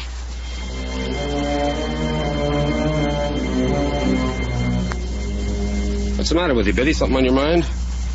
Yeah, I got a message for you, George. Message? Too bad you weren't in a week ago. The guys could have told you themselves. What guys? Oh, Larry Mason and Chuck Reynolds. Never heard of them. Well, they left this message anyways. Said to tell you somebody's threatening you. Threatening me? Yeah. And to not pick anybody up between here and Bainville.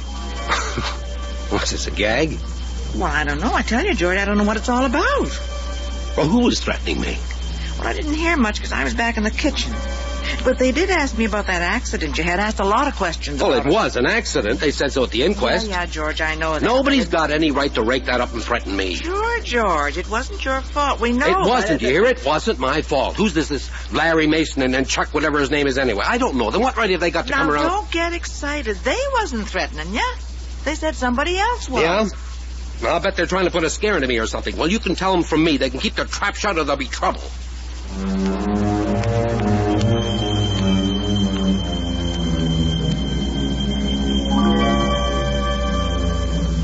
The next time I saw Biddy, I heard how George Kirby had taken the warning.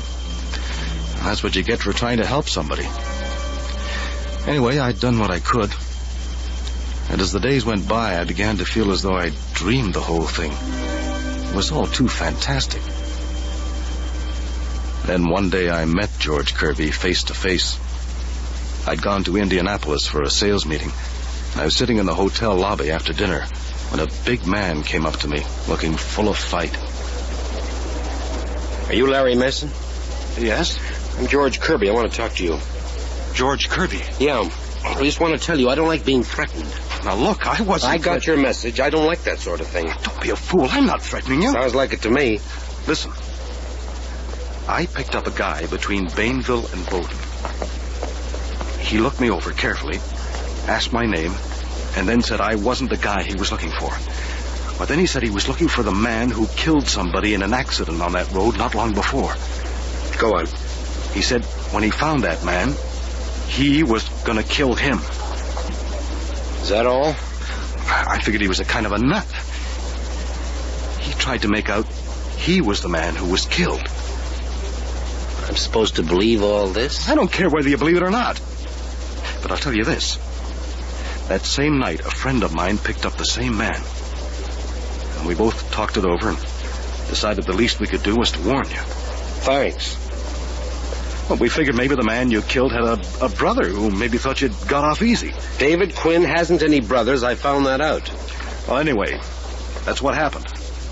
Now you know about it. You can do what you like.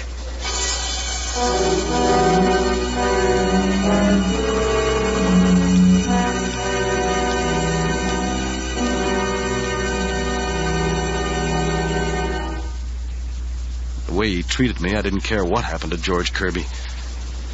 But whether I cared or not, I was to be there when it did happen. And because I was there, I found myself giving evidence before a coroner's jury. A jury inquiring into the death of George Kirby. Now, Mr. Mason, will you tell us what you saw on the night in question? Well, I was driving from Bainville to Bowden. I guess I left Bainville about 11 p.m. Did you see the Kirby car? Well, there was a car ahead of me. I could see its taillights. But I didn't know then whose it was. Yes, go on. As a matter of fact, it passed me. I could see it for a while, and then it went around a curve, and I lost sight of it. When did you see it again? A few minutes later. I came around a curve myself, and there was this car picking up the hitchhiker. Before I caught up to it, it was on its way again. You're certain that someone got into the car? Yes, quite certain. In fact, you will swear to it? Well, yes, I will. Is there some doubt in your mind? No, someone did get into that car. I see. And then what happened? It drew ahead of me again. Then I came to the place in the road they called the Gap, and there was a car piled up against a rock on the south side. The car you've been telling us about? Yes. When you say it was piled up against a rock, is there not a sort of cliff at that point with guardrails protecting motorists? Yes, although there are a couple of places where there are big rocks. You mean the guardrail runs a certain distance, and then there is a rock, and then the guardrail continues past it? That's right. And this car was piled up against one of these rocks? Yes. What did you do? Well, I stopped and ran over to the car. It must have turned over at least once. The top was all smashed in, and so was the front. Kirby was behind the wheel. He seemed to be crushed, and there was another man in the back who didn't seem too badly hurt. That was Samuel Henderson? Yes, I got him out of the car. Then I tried to get at Kirby, but I couldn't move him. So all I could do was watch for a car passing, which I did. I flagged it and sent Henderson down to Bowden for the police and some kind of a tow truck. And you waited there until they came? Yes. Was there anyone in the front passenger seat of the Kirby car? No. Are you quite certain? Quite certain, and there couldn't have been. Why do you say that? Well, because the front was so badly crushed, he would still have been there. But you told us a moment ago that you saw the Kirby car stop and pick up a hitchhiker. Do you still say that? Yes. Then how do you account for the fact that there was no one else in the car when you found it? I can't account for it. Maybe he was in the back seat and got out before I arrived. Perhaps. We shall see about that. I may wish to examine you further on this point. You may step down now.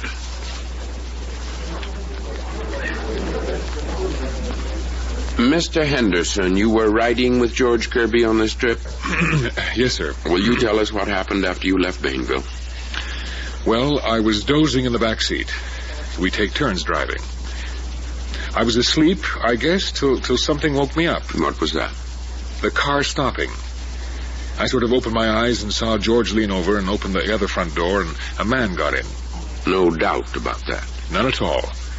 I didn't see him very clearly. I didn't really want to wake up. I was tired. Did you, in fact, stay awake? More or less. George was talking to this hitchhiker, but the man said almost nothing. That is, until just before the accident. What did he say then?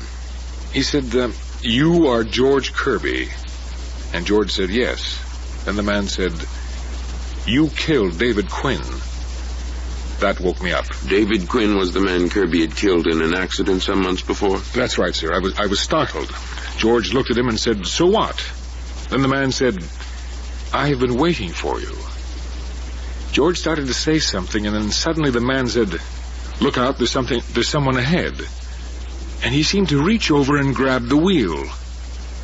The car swerved, and we crashed.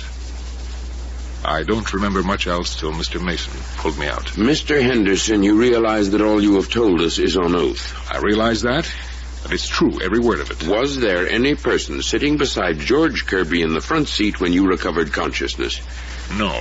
Yet you insist that there was someone there till the moment of the crash. I do. I have said that on my oath, and it's true. How do you account for the fact that there was no one there afterwards? I can't account for it. I only know that's how it was. Very well. You may step down, but do not leave the court.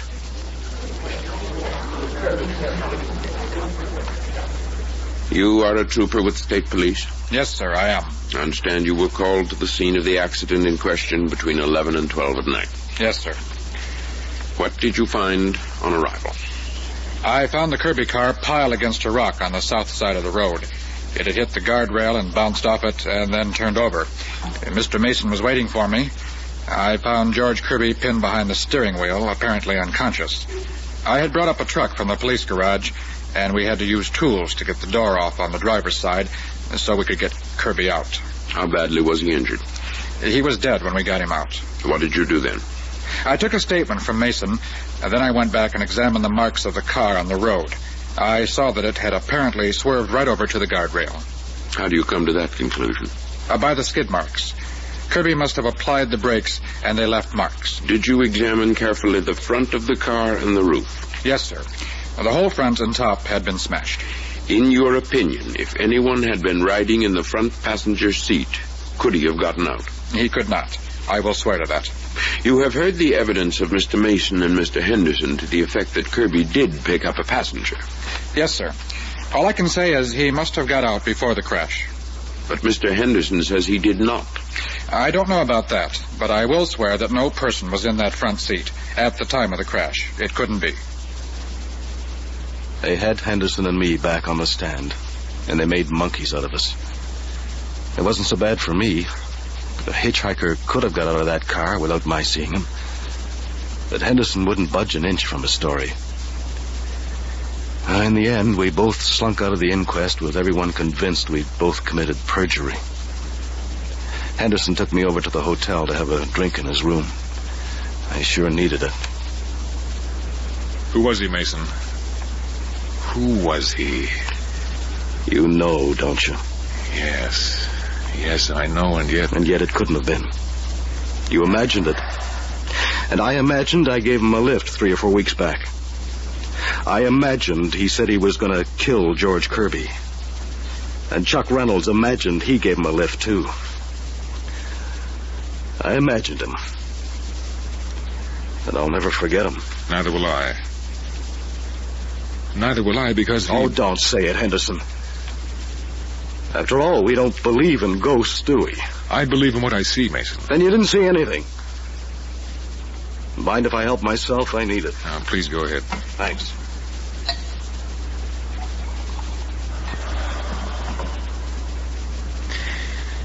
There's just one other thing I didn't tell them at the inquest. What was that? Where the hitchhiker grabbed the wheel and swerved the car.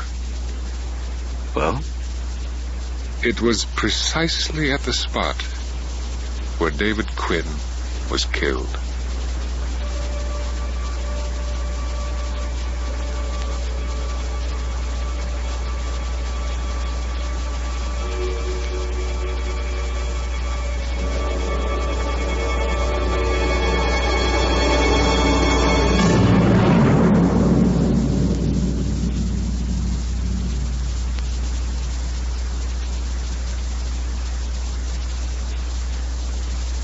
The Hitchhiker by Alan King was item 3 in a 4-part series of tales of the supernatural, written for and presented by the Mystery Theater, with John Vernon as Sam Henderson, Cease Linder as George Kirby, Frank Perry as Larry Mason, and Hugh Watson as Old Quinn. Beth Lockerbie was heard as Biddy, Tom Harvey as Chuck, Jack Creeley as the coroner, and Alan Doremus as the state trooper. Sound effects were by Alex Sheridan. Technical operation by John Skillen. This is Bill Lorne speaking.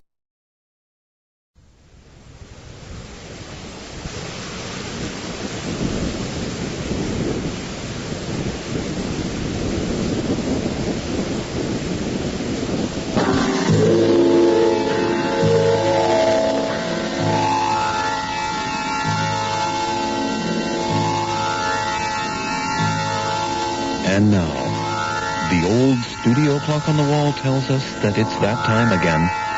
Time for some mystery and murder, suspense and terror. Time for Nightfall Mystery Theater. This week's play is entitled The Devil's Backbone. It's written by Silver Donald Cameron and set somewhere along the fog-enshrouded coast of Nova Scotia. Down beneath the waves, there's an old wreck laden with gold. And there's nothing to stop a man from making a killing.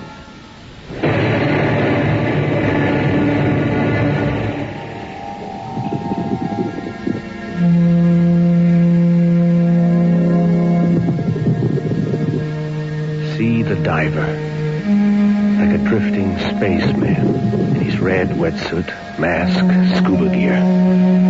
He tilts forward slowly, reaches out a mittened hand. Hidden among the swaying brown weeds covered with a thin purple layer of coral is a Spanish biscuit, an ingot of solid gold, the end of the rainbow.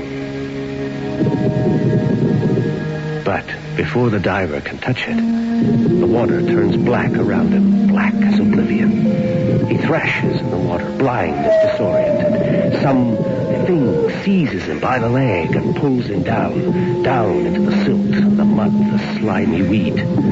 Something heavy and deliberate strikes him in the face and knocks away the demand regulator, a delicate chrome-plated marble which allows him to breathe 50 feet underwater. He gropes for it frantically. Without air, he's dead. Dead on the devil's backbone.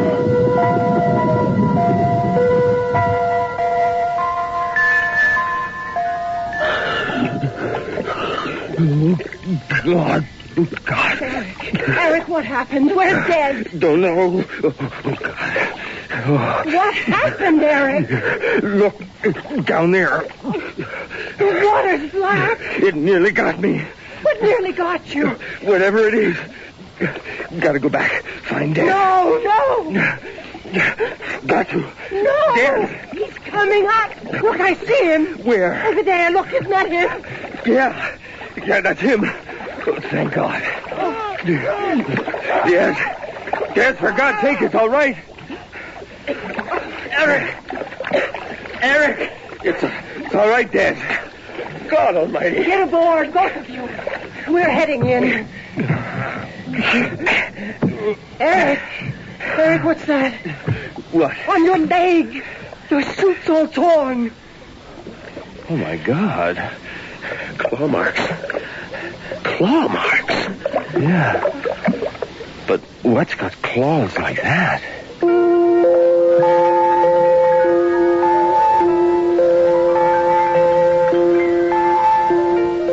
I remember the winter evening when the venture began. When Eric and Joyce walked into my apartment in Halifax. They were grinning from ear to ear.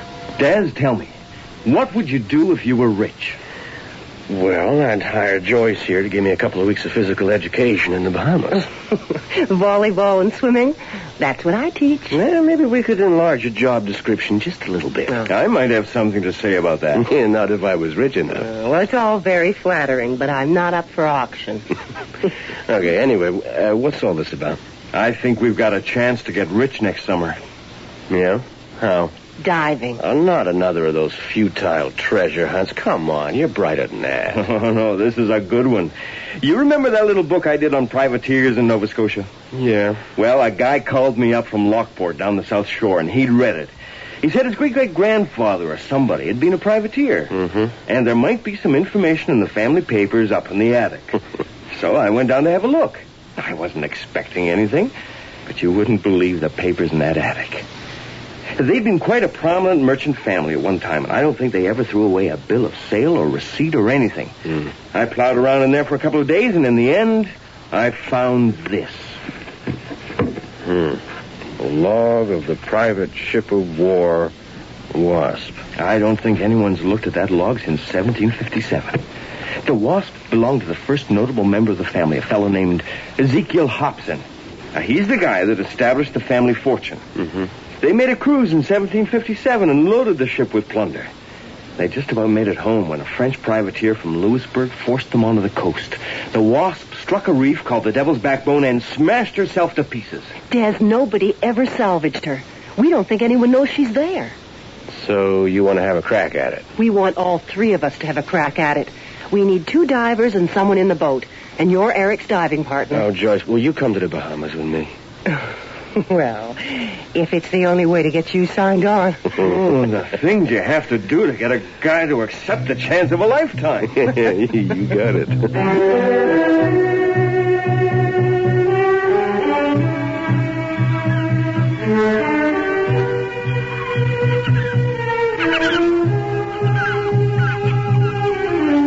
Fine morning. Pretty nice. Doing a little diving, are you? Thought we might find some scallops.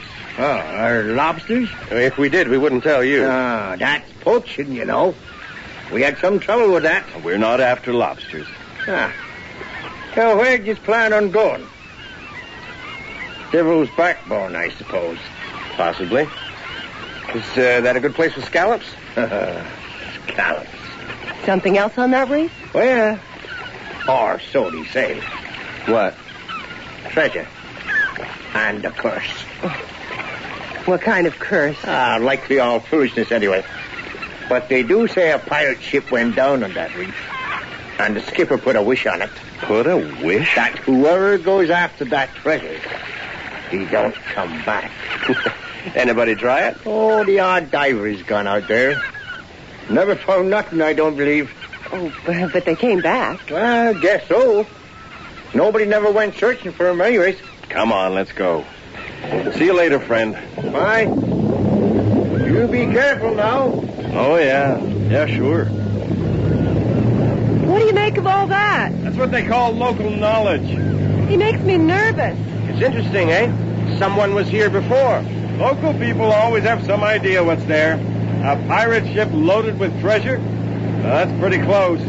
You know, if anyone was going to curse the place, Ezekiel Hobson would be the man. Remember what he did to that fisherman, Eric? Yeah. What's that? Well, he wanted to find out if there were any Spanish ships around, and he captured a fisherman. The fisherman wouldn't say. So Hobson lopped off one of his fingers with an axe. Told him he'd have all the rest before the day was out. The fellow talked. Well, it's still like that. The strong man takes. We're a little more civilized than that, Des. Yeah, on the surface. Acting happens to be my trade, but most of us are pros at acting civilized. Yeah, we're getting close. What are the marks? We get those 2 points of land over there in line, then we go along that line till the big white rock at the harbor mouth bears 273 degrees. You telling me those points haven't eroded in 200 years? Likely they have, but not much at this distance. And the magnetic variation? I worked it out. 273 it should be today. Hey, you think of everything, don't you? That's the way he lives his life. A little further out, Joyce. No, a little further. How's this? Okay, that's it. Now, veer left. A little more. Okay. Easy. Okay. Dance. Get the anchor over fast before she drifts. Yep. Good. It's nice out here. Well, Des, let's get those suits on.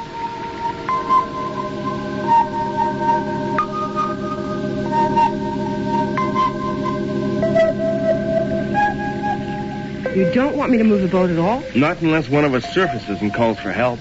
But you'll likely come up a long way from the boat. Well, no more than a couple of 100 feet. We're just going to do overlapping circles on centers about 40 feet apart. Oh, okay. Now, how many do you think we can do on a tank of air, Des? 4 or 5, no more. So, 200 feet at most. I don't know how you can wear that clumsy backpack. You look like a turtle in a fiberglass shell. Yeah, I don't know how you can wear all those belts, one on top of the other. Weight belt, buoyancy vest, backpack. Turn on my air, will you? Is the reserve valve shut?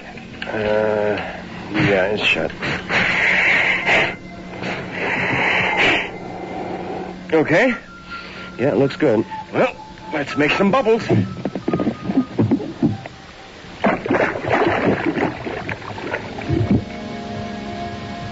Nothing like it. That split second when you leave your own element and plunge into another. Suddenly your body is weightless. Your movement slow and graceful. As we swam, I knew how much I wanted to be rich. No more crab from third-rate Hitchcocks. I'd go south, buy a big boat and a pile of diving gear. Just pick and choose from all those little secretaries that go down for 2 weeks on package tours looking for romance.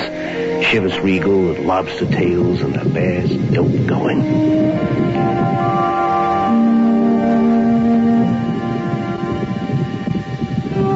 See the diver, like a drifting spaceman in his red wetsuit. He tilts forward slowly, reaches out a mittened hand. Hidden among the swaying weeds, covered with coral, is a Spanish biscuit, an ingot of solid gold, the end of the rainbow. That's when it happened. Black fog, black water, something seizing Eric's leg, terror and panic. Something struck him. I couldn't see him, couldn't see anything. Scuffling and banging, then roaring up to the surface. Pain in my leg, and then daylight, air, and a voice screaming. My voice.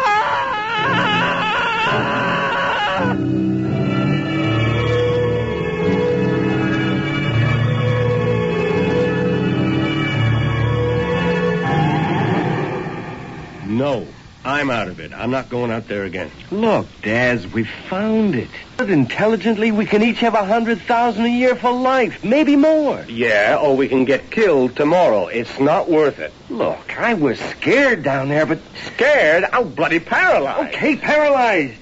But I don't believe in spooks. Doesn't have to be spooks, Eric.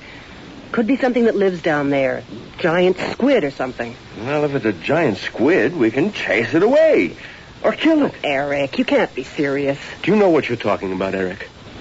Tentacles 30 feet long. Suction discs like saucers. Claws as well. Shooting around the bottom on jets of water. Making black clouds of ink so you can't even see it. And those two big eyes and that parrot beak. God. Yeah, but there aren't many that big.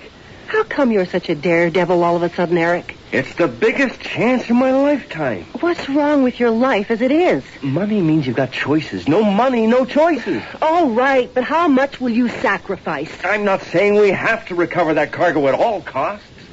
I'm just not quitting without another look. Now, how are we going to feel if someone else gets it?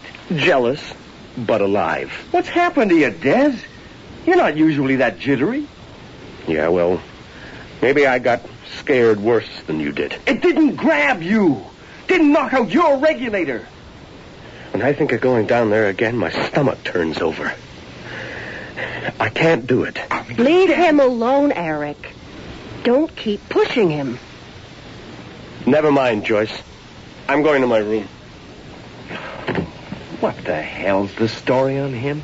What's the matter with you? I just want to finish what we started. No, that's not it. You want the money. You can practically taste it. Well, can't you? Oh, yes, of course, but I don't like what it's doing to you.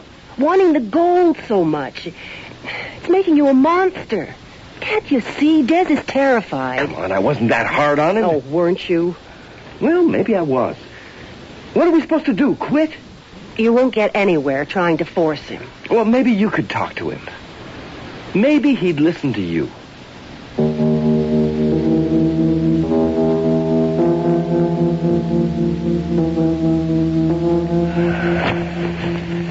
Did you talk to Des? Mm-hmm. How'd it go? All right.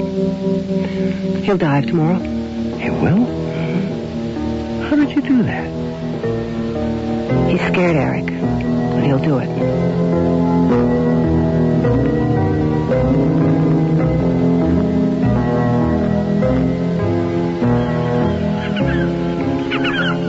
Going out again, are you? Yeah. How'd you fare out yesterday? I saw some interesting places. Caves on the reef and stuff. On the Devil's Backbone? Didn't see no sign of that treasure, eh? If there is treasure.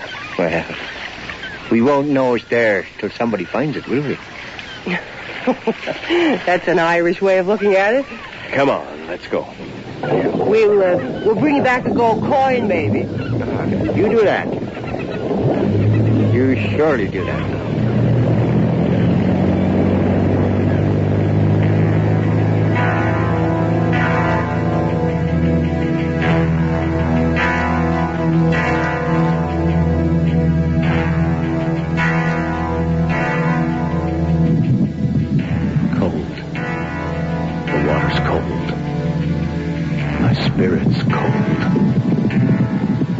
The marker didn't move.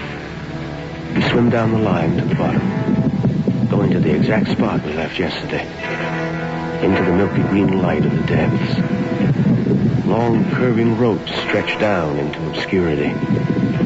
Again, Eric's red wetsuit, goggled and finned, stroking smoothly down beside me, checking me anxiously to see how I'm bearing up. I'm okay, Eric, I'm okay. And I'm cold as ice, clear through. There's the marker below us. We settle on our knees beside it, stirring up little puffs of silt. Perfect calm. Nothing sinister. But the bottom is littered with wheat-encrusted bars and globes and boxes. The cargo of the Wasp. Spilled from her torn bottom 2 centuries ago. Wealth just for the picking. Eric reaches for a Spanish biscuit, picks it up, passes it to me. We gaze at the ingot, then at each other. He reaches for one more. Then, something black and rubbery swells up from the ocean bottom, glowing like an insane black tumor. It pushes us, then the water goes inky black. I can't see Eric. Something pushes against me, tries to press me against the bottom, and I feel a sharp point biting into my calf as I struggle to find the surface.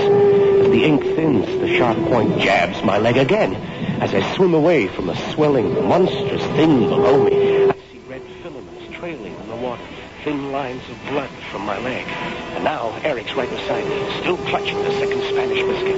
There's a scarlet flow from his right side, from 5 parallel gashes under the arm of his jacket. Terrified, we race upwards, break away to the surface, then burst into the air. Blessed air. Start the engine, Joyce. Get us out of here. Go. Go. Was it the same thing again? Worse. Oh, my God.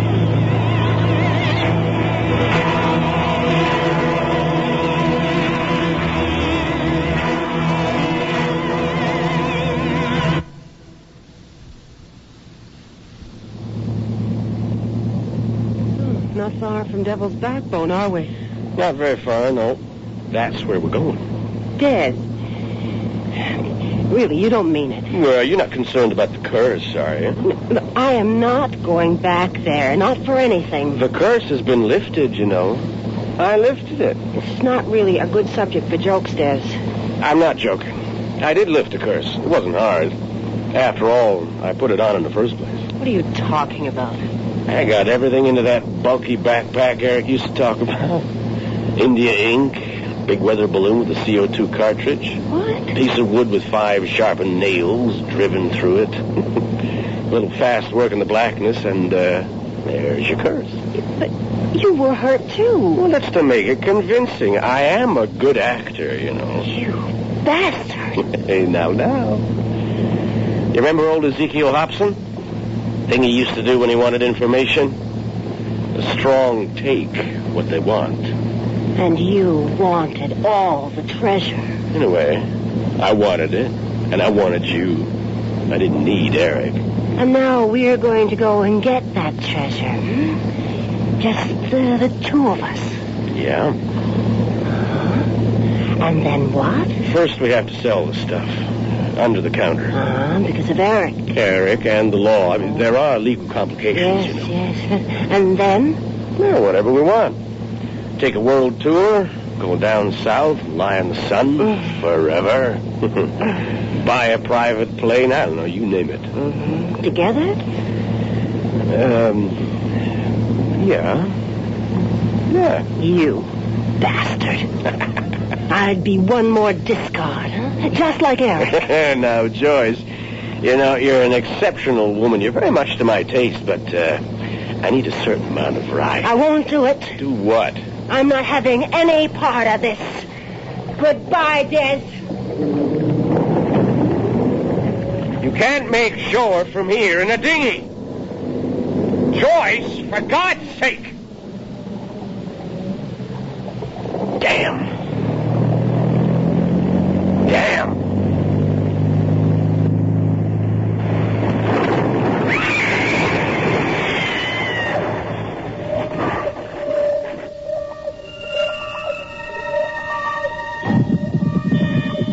I would have had to kill her anyway.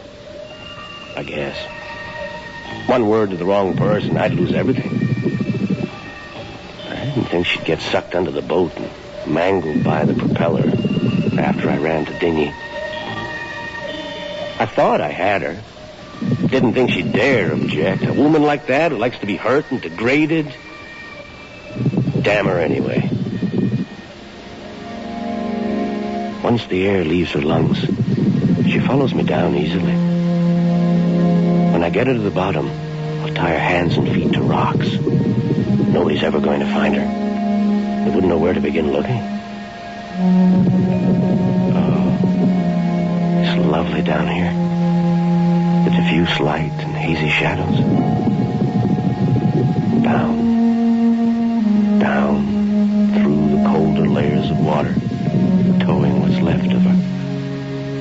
She was good, though. Oh, she was really good. I knew what she was like. That first night I took her back in the motel. Eric never reached her. Never made her shriek like that. He doesn't know much about women. About man, either. A strong man takes what he wants. An old bed spring lying on the bottom. That's perfect. I'll tie her to it. The wrists. Yeah, now the ankles. Now I'll pile some stones on the bed spring. Bed like this is forever. It's all they're good for, anyway. The cargo can't be far away. I glide like a bird, easing through weed and boulders. And there it is. There it is. The heap of ingots and bars and stuff. I want to laugh. I pick up an ingot and drop it into my bag, and then another, and another.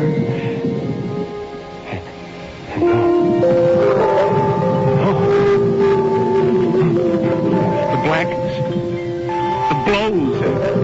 Jabs of pain. And that beat. No! It tears at my regulator. Let go. Let go! Get away from me! Get away from me! That beat!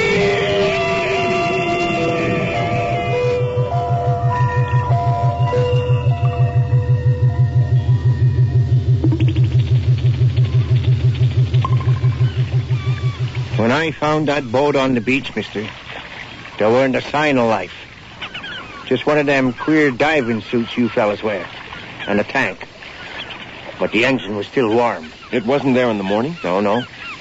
It weren't there till after dinner.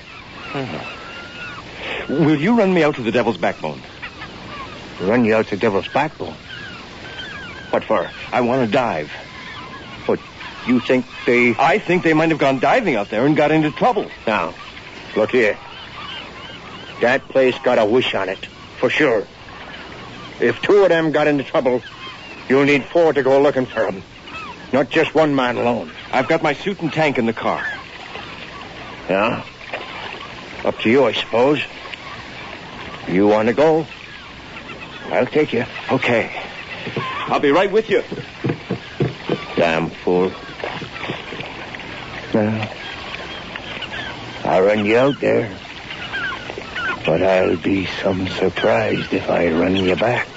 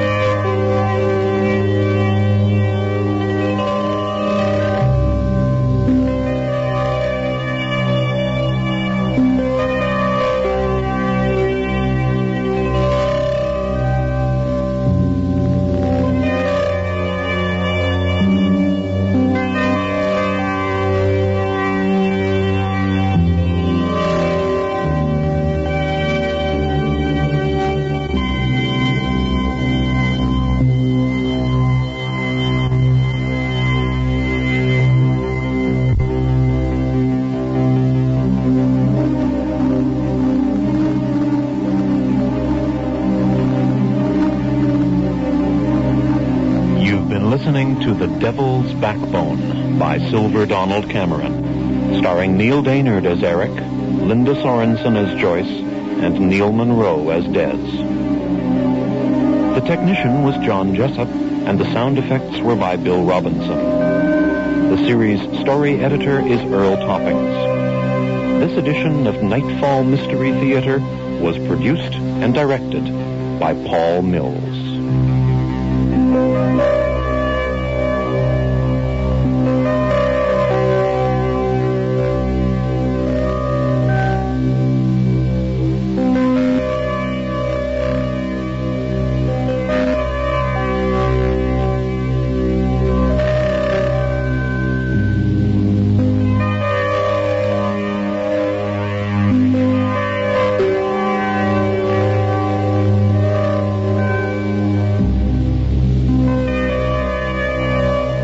Arts National's Friday Night was produced this week by Matthew Baird, with studio technician Ray Folczek. The Arts National program team includes Philip Coulter, Neil Crory, Barbara McKenzie, Sproul Irving Glick, and Laurie Lockhart.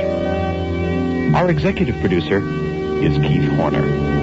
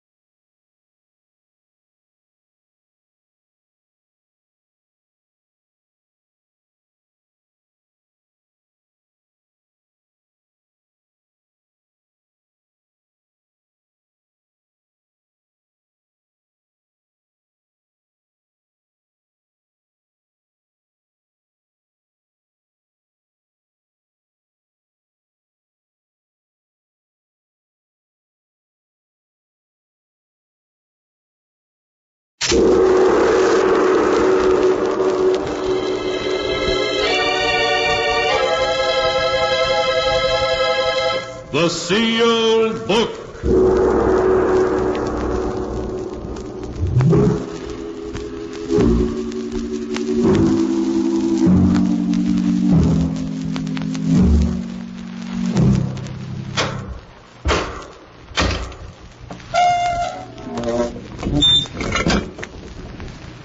Once again, the keeper of the book has opened the ponderous door to the secret vault, wherein is kept the great sealed book, in which is recorded all the secrets and mysteries of mankind through the ages. Here are tales of every kind, tales of murder, of madness, of dark deeds, strange and terrible beyond all belief. Keeper of the book, I would know what tale we tell this time. Open the great book and let us read. Slowly the great book opens. One by one, the keeper of the book turns the pages and stops. Ah, the strange story of a scientist who delved into the unknown with frightening results. A tale titled Beware of Tomorrow.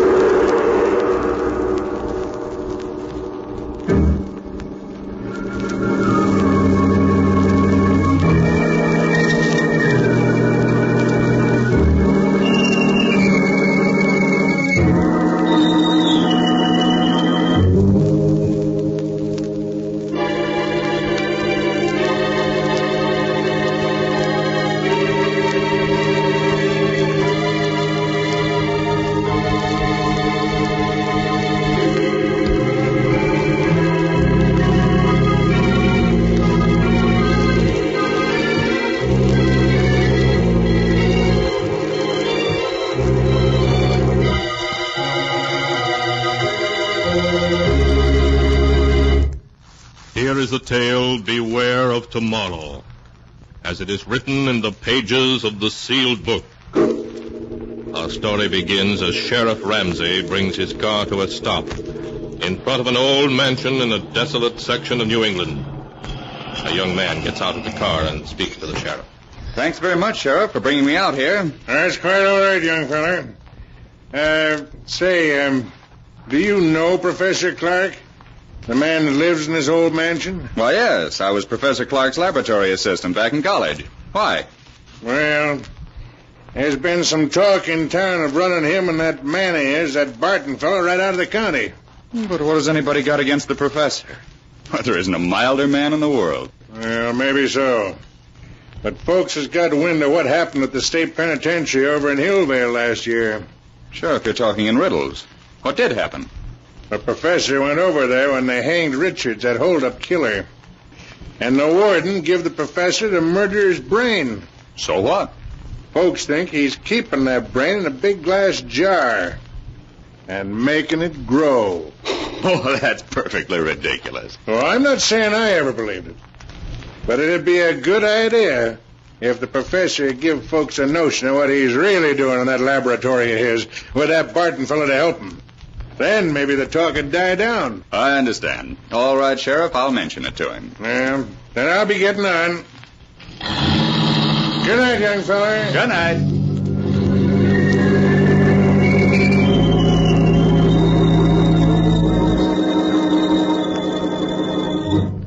A few moments after Dr. Richard Dale had knocked on the door of the ancient mansion, a frail, white-haired old man answered the door. An old man who could hardly speak in his joy as he gripped Richard Dale's hand. He led the way down a long hall to a great room where strange equipment took up almost every inch of space. Retorts and electric furnaces, generators, batteries, great glass vats. Dr. Dale stared around him in intense curiosity as Professor Clark helped him off with his hat and coat. There. Now sit down, Dick. Sit down and let me get a look at you. I got your letter, and it made me so curious I took the first train. You promised me a surprise. Is this it, this amazing laboratory? No, my boy. We'll come to that in a moment, after you've met Barton, my assistant. Oh, Barton! Yes, Professor? Dr. Dale has arrived. I want you to meet him. Why, of course. How do you do, Dr. Dale? How do you do? We've both of us been looking forward to your visit. Yes, the professor's letter made me so curious I couldn't stay away. Barton, is Alpha making some coffee? Yes, he started it when we heard the car. Alpha? Who's he? Our general man of all work. Truly amazing fellow. Here he comes now. What in the world? Shall Alpha serve coffee? Good heavens. I said you'd be surprised, Dick. He's not human. He's a machine, a robot. Yes, my boy. An artificial man made from metal and synthetic brain tissue. A machine man. But walking and then talking. He's not very pretty, but then the professor was mostly interested in making sure he'd work. Well, he must weigh a ton. No, only about 300 pounds. You see, Alpha is mostly aluminum and other light alloys. Inside his aluminum plates are some new batteries I've devised, together with miles of fine silver wire and a dozen electric motors, to give you only the highlights. Shall Alpha serve coffee now? Yes, Alpha. Put it on this table here and pour a cup for Dr. Dale. Alpha, do so. I still can't make myself believe it. Alpha, pour coffee. Go on, Dick. Take it. Oh, yes, of course. Thank you. Well, he looks clumsy, but he poured the coffee as well as a man could. Yes, my boy. Alpha has capabilities you'd never suspect to look at him. We won't need you any more tonight, Alpha. You can go back to your room now. Alpha goes. Be sure to switch off your batteries. They're going to need recharging tomorrow. Alpha understands. Boy, that's the most incredible thing I ever saw. You see, Dick, like any machine, he's completely inactive when his batteries have been switched off, but his brain continues to function. It's an artificial protoplasm that I spent 8 years creating. It's the only thing that makes him different from any other machine. But it means that Alpha can think. Think like a man. A machine that can walk and talk and think. But Alpha isn't the only surprise I have for you, Dick. He's not? No, I have another one, even more astonishing. But you'll have to wait until morning to learn what that is. Barton will show you to your room, Dick. Of course, Professor. I'll see you in the morning, then. Yes. We'll have a long talk tomorrow. Good night. Good night, Professor Clark. Oh, Dr. Dale. Yes, Barton? Could we talk for a minute before I show you to your room? Well, yes, of course. It occurs to me that the professor forgot to tell you why he asked you here. It was his hope that you'd stay indefinitely and help us carry forward the work we've been doing here. Stay indefinitely? Why? Oh, I have my own work. Now, don't say no yet. Just think, Dr. Dale. Alpha is stronger and more rugged than a man. He needs no rest, no food, yet he can do the work of 3 men. He can plow, reap, run machinery. Think how much drudgery a million like him could lift from mankind's shoulders. Yes. Yes, that's true. And already Alpha is technically old-fashioned. Professor Clark has blueprints for a new machine man as superior to Alpha as an aeroplane is to a bicycle. We want you to help us build them. Well, I'm certainly tempted to stay. Perhaps I could arrange it. Good. Then I'll show you to your room now, if you wish. Yes, I am sleepy. If you'll just come this way.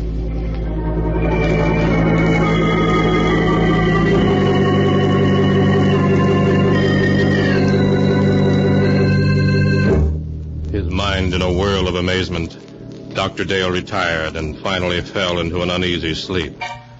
How long he had slept he did not know when abruptly he woke with a scream ringing in his ears. The cry came from downstairs. Dr. Dale leaped from his bed and raced down to the lower hall. Help me! Help! In the lower hall he found Barton hammering on the heavy door of the laboratory. Professor Clark! Professor Clark, what's wrong? Barton, what's happened? Professor Clark, I heard him call for help. The door's locked. We've got to break it down. Yes, come, put your shoulder beside mine. Right. Are you ready? Then shove. Oh, once again. All right, once more. Professor Clark, where are you? Professor Clark, he's not here. Yes. Yes, he's here. Lying on the floor beside the window. He's been murdered. It was Alpha. It must have been. No one else could have done it. Where is Alpha? The window, it's open. He went out that way. We've got to go after him. I'm afraid it's hopeless. At night in these woods, we couldn't possibly find him. No. No, you're right, of course. It'll be morning soon. Then I think he'll come back. He knows that he can only go for a few more hours before his batteries must be recharged. But, Barton, why did he kill the man who created him? The professor has been thinking of destroying Alpha because he's now technically out of date. Perhaps that's the reason Alpha killed him. Poor Professor Clark. We'll have to notify the police. That is only the sheriff. In any case, I think we should wait until morning and then report the professor's death as an accident. An accident? Yes. If the authorities learn the truth, our research may be stopped. And when Professor Clark has achieved so much, can we let it go for nothing? Why, no, of course not. Dr. Hale, we must carry on his work for him. Yes, that's what he would want. Then you will help me to continue it? You'll stay? Yes. Yes, I'll stay.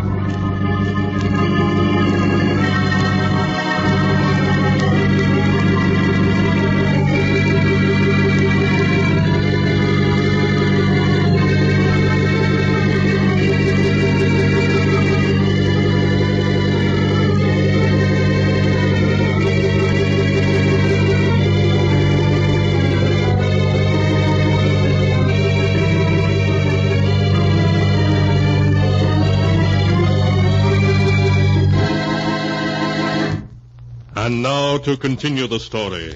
Beware of tomorrow, as it is written in the sealed book. Greatly upset by Professor Clark's tragic death, Dr. Dale returned to bed, and at last fell again into an uneasy sleep.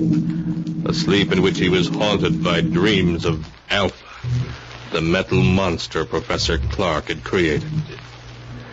When he awoke, the sun was shining, and he could hear Barton moving about downstairs. He dressed and went down to find Barton getting breakfast ready. Good morning, Dr. Dale. Good morning, Barton. Any sign of Alpha? Not yet. I thought that while you ate, I might outline some of the problems facing us. Yes, that's a good idea. You see, though Alpha's brain is of synthetic protoplasm, it is not completely artificial. I was wondering about that. Sheriff Ramsey mentioned that the professor had secured a human brain from an executed killer, yes. The professor found that to give life to his artificial brain tissue, it was necessary to add a small amount of tissue from a real brain. I see. The real tissue gave life to the rest, of course. Yes, but in this instance, it may have tainted Alpha's brain with the murderous impulse of a killer.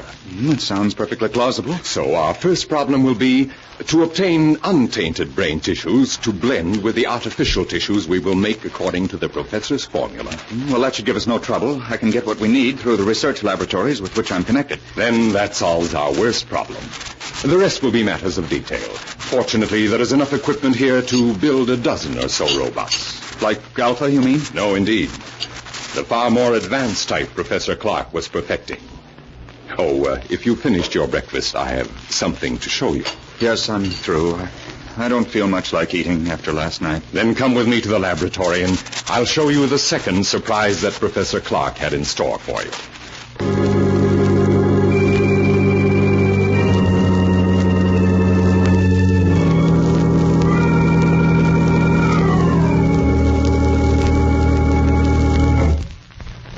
Here we are. Now, what I'm going to show you is in this box. Not a second mechanical man the professor built a few months ago. This one, though, was a failure.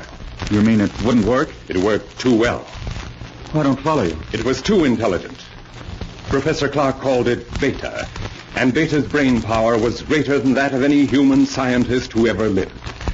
But Beta was insane. Good heavens. He represented, however, a tremendous technical advance. Look.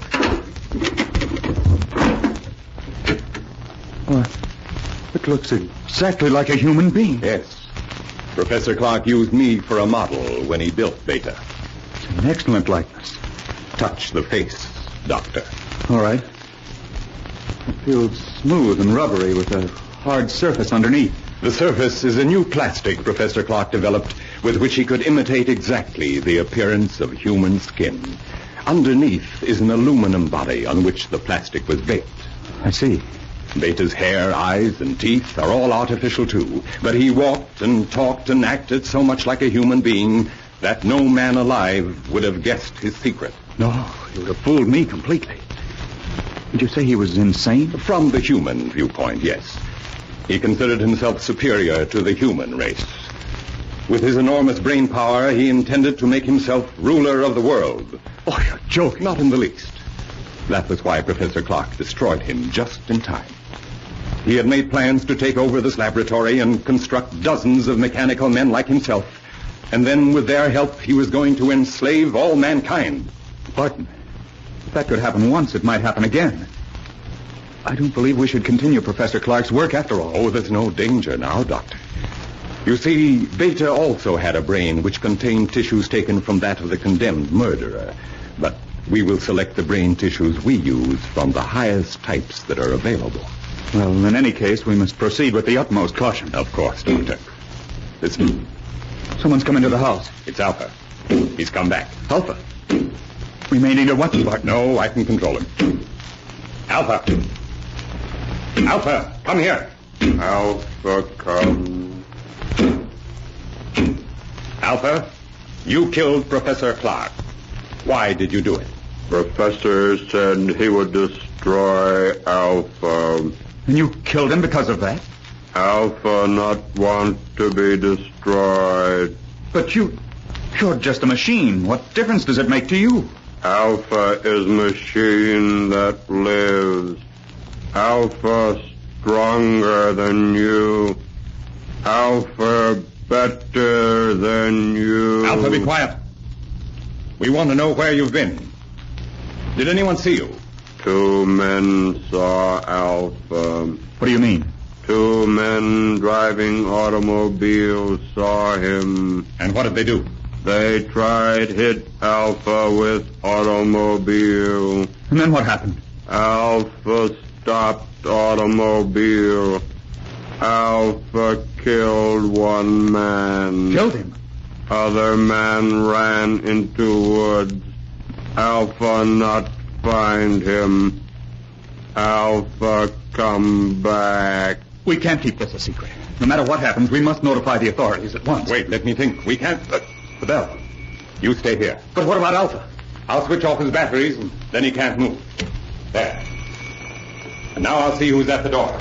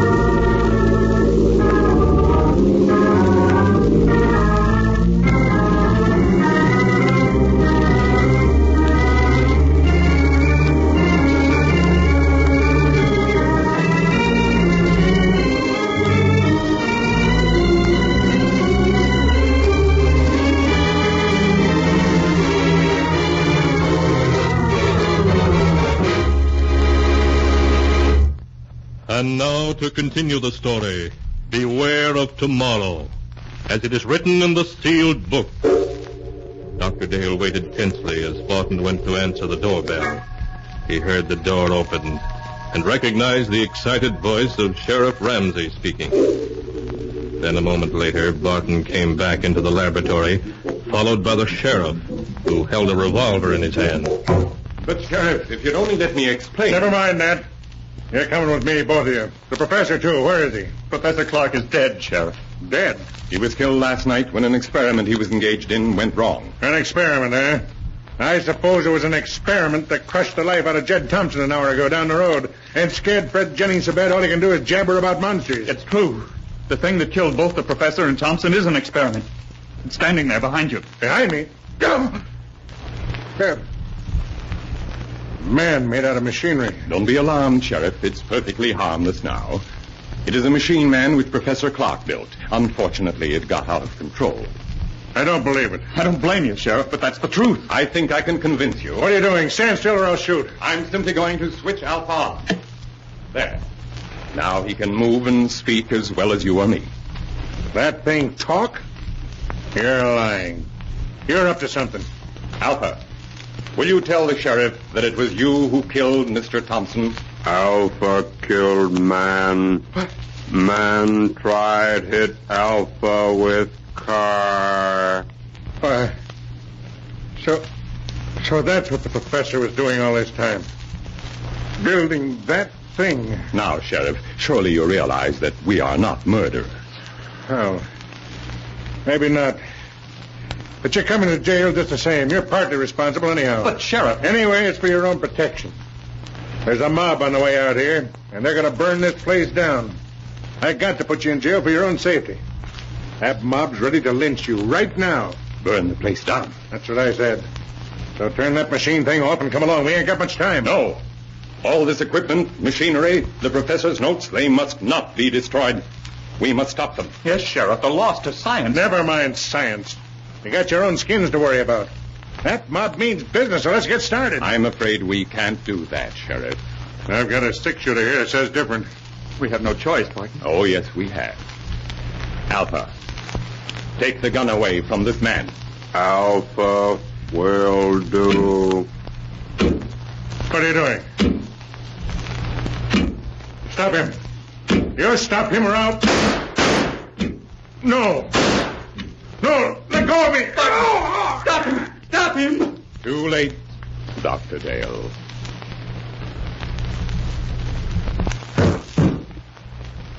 Alpha has crushed him. Yes, Dr. Dale. The sheriff is dead. Now you are a murderer. In a good cause. The life of one man or of a dozen men cannot stand in my way. You don't expect me to keep silent about this, do you? I think you will. Alpha? Alpha? He doesn't answer. His batteries have gone dead. The last burst of energy must have drained them dry.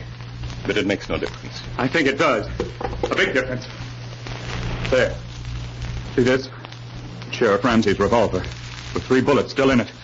Put your hands up. I must explain something to you, Doctor. You can talk, but if you move, I shall shoot. I only want to say that nothing is going to interfere with my plan to build more of the improved form of robot that Professor Clark perfected before his death. Robots who look and act so much like men, no one can detect them. They'll never be built. I intend to destroy all of Professor Clark's notes. They will be built. By me. I shall build 10, 100, 1,000. Then I shall lead them with their superior intelligence to the mastery of the world. You're mad. Of course I should have guessed it. No, Doctor, that's not the answer. I shall tell you the truth. And then you must die. Stand still or I'll kill you. You remember last night when the professor said he had another surprise for you? An even greater surprise than Alpha? Yes. That surprise, Doctor, was Beta, the second robot. So perfect it looked like a man, but so intelligent that human beings were his children in comparison. But Beta was destroyed. No, Doctor. Beta was not destroyed. But you must be destroyed. Stand back. Stand back, I say. All right, then, I shall shoot. And now, Doctor, your bullets are gone. You won't even hurt. Bullets cannot harm me. That's what I'm trying to tell you. Beta, the second robot, was not destroyed. But I saw him. What you saw was only an initial attempt that failed. The real Beta still exists. You see, Doctor, I am Beta. You? Yes. I, too, am what you would call a mechanical man. And now, you must die. No. No. Stay away from me. Stay away. No!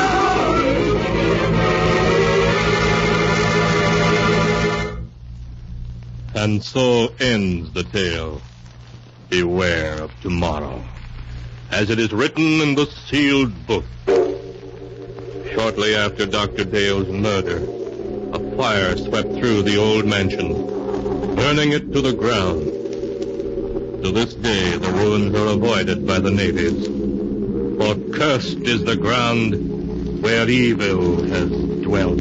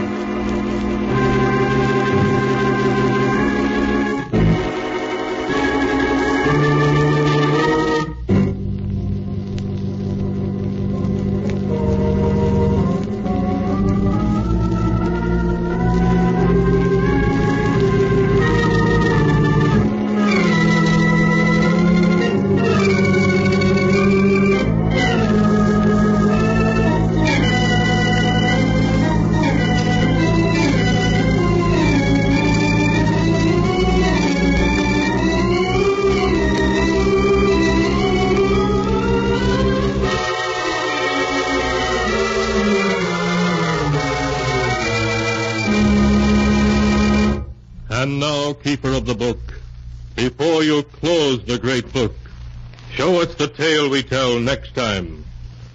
This one? Ah, yes. The story of a man who escaped punishment for a murder he committed, only to find that justice has a strange way of working itself out. The tale is titled, Murder Must Be Paid For.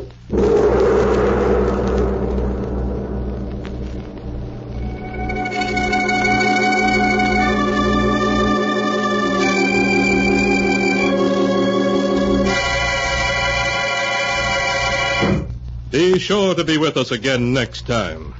And the sound of the great gong heralds another strange and exciting tale from the Sealed Book. The Sealed Book, written by Bob Arthur and David Cogan, is produced and directed by Jock McGregor.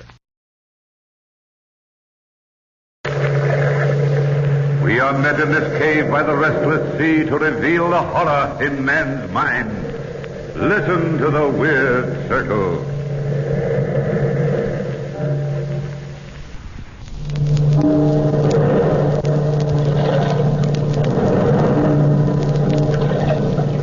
Listen to the waves. Listen closely, for you will hear the crying of lost souls. Our story discloses the horror in man's mind. This is a tale of the house and the brain. Come with me to London, through the heavy fog of the city to a large house in the suburbs. A young couple enter the portals of that house to attend an art auction.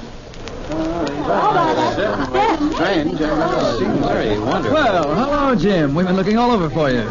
We've got quite a crowd here today. Paul Whitney, Sandra, I'm glad you've come. I thought you two were refugees from this sort of thing. Well, frankly, Jim, I've suddenly conceived a passion for good oil paintings, and I'm going to buy this fabulous painting of the ancient cutthroat. Well, to tell you the truth, Jim, she suddenly conceived a passion for cutthroats, ancient or otherwise. Oh, my husband abuses me. I'm too nice to her, or she'd never be interested in any other man. But, darling, the man in the portrait's been dead 400 years. Dead or living, he's not beyond your charms. Oh, but my husband loves me, Jim. Must be my fatal fascination. But I didn't come here to talk with you, even if it is fun. I came here to see that oil painting. Oh, it's quite a painting. Yes, so we've heard. It's in my study. Come and take a look before the auction starts. Now, don't fall in love with it, Sandy. No matter how you feel about 15th century reprobates, I'm not going to spend a fortune buying useless pictures. Well, there's the picture. What do you think? He has a face you'll never forget. And a reputation. Yes, sir. He lived a full life. You know, he was supposed to have been fabulously wealthy. But when he died, his fortune disappeared. Oh, my dumpling aunt. He looks like the kind of man who sticks pins in people for the devil of it. Sandra. The strangest thing about the picture is the man's eyes. You get the feeling that the eyes are alive. Yes, very definitely. Clever work. Paul. What's the matter with you, Sandra? I could have sworn I've seen that man in London recently. What man? The one in the picture. What? He's been dead 400 years. Stop snickering at me, Jim. I know what I've seen. Impossible. The only thing left of the Honorable Cutthroat Richards is the house on Orchard Street. He built it 450 years ago, and it's never been really habitable since. Why? Well, this is your chance to laugh at me. It's haunted. Haunted? Oh, not really. Really? Oh, Jim, I've never met a ghost. And you never will, Sandra. Jim, oh, Jim, please, oh, please. Imagine a really, truly ghost. Wonderful, Jim. Take us over. Or, better yet, I'll rent the place for a week. I've heard a lot about ghosts, but I've never been able to pin one down. You know, I've been a student of the occult for a long time. Jim, please. Oh, Sandra, I'm serious. It's dangerous business, this ghost hunting. Please, fella, anything to get Sandra's mind off buying that picture. Very well, but you'll find some very real ghosts over there. The housekeeper, Mrs. Browning, will rent you a room if you want one. But she's the only person who's ever been able to stay in the old house. Thanks, old man. Come along, Sandra. But the picture. Hang the picture, my sweet. I've got a genuine ghost for you.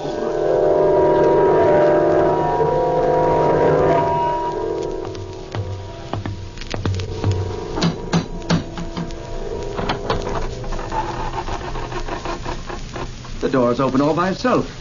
There's no one there. Doors aren't supposed to open by themselves, Paul. What do you expect? The house is haunted, isn't it? Door slammed by itself, too. Woo, tricky place, isn't it? You frightened? Not in the least. And it isn't my knees that are shaking, Pet. It's yours. Wonder where the housekeeper is. Her name's Mrs. Browning. Call her and see what happened. All right. Mrs. Browning! Don't poke me, Paul. I didn't poke you. Well, I didn't poke myself. Oh, hey. I wonder if we're alone. Look behind me, Paul. If it's a ghost, I don't want to meet it quite yet. Silly, it's broad daylight. Anybody knows ghosts never appear until nightfall. Paul, look. It's a child's footprint right there in front of me, a wet footprint. Great heavens. No, another one. Looks like the footprint of a child who's taken a bath. Oh, my chubby aunt. Listen.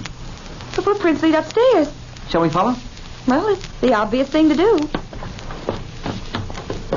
Ghastly cold in here, Sandy, isn't it? Ghostly cold, at any rate. You're not quite up to form, old girl. You sure you want to go through with this? No, I'm positive. Almost, anyway. Sandy, the footprints. They disappear. Maybe it's all done with mirrors. Good afternoon. Do come in the sitting room. Oh, you must be Mrs. Browning. I'm Sandra Whitney, and this is my husband. How do you do? How do you do? Mr. Danvers told me you were coming. Won't you be seated? Thank you, Mrs. Browning. I hope my stepdaughter didn't frighten you. Your stepdaughter? Well, I didn't see anyone. Naturally. She's dead. You mean the footprints we saw? Yes, of course. You didn't see or hear anything else? No. Expecting anyone? Yes. They're coming for me shortly. My time is up, and I must die in the way they've planned it. They? Those who live in this house, Mrs. Whitney. Oh, God, Mrs. Browning, you don't really believe ghosts actually live here. Believe it? I know it. You see, Mr. Whitney, when I was first married 40 years ago, my husband, my stepdaughter, and myself moved into this house. They were here then. Why didn't you move out? Oh, we became used to them. Then my stepdaughter died. My husband had an unfortunate accident, and I was left alone. You've lived here alone ever since? Yes. Waiting for them to take me. Mrs. Browning, how much will you charge my wife and myself for an apartment here by the week? Charge? Nothing. Nothing at all. Anybody who has the courage to stay here is most welcome. But I advise you against it. Listen. What is it? Souls crying for release. Release from him. Oh, come, Mrs. Browning. You don't believe me? You will when you move in. When can I expect you? Tonight at 8. How about it, Paul? That sounds jolly. You'll use the east wing. I'll have a fire lit for you. But let me warn you once again. They'll be waiting for you day and night.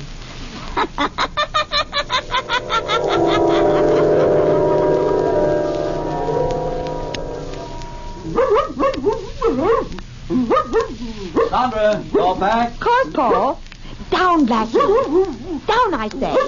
Oh, if you keep squirming, I'll never get you on a leash. I'd better take some pistols along with us. Well, I'm not at all sure you can shoot a ghost, Paul. I'm not at all sure it is a ghost. Something awfully phony about all that. Oh, no. My intuition says there were ghosts in that house, darling, and I've a very perceptive intuition. Sandra, you're not going to take Blackie with you. Well, of course I am. He's a watchdog, isn't he? But a dog. Now, darling, remember how nicely he caught pheasant last year. But pheasant aren't the same thing as ghosts at all. Stuff and nonsense. You ready? All ready. Here's your coat, dear. Oh, look out the window, Paul. So peaceful out there. You've always been partial to twilight. Oh, reminds me of the time you courted me. It was such a nice time. Paul, that man, the one on the street. What man? The one standing right out there. Look at him. That's the same man whose portrait we saw at Jim Danvers' house today. Sandra, where are you going? To talk to him, Pat, of course.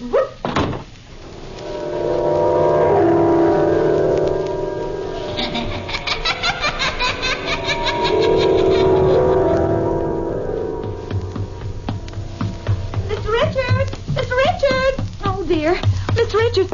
Oh, my chubby aunt. It is him. Oh, excuse me, sir. I couldn't help noticing you, and... You noticed me? You are Mr. Richards, aren't you? I've been known to many, by many names. Oh, dear, please pardon me if I'm rude, but... Well, how in the devil did you manage to stay alive for 400 years? You will notice my eyes. Look deep. Deep. Oh, let me go. Let me go. Deeply into my eyes. The greater power, greater than death. You've never seen me before. You don't know me. You can never remember me again.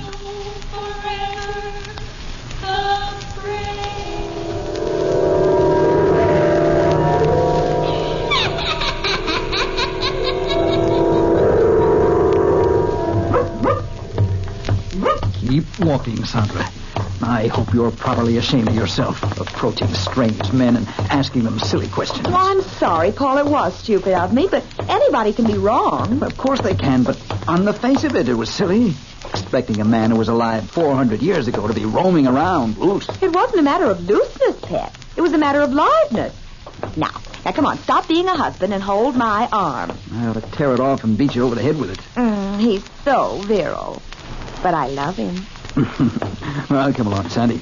There's your haunted house ahead. We don't want to keep Mrs. Browning waiting. Or the ghost.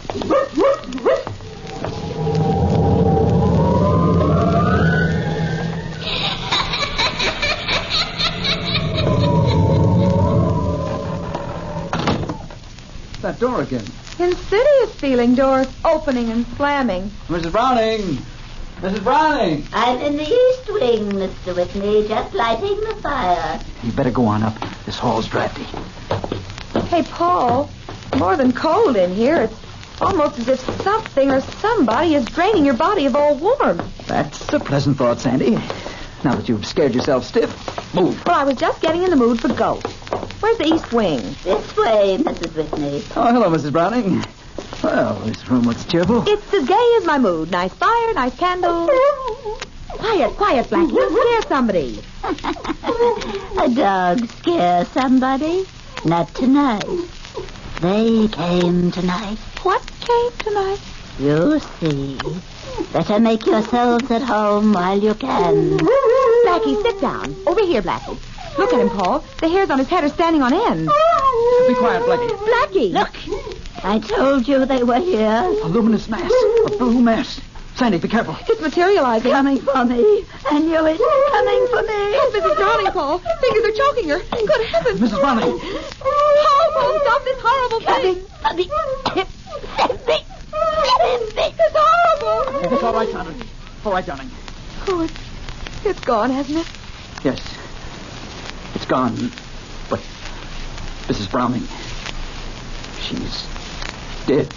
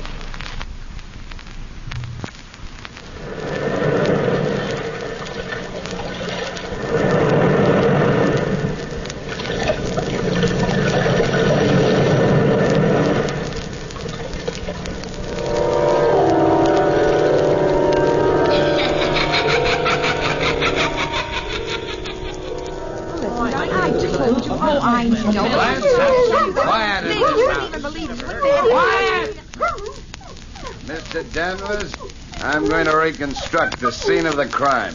Nobody tells Detective Hodges that a flesh-and-blood woman gets bumped off by a ghost. But I saw it myself. Oh, be quiet, Blackie. If you'd only relax, Detective Hodges, and go away, we'd catch the ghost for you. Quiet! I'm only trying to help, but Blackie, stop. Sandra, you're only confusing the issue. Paul's right, Sandra. Sit down over here. Jim Danvers, if you side with Paul, I'll never speak to you. Now, Mr. Whitney, if you don't mind, we'll go over the details again. What happened? Well, Mrs. Whitney and I were here in this room with Mrs. Browning when a blue mass suddenly floated in the door. The lights in the fireplace dimmed, the candles were extinguished, and Mrs. Browning began to scream. Why? Because she saw a ghost. It's really all so simple. Sandra, my dear. And then what happened? The mass suddenly materialized, at least sufficiently for us to see two hands. Two hands without a body. The hands reached out, grasped Mrs. Browning by the throat, and... That was that. Thank you, Mrs. Whitney.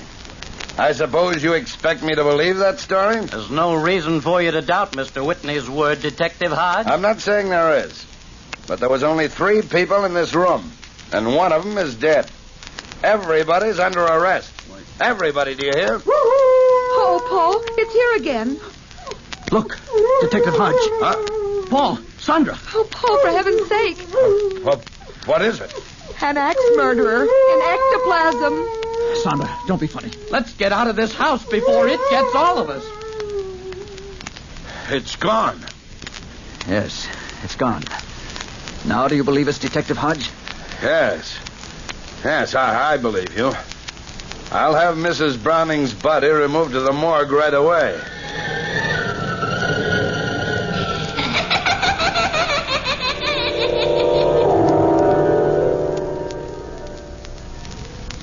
Paul, if you insist on staying in this house overnight, I'll not be responsible for what happens. But, Jim, I'm convinced that there are no such things as ghosts.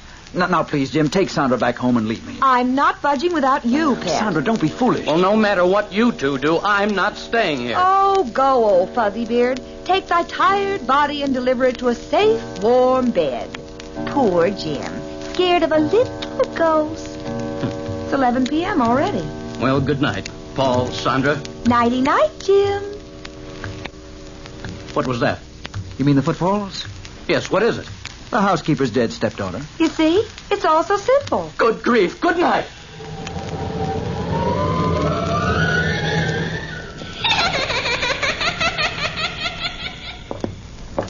Oh, we've been all through the house, Paul, and I'm dead tired. Come on, let's go to bed. You go to bed. I'll sit up and read these letters we found in the attic. Here here, Blackie. Come here. Come here. Now lie down next to me. There, poor Blackie. Poor doggy. You don't like the ghosties, do you, pet? Poor Blackie. Hey, this letter's interesting. What is it? Evidently a letter from the housekeeper to her husband. A love letter. She talks about her brother's child. It seems her brother left his money to his daughter, and she handled the estate for the child. That's jolly. Maybe that's the child she calls her stepdaughter. Let's see what it says. Listen. Since we have managed the child's end, you and I are more than lovers. We are partners in many things. Sounds as if they murdered the child. Yes, it does. Sandra, I wonder if my theory's right. If people felt strong passions, and if those passions linger in a house after the people have gone, couldn't that create a heavy psychic atmosphere? Well, those fingers that murdered Mrs. Browning were more than heavily psychic. Unhook the collar of my dress, Paul. Where'll I put the letters down on the dressing table here? Just a top hook. Better keep these pistols handy just in case. Something about a gun that gives me courage.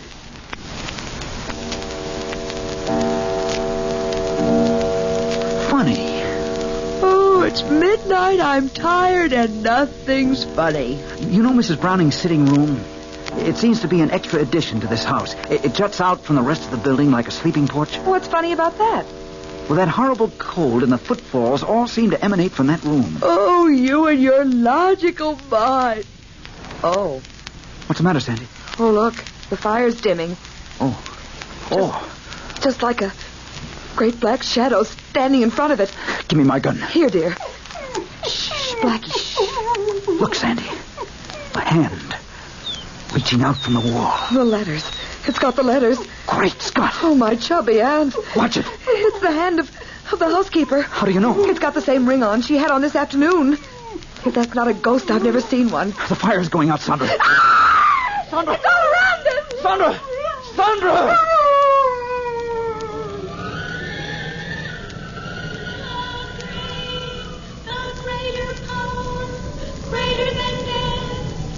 You can't pit your will against mine. My will is greater. No. Succumb. My will is greater. No, you're a shadow. And you are a mere mortal who knows no secrets beyond the veil.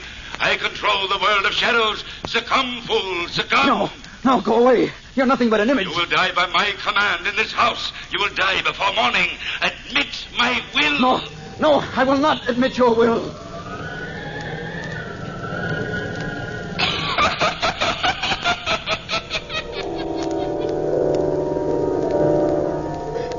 Sandra, you're safe now on your own home.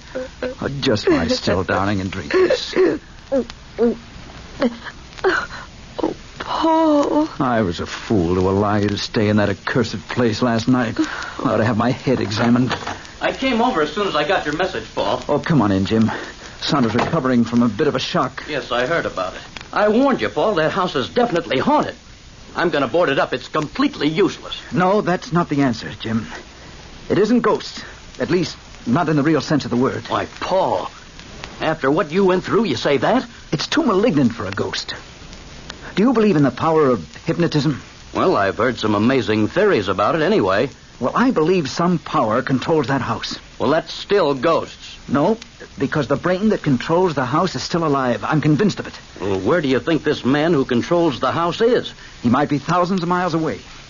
Remember you said that the eyes in the picture of the fabulous Richards seems alive? Oh, that's ridiculous. Not at all. In some crazy, mad manner, Richards has kept himself alive all these 400 years.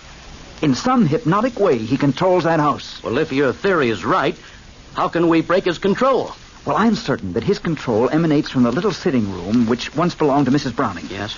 Now, if you'll let me, I'd like to hire workmen and tear that room off the rest of the house. Oh, but Paul, the room is only an extra addition, Jim. It can't do any harm to try.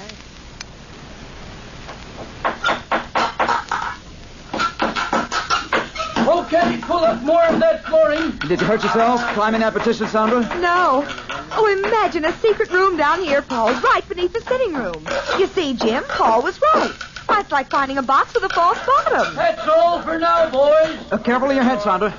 This room isn't very big. But it's as cold storage. Well, now you know how a hunk of beef feels in an icebox. That's gay. A musty old room. bed and 4 walls. And 2 drawers built into the wall over there. All modern conveniences. Try to open them. They look rusty. Just pull. All right. There. The drawer's open. Oh, nothing but a lot of musty old clothes.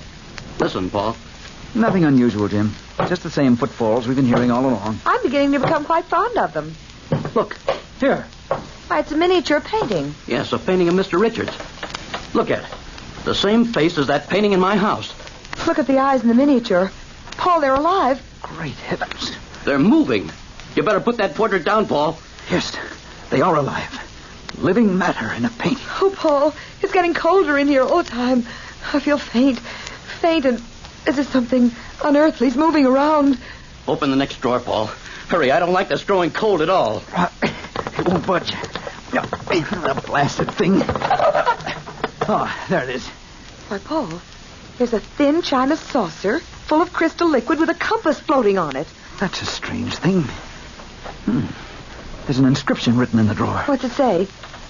As this compass moves, so my will dominates everything within these 4 walls. Everything dead or alive. Accursed be the house, and restless the dwellers therein. What's it mean? This is the brain, Sandra. Oh. Richards controls this instrument through hypnotism. He can control a piece of paper or a chair or even the souls of the dead.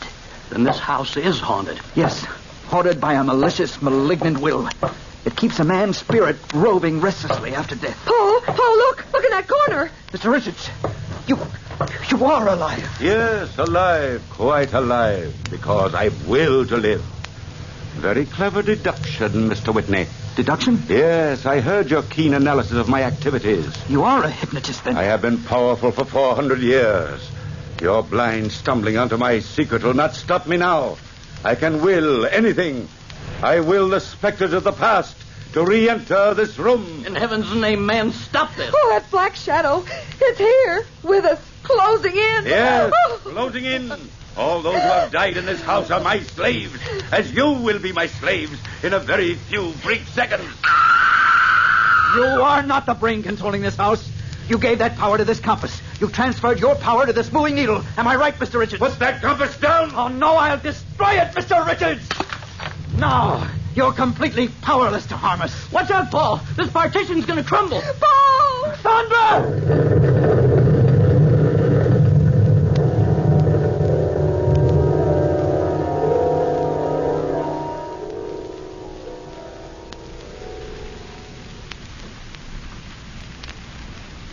Gosh, Paul, it's good to be back in our own home. What happened to Mr. Richards when the partition collapsed, Jim?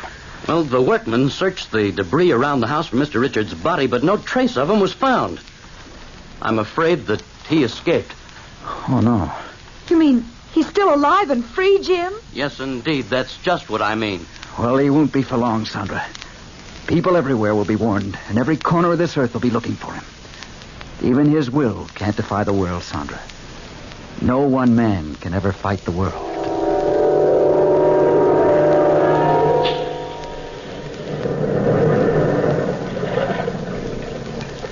From the time-worn pages of the past, we have recalled the house and the brain. Bellkeeper, toll the bell.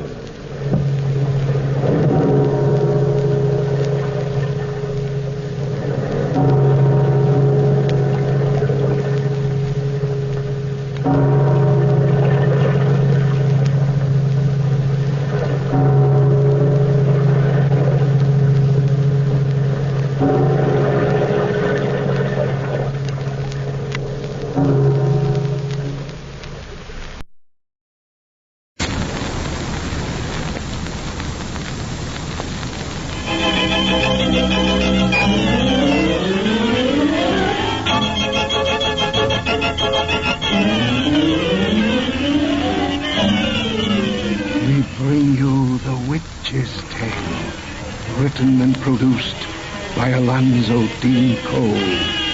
The Witch's Tale.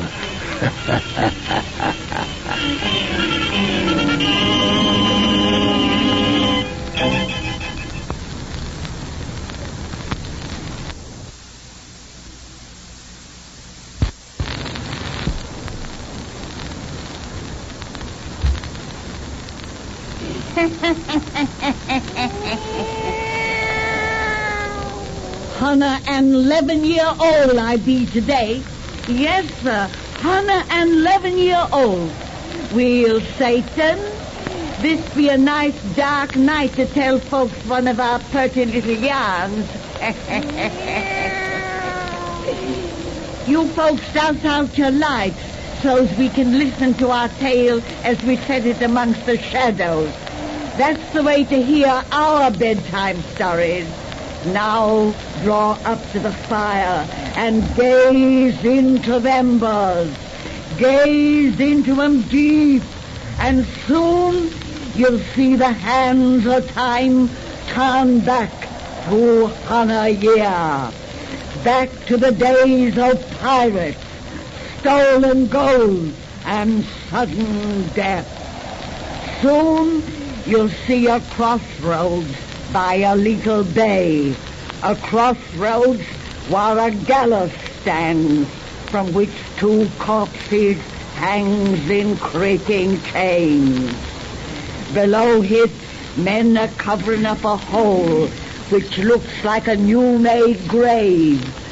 Through the darkness of the night, offshore shines the light of a pirate ship, while men are singing. Hear them thou.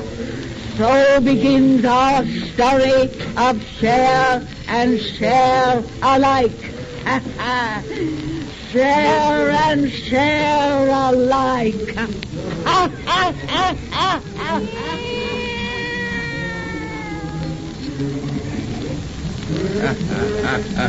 The fools on our ship out there are roaring drunk. I made sure they would be. With a cask of rum, I gave them leave to open ere we left. They're not apt to be curious about their captain's whereabouts. You're the slick one, Dandy. Soon we must return to them. They're happy now, but in another hour they'll cut each other's throats. It should be unfortunate. So when we sail at daylight, we shall want a crew. Aye, and all of them. If we'd overhaul the English brigantine. If the news we have be true, that should be within the week. And she's loaded with bullion, Dandy, bullion.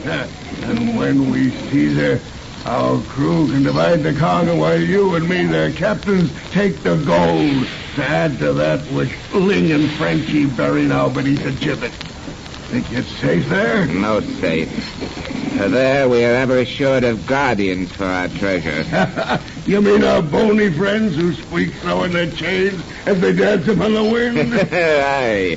If one suspected that beneath their dead and dangling feet lay something worth the taking, he would still hesitate to argue its possession with such ghostly bankers. Well, but we should have come here alone, just you and me, to hide this stuff. My dear Jack, with pistol and cutlass you have your points, but you'll never make a gentleman. What do you mean? You forget that they're turning, pirates.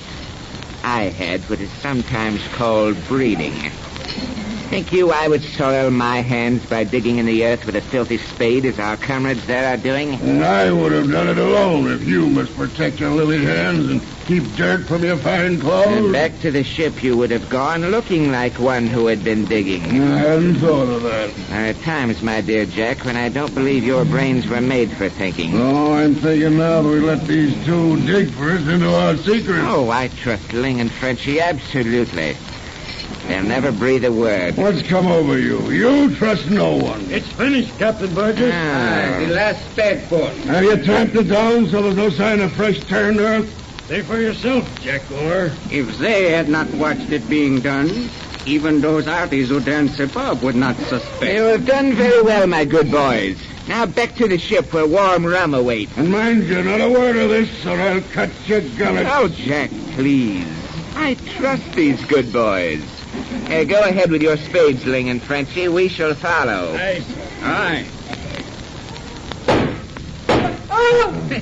Dandy, you shot them. And my aim was a miss. One had time to scream. Both dead. You didn't tell me it was your plan to kill these men. I told you they would bear no tale. You are a devil, Dandy Burgess. And you were a fool. Too soft-hearted for our profession. I may be a fool, but I'll never turn my back to you, as those 2 did. You fear me.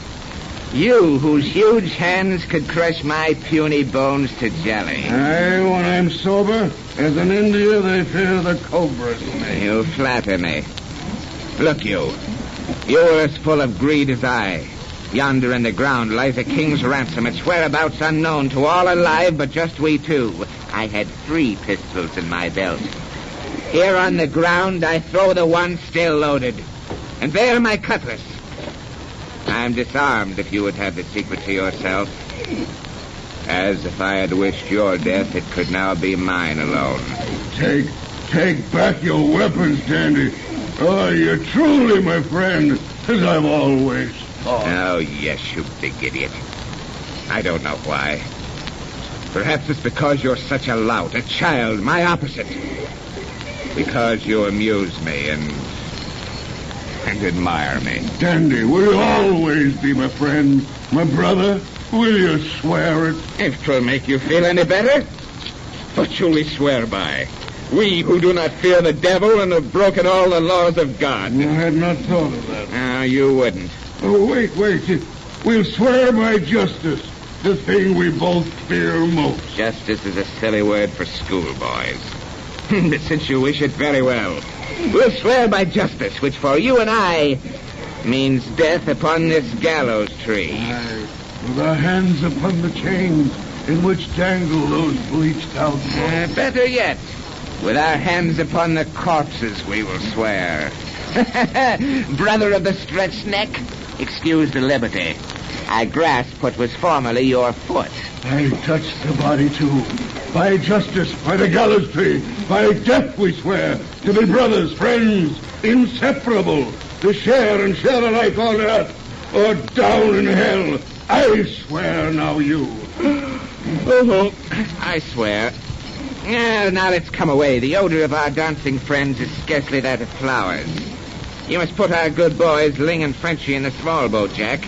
When we strike deep water, you can toss their bodies out. No one will see them in this darkness. Nay, at daylight we sail for the English merchantmen and gold. Which we'll share and share alike. Which we'll share and share alike.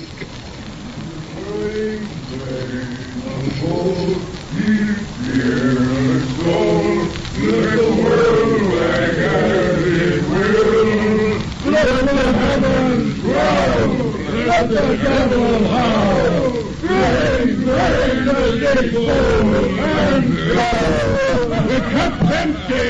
Fill it up. Careful, Jack. You're getting drunk. Sure am drunk. What of it? Nothing except that rum is apt to cloud your usually excellent judgment. Another drink, everybody. Another sword. Give me the Amsterdam maid. Jack Gore. Captain Gore, you blasted swine. How dare you call me Simple Jack? I'm master here as well as Dandy Burgess.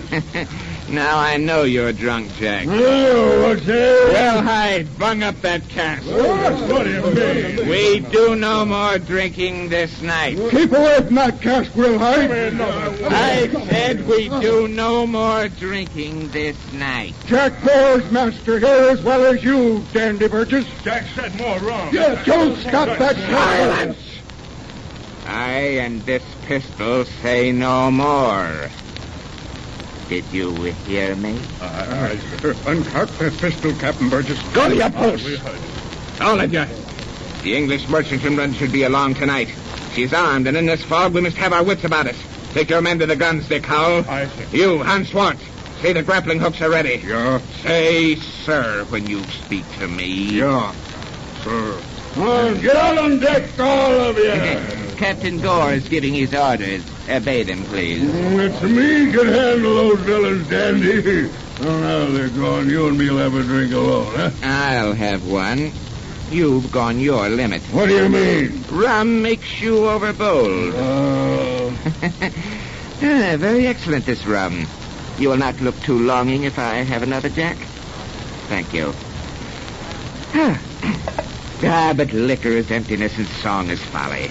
Until the duet becomes a trio with fair women. Women. Or even woman.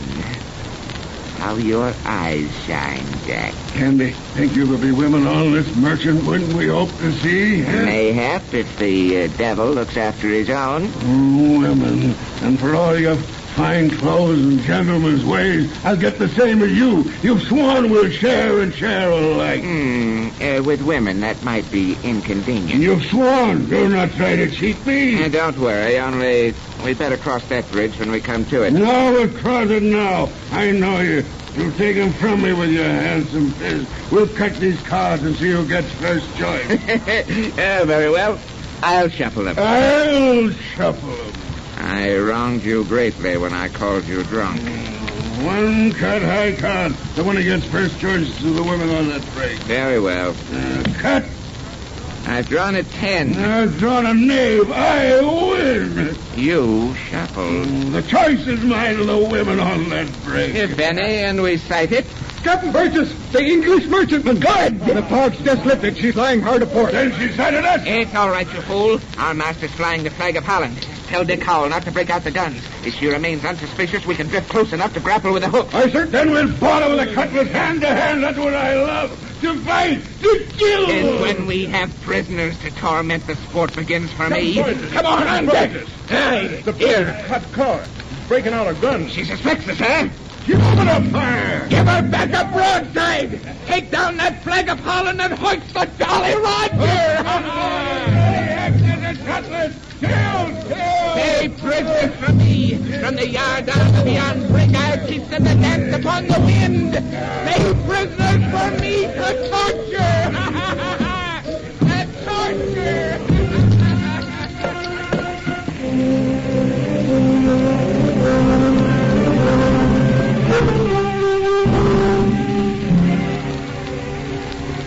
Don't torture me anymore. I've told you no women are aboard the ship. I'm afraid you have forgotten, Captain. To improve your memory, once more we'll try this red-hot poker on your naked foot. Not again! For God's sake, no! It's too bad. He's fainted again. Stop it, Dandy. He couldn't tell his lies on the pain like that. Sit down and drink your rum. When we captured this brig, you had your fun at killing. Now I have my sport by making the survivors pray for death. Yeah, but can't you kill this man now and have it over with? We've got the gold. He showed us where it was when you strung his mates up in the yard. But the minuet they danced. Yes, he's given us the gold, but he's yet to show us where the women hide. I don't believe there are any women. Yes, there are. I found a woman's glove upon the deck. A woman's glove? The woman must be on this ship. How astute you are. And I thought that liquor clogged your brain. Our friend is coming to again. Women. They're all women. Well, Captain, the poker has had time to heat once more. Is your memory better now? Don't use it again. Don't. I'll tell you what you want to know. There are two women hid back of my cabin. A panel there. Concealed the secret door. Two women. Oh. Thank you, Captain. Very much. At last you've shot him. My aim's improved. He never murmured like poor Frenchy. Two women behind the panel in his cabin, and I have my choice. I come, but leave your bottle here, friend Jack. The ladies might not like a drinking man.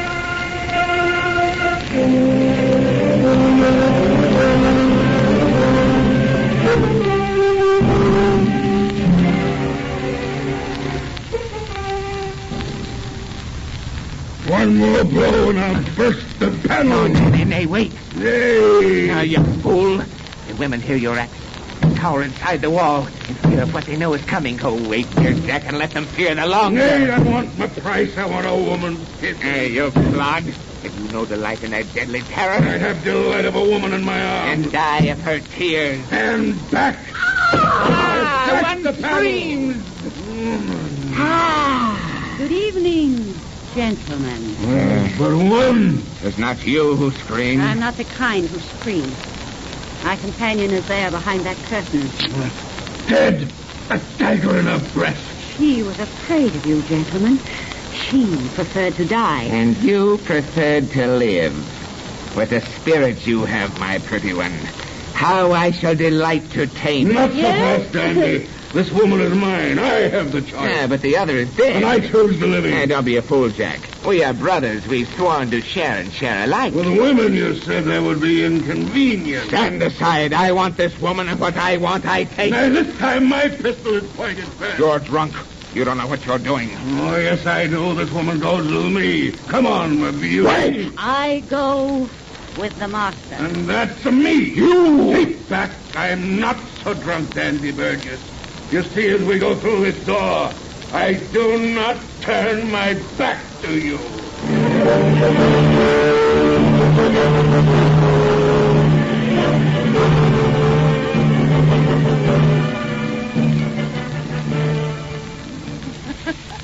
Really, little man, you're too amusing. Be careful. You think to frighten me? The week I've spent aboard this ship has quite accustomed me to pirates, even the fearsome kind like Captain Gore. But for cabin boys like you... You'll drive me too far. Listen, wench. I tell you that until the night we took you from that English brig, Jack Gore was my dog, my slave. That I was master here alone. Possession of you has turned his head, so that now he tries to rule here in my place. If you would be master once again, why do you not take me from him? I go with the master. So you shall. And the master will be me. Hi, Dandy Burgess. Captain Burgess, you dog. So you say. Captain Gore says to keep away from his woman. You, mistress, he bids come to his cabin. His cabin, the swine. Where he sits, always facing the door with pistol cocked and ready. He seems unwilling to ever turn his back to you, Captain Burgess. Laugh. Laugh as you go to him, you. Always facing me. When tomorrow we enter Nassau Bay, I shall teach him to face always. Yet see me not. And you, Mistress Kate, will find I am the master.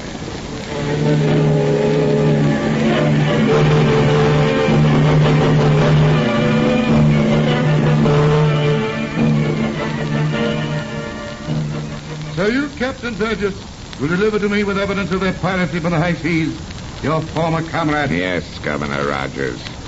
I will deliver them here in Nassau Bay and with evidence in plenty. For myself, I claim amnesty under His Majesty's wise pardon for those who repent their wrong and inform against the sinful. That I must grant you. It is the law. I hope you ask no other reward for putting these men within our grasp. Yeah, but I do. And make it part of our bargain. Now, rest easy. It will not affect your treasury. There is a woman aboard that ship out there. I would place her in my care, and in her company, attend the hanging. You would attend the execution of the comrades you condemn? Not all of them. Only that of Captain Gore, my particular friend. As the wind turns his body in its gallows chains, I would watch him face always and see me nowhere.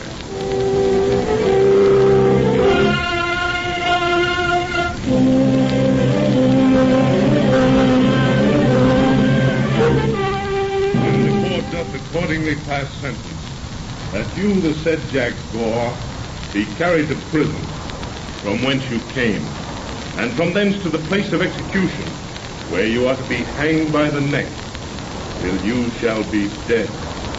Dead. Dead. And God have mercy on your soul. Dandy, you swore to be my friend, my brother. Come, Kate. Let's get out of here. Breathe the air. I go with the master.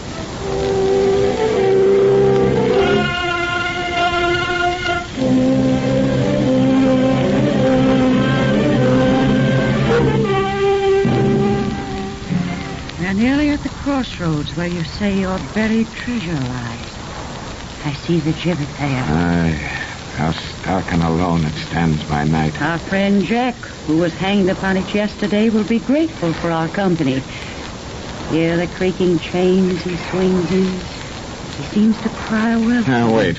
Why do you stop? Now, let's go back. It's such dirty work to ply a spade. It goes against my grain to soil my hands. You want no one else in the secret of the treasure that you and he buried here so long ago? Oh, nay, but to dig for it at night and dark, it... The unaccustomed work I cannot see. I did not know my master's courage. I would think he was afraid. Now, what have I to fear? Not man, surely. When in your pocket lies a pardon from the king. Nay, and I do not fear the dead. The air is very still. How plainly we can hear those rusty chains. It is like that other night. The night on which you swore by the gallows tree. And death. And justice. To be brothers, friends, inseparables. Share and share alike on earth or down in hell. I meant it when I swore that oath. I meant it though I laughed and mocked. 'Twas all your fault I did this thing. Ere he and I met you, we were as brothers. Jack was such a fool, a lout. My opposite, he amused me and admired me. My fearful master. A sentimental type. Still, cannot a man have feelings? In the lowest beast, can I not be one tiny bit of... God? I have naught to do with God.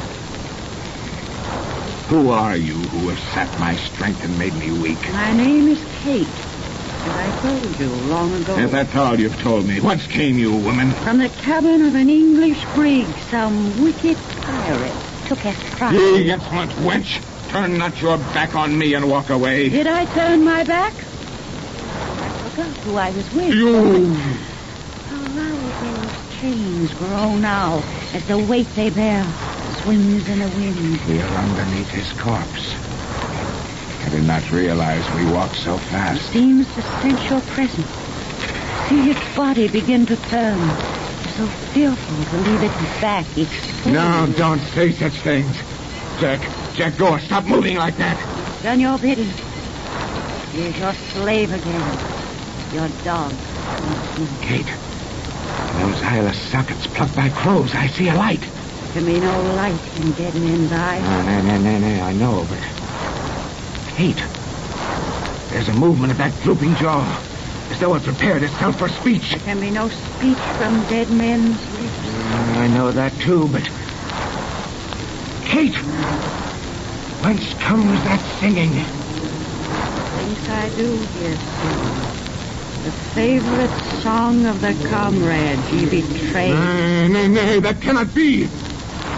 Kate! The chains that hold this corpse are stretching. Jack's dead feet are on the ground. He's coming for me with dead arms outstretched. Jack, go! For God's sake, keep away! Ah! Don't touch me with your cold, dead hands. Kate, help! He binds his chains about my neck. Don't let him lift me to that gallows. Don't let him lift me to that gallows. Ah! Share and share alike. On earth or down in hell. Kate, but for this she brought me here. For death. I know who ye are now. Hear what I swore by. You are justice.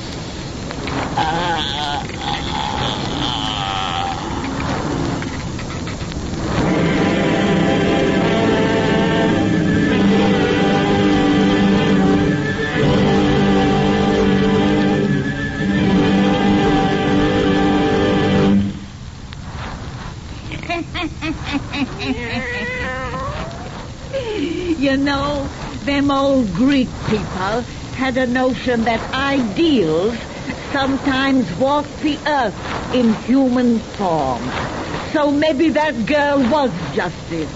And now, Satan, if these folks would just sit still, we'll be back in a minute and tell them about the pretty yarn we're saving for them next week.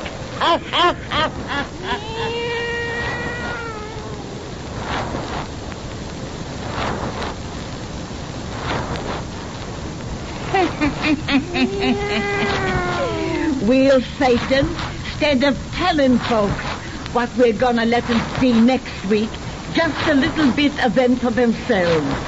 Gaze into the embers of our fire. Gaze into the embers deep and listen. Robert, I hear footsteps. There's something in this room. No. They can't be, Susie. You and me's alone here. No, we're not alone. Look at those shadows. Good Lord! It's a man without a head. Ah! That's part of our yarn about Rockabye Baby. Rockabye Baby.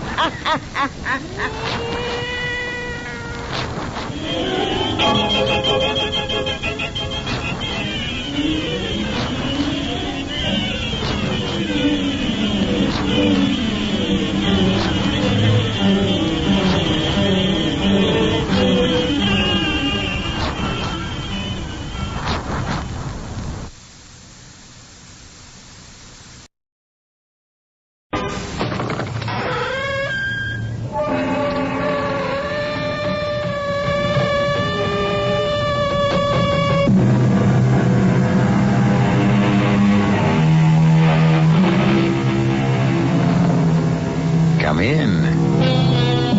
Welcome. I'm E.G. Marshall. One of the perpetual mysteries in life is explored in a game of solitaire. During moments of reflection, haven't you sometimes wondered, what if I hadn't been there at that particular moment? Or what if I had been? What would have happened if I'd been there with someone else? Or if no one was there to help me? Would the same thing have happened under different circumstances? Or would everything be changed if? This is a game that is played in our mystery drama. Goodbye, Dave. Boy, am I glad to see you open your eyes. You mean hello, don't you? No. I heard what they said. What? Who said? I don't know. Those voices. They said I didn't have a prayer. You dreamed it, my friend. You've been unconscious for hours. Where are we? In the base hospital. I'm going to die. Sure. We're all going to die someday. But not this time around. You just lie still, old buddy. You can tell me later how it feels to have my blood in your veins.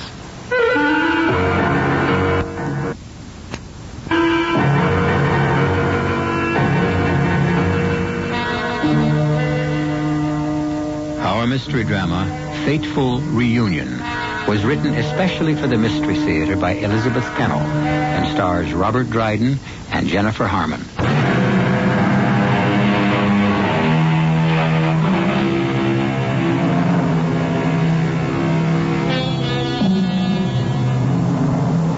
Our opening scene took place more than 30 years ago, when two very young draftees, as members of the Allied Expeditionary Forces, were forcibly thrown together in the landing on that beach at Normandy.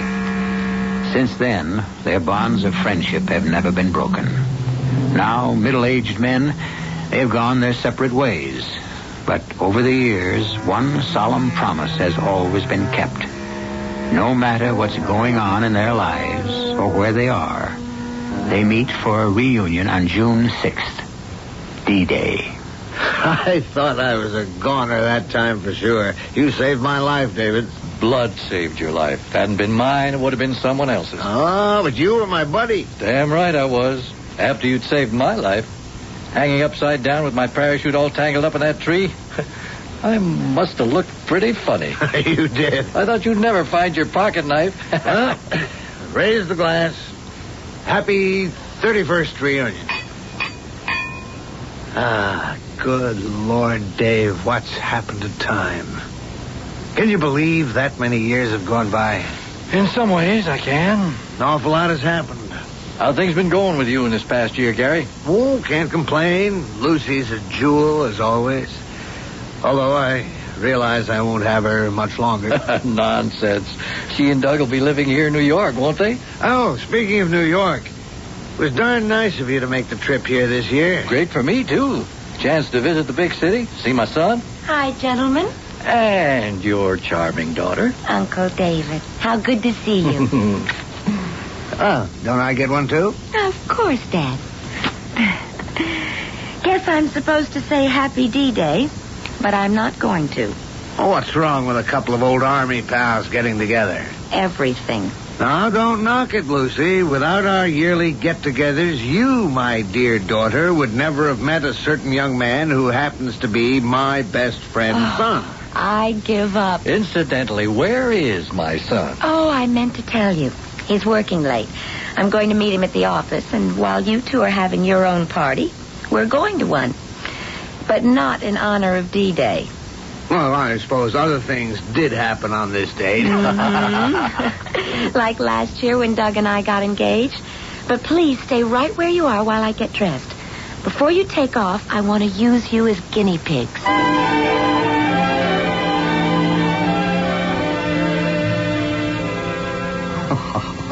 Lucy, what in the world are you doing in that weird getup? Can you guess what I'm supposed to be? Well, the headgear and all those beads make you look like a gypsy. Right. And what do you think I have under this striped scarf? Well, if you're a gypsy, it must be a crystal ball. Right again. Voila! Why, that's no crystal ball. It's a computer. Also correct. The 21st century's answer to the all-seeing eye of past, present, and future. Yeah, I'll bet. No, really. It's fabulous. Doug's been working on this for a long time. Well, I know he works on computers, but why all the gypsy stuff? Well, we're going to a fundraising thing where I'm supposed to tell fortunes. And believe me, our booth is going to bring in $1 million. Well, I'll admit your costume is startling, but... Not the costume, Dad. This gadget. You've never seen anything like it. Looks like most calculators are small computers to me. Oh, but it's not. This is a truth machine. Oh, I see it has a tape. That's handy. Shows how it works. Well, I'll have to put on the big act. Ah, mighty computer. It is Madame Lucy who calls you. Reach into your fabulous brain and tell us true whatever we want to know. Get a load of that phony act. Yeah. The gentleman to my right. Tell us his first name, color of his eyes, and the color of his hair. Take a look at that. Name, David. Eyes blue-green. Color of hair, gray. Why, that's amazing. Let's see that tape. The gentleman to my left. First name, color of eyes, and color of hair, if you please. I'll be darned. Name, Gary. Color of eyes, hazel. Hair, question mark? I'll ask that again. Color of his hair, if you please. It's got your number, Gary. The tape says, the man is bald. Oh, that's very funny. The whole thing's a frame-up. Obviously, Lucy's fed data into this machine. Honestly, Dad, I have no idea how it works. It just always comes up with the right answer. All right. Ask it where my home is, what I do for a living. Oh, I know. My wife's name. I'll bet it can't answer that. The gentleman named David.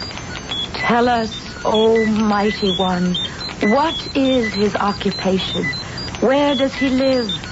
And what is the name of his wife? There you are. Mr. David is a bank president in Des Moines, Iowa. His wife's name is Jean. I'll be darned. It's quite a trick. Oh, I don't think there's any trick to it, Uncle David. This is different. It's your turn, Dad. Just try to stump it. Okay. Here's something that machine would never know. Ask it the license plate number of my car. What is the license plate number of my father's car? The tape says 892 NYX. Is that right, Gary? Yeah, of course it's right. Now I know this is a frame-up. You and Douglas got together and fed it answers to all the usual questions any fool would ask. It'll be great at your party if you know everybody there. It isn't like that, Dad. Truly it isn't. Why, this computer can actually predict. No, not predict, but actually tell what will happen in the future. Uh-huh. All right, let's test its brain power on that score. Ask where our reunion will be held next year. Yeah, that's a good one. Mighty computer, where will Gary and David meet for their next D-Day reunion? Here, I'll tear off the tape, and you read it, Dave. What does it say? It says there will be no reunion next year. Now I know it's a hoax. I don't understand. How can you say that? Well, I'm beginning to agree with you, Gary. Lucy, if you and Doug really didn't feed that computer bank, ask it why there'll be no reunion next year. I will.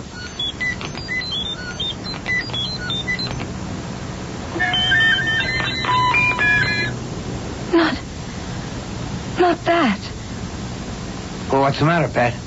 Oh, it's come out all gibberish. The machine must have jammed or something. I'll have to ask Doug to unscramble it. Sounds mighty suspicious.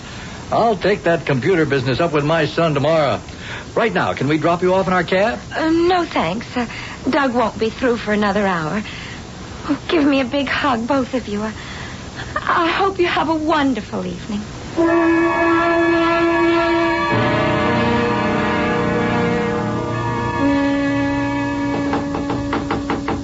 Coming.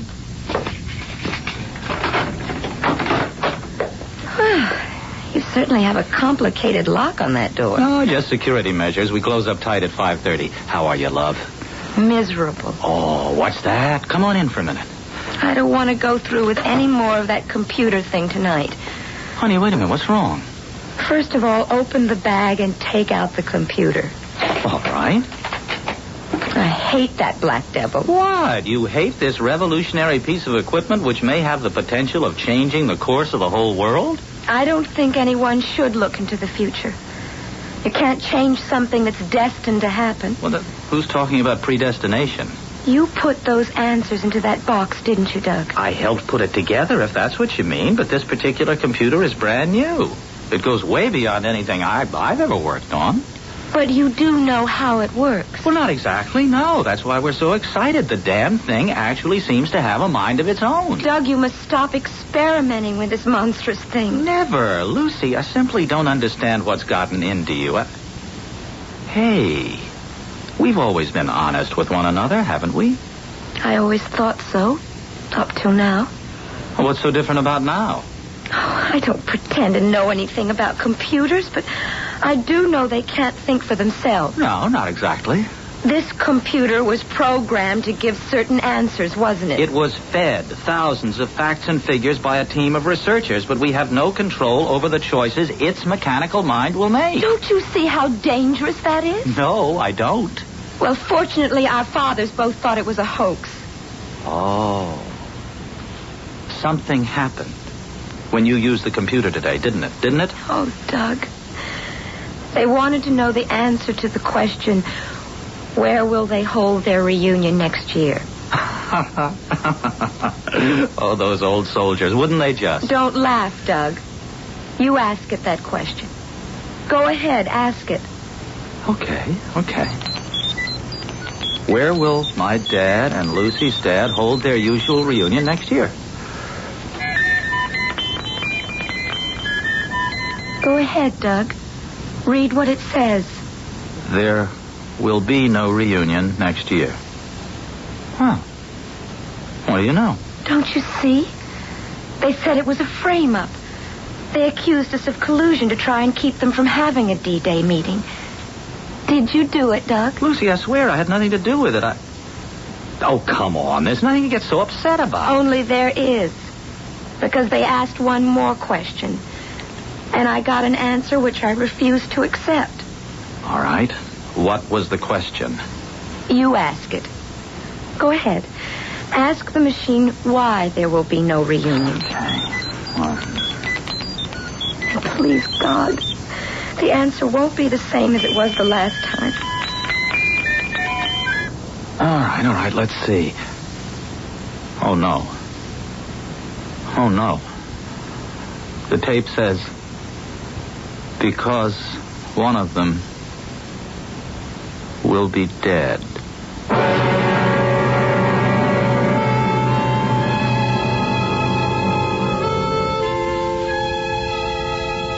So now you know why Lucy was so upset when she crumpled the tape and pretended it was nothing but gibberish. Well, perhaps that's all it really was. Computers have been known to get things mixed up, just the way people do. On the other hand, this computer may be right. One big difference between computers and people is the psychological effect an idea can have when it is implanted in the human brain. We'll learn more about that when I come back very soon with Act 2.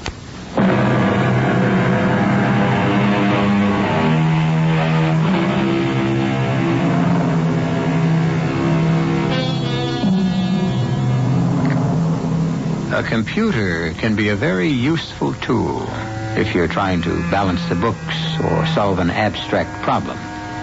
And the idea of a computer which could figure out human problems seemed like an innovation to be highly desired. But right now, a young technologist is confronted with a whole new aspect of the mechanical brain. It is unsettling to be told by a doctor, a fortune teller, or even by a robot that someone dear to you is going to die. You don't believe that, do you, Doug? I don't want to believe it. Well, somebody must want to frighten us. Somebody who fed data into that machine. Honey, I keep telling you, this computer doesn't work like that. It has freedom of choice. So do I. And I will not accept the word of a thinking machine. Our fathers are still young. It isn't as though one of them were ill or is in any kind of danger. Wait a minute. You're sure that neither your dad or mine saw what was on that tape? They saw the tape about no reunion. But I tore up the other one. The tape that said one of them would be dead. And pretended that there was no answer. But there was an answer. And that means now we have to ask another question. I don't want to hear anymore. Lucy, we have to. We must find out so maybe we can prevent it from happening. What question do you propose to ask? I have to ask the computer to tell us which one will die. I don't want to know. Well, I do. And I'm going to find out. Don't tell me. Please don't tell me. Well, look at that, will you? It's never done this before. Honey, please take your hands away from your ears and listen. It was all a mistake, wasn't it? I don't know. The tape says, I cannot tell you. There, you see? It is a hoax. No. This computer is programmed to respond. I'll make it tell me. Come on. Which one will it be? Which one?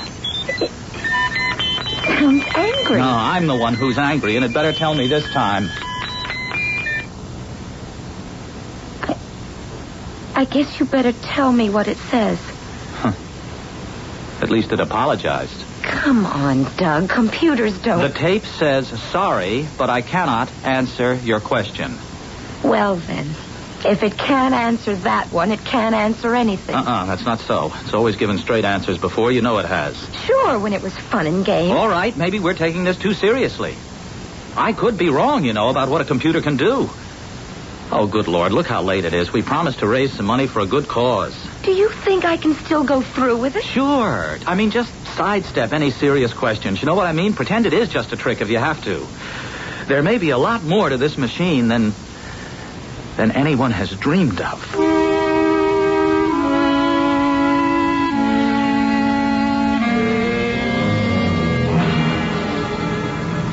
Taxi? Taxi? You did say we're going to that place where the food's so good. I hope it's still good. Haven't been there for years. Hey, cab. Get in, Gary. Thanks. Hey, where to? Hey, you know the restaurant Monsieur Henry's? Sure, a fancy French place, otherwise known as Mr. Henry's. Old times coming back. He reminded me of someone. Yeah? Who? That little French nurse. One with the big brown eyes. Whatever made you think of her? Wait a minute. We're going in the wrong direction. He's taking us uptown. Can't prove it by me. I never know north from south in New York. Driver, where are you going? Well, you said Monsieur Henry's, didn't you? Yes, it's on 52nd Street. I never heard of it being there. The only one I know is on East 86th Street. Well, that's not where we want to go. Go back to 52nd between 5th and 6th. Well, you should have told me sooner, mister, but there's a two-way street coming up. Maybe I can still make the light. Watch out for that truck.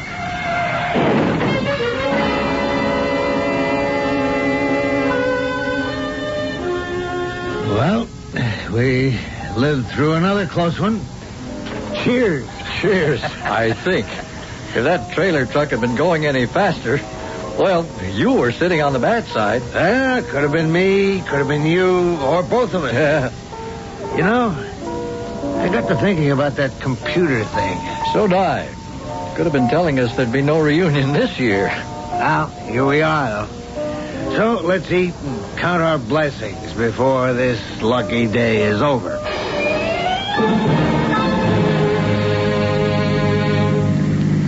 Madam Lucy, you were sensational. Not much thanks to your marvelous computer. When the tapes came out blank, I had to make up the answer. Well, you're a born fortune teller, that crazy computer. Almost as if it refused to operate because I'd insulted it. Okay, tomorrow, back to the drawing board. Hey, I have an idea. Let's pick up our dads. They've had enough time to hash over the old war stuff. All right, do you know where they are? Turn here. They used to go to that French restaurant. Oh, what's the name? I think it's in the next block. Oh. You mean up there where all that crowd is? Why, yes. That's where it used to be. Oh, honey, I don't want to get mixed up in all that mess. I mean, it looks like police cars and an ambulance. Oh, Doug. I have a terrible feeling. Drive up there. Well, honey, I can't. Look at it. The block is jammed. That's their restaurant. And something's happened. Now, Luce, baby, take it easy. Can't you get any closer? With all those cars in front of us? The ambulance is pulling away. And there go the police cars. Look, Lucy, I think you picked the wrong block. That's no French restaurant. I know it. It says Club Shenandoah. Well, then, let's go on to your apartment, okay? No, Doug. We've got to find them. But if you don't remember where that restaurant is... I do remember. It was right here. The name's been changed, but this is the same place. We've got to go in and see if they're in there. It's all right, folks. Excitement's over. Enjoy your supper. Have a round of drinks on the house. Music for dancing until 3. Ah, yes, sir. Table for 2? Actually, we were just looking for some people. Lucy, I don't think they'd be in a place like this. Well, it's not the way it used to be, but you know how they are for going back to their old home. Okay. There's another room out this way. And if you find your friends, we'll be glad to give you a big table. All right, thanks. This doesn't look like their kind of crowd, but what if... Honey, look, let's get out of here, all right? Wait. That ambulance. What if it had something to do with them? Your imagination is running wild. Now, come on, let's go. Not yet. Maybe you folks would like to stop at the bar? No, thank you. But if you haven't been to the Club Shenandoah before... What happened here before we came in? Oh, don't worry, lady. We run a nice place here. It was just an unfortunate accident. Could have happened anywhere. Well, there was an ambulance. Someone must have been sick or had an accident. That was just his tough luck. Whose tough luck? A man got hurt. Wait a minute. Who are you, lady? Somebody from the press? No, but I have to know who was hurt and where they've taken him. Well, how should I know? Come on, Lucy, let's go. No, it's important. We just want to make sure it had nothing to do with our friends, you know? Well, there were these 2 young fellas at a table over there. And to tell you the truth, I didn't like the looks of them from the time they come in. Well, see, now you can relax, Lucy. They were young fellas. Now let's go over to the bar. Not till I find out some more. Lady, you must be an ambulance chaser. What a dreadful thing to say. I hate violence. Well, these 2 characters got violent. You mean they had a fight? They got in an argument. None of my business to know what it was about, but one of them picked up a steak knife. I guess I don't want to hear any more. Of course, I'm not sure he would have used it. That is, if the old guy hadn't interfered. What old guy? Well, maybe not old, but there were these two middle-aged men sitting at the next table. What did they look like? Oh, conservative-looking gentlemen. Nice, quiet customers. Go on. Well, Go on. You understand, I wasn't right there. I didn't see what actually took place. Not till somebody yelled, they were stabbed. Well, it seems these two older guys got very upset when they saw the young man waving a knife. So one of them jumped up and tried to stop him. Oh, no. Maybe it was a brave thing to do, but to my mind, it was pretty stupid. Well, wouldn't you have tried to stop him if you'd been standing there? No, I wouldn't have tried to knock the knife out of his hand the way that man did. Oh. But which one got hurt? And the young fella just sort of automatically slashed out at the older guy. Was he No, he wasn't dead when they took him away, if that's what you want to know. Where have they taken him? Well, to a hospital, of course. Oh, I wouldn't know which one. And the other man, I mean, the one who was with him, where's he? The other older fellow went out with his friend. Oh. And the two young punks were hauled off by the police. Well, you must have the names of these people. Look, if you're not the police or the press, get off my back. You can read all about it tomorrow morning. Please, we just want to know for sure. Lady, I only work here. The proprietor's gone with the police to make a report. I tell you, I never saw any of these guys before. None of them were regulars. This man who was slashed, surely you know what he looked like. Sort of heavy set and bald. My father.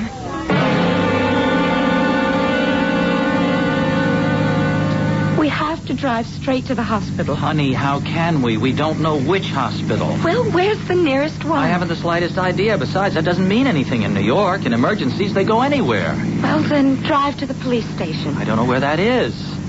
Find it and hurry. Lucy, please. You've gone off the deep end. Well, how would you feel if it was your father? Oh, what an idiot thing to say. They're both so close to me, I'd be undone if anything happened to either one of them. But something has happened, Doug. I know it. Oh, honey, you've jumped to a big and frightening conclusion without any proof.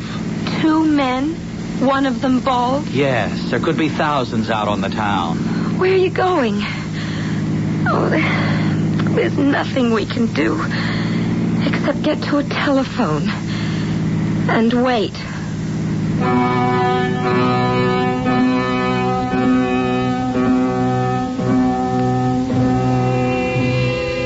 Lucy seems so certain that something has happened to her father. Of course, she's been influenced by a suggestion of disaster, further enhanced by an evening of fortune-telling. It is true, as Doug said, that Lucy was jumping to a hasty conclusion. But when two old soldiers are commemorating D-Day, might they not be the first to come to the defense of someone who appeared about to become a victim of battle? We have another premonition to be shared with you presently when I return with Act 3.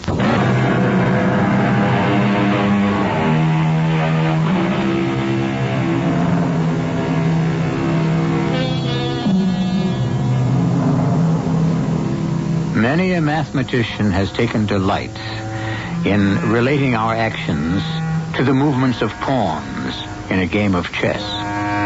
The game we are playing might be compared to the thoughts of a wakeful chess player who, after spending an evening at the board, is tossing and turning as he replays the moves to himself and speculates, what if I had done this?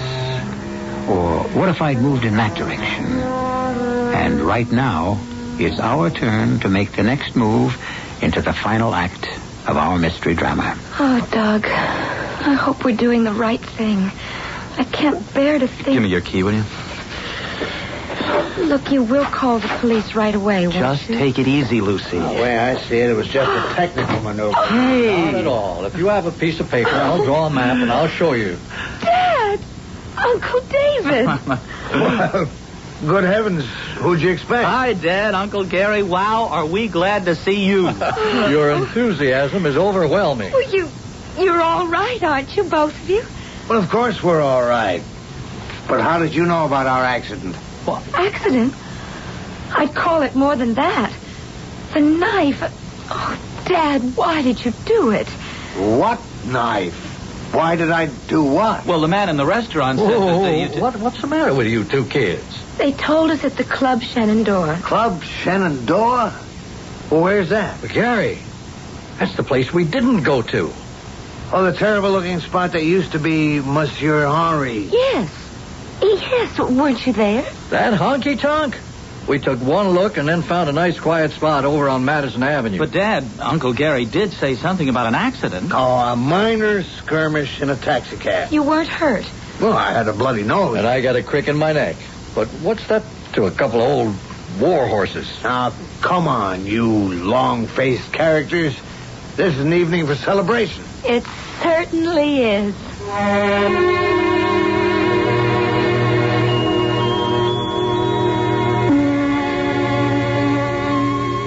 I think I'll hang these bells on that branch up there.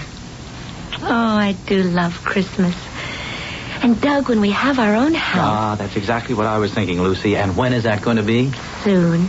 But I had to be with Dad these past months with Mother gone, and especially at Christmas. I know.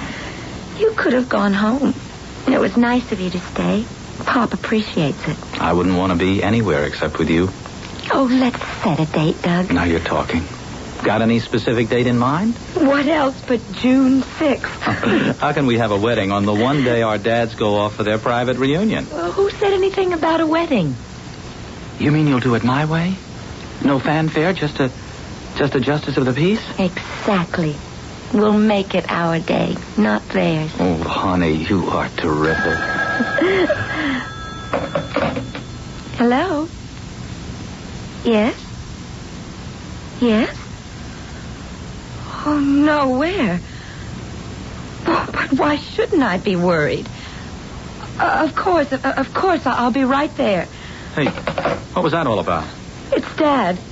He's in the hospital. But who were you talking to? What happened? Well, that was Dr. Daniels. He said not to worry, but Dad, he's had a heart attack and he's in St. John's Hospital. Oh, honey.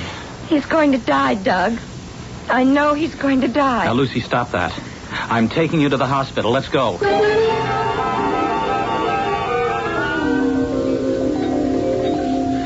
Now, promise you will sound cheerful, Lucy. You heard Dr. Daniels. I can't get it out of my mind. Now, forget your premonitions. Dr. Daniels said your dad is in better shape than either one of us, and that if he takes it easy, he can live to be 100. Okay. Dad? Well, come in, sweetie. I'm sorry to pull a stupid stunt like this on Christmas Eve. How are you, sir? I'm fine. Oh, Dad, how can you say that? Well, I guess I've just been working too hard. Doc says after a few days' rest, I'll be back in top form. I'm going to stay here with you. Nonsense. From the looks of the nurses around here, I'm going to have a ball. Uncle Gary, I'm going to call my folks for Christmas. Shall I tell Dad that you're in the hospital?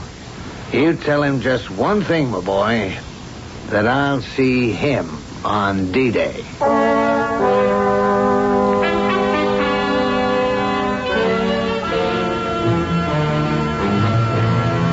Lucy, where's your dad? Why, he's at work, of course. What are you doing here this time of day? I thought he might have heard the news before I did. Have you had the radio on? No, I've been vacuuming, doing my spring cleaning. I tried at every payphone along the way, but the lines were all tied up. Let me use your phone, huh?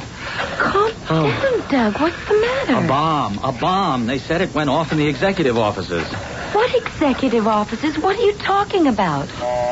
Oh, busy signals. Again, it's no use. I was out on the road. The report came through on the car radio. A bomb in Des Moines, in Dad's bank. Not your father. Yes, I'm afraid so. But you don't know. What was the rest of the report? Oh, look, I'll turn on the radio. No, please don't. I want to get it straight from the source. I tried the bank and the paper and the police. Didn't you call your home? How? How could I do that to Mother? Well, you must call her, Doug. Dial her direct right now. No, wait a minute. I got another idea.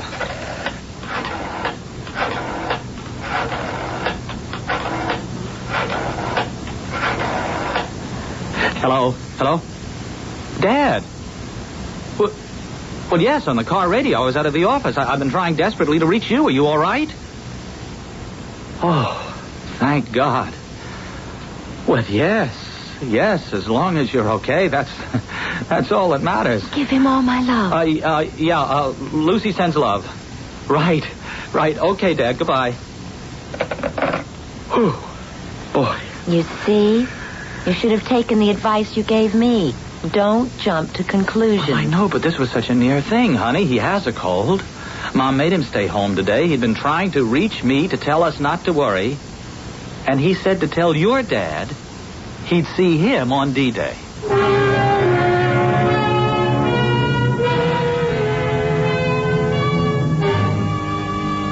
Well, old buddy, it's the 15th of May. And time for us to make some plans. You bet, Gary. Where'll it be this time? Well, I'm for keeping the destination a secret. You mean from our ever-loving families? Mm-hmm. Don't you agree? Sure do. How about getting away from all civilization? Well, it suits me. Any ideas? Yep, I got a dandy. What about up at the lake? That Wisconsin fishing lodge where we went one summer. Hey, that's beautiful. But it's pretty inaccessible without a private plane. We'll get one. You still flaunting that pilot's license? You better believe. Now, if you'll come more than halfway, we can rent a plane in Chicago. That's great. We better meet on the 5th, if you can get away. Nothing's going to stop me. I'll see you at the airport in Chicago about 10 o'clock that morning.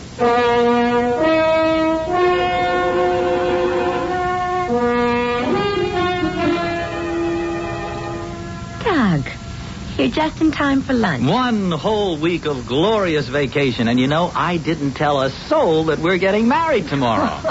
Well, I don't think it's going to be a surprise to anybody. Least of all our dads. Oh, Doug, I'll be so relieved when tomorrow's over. Hey, wait a minute. Oh, honey, I don't mean us.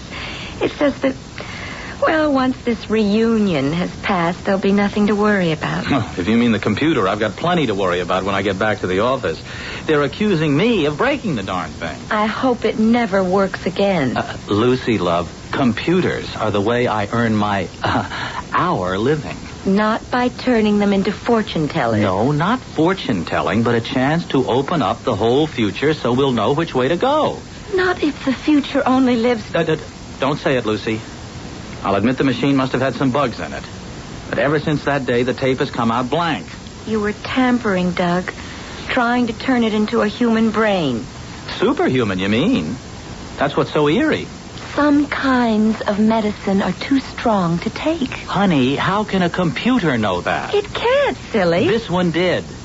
It behaved as though we'd gone one step too far. Oh, look, I'd like to forget it. Oh, so would I, at least for the next 7 days. It's our time to celebrate. So, cheers. Oh, you sound like our dad. Did your old man get off on schedule? Yes, early this morning before I was up. And still the big secret about where he was going? Yes, but I happen to know he had an airplane ticket to Chicago. Uh-oh, you cheated. No one was supposed to know. But Chicago, I don't know. That seems like an odd place for them to have a reunion. Especially since he asked me to help him find his fishing rod. Well, lunch is ready. Come on. How about a little background music, huh? I'll turn on the radio.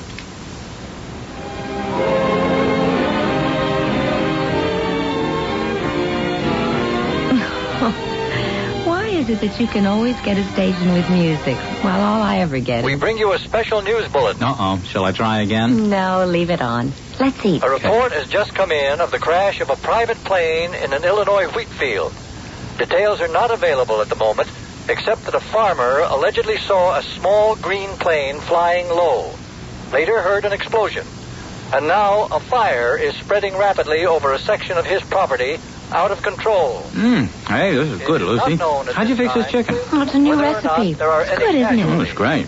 I have just been handed an update on that plane crash. Checking with the Chicago airport, we have been told that a small green Cessna took off from there this morning. Yeah, Dad used to have a green Cessna. Oh, but he hasn't had an airplane in years. Well, I know, but he's still brought in roughly Lucy, to the scene of the accident. this report is coming from Chicago. Oh, it couldn't. And here is still a further report on the tragedy.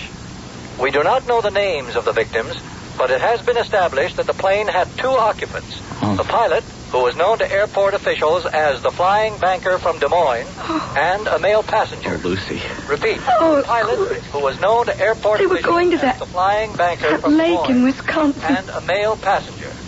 We will bring you further developments as received by the newsroom.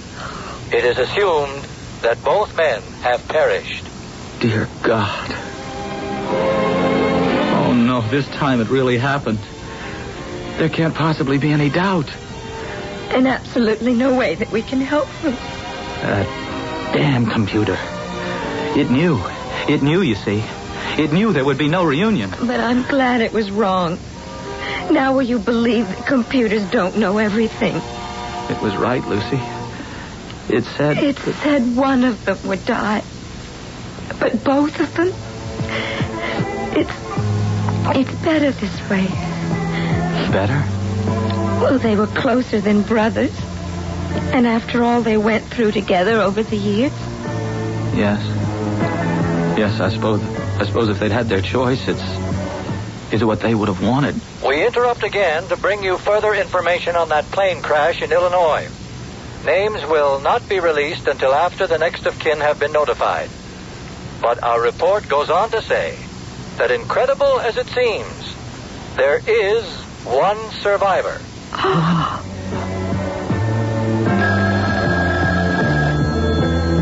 Doug.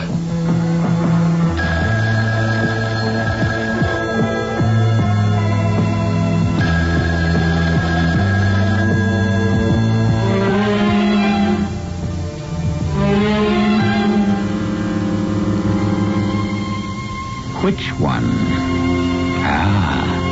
But that is not our story. Two men met in a moment of violence when either could have died, but both were spared that time, until finally, for one, came the inevitable. Why is an accident fatal to this person while that one is spared? Some say predestination. But how many times, it seems, that a whim of fate makes a split-second change of direction, if... Tragedy? No. But mystery? Yes. The mystery of the universe. I'll be back in a moment. Here's why experienced drivers feel so much better with State Farm. When you're into your 50s or 60s, you've been driving long enough, been in enough tough spots. You know just what you want from a car insurance company. You want an agent who's there to give you plenty of personal service. When you run into trouble, you want claims people who handle things fast and fair. You want a sense of security. That's why you came to State Farm. That's why you're going to stay. And like a good neighbor, State Farm is there.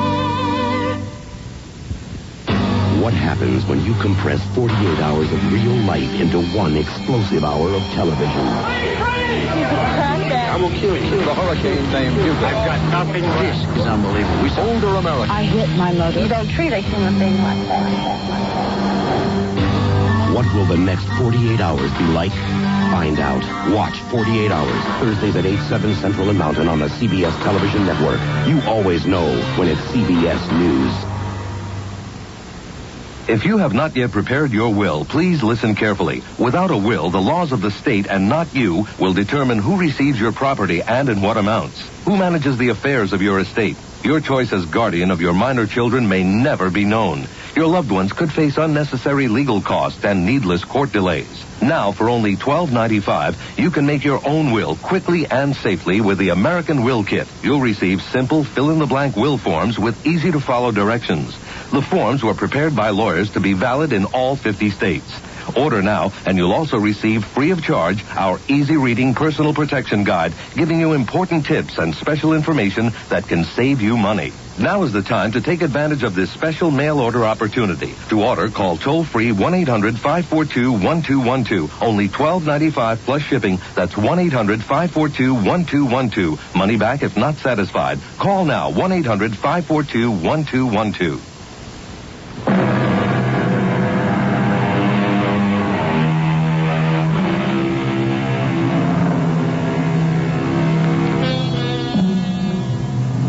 Some predictions turn out to be true.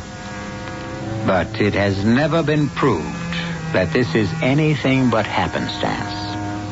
So I urge you to refrain from looking into a clouded crystal ball and look forward to a long and happy life. For no one, not even a scientifically programmed computer, can cope in advance with an unanswerable question. Our cast included Robert Dryden, Jennifer Harmon, Ken Harvey, and William Redfield. The entire production was under the direction of Hyman Brown. Howdy, this is Steve Allen. How would you feel if you found out you had colon cancer? Depressed? Scared? Well, I'll tell you how I felt. I was really annoyed. Honestly, I felt I'm too busy. I don't have time to have colon cancer. But I was lucky. It was detected early. And when colon cancer is treated early, it's 90% curable. Believe me, I wouldn't be here now if that weren't true. Unfortunately, over 60,000 men and women die each year because sometimes there are no outward symptoms. And by the time there are, it can be too late. So if you're over 40, ask your doctor for a routine colon cancer exam. And please call the American Cancer Society for more information at 1-800-ACS-2345. 1-800-ACS-2345. Make the time to do it, because getting colon cancer may be annoying, but dying, that'll really make you mad. A public service message of the Ad Council and the American Cancer Society.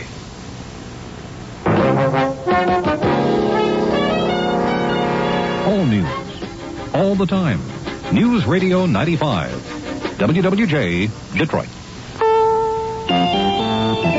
CBS News, I'm Mike Pulsifer. One person is missing after a government helicopter crashed in the Atlantic off Florida while chasing a boat suspected of hauling drugs. 4 customs agents and 2 Bahamian police officers were on board the chopper. 5 of them are accounted for and reportedly have no serious injuries. One of the customs agents is the object of a search, and a customs spokesman in Miami says searchers are optimistic the man will be found. The Senate has voted in favor of a measure that could lead to restoration of former National Security Council aide Oliver North's military pension.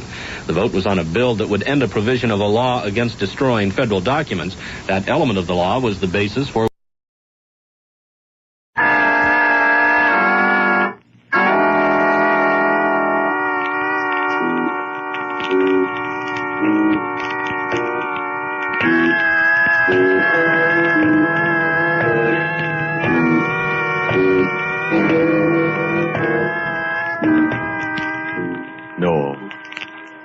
Stay where you are.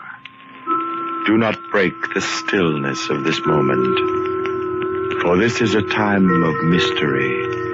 A time when imagination is free and moves forward swiftly, silently. This is the haunting hour.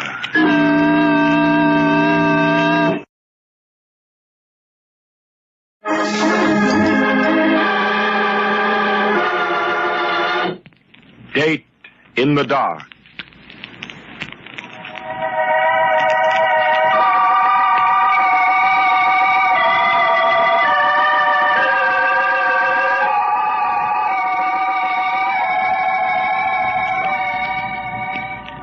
Midnight. Midnight in the metropolis. Town of 1,000 moods and contrasts. Of wealth and lightness and laughter. Of poverty, heartbreak, and tears. Of shadowy people and dark, dark things. Big city, hard-boiled and tender. Weak and mean and cheap without dignity.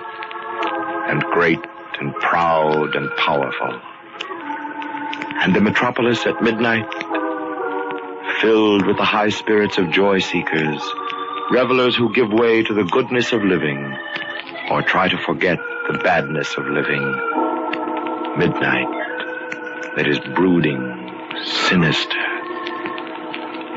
The sounds of the big city at midnight, the squeaks and roars of taxicabs, the rumble of trucks, the moan of river boats, and underground, the subway, and under and above, the sounds of the people, shrill, ribald, futile. But there is quiet, too, in the teeming city at midnight. The quiet that is broken by the wail of a child, the rattle of a snore, or, as in the home of Earl Breton, a private detective, and his partner, Owen Bailey, called the Professor. The telephone rings, and the Professor answers it. Hello? Earl Breton? No, this is Mr. Bailey, Breton's partner. Who's calling? This is Bill Henderson. Is Earl there? Just a moment. It's Bill Henderson, Earl. Do you want to talk to him? Bill Henderson? What does that crooked politician want? Sounds very anxious. Well, that's too bad. Tell him I'm very busy. I gotta go to sleep. Hello, Mr. Henderson. Yeah? I'm sorry, but Mr. Breton is not in... Bailey. If Earl doesn't talk to me, he may be responsible for my death. I can't possibly see how that... Let me have the phone, Professor. Hello, Henderson. Is you, Earl? Yeah, what's on your mind? I gotta see you right away, Earl. Can you meet me down at your office? Office hours are from 10 to 2, Henderson. You know that. I'll see you tomorrow. No, wait, Earl, wait. I tell you gotta see me tonight. Now, look, I can't... Wait until tomorrow, because I may never get there tomorrow. How do you figure? I can't explain it on the phone, but I know what I'm talking about. I gotta see you tonight. Got it. Where are you now? I'm at my house. Okay, give me a few minutes to get a cup of something warm. I'll meet you down at the office. Oh, thanks a million, Earl. Never mind the thanks. Bring some money with you. Don't worry about that, Earl. This is worth anything to me. Goodbye. What seems to be his trouble, Earl? Well, he's probably swindled one guy too many. Good. What do you mean, good? I mean, he picked a good time for it. We can very well use the money, you know. Well, you can start drawing the bill now, Professor. And remember, after office hours, it's triple the usual.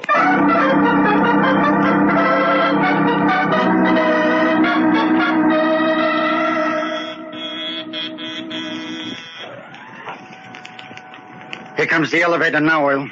If we ever make enough dough, Professor, remind me to move out of this broken-down building. All buildings are pretty much alike at this hour of night. How do they expect one old guy to take care of this whole thing by himself? He manages if you don't rush him. Yeah. What devil has got his finger on it? It's you, Mr. Breton. Faith, you'll never be known as a patient man. I hate waiting for elevators, old-timer. Good evening, Mr. Bailey. Good evening.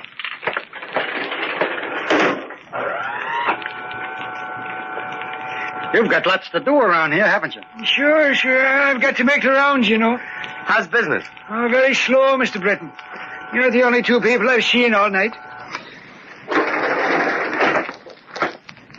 Hey, it's pitch black out here, isn't it? You want me to put the hall lights on? Don't bother, old-timer. We'll make it. It might help if you throw your flashlight beam down the hall. Oh, sure thing. How's this? That's fine. Here. I've got the key, Earl. Right. Thanks, old-timer. We're okay now. I'll be seeing you on the way down. Now, if I can just find the switch. Here. What's the matter with the light? Looks like the switch don't work. It was working all right when I left this evening. Where'd I find the desk lamp?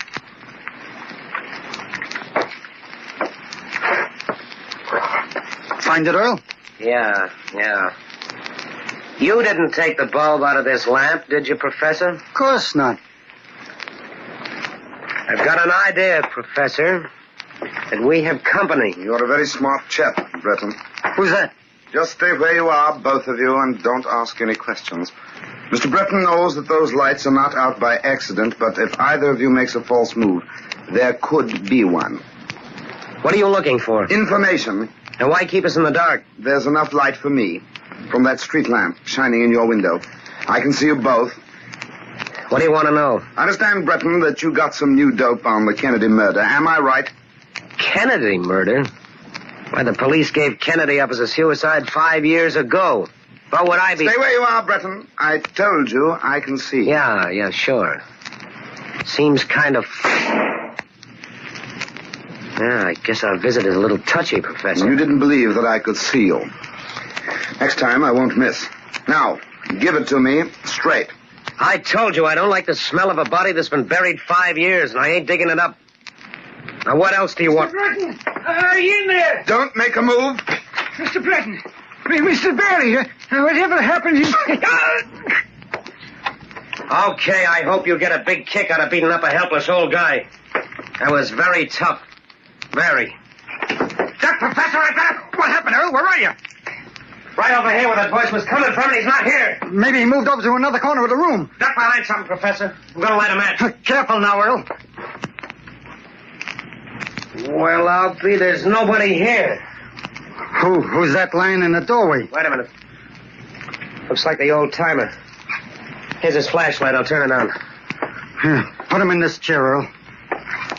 No, it's too late, Professor. He's dead. Dead? That dirty rat killing a sweet, harmless old man. Wait, what's this here on the floor? Let me see. Hotel key. Hotel Markham, room 517. Think that fell out of the old man's pocket? No, that's a mobster's hotel. It's full of gamblers and racketmen. Then that means if we go to room 517, we ought to be able to find out the man who did this. You don't find anybody in that hotel. You smoke them out. Besides, that key might have been stolen just so somebody could plant it here. Don't you see that? Then how are we going to know? The voice, Professor. I'll never forget that voice. I'm promising the old man now that I'll find it. Well, what do we do, Oil?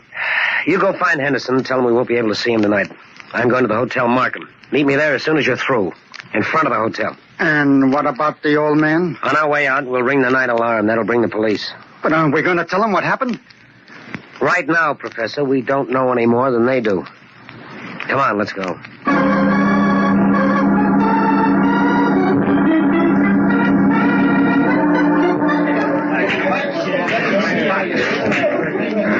Anything I can do?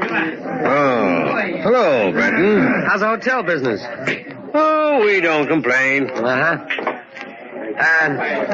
Who's up in room 517? I want to know. I understand there's a game going on. So, I'd like to get in.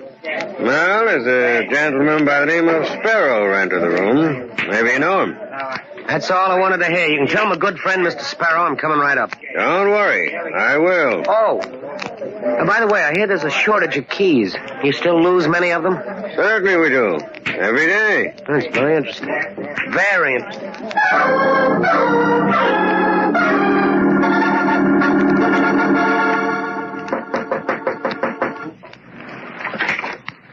Well, look who's here, fellas. My old pal, Earl Breton. How are you, Sparrow? Fine. Come on in. How's the game? Pretty good. You want to take a hand? Yeah, maybe. How long you been playing? Oh, about 12 hours. Now, meet the boys. All right, fellas. This is Dan Huber. He's new in this town. Yeah? Didn't take you long to find this place, did it, Dan? Me? I got a nose for this stuff. Yes. And you know Harry Jackson, Earl, don't you? Sure, I know Harry. How are you, Harry? Fine. What did you say, Harry? I said I'm fine. That's what I said. Sure. Now, this is Willie Garvin, and over here... That's a funny name, Willie. What's funny about it? How do you spell it? Garbin. Why? Does it sound familiar? No, Willie, no. And I don't have to introduce you to my partner, Joe Murray, huh? Hello, Joe. Hello. Funny to find you and Sparrow in the same game, Joe. What's funny about that? Well, after all, you and Sparrow are partners, aren't you? Nobody said for you, Breton, and if you don't like what goes on here, you can shove off. Come on, Earl. When are you going to stop binding up Joe? Anyhow, he just come in a few minutes ago. So we really just started playing together. Oh, just came in a few minutes ago. Where were you, Joe? Since when do I report to you? Well, I'm just curious, that's all. I told you before, Breton, I don't like coppers, and that still goes. Now, let's get the game going. Well, Earl, you taking a hand? Sure, but first I got to get the professor. He's got my dough. I'll be back in a few minutes. Wait a minute, Breton. What are you trying to pull? Why didn't you bring your dough in the first place? I just wanted to see who was in the game. Oh, sure, Joe. He's got a right to know. Go ahead, Earl. Get your dough. Oh, but don't forget to come back, huh? Otherwise, it wouldn't look so good, huh? Sure, don't worry. I'll be back.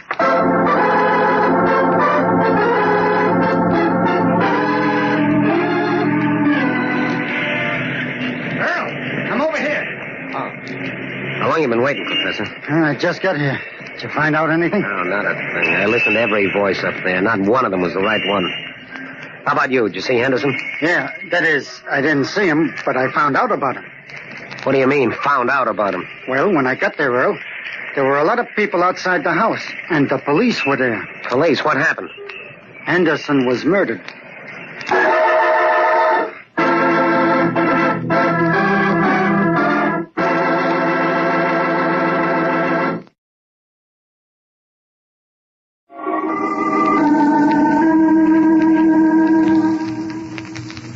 It was midnight when the phone rang in the home of Earl Breton, a private detective.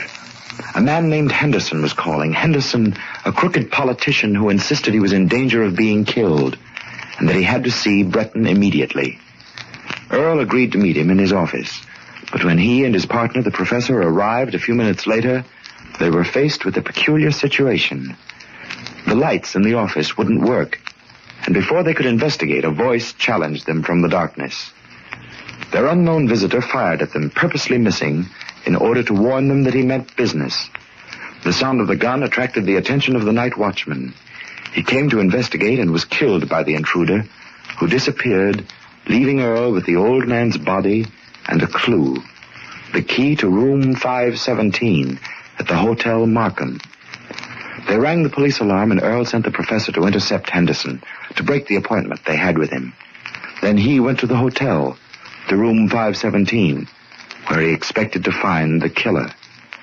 He interrupted a card game, but Sparrow, the gangster who was registered in 517, invited Earl to sit in, much to the displeasure of his partner, Joe Murray. Breton accepted, promising to return soon. He went down to the street where the professor was waiting. The professor had news for him.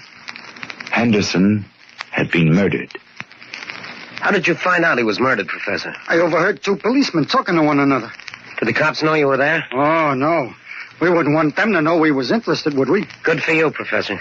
But now that I think of it, Earl, shouldn't we tell the police what we know? Well, that's a good idea, except that we don't know anything they can't find out for themselves. But they don't know that Henderson called us to meet him at the office. And then when we got there, we met somebody else. And it was that somebody else who killed the night watchman. I know there's some connection between those two things, Professor. In fact, if I didn't know Henderson's voice so well... You'd say that it was the man at the office who imitated it? Sure, that's an old trick. A man disguises his voice to sound like... Hey, just a minute, Professor. Why couldn't it be... You mean you actually think that the man we met in the office was the one who called us earlier, and he imitated Henderson's voice? No. That'd be too obvious. The killer's much cleverer than that. But you do think he had something to do with both of the murders? Certainly. If he didn't, how would he know that we were coming down to the office at midnight? He was expecting us. So he must have been with Henderson at the time Henderson called us. If you don't mind my saying so, Earl, it doesn't make sense. Why should this man have bothered to come down to our office just to ask us about some murder case that was over and forgotten 5 years ago? That's just it, Professor. He didn't want that information at all. That was just to throw us off the track. That was why he left the key there when he slugged the old man and disappeared. You mean he actually wanted us to follow him here to the Hotel Markham? Don't you see? He was trying to establish the alibi that he was playing cards in this hotel at the time of the murder. And he could force us to testify as police witnesses that we saw him here. Then why don't we tell that to the police? Oh, Professor, you're slipping. You know the police don't want ideas. They've got their own. Besides, if we don't know whose voice we heard, what can we tell them? Well, at least we can tell them that it was somebody who's up in that hotel room now. Sure. But can we prove it? I guess not. Well, then what can we do? We gotta go upstairs and find out who that phony voice belongs to. But our life can be very short in a place like this. I mean, I'm not thinking about me. I know, Professor, I know. But I made a promise to that old watchman that I'd find the guy who killed him, and I like to keep a promise. But we ain't got enough money to play cards with those people. They don't know that. Well, I don't think it should take them more than one hand to find out. All right, then you'll have to stall. Now, one of those guys up there has a phony British voice. So? Listen. Stay where you are, Breton. I told you I can see. How's that? If I wasn't looking at you, I'd swear it was the guy in the room. Good. That's all I wanted to know.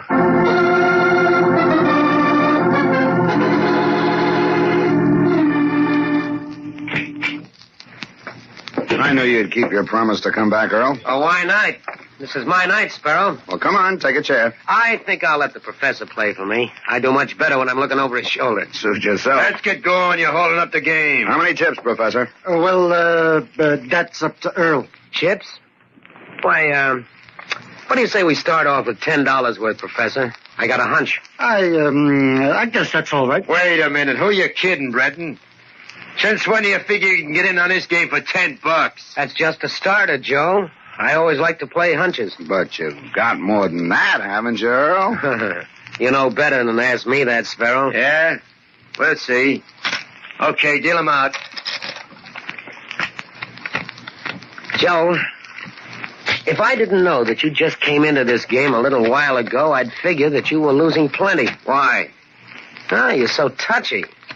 I open. $5.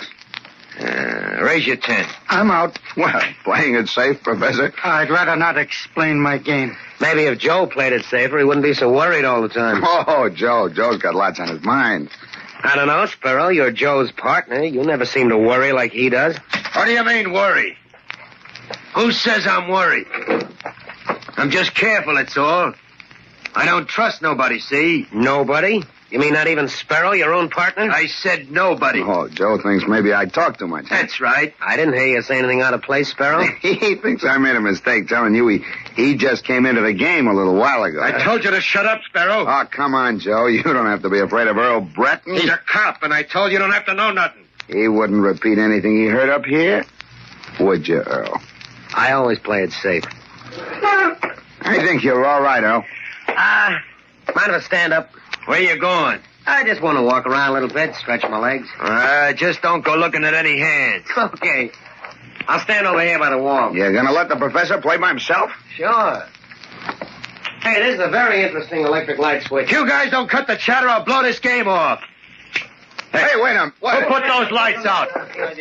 Put the lights on. What are you getting so crazy about, Joe? You act as if you just murdered someone. Put up the lights, I said, quick. I'm sorry, Joe. That was my mistake. I didn't know the light switched off this way. Shut up. And you, Sparrow. What was the idea saying I murdered someone? What are you talking about, Joe? I didn't say anything. Don't give me that stuff. I heard you. You can't fool me with that phony voice you put on. I told you I didn't say anything. Oh, yeah? Well, I happen to know that nobody else but you talks that way. Cut it, you dope. Didn't you know that wasn't my voice? Sparrow, if you're trying to pull anything... Okay, Joe. Sparrow's right. Now, don't get sore. It was my fault. I didn't know. That ain't the point, Breton. I want to know what he's trying to pull. And it ain't none of your business, copper. I just wanted to tell you I'm sorry. It was my voice you heard, Joe. What? Are you? All right, what's the game, Breton? No game, Joe. Just a joke, that's all. Sure, Joe. Just a joke. Very funny, too. Can't you take a joke, Joe? Nuts. All right, Breton. If you want to stay in this game, get up some real dough or beat it. Okay, I'll come clean with you. That's all the dough we got with us right now. If you let me go in the next room and make a call, I'll get some sent up here right away. Why, sure. You want to use the phone, huh? Yes, it's right in the next room. Thanks, Sparrow.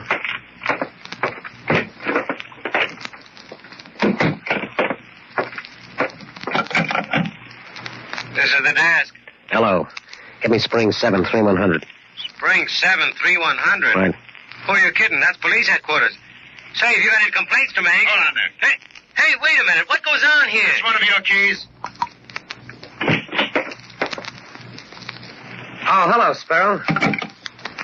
I can't say much for your phone service. No? What's the matter with it? They wouldn't get a number for me. I see. Who you calling is so important. The police. I guess I can wait. Well, say, I'm glad you came in here, Breton. I wanted to have a little talk with you. Alone. You wouldn't use that revolver right here in this room, would you? Wouldn't I? You know, I can do pretty much as I want to in this hotel. You know that, don't you? Yeah. But if you killed me now, wouldn't you have to tell Joe why you did it? Well, what do you mean? I mean, wouldn't you have to tell him that you were tired of being partners with him and Henderson? That you wanted the whole racket for yourself? So that you killed Henderson, trying to make it look as though Joe did it so he could take the rap? If you're trying to talk loud so Joe will hear you, I might as well tell you he just left. Well, at least I found out it was you who slugged the night watchman in my building tonight. So what? Just that you killed him, that's all. He shouldn't have gotten away. Then you're admitting that you killed Henderson and the watchman. Only to you, Breton. And I'll tell you why. Because I'm going to make sure that you'll never be able to tell it to the cops. See? I don't have to tell him, Sparrow. They know about it already. Oh, sure. You gave them all this information before you came up here. No, I didn't tell him. You did. You know something, Breton? I'm beginning to think you're a little bit nuts. I suppose you wouldn't believe me if I told you the police are listening to you right now? They heard you admit all this to me? Oh, now, wait a minute. Don't tell me you hid them in my closet. No. But they're right outside in that room where we were just playing cards. You're crazy. Why don't you take a look? Because I ain't dumb enough to turn my back on you.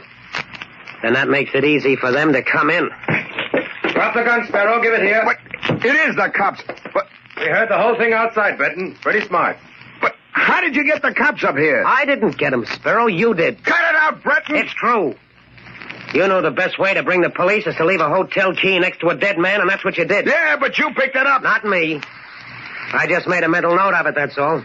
What puzzles me, Earl, is how you know the police were out here when you made Sparrow talk. Ah, that was easy. When I tried to put through a call before, I heard a voice at the switchboard asking about a key. And I just played a hunch. Now, I'm glad we got here in time. Come along, Sparrow. Well, Professor, let's go home. Yes, sir. Oh, and look, if our phone rings again tonight, don't answer it.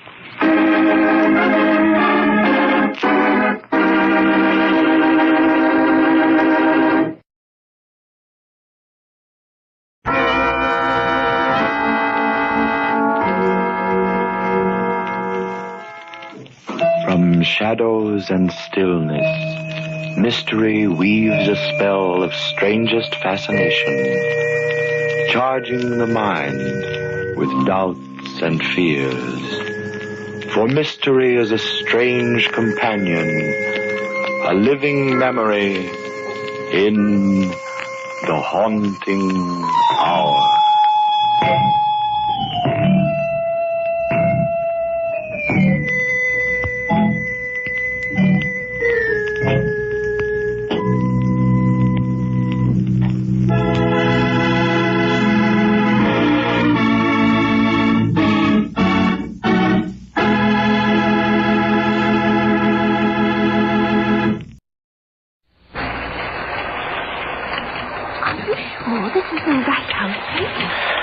I'm sure this is the right house. Do I think it's the right house? Now, don't get cross. After all, the front door key wouldn't work either. Well, it's not my fault it's dark and we got lost and there's a thunderstorm.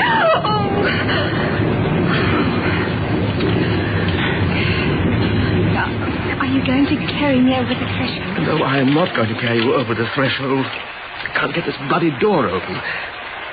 Even we got lost. I know perfectly well where we are. Here's another match, dear. Can you see the lock? Yes, I can see the lock. The key just doesn't fit.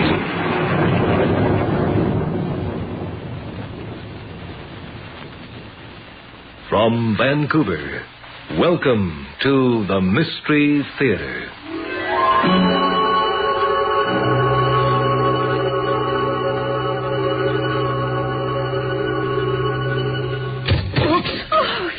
What have you done? I guess I broke the lock. Oh, well, it's only the back door lock. Oh, no! Oh, Philip, stop it. Put me down. What an idiot. Well, I thought you wanted to be carried over the threshold. Well, not now when I'm all soggy. Oh, I thought you'd never get that door open. Here we are. Oh, well, it's good to be inside anyway. Welcome to your new home. Thanks loads, but I can't see a thing. Oh, thank you, Mr. Lightning. What a nice kitchen. Hey, what did you do with those matches? In my pocket. Well, we'll get some lights on and maybe I can get a fire going in the fireplace. Here they are. Where are you? Oh, I'm longing to see everything. Here's the light switch. But nothing. Oh, how disappointing. They surely wouldn't have taken out the light bulb. Angelica! Just a minute, darling. What's this door here? Oh, I don't know. The handle's sort of stuck here. It won't... What do you mean you don't know? Well, I mean, I don't remember. Here, let me see. Philip, I'm beginning to think you bought this house without even looking at it. Well, there are things all over the shop. Now, tell me honestly, you're not up to anything, are you? There, at last. What do you mean up to anything? You seem somehow guilty. Well, now, look here, Angelica. I thought I went over every inch, but I guess I must have missed this room. Can't seem to find the light switch. Dark. Even when the lightning flashes, the shutters must be drawn. Here, wait a minute. Oh, Philip!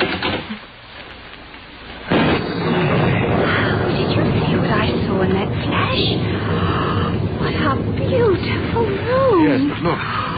They've forgotten to take the furnishings. I don't believe it. What do you mean you don't believe it? You can see the furniture, can't you? Oh, it's simply lovely. Oh, what I mean is people don't move out of a place and leave a room with everything just as it was. Well, like this. Well, maybe they had professional movers come and pack everything, and like me, they somehow didn't notice this room. Angie, what are you doing? Nothing. Why, yeah, I just wanted to open the window and let some air in. No. But it's so musty. Don't touch. Look, darling, we're not children anymore, you know. Let me remind you that we're grown up and married now. And this is our home which we're going to live in, and I'll touch anything I damn well please. Come on out. Why? Because they've left all this stuff in here, that's why. Well, that's not my fault. Angie? Oh, all right, I'm coming. I think you're a pig. Look. You see this writing desk? Isn't it exquisite? Yes, but you see, with about 3 inches of dust on it. Philip, well, it's weird, isn't it? It looks as if nobody's been here for ages. Well, somebody has been in here, and rather recently, too. Look, there, in the dust of the carpet. You see? Where your heels go across to the window. Uh-huh. Now, look. Going to the bed, you see? Oh, yes. Oh, what large feet you have, Grandfather. Well, anyway, the bed can't be dusty with the curtains drawn. Yes, you see here? Footsteps go back to the door, but they're not nearly so noticeable.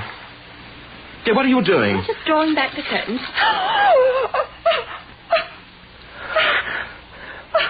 Whatever's the matter with you? Oh, what are you laughing at? You brute. Philip, that wasn't funny. Oh, I shall never speak to you again if you deliberately set up this whole show just to terrify me. You've always had a grisly sense of humor, even as a child. Stop laughing. Well, I'm not laughing. I'm giggling nervously. There's a vast difference. The fact is, this whole thing's beginning to get on my nerves.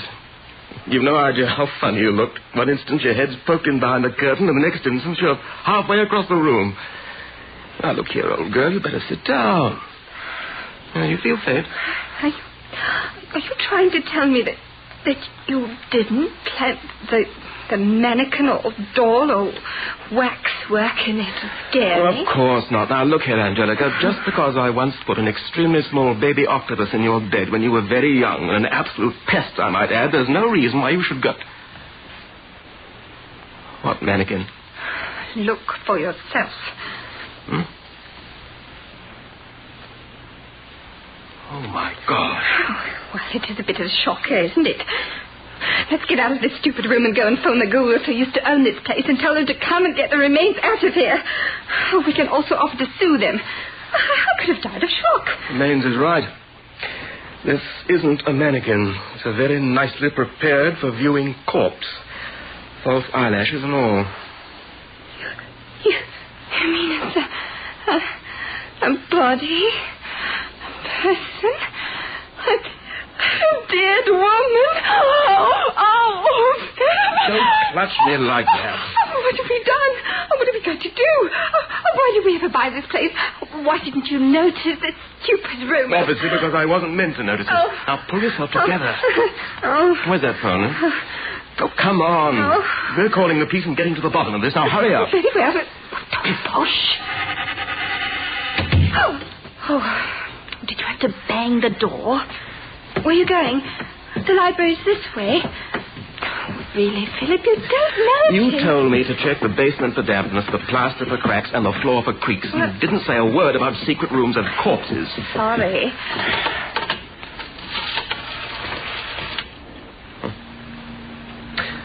Operator? Here, get me the police. Is that our car in the driveway? What do you mean? Of course our car's in the driveway. No, listen. I mean that motor going in the driveway. Oh, hello, police? Yes, this is Philip Scott of number 12 Reading Place. What? Yes, I know, but Yes, we bought number 12 Reading Place. Well, I think they took off rather suddenly for Australia. I bought the place from them, and we want...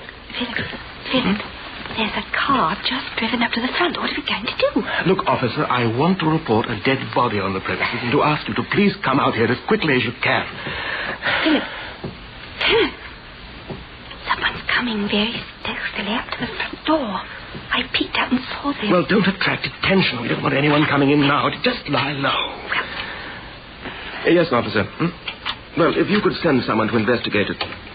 Yes, it would appear to be foul play. Well, I guess not really, but it's very strange to say the least. There it is. Unlocked the front door and walked right in. Yes, officer, we'll be here. Give me that phone. Officer, this is Mrs. Scott. I wish you would hurry. Two very horrible-looking men have just broken into our house without a by or leave. They're coming in here. Oh, please come quickly. I'd like to know where they got a key that fits. Oh, certainly didn't. Now, Philip, stay perfectly still. Maybe they'll just go away. Not on your life. This is my home, even if I haven't moved in yet.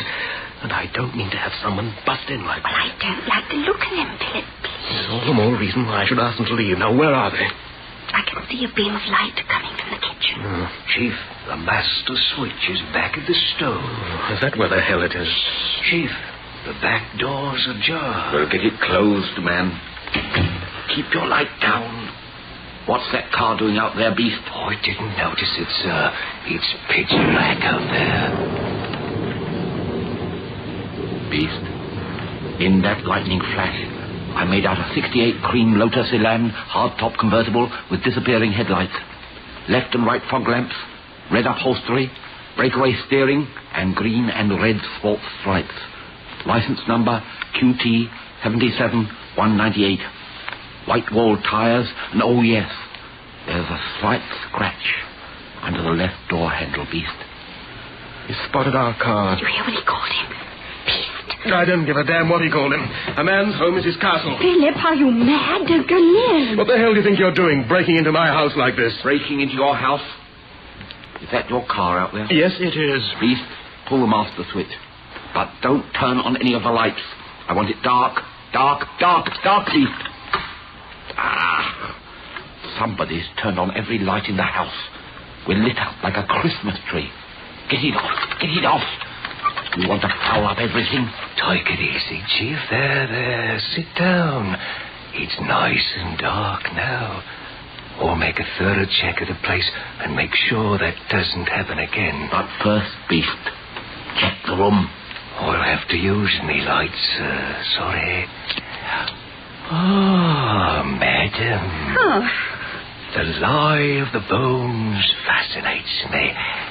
Oh, you have beautiful mandibles. Yes. How dare you? Yes, how dare you? Get out of here, both of you. My wife's mandibles are nothing to you. Purely a professional interest, I assure you, You sir. must forgive him, madam. Beast is an ex-undertaker. Good bone structure is, you might say, a hobby. Beast, the room. Yes, Chief. Oh, how horrible. May I ask, madam, how long you've been here? An hour. 5 minutes. An hour and 5 minutes, I see. No. No.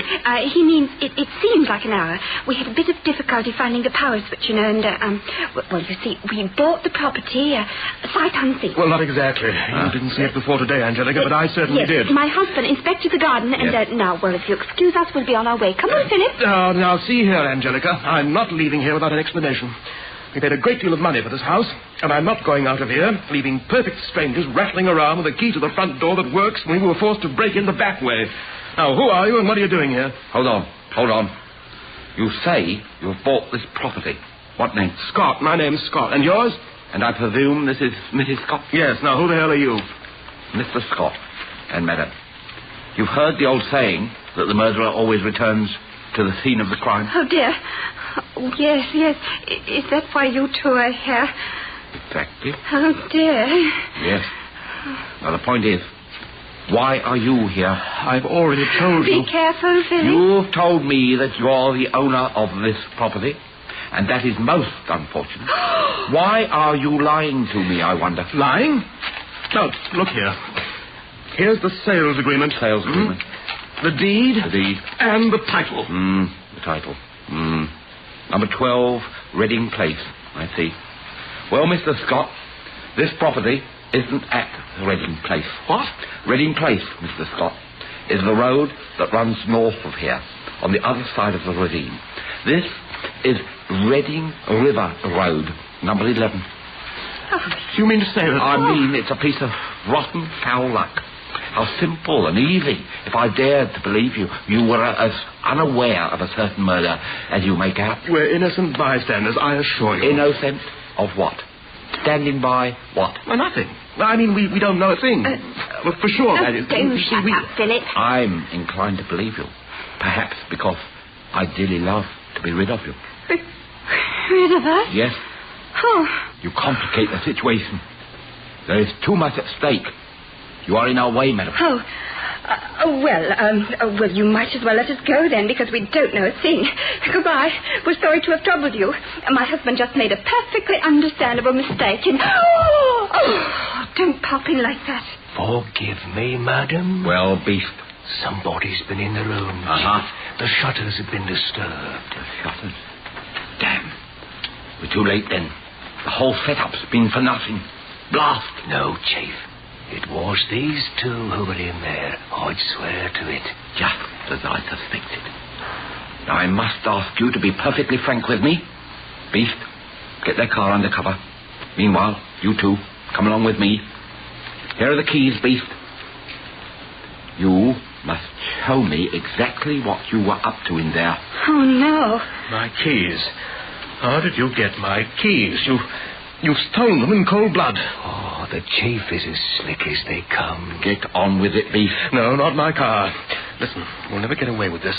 The police will be here at any moment. I warn you, they know about that back room. What do they know about that back room?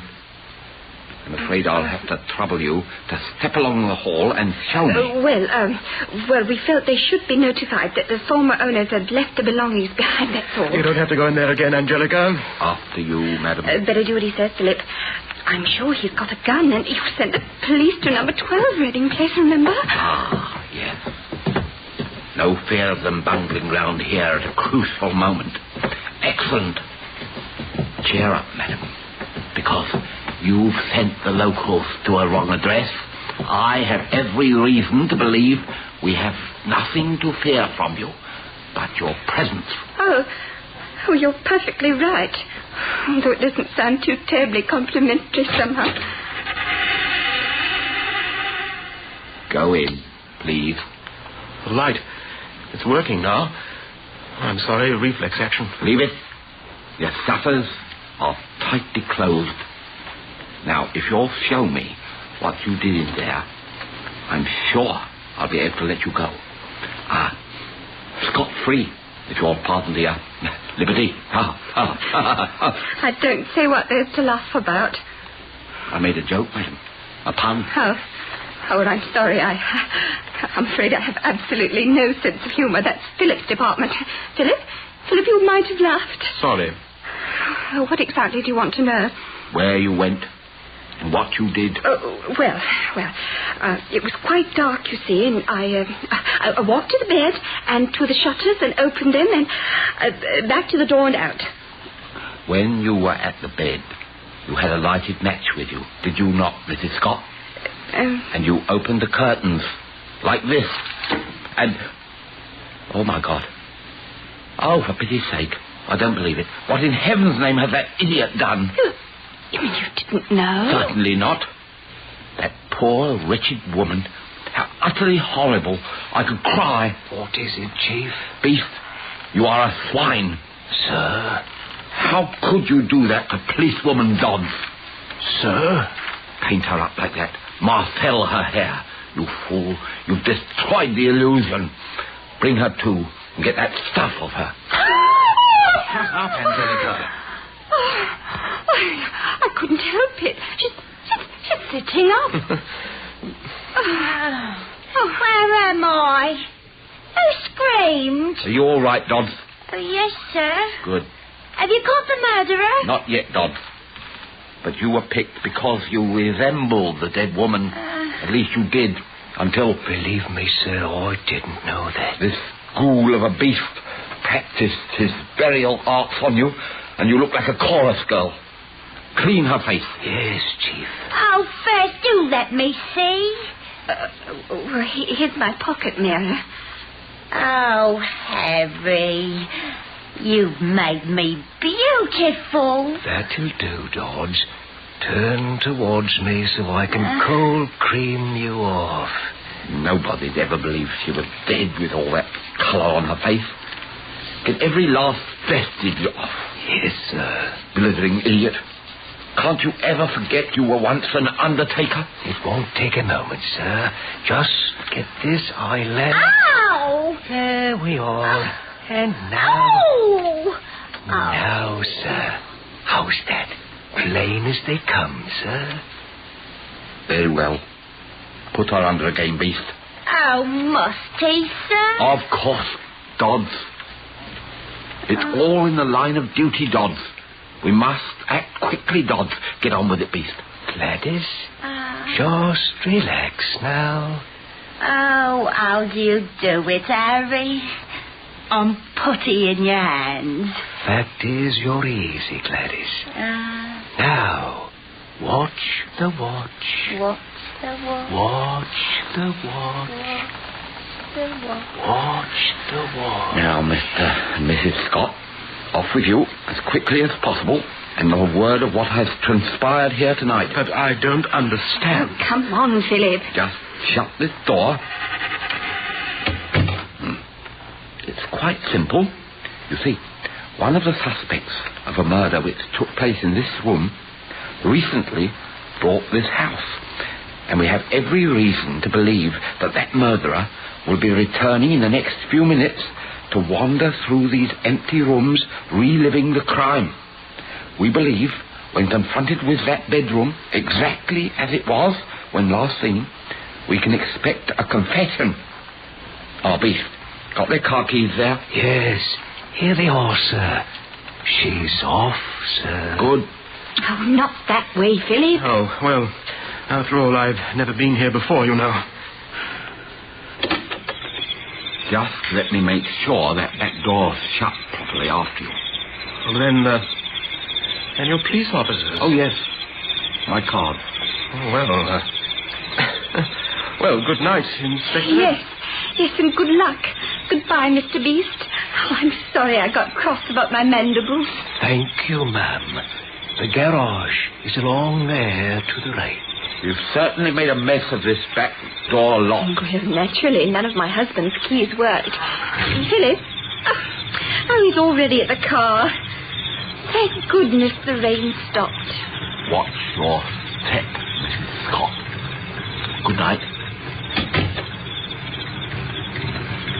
Well, thank you for escorting me so ceremoniously to the car. Hop in and let's go. I want to get you away from here before they start shooting up the place. Besides, we need a stiff drink and a good dinner. Oh, what an extraordinary experience, Philip. Will you ever forget it?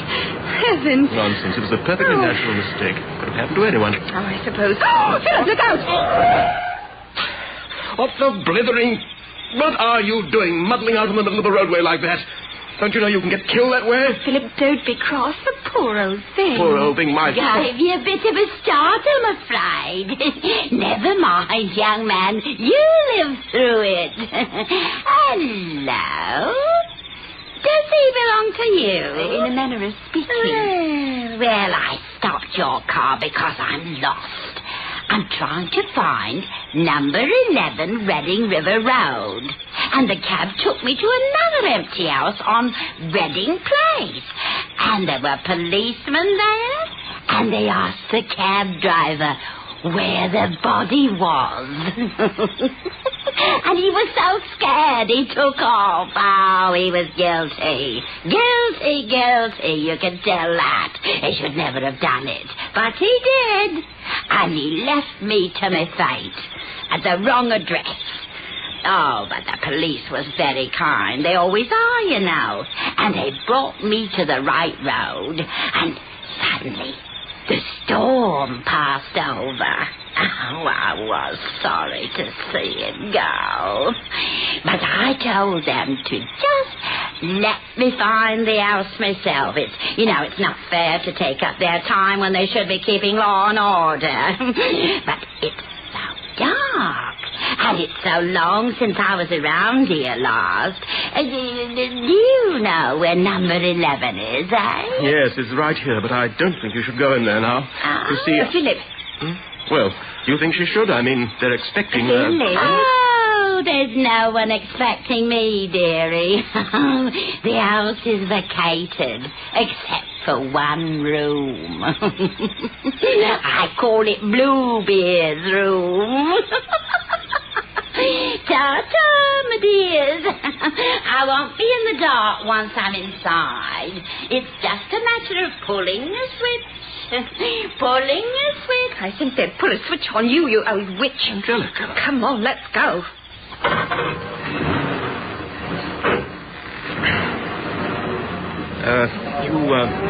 You don't think she killed policewoman Dodds, do you?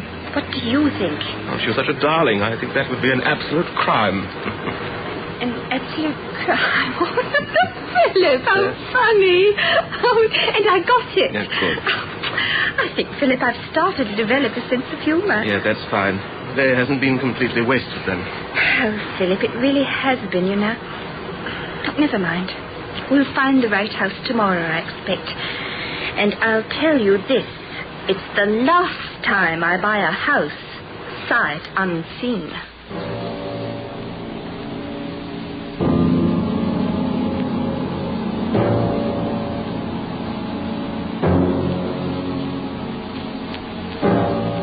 From Vancouver, you have been listening Pulling to... the switch. Pulling the switch. Oh, excuse me. Oh, but first I'll take a peek in the Bluebeard's room. Oh, I'm a suspicious old character. Gladys, it's your old Mum. Mrs. Dodds. Ah, you didn't expect me, did you? Tut, tut, tut. Tut, tut, tut, Mrs. Dodds. You know very well, Inspector.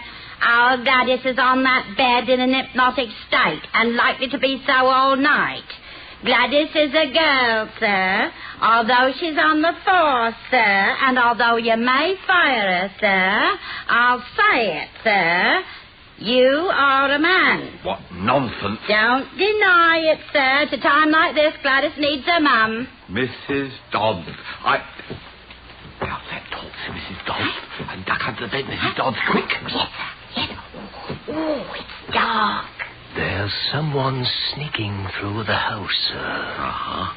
Conceal yourself behind the bed curtains, beast. Right you are, Chief.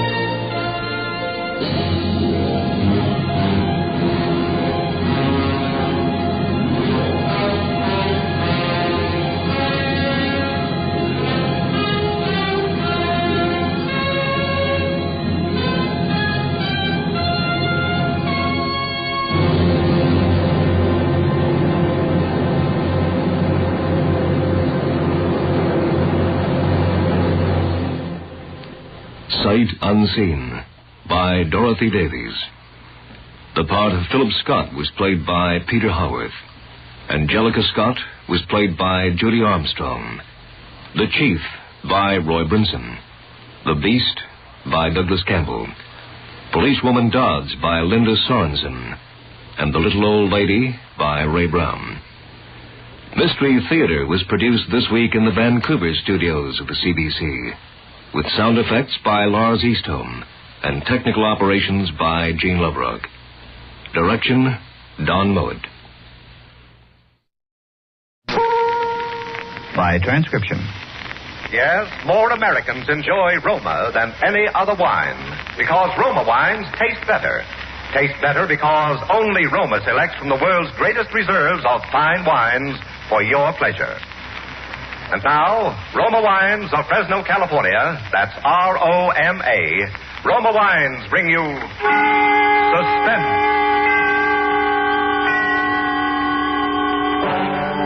Tonight from New York, Roma Wines present Miss Eva Le Gallienne, distinguished star of the New York stage in Phobia, a suspense play produced, edited, and directed for Shenley by William Spear. Now, Roma Wines bring you Eva Le Gallienne in a remarkable tale of suspense.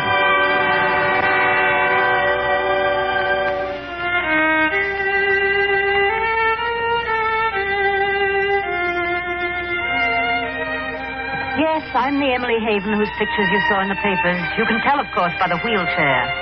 I thought it was very unkind of them to take full-length pictures. It isn't that I resent the wheelchair, but people have funny ideas about such things. The way they wrote about me being a sweet little lady, you'd have thought I was at least 100 and a helpless invalid. Well, I can tell you right now I'm neither. I'm not supposed to have any excitement, but goodness knows we've had enough of that around here with the murder and all. You probably wonder why, with all our money, I don't have one of those new type modern chairs. It's just that I can't stand the feel of metal. No metal. It affects me like snakes or spiders do some people. I've always been that way. When I was a child, Mother let me use knives and forks with bone handles, and I still use them. I'm certainly glad that the papers didn't find out about that or about Grace. They almost found out about Grace once and printed large headlines. Police question wealthy woman. You probably don't remember it because they never did learn why she was questioned. That was some time ago. Grace had just returned from shopping. Emily, I'm home. In here, Grace? Did you bring my book? Yes, here you are. And I brought another one I thought you'd like. I'm tired. Sit down. We'll have Anna bring some tea. Let's have a look at your loot. What do you mean by that? Why, the things you bought, of course. Oh, I guess I'm so tired I'm jumpy. Come. There's two gentlemen to see you, Mum. Oh, bring some hot tea, please, Anna. Do you like something to eat, Grace? Not till dinner. Just tea, then, Anna, and show the gentleman in. Yes, Mum. Why don't we let her go and get someone who doesn't answer yes, Mum, to everything? Well, you know we couldn't replace Anna. She knows us too well. Why do you say that? Well, you are jumpy. I only meant that she knows our likes and dislikes and humors us. I suppose you're right, but I don't like the way she watches us. Oh, that's just Anna's way. She doesn't mean anything by it. Miss Haven. Yes? I am Henry Lane. I'm assistant store manager at Bradlock's. Oh, yes, Mr. Lane? One of our store detectives observed your sister's unusual actions today and reported them to Sergeant Cole. Oh, pardon me, this is Sergeant Cole. How do you do? I didn't want to turn it in till I talked to Lane here. Yes. Yes, Sergeant Cole wisely came to me, and we are here to rectify the error. I'm afraid I don't follow you, Mr. Lane. I'm sure there's a satisfactory explanation to your sister's behavior. Well, get to the point. What he's trying to say is that I took some things from the store without paying for them. Grace! That's what was reported to me. You admit that you took these things? I just admitted it. Why, Grace? Impulse, I guess. But you have plenty of money. I know. I think that's what starts the impulse. You mean you've had the impulse before? Is that an official or a social question? Well, don't be flippant. I'm not. The whole thing is a farce. We've always gotten everything we want by signing a check, and we'll continue to do so. Do you think if I were anyone else, we'd be sitting here like this? Miss Haven, No, I'd be sitting in jail waiting to be questioned. I'm at a loss. I've taken things before and probably will again. Mostly I don't even want the things. It's a thrill of taking them. You've said enough, Grace. Are you going to arrest me now, Sergeant? Arrest you? Grace, will you see if Anna's made tea and bring 2 extra cups? And a checkbook? Grace. I'm sorry. This comes as a shock to me. Beats anything I ever heard. Believe me, I regret having to trouble you like this. Oh, you've been very considerate. I'm sure we can rectify the entire matter. If you'd care to estimate the amount. It sounds like a bribe. No, lady. not at all. Let us say retribution. Oh, I don't know. I feel that it's only right that you should receive something for your time and regard, Sergeant. I don't know, lady. I don't want to press charges. And in the future, Mr. Lane, if you will assign someone to watch my sister when she's shopping in your store, you may send the bill for the unpaid items to me. Yes. There may be a slight fee. Oh, yes, I understand.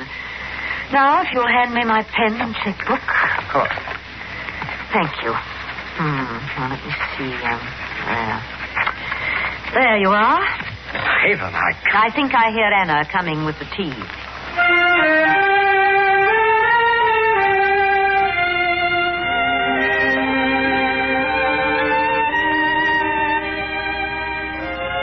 It was a dreary tea. There were little frosted cakes. Sergeant Cole dropped crumbs all over the rug. And Mr. Lane said, between noisy sips.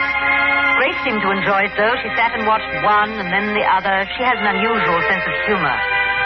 That was the way Mr. Lane started coming to our house. I don't know how it happened, but eventually we were calling him Henry.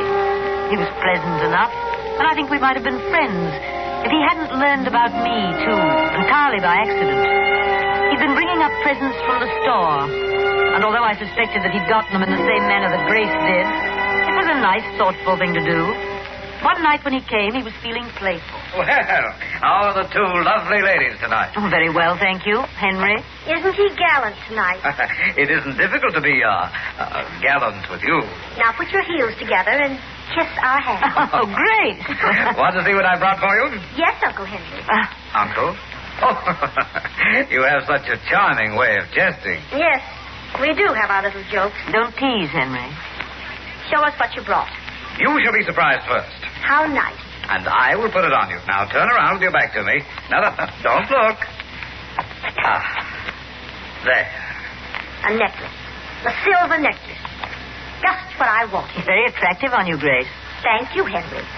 And now for Emily. Oh, don't ask me to turn my back. No. Just hold out your hand. Close your eyes and hold out your hand. That seems so childish, Henry. Play the game. Oh, very well. Are you ready? There. Henry, no! Emily, what is the matter? It's only a silver compact. It's a metal. I can't stand the feel of metal.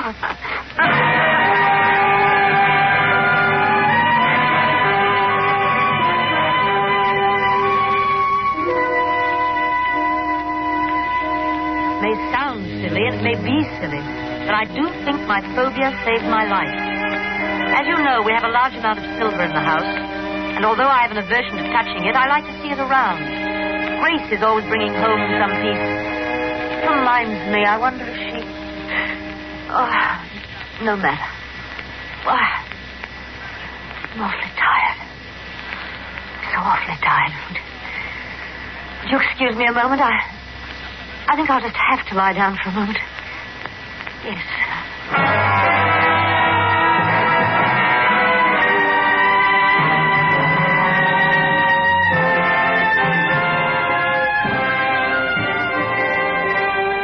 For Suspense, Roma Wines are bringing you Eva Le Gallienne in Phobia. Roma Wines' presentation tonight in radio's outstanding theater of thrills, Suspense.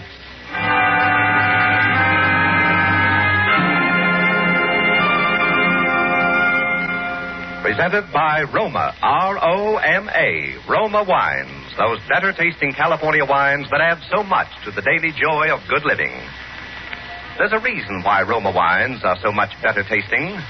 The better taste of Roma begins with the lush goodness of choice California grapes, tenderly pressed and guided unhurriedly with the ancient skill of Roma master vintners and America's greatest winemaking resources. Then these Roma wines are placed with mellow Roma wines of years before, And from these precious reserves, the world's greatest reserves of fine wines, Roma later brings you those better-tasting Roma wines, America's favorite wines.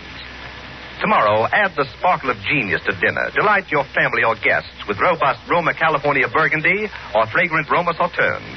Now, at new low prices, Roma table wines are more than ever your best buy in better taste. That's why more Americans enjoy Roma than any other wine. And now, Roma Wines bring back to our New York soundstage Eva Le Gallienne as Emily Haven in Phobia, a tale well calculated to keep you in suspense.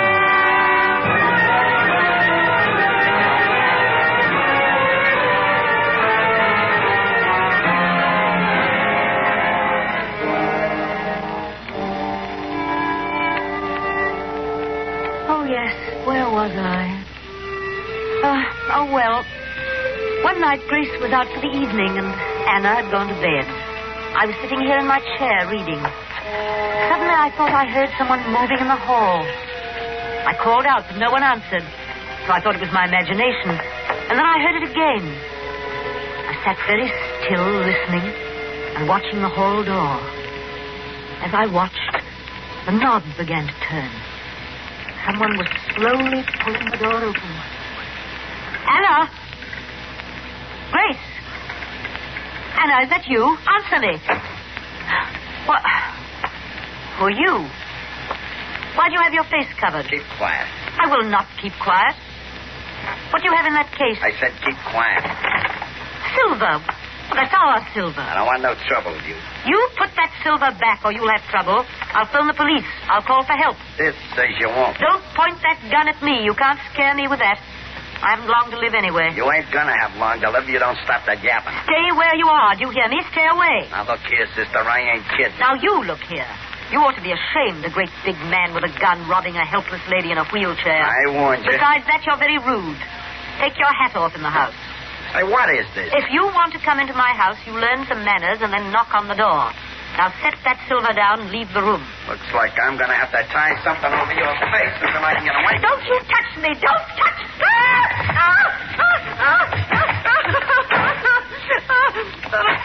What is it, Mom? A man. A man? What man? What did he do? The gun. The metal. He touched my neck. With his gun.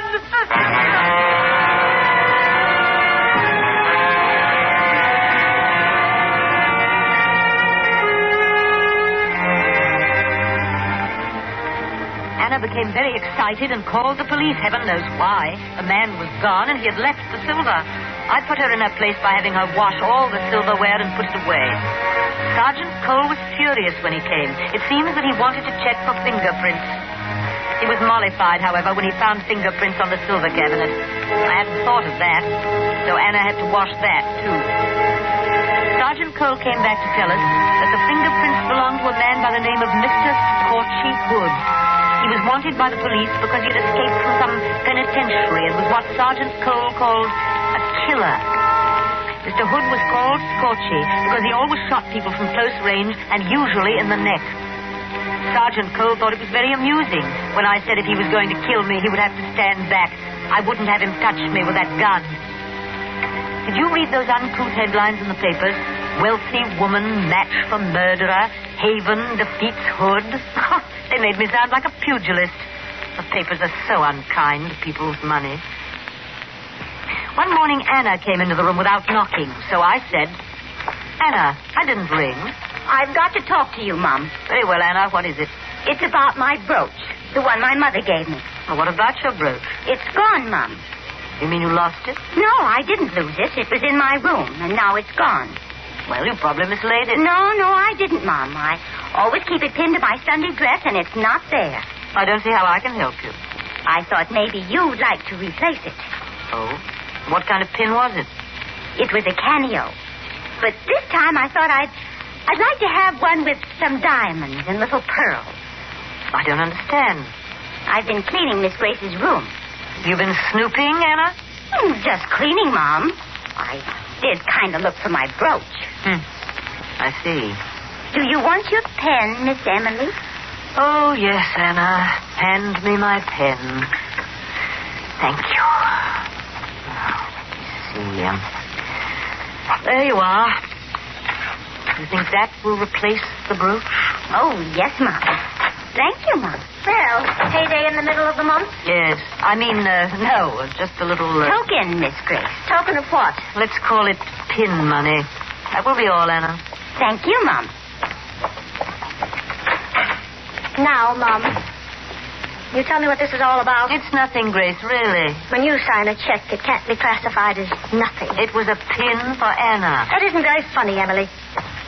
Pin money for a pin? What about a pin? She, lost it. Lost it? Oh, I see. Now, let's not talk about it anymore, Grace. But I want to talk about it. Poor dear, anyone can get money from you, can't they? Grace, please. I may have my impulses. But I've never taken anything from the servants yet. Grace, where are you going? What are you going to do? To collect and deliver. You just purchased a pin. And I'm going to find it and wear it.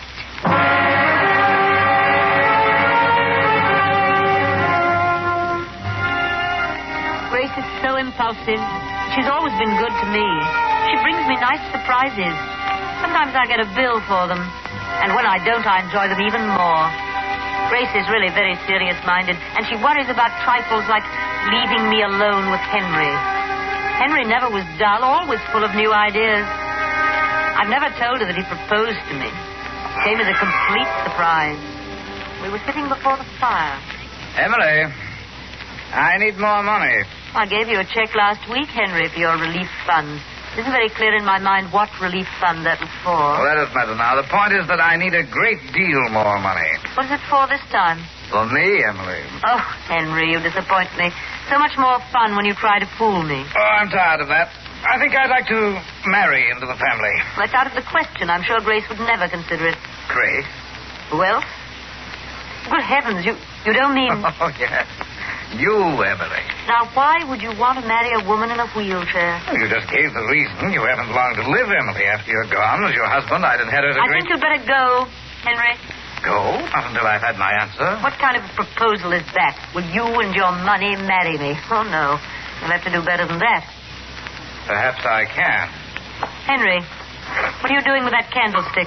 I'm going to persuade you. Oh, you can beat me to death. I won't change my mind. You misunderstand, Emily. I'm not going to beat you. I'm going to caress you with it. Henry, your hands, you wouldn't. Your arms, your throat, your back, perhaps. No, Henry. No. Now, listen to me. Let's talk. I don't want to talk. I want to caress you. No, keep away. Don't touch me. Keep away. I will. Put the candlestick down. Very well. I don't like to excite you like this. It isn't good for you. How soon do you want to be married, Henry? Immediately. How about tomorrow? So soon? When you make up your mind to do something, why wait? I suppose you're right. Oh, I would like some tea. Henry, would you... Shall I ring for Anna? Well, she's asleep by now. Why don't you get it? Yes, leave it to me. Just leave everything to me. I was annoyed at Henry for his crassness. It was very tiresome of him to be so crude. I wheeled my chair about the room. I have a habit of doing that when I'm disturbed. Presently, I heard Henry returning with the tea. The door opened a little. And then there was that deafening explosion of a gun. The house was filled with echoes. The door stood motionless for a moment, then slammed shut. I was too stunned to move. I just sat and looked at the door. I tried once to open it, but it wouldn't budge. I was still sitting there when the police came. It wasn't Sergeant Cole. It was a new man called Inspector Wells. I think there was a man with him, but I'm a little confused about that night. Henry had been shot and was lying against the door. That was why the door wouldn't open. The gun was on the floor beside him. The inspector asked a lot of questions, and everyone talked at once. I'll tell you like I told him. After the shot, I don't remember hearing footsteps or the door outside close. It may have happened, but I was too excited to remember. Anna tried to make the inspector believe that Grace had killed Henry. She told him about the gun. Anna has spells of being difficult. I think it's because of the pin. She doesn't like Grace to wear it. They took Henry away, and we went to bed. The hall was a mess. We had to have the carpet cleaned, and there are still some tea stains on the walls. The next morning I made a discovery that I thought would interest the inspector, so I phoned him, and he came right out. Morning, Miss Haven. Oh, come in, Inspector. You say you found a brooch in the hall? Yes, this one. Under a chair, Inspector. Do you know who it belongs to? To our maid, Anna. Kind of fancy for a maid, isn't it? Diamonds and small pearls. Emily bought it for her. It's quite a gift. We like to keep our help satisfied. I'd like to talk to her. I'll call her. Who killed Henry, Inspector? Don't know yet. We're having the gun checked for fingerprints. Is that all the police do? Check fingerprints? You ring, Mum. Yes, Anna, come in. The inspector wants to ask you some questions. Yes, Mum. Did you see Henry Lane last night? You mean while he was alive? Yes. Did you see him before he was shot? Only for a minute. When was that? I heard a noise in the kitchen, and I looked in to see who it was. That was when he went for the tea. Trust Anna to look in. Did you speak to him? Maybe a few words. Did you like Mr. Lane? Like him? I did not. He was no gentleman. Why do you say that, Anna? He used to say unkind things to me. Is this your pin? Why, yes. Where'd you get it? It was found under a chair in the hall. It couldn't have been. I didn't have it on last night. You mean you weren't wearing it when you shot him? Shot him? Oh, my goodness, you don't think I shot him? Right now, we suspect everyone. I didn't kill him. Honest, I didn't. Oh, please, tell him I didn't, Mom. You tell him. Oh, Inspector, it's just occurred to me. I've made a horrible mistake. I remember now that I saw Anna wearing that pin when she served breakfast this morning. So? She couldn't have dropped it last night. Oh, thank you, Mom. Thank you.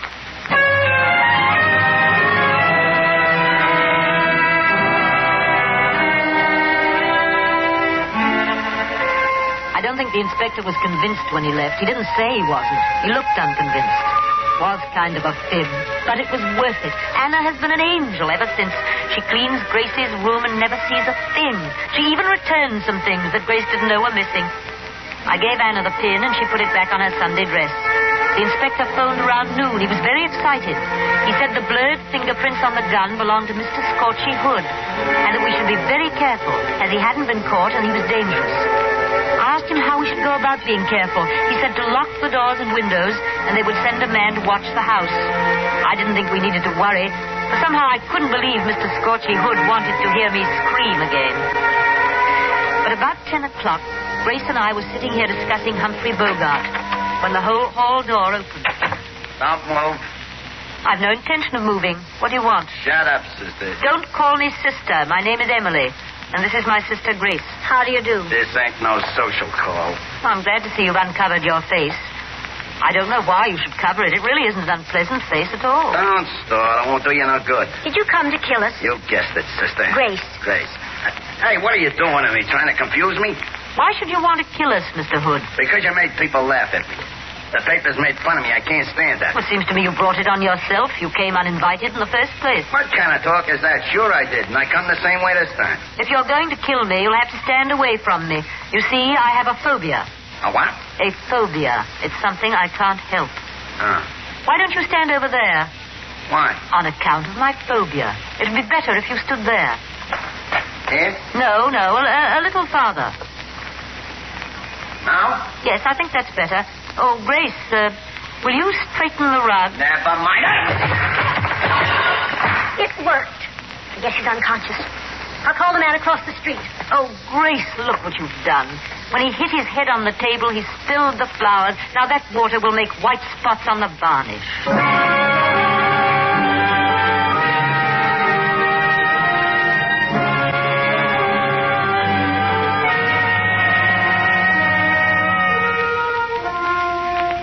That's the way it happened. You know the rest.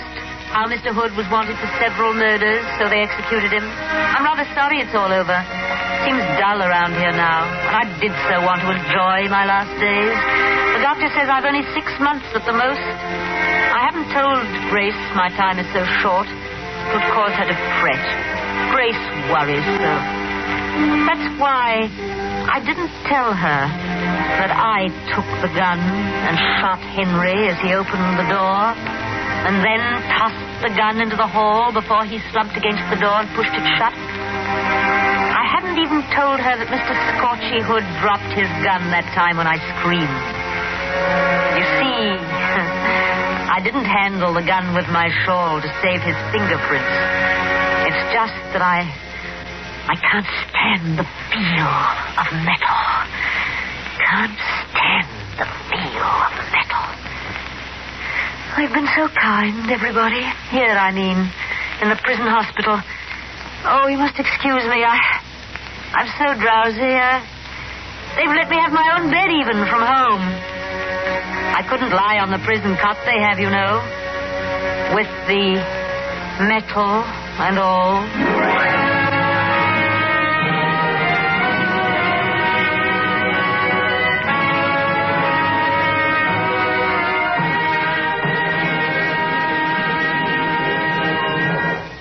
Suspense. Tonight, Roma Wines have brought you Miss Eva Le Gallienne in Phobia, a suspense play written by Joel Hunt. Next Thursday, same time, you will hear Mr. Alan Baxter as star of Suspense. Produced for Shanley by William Spear.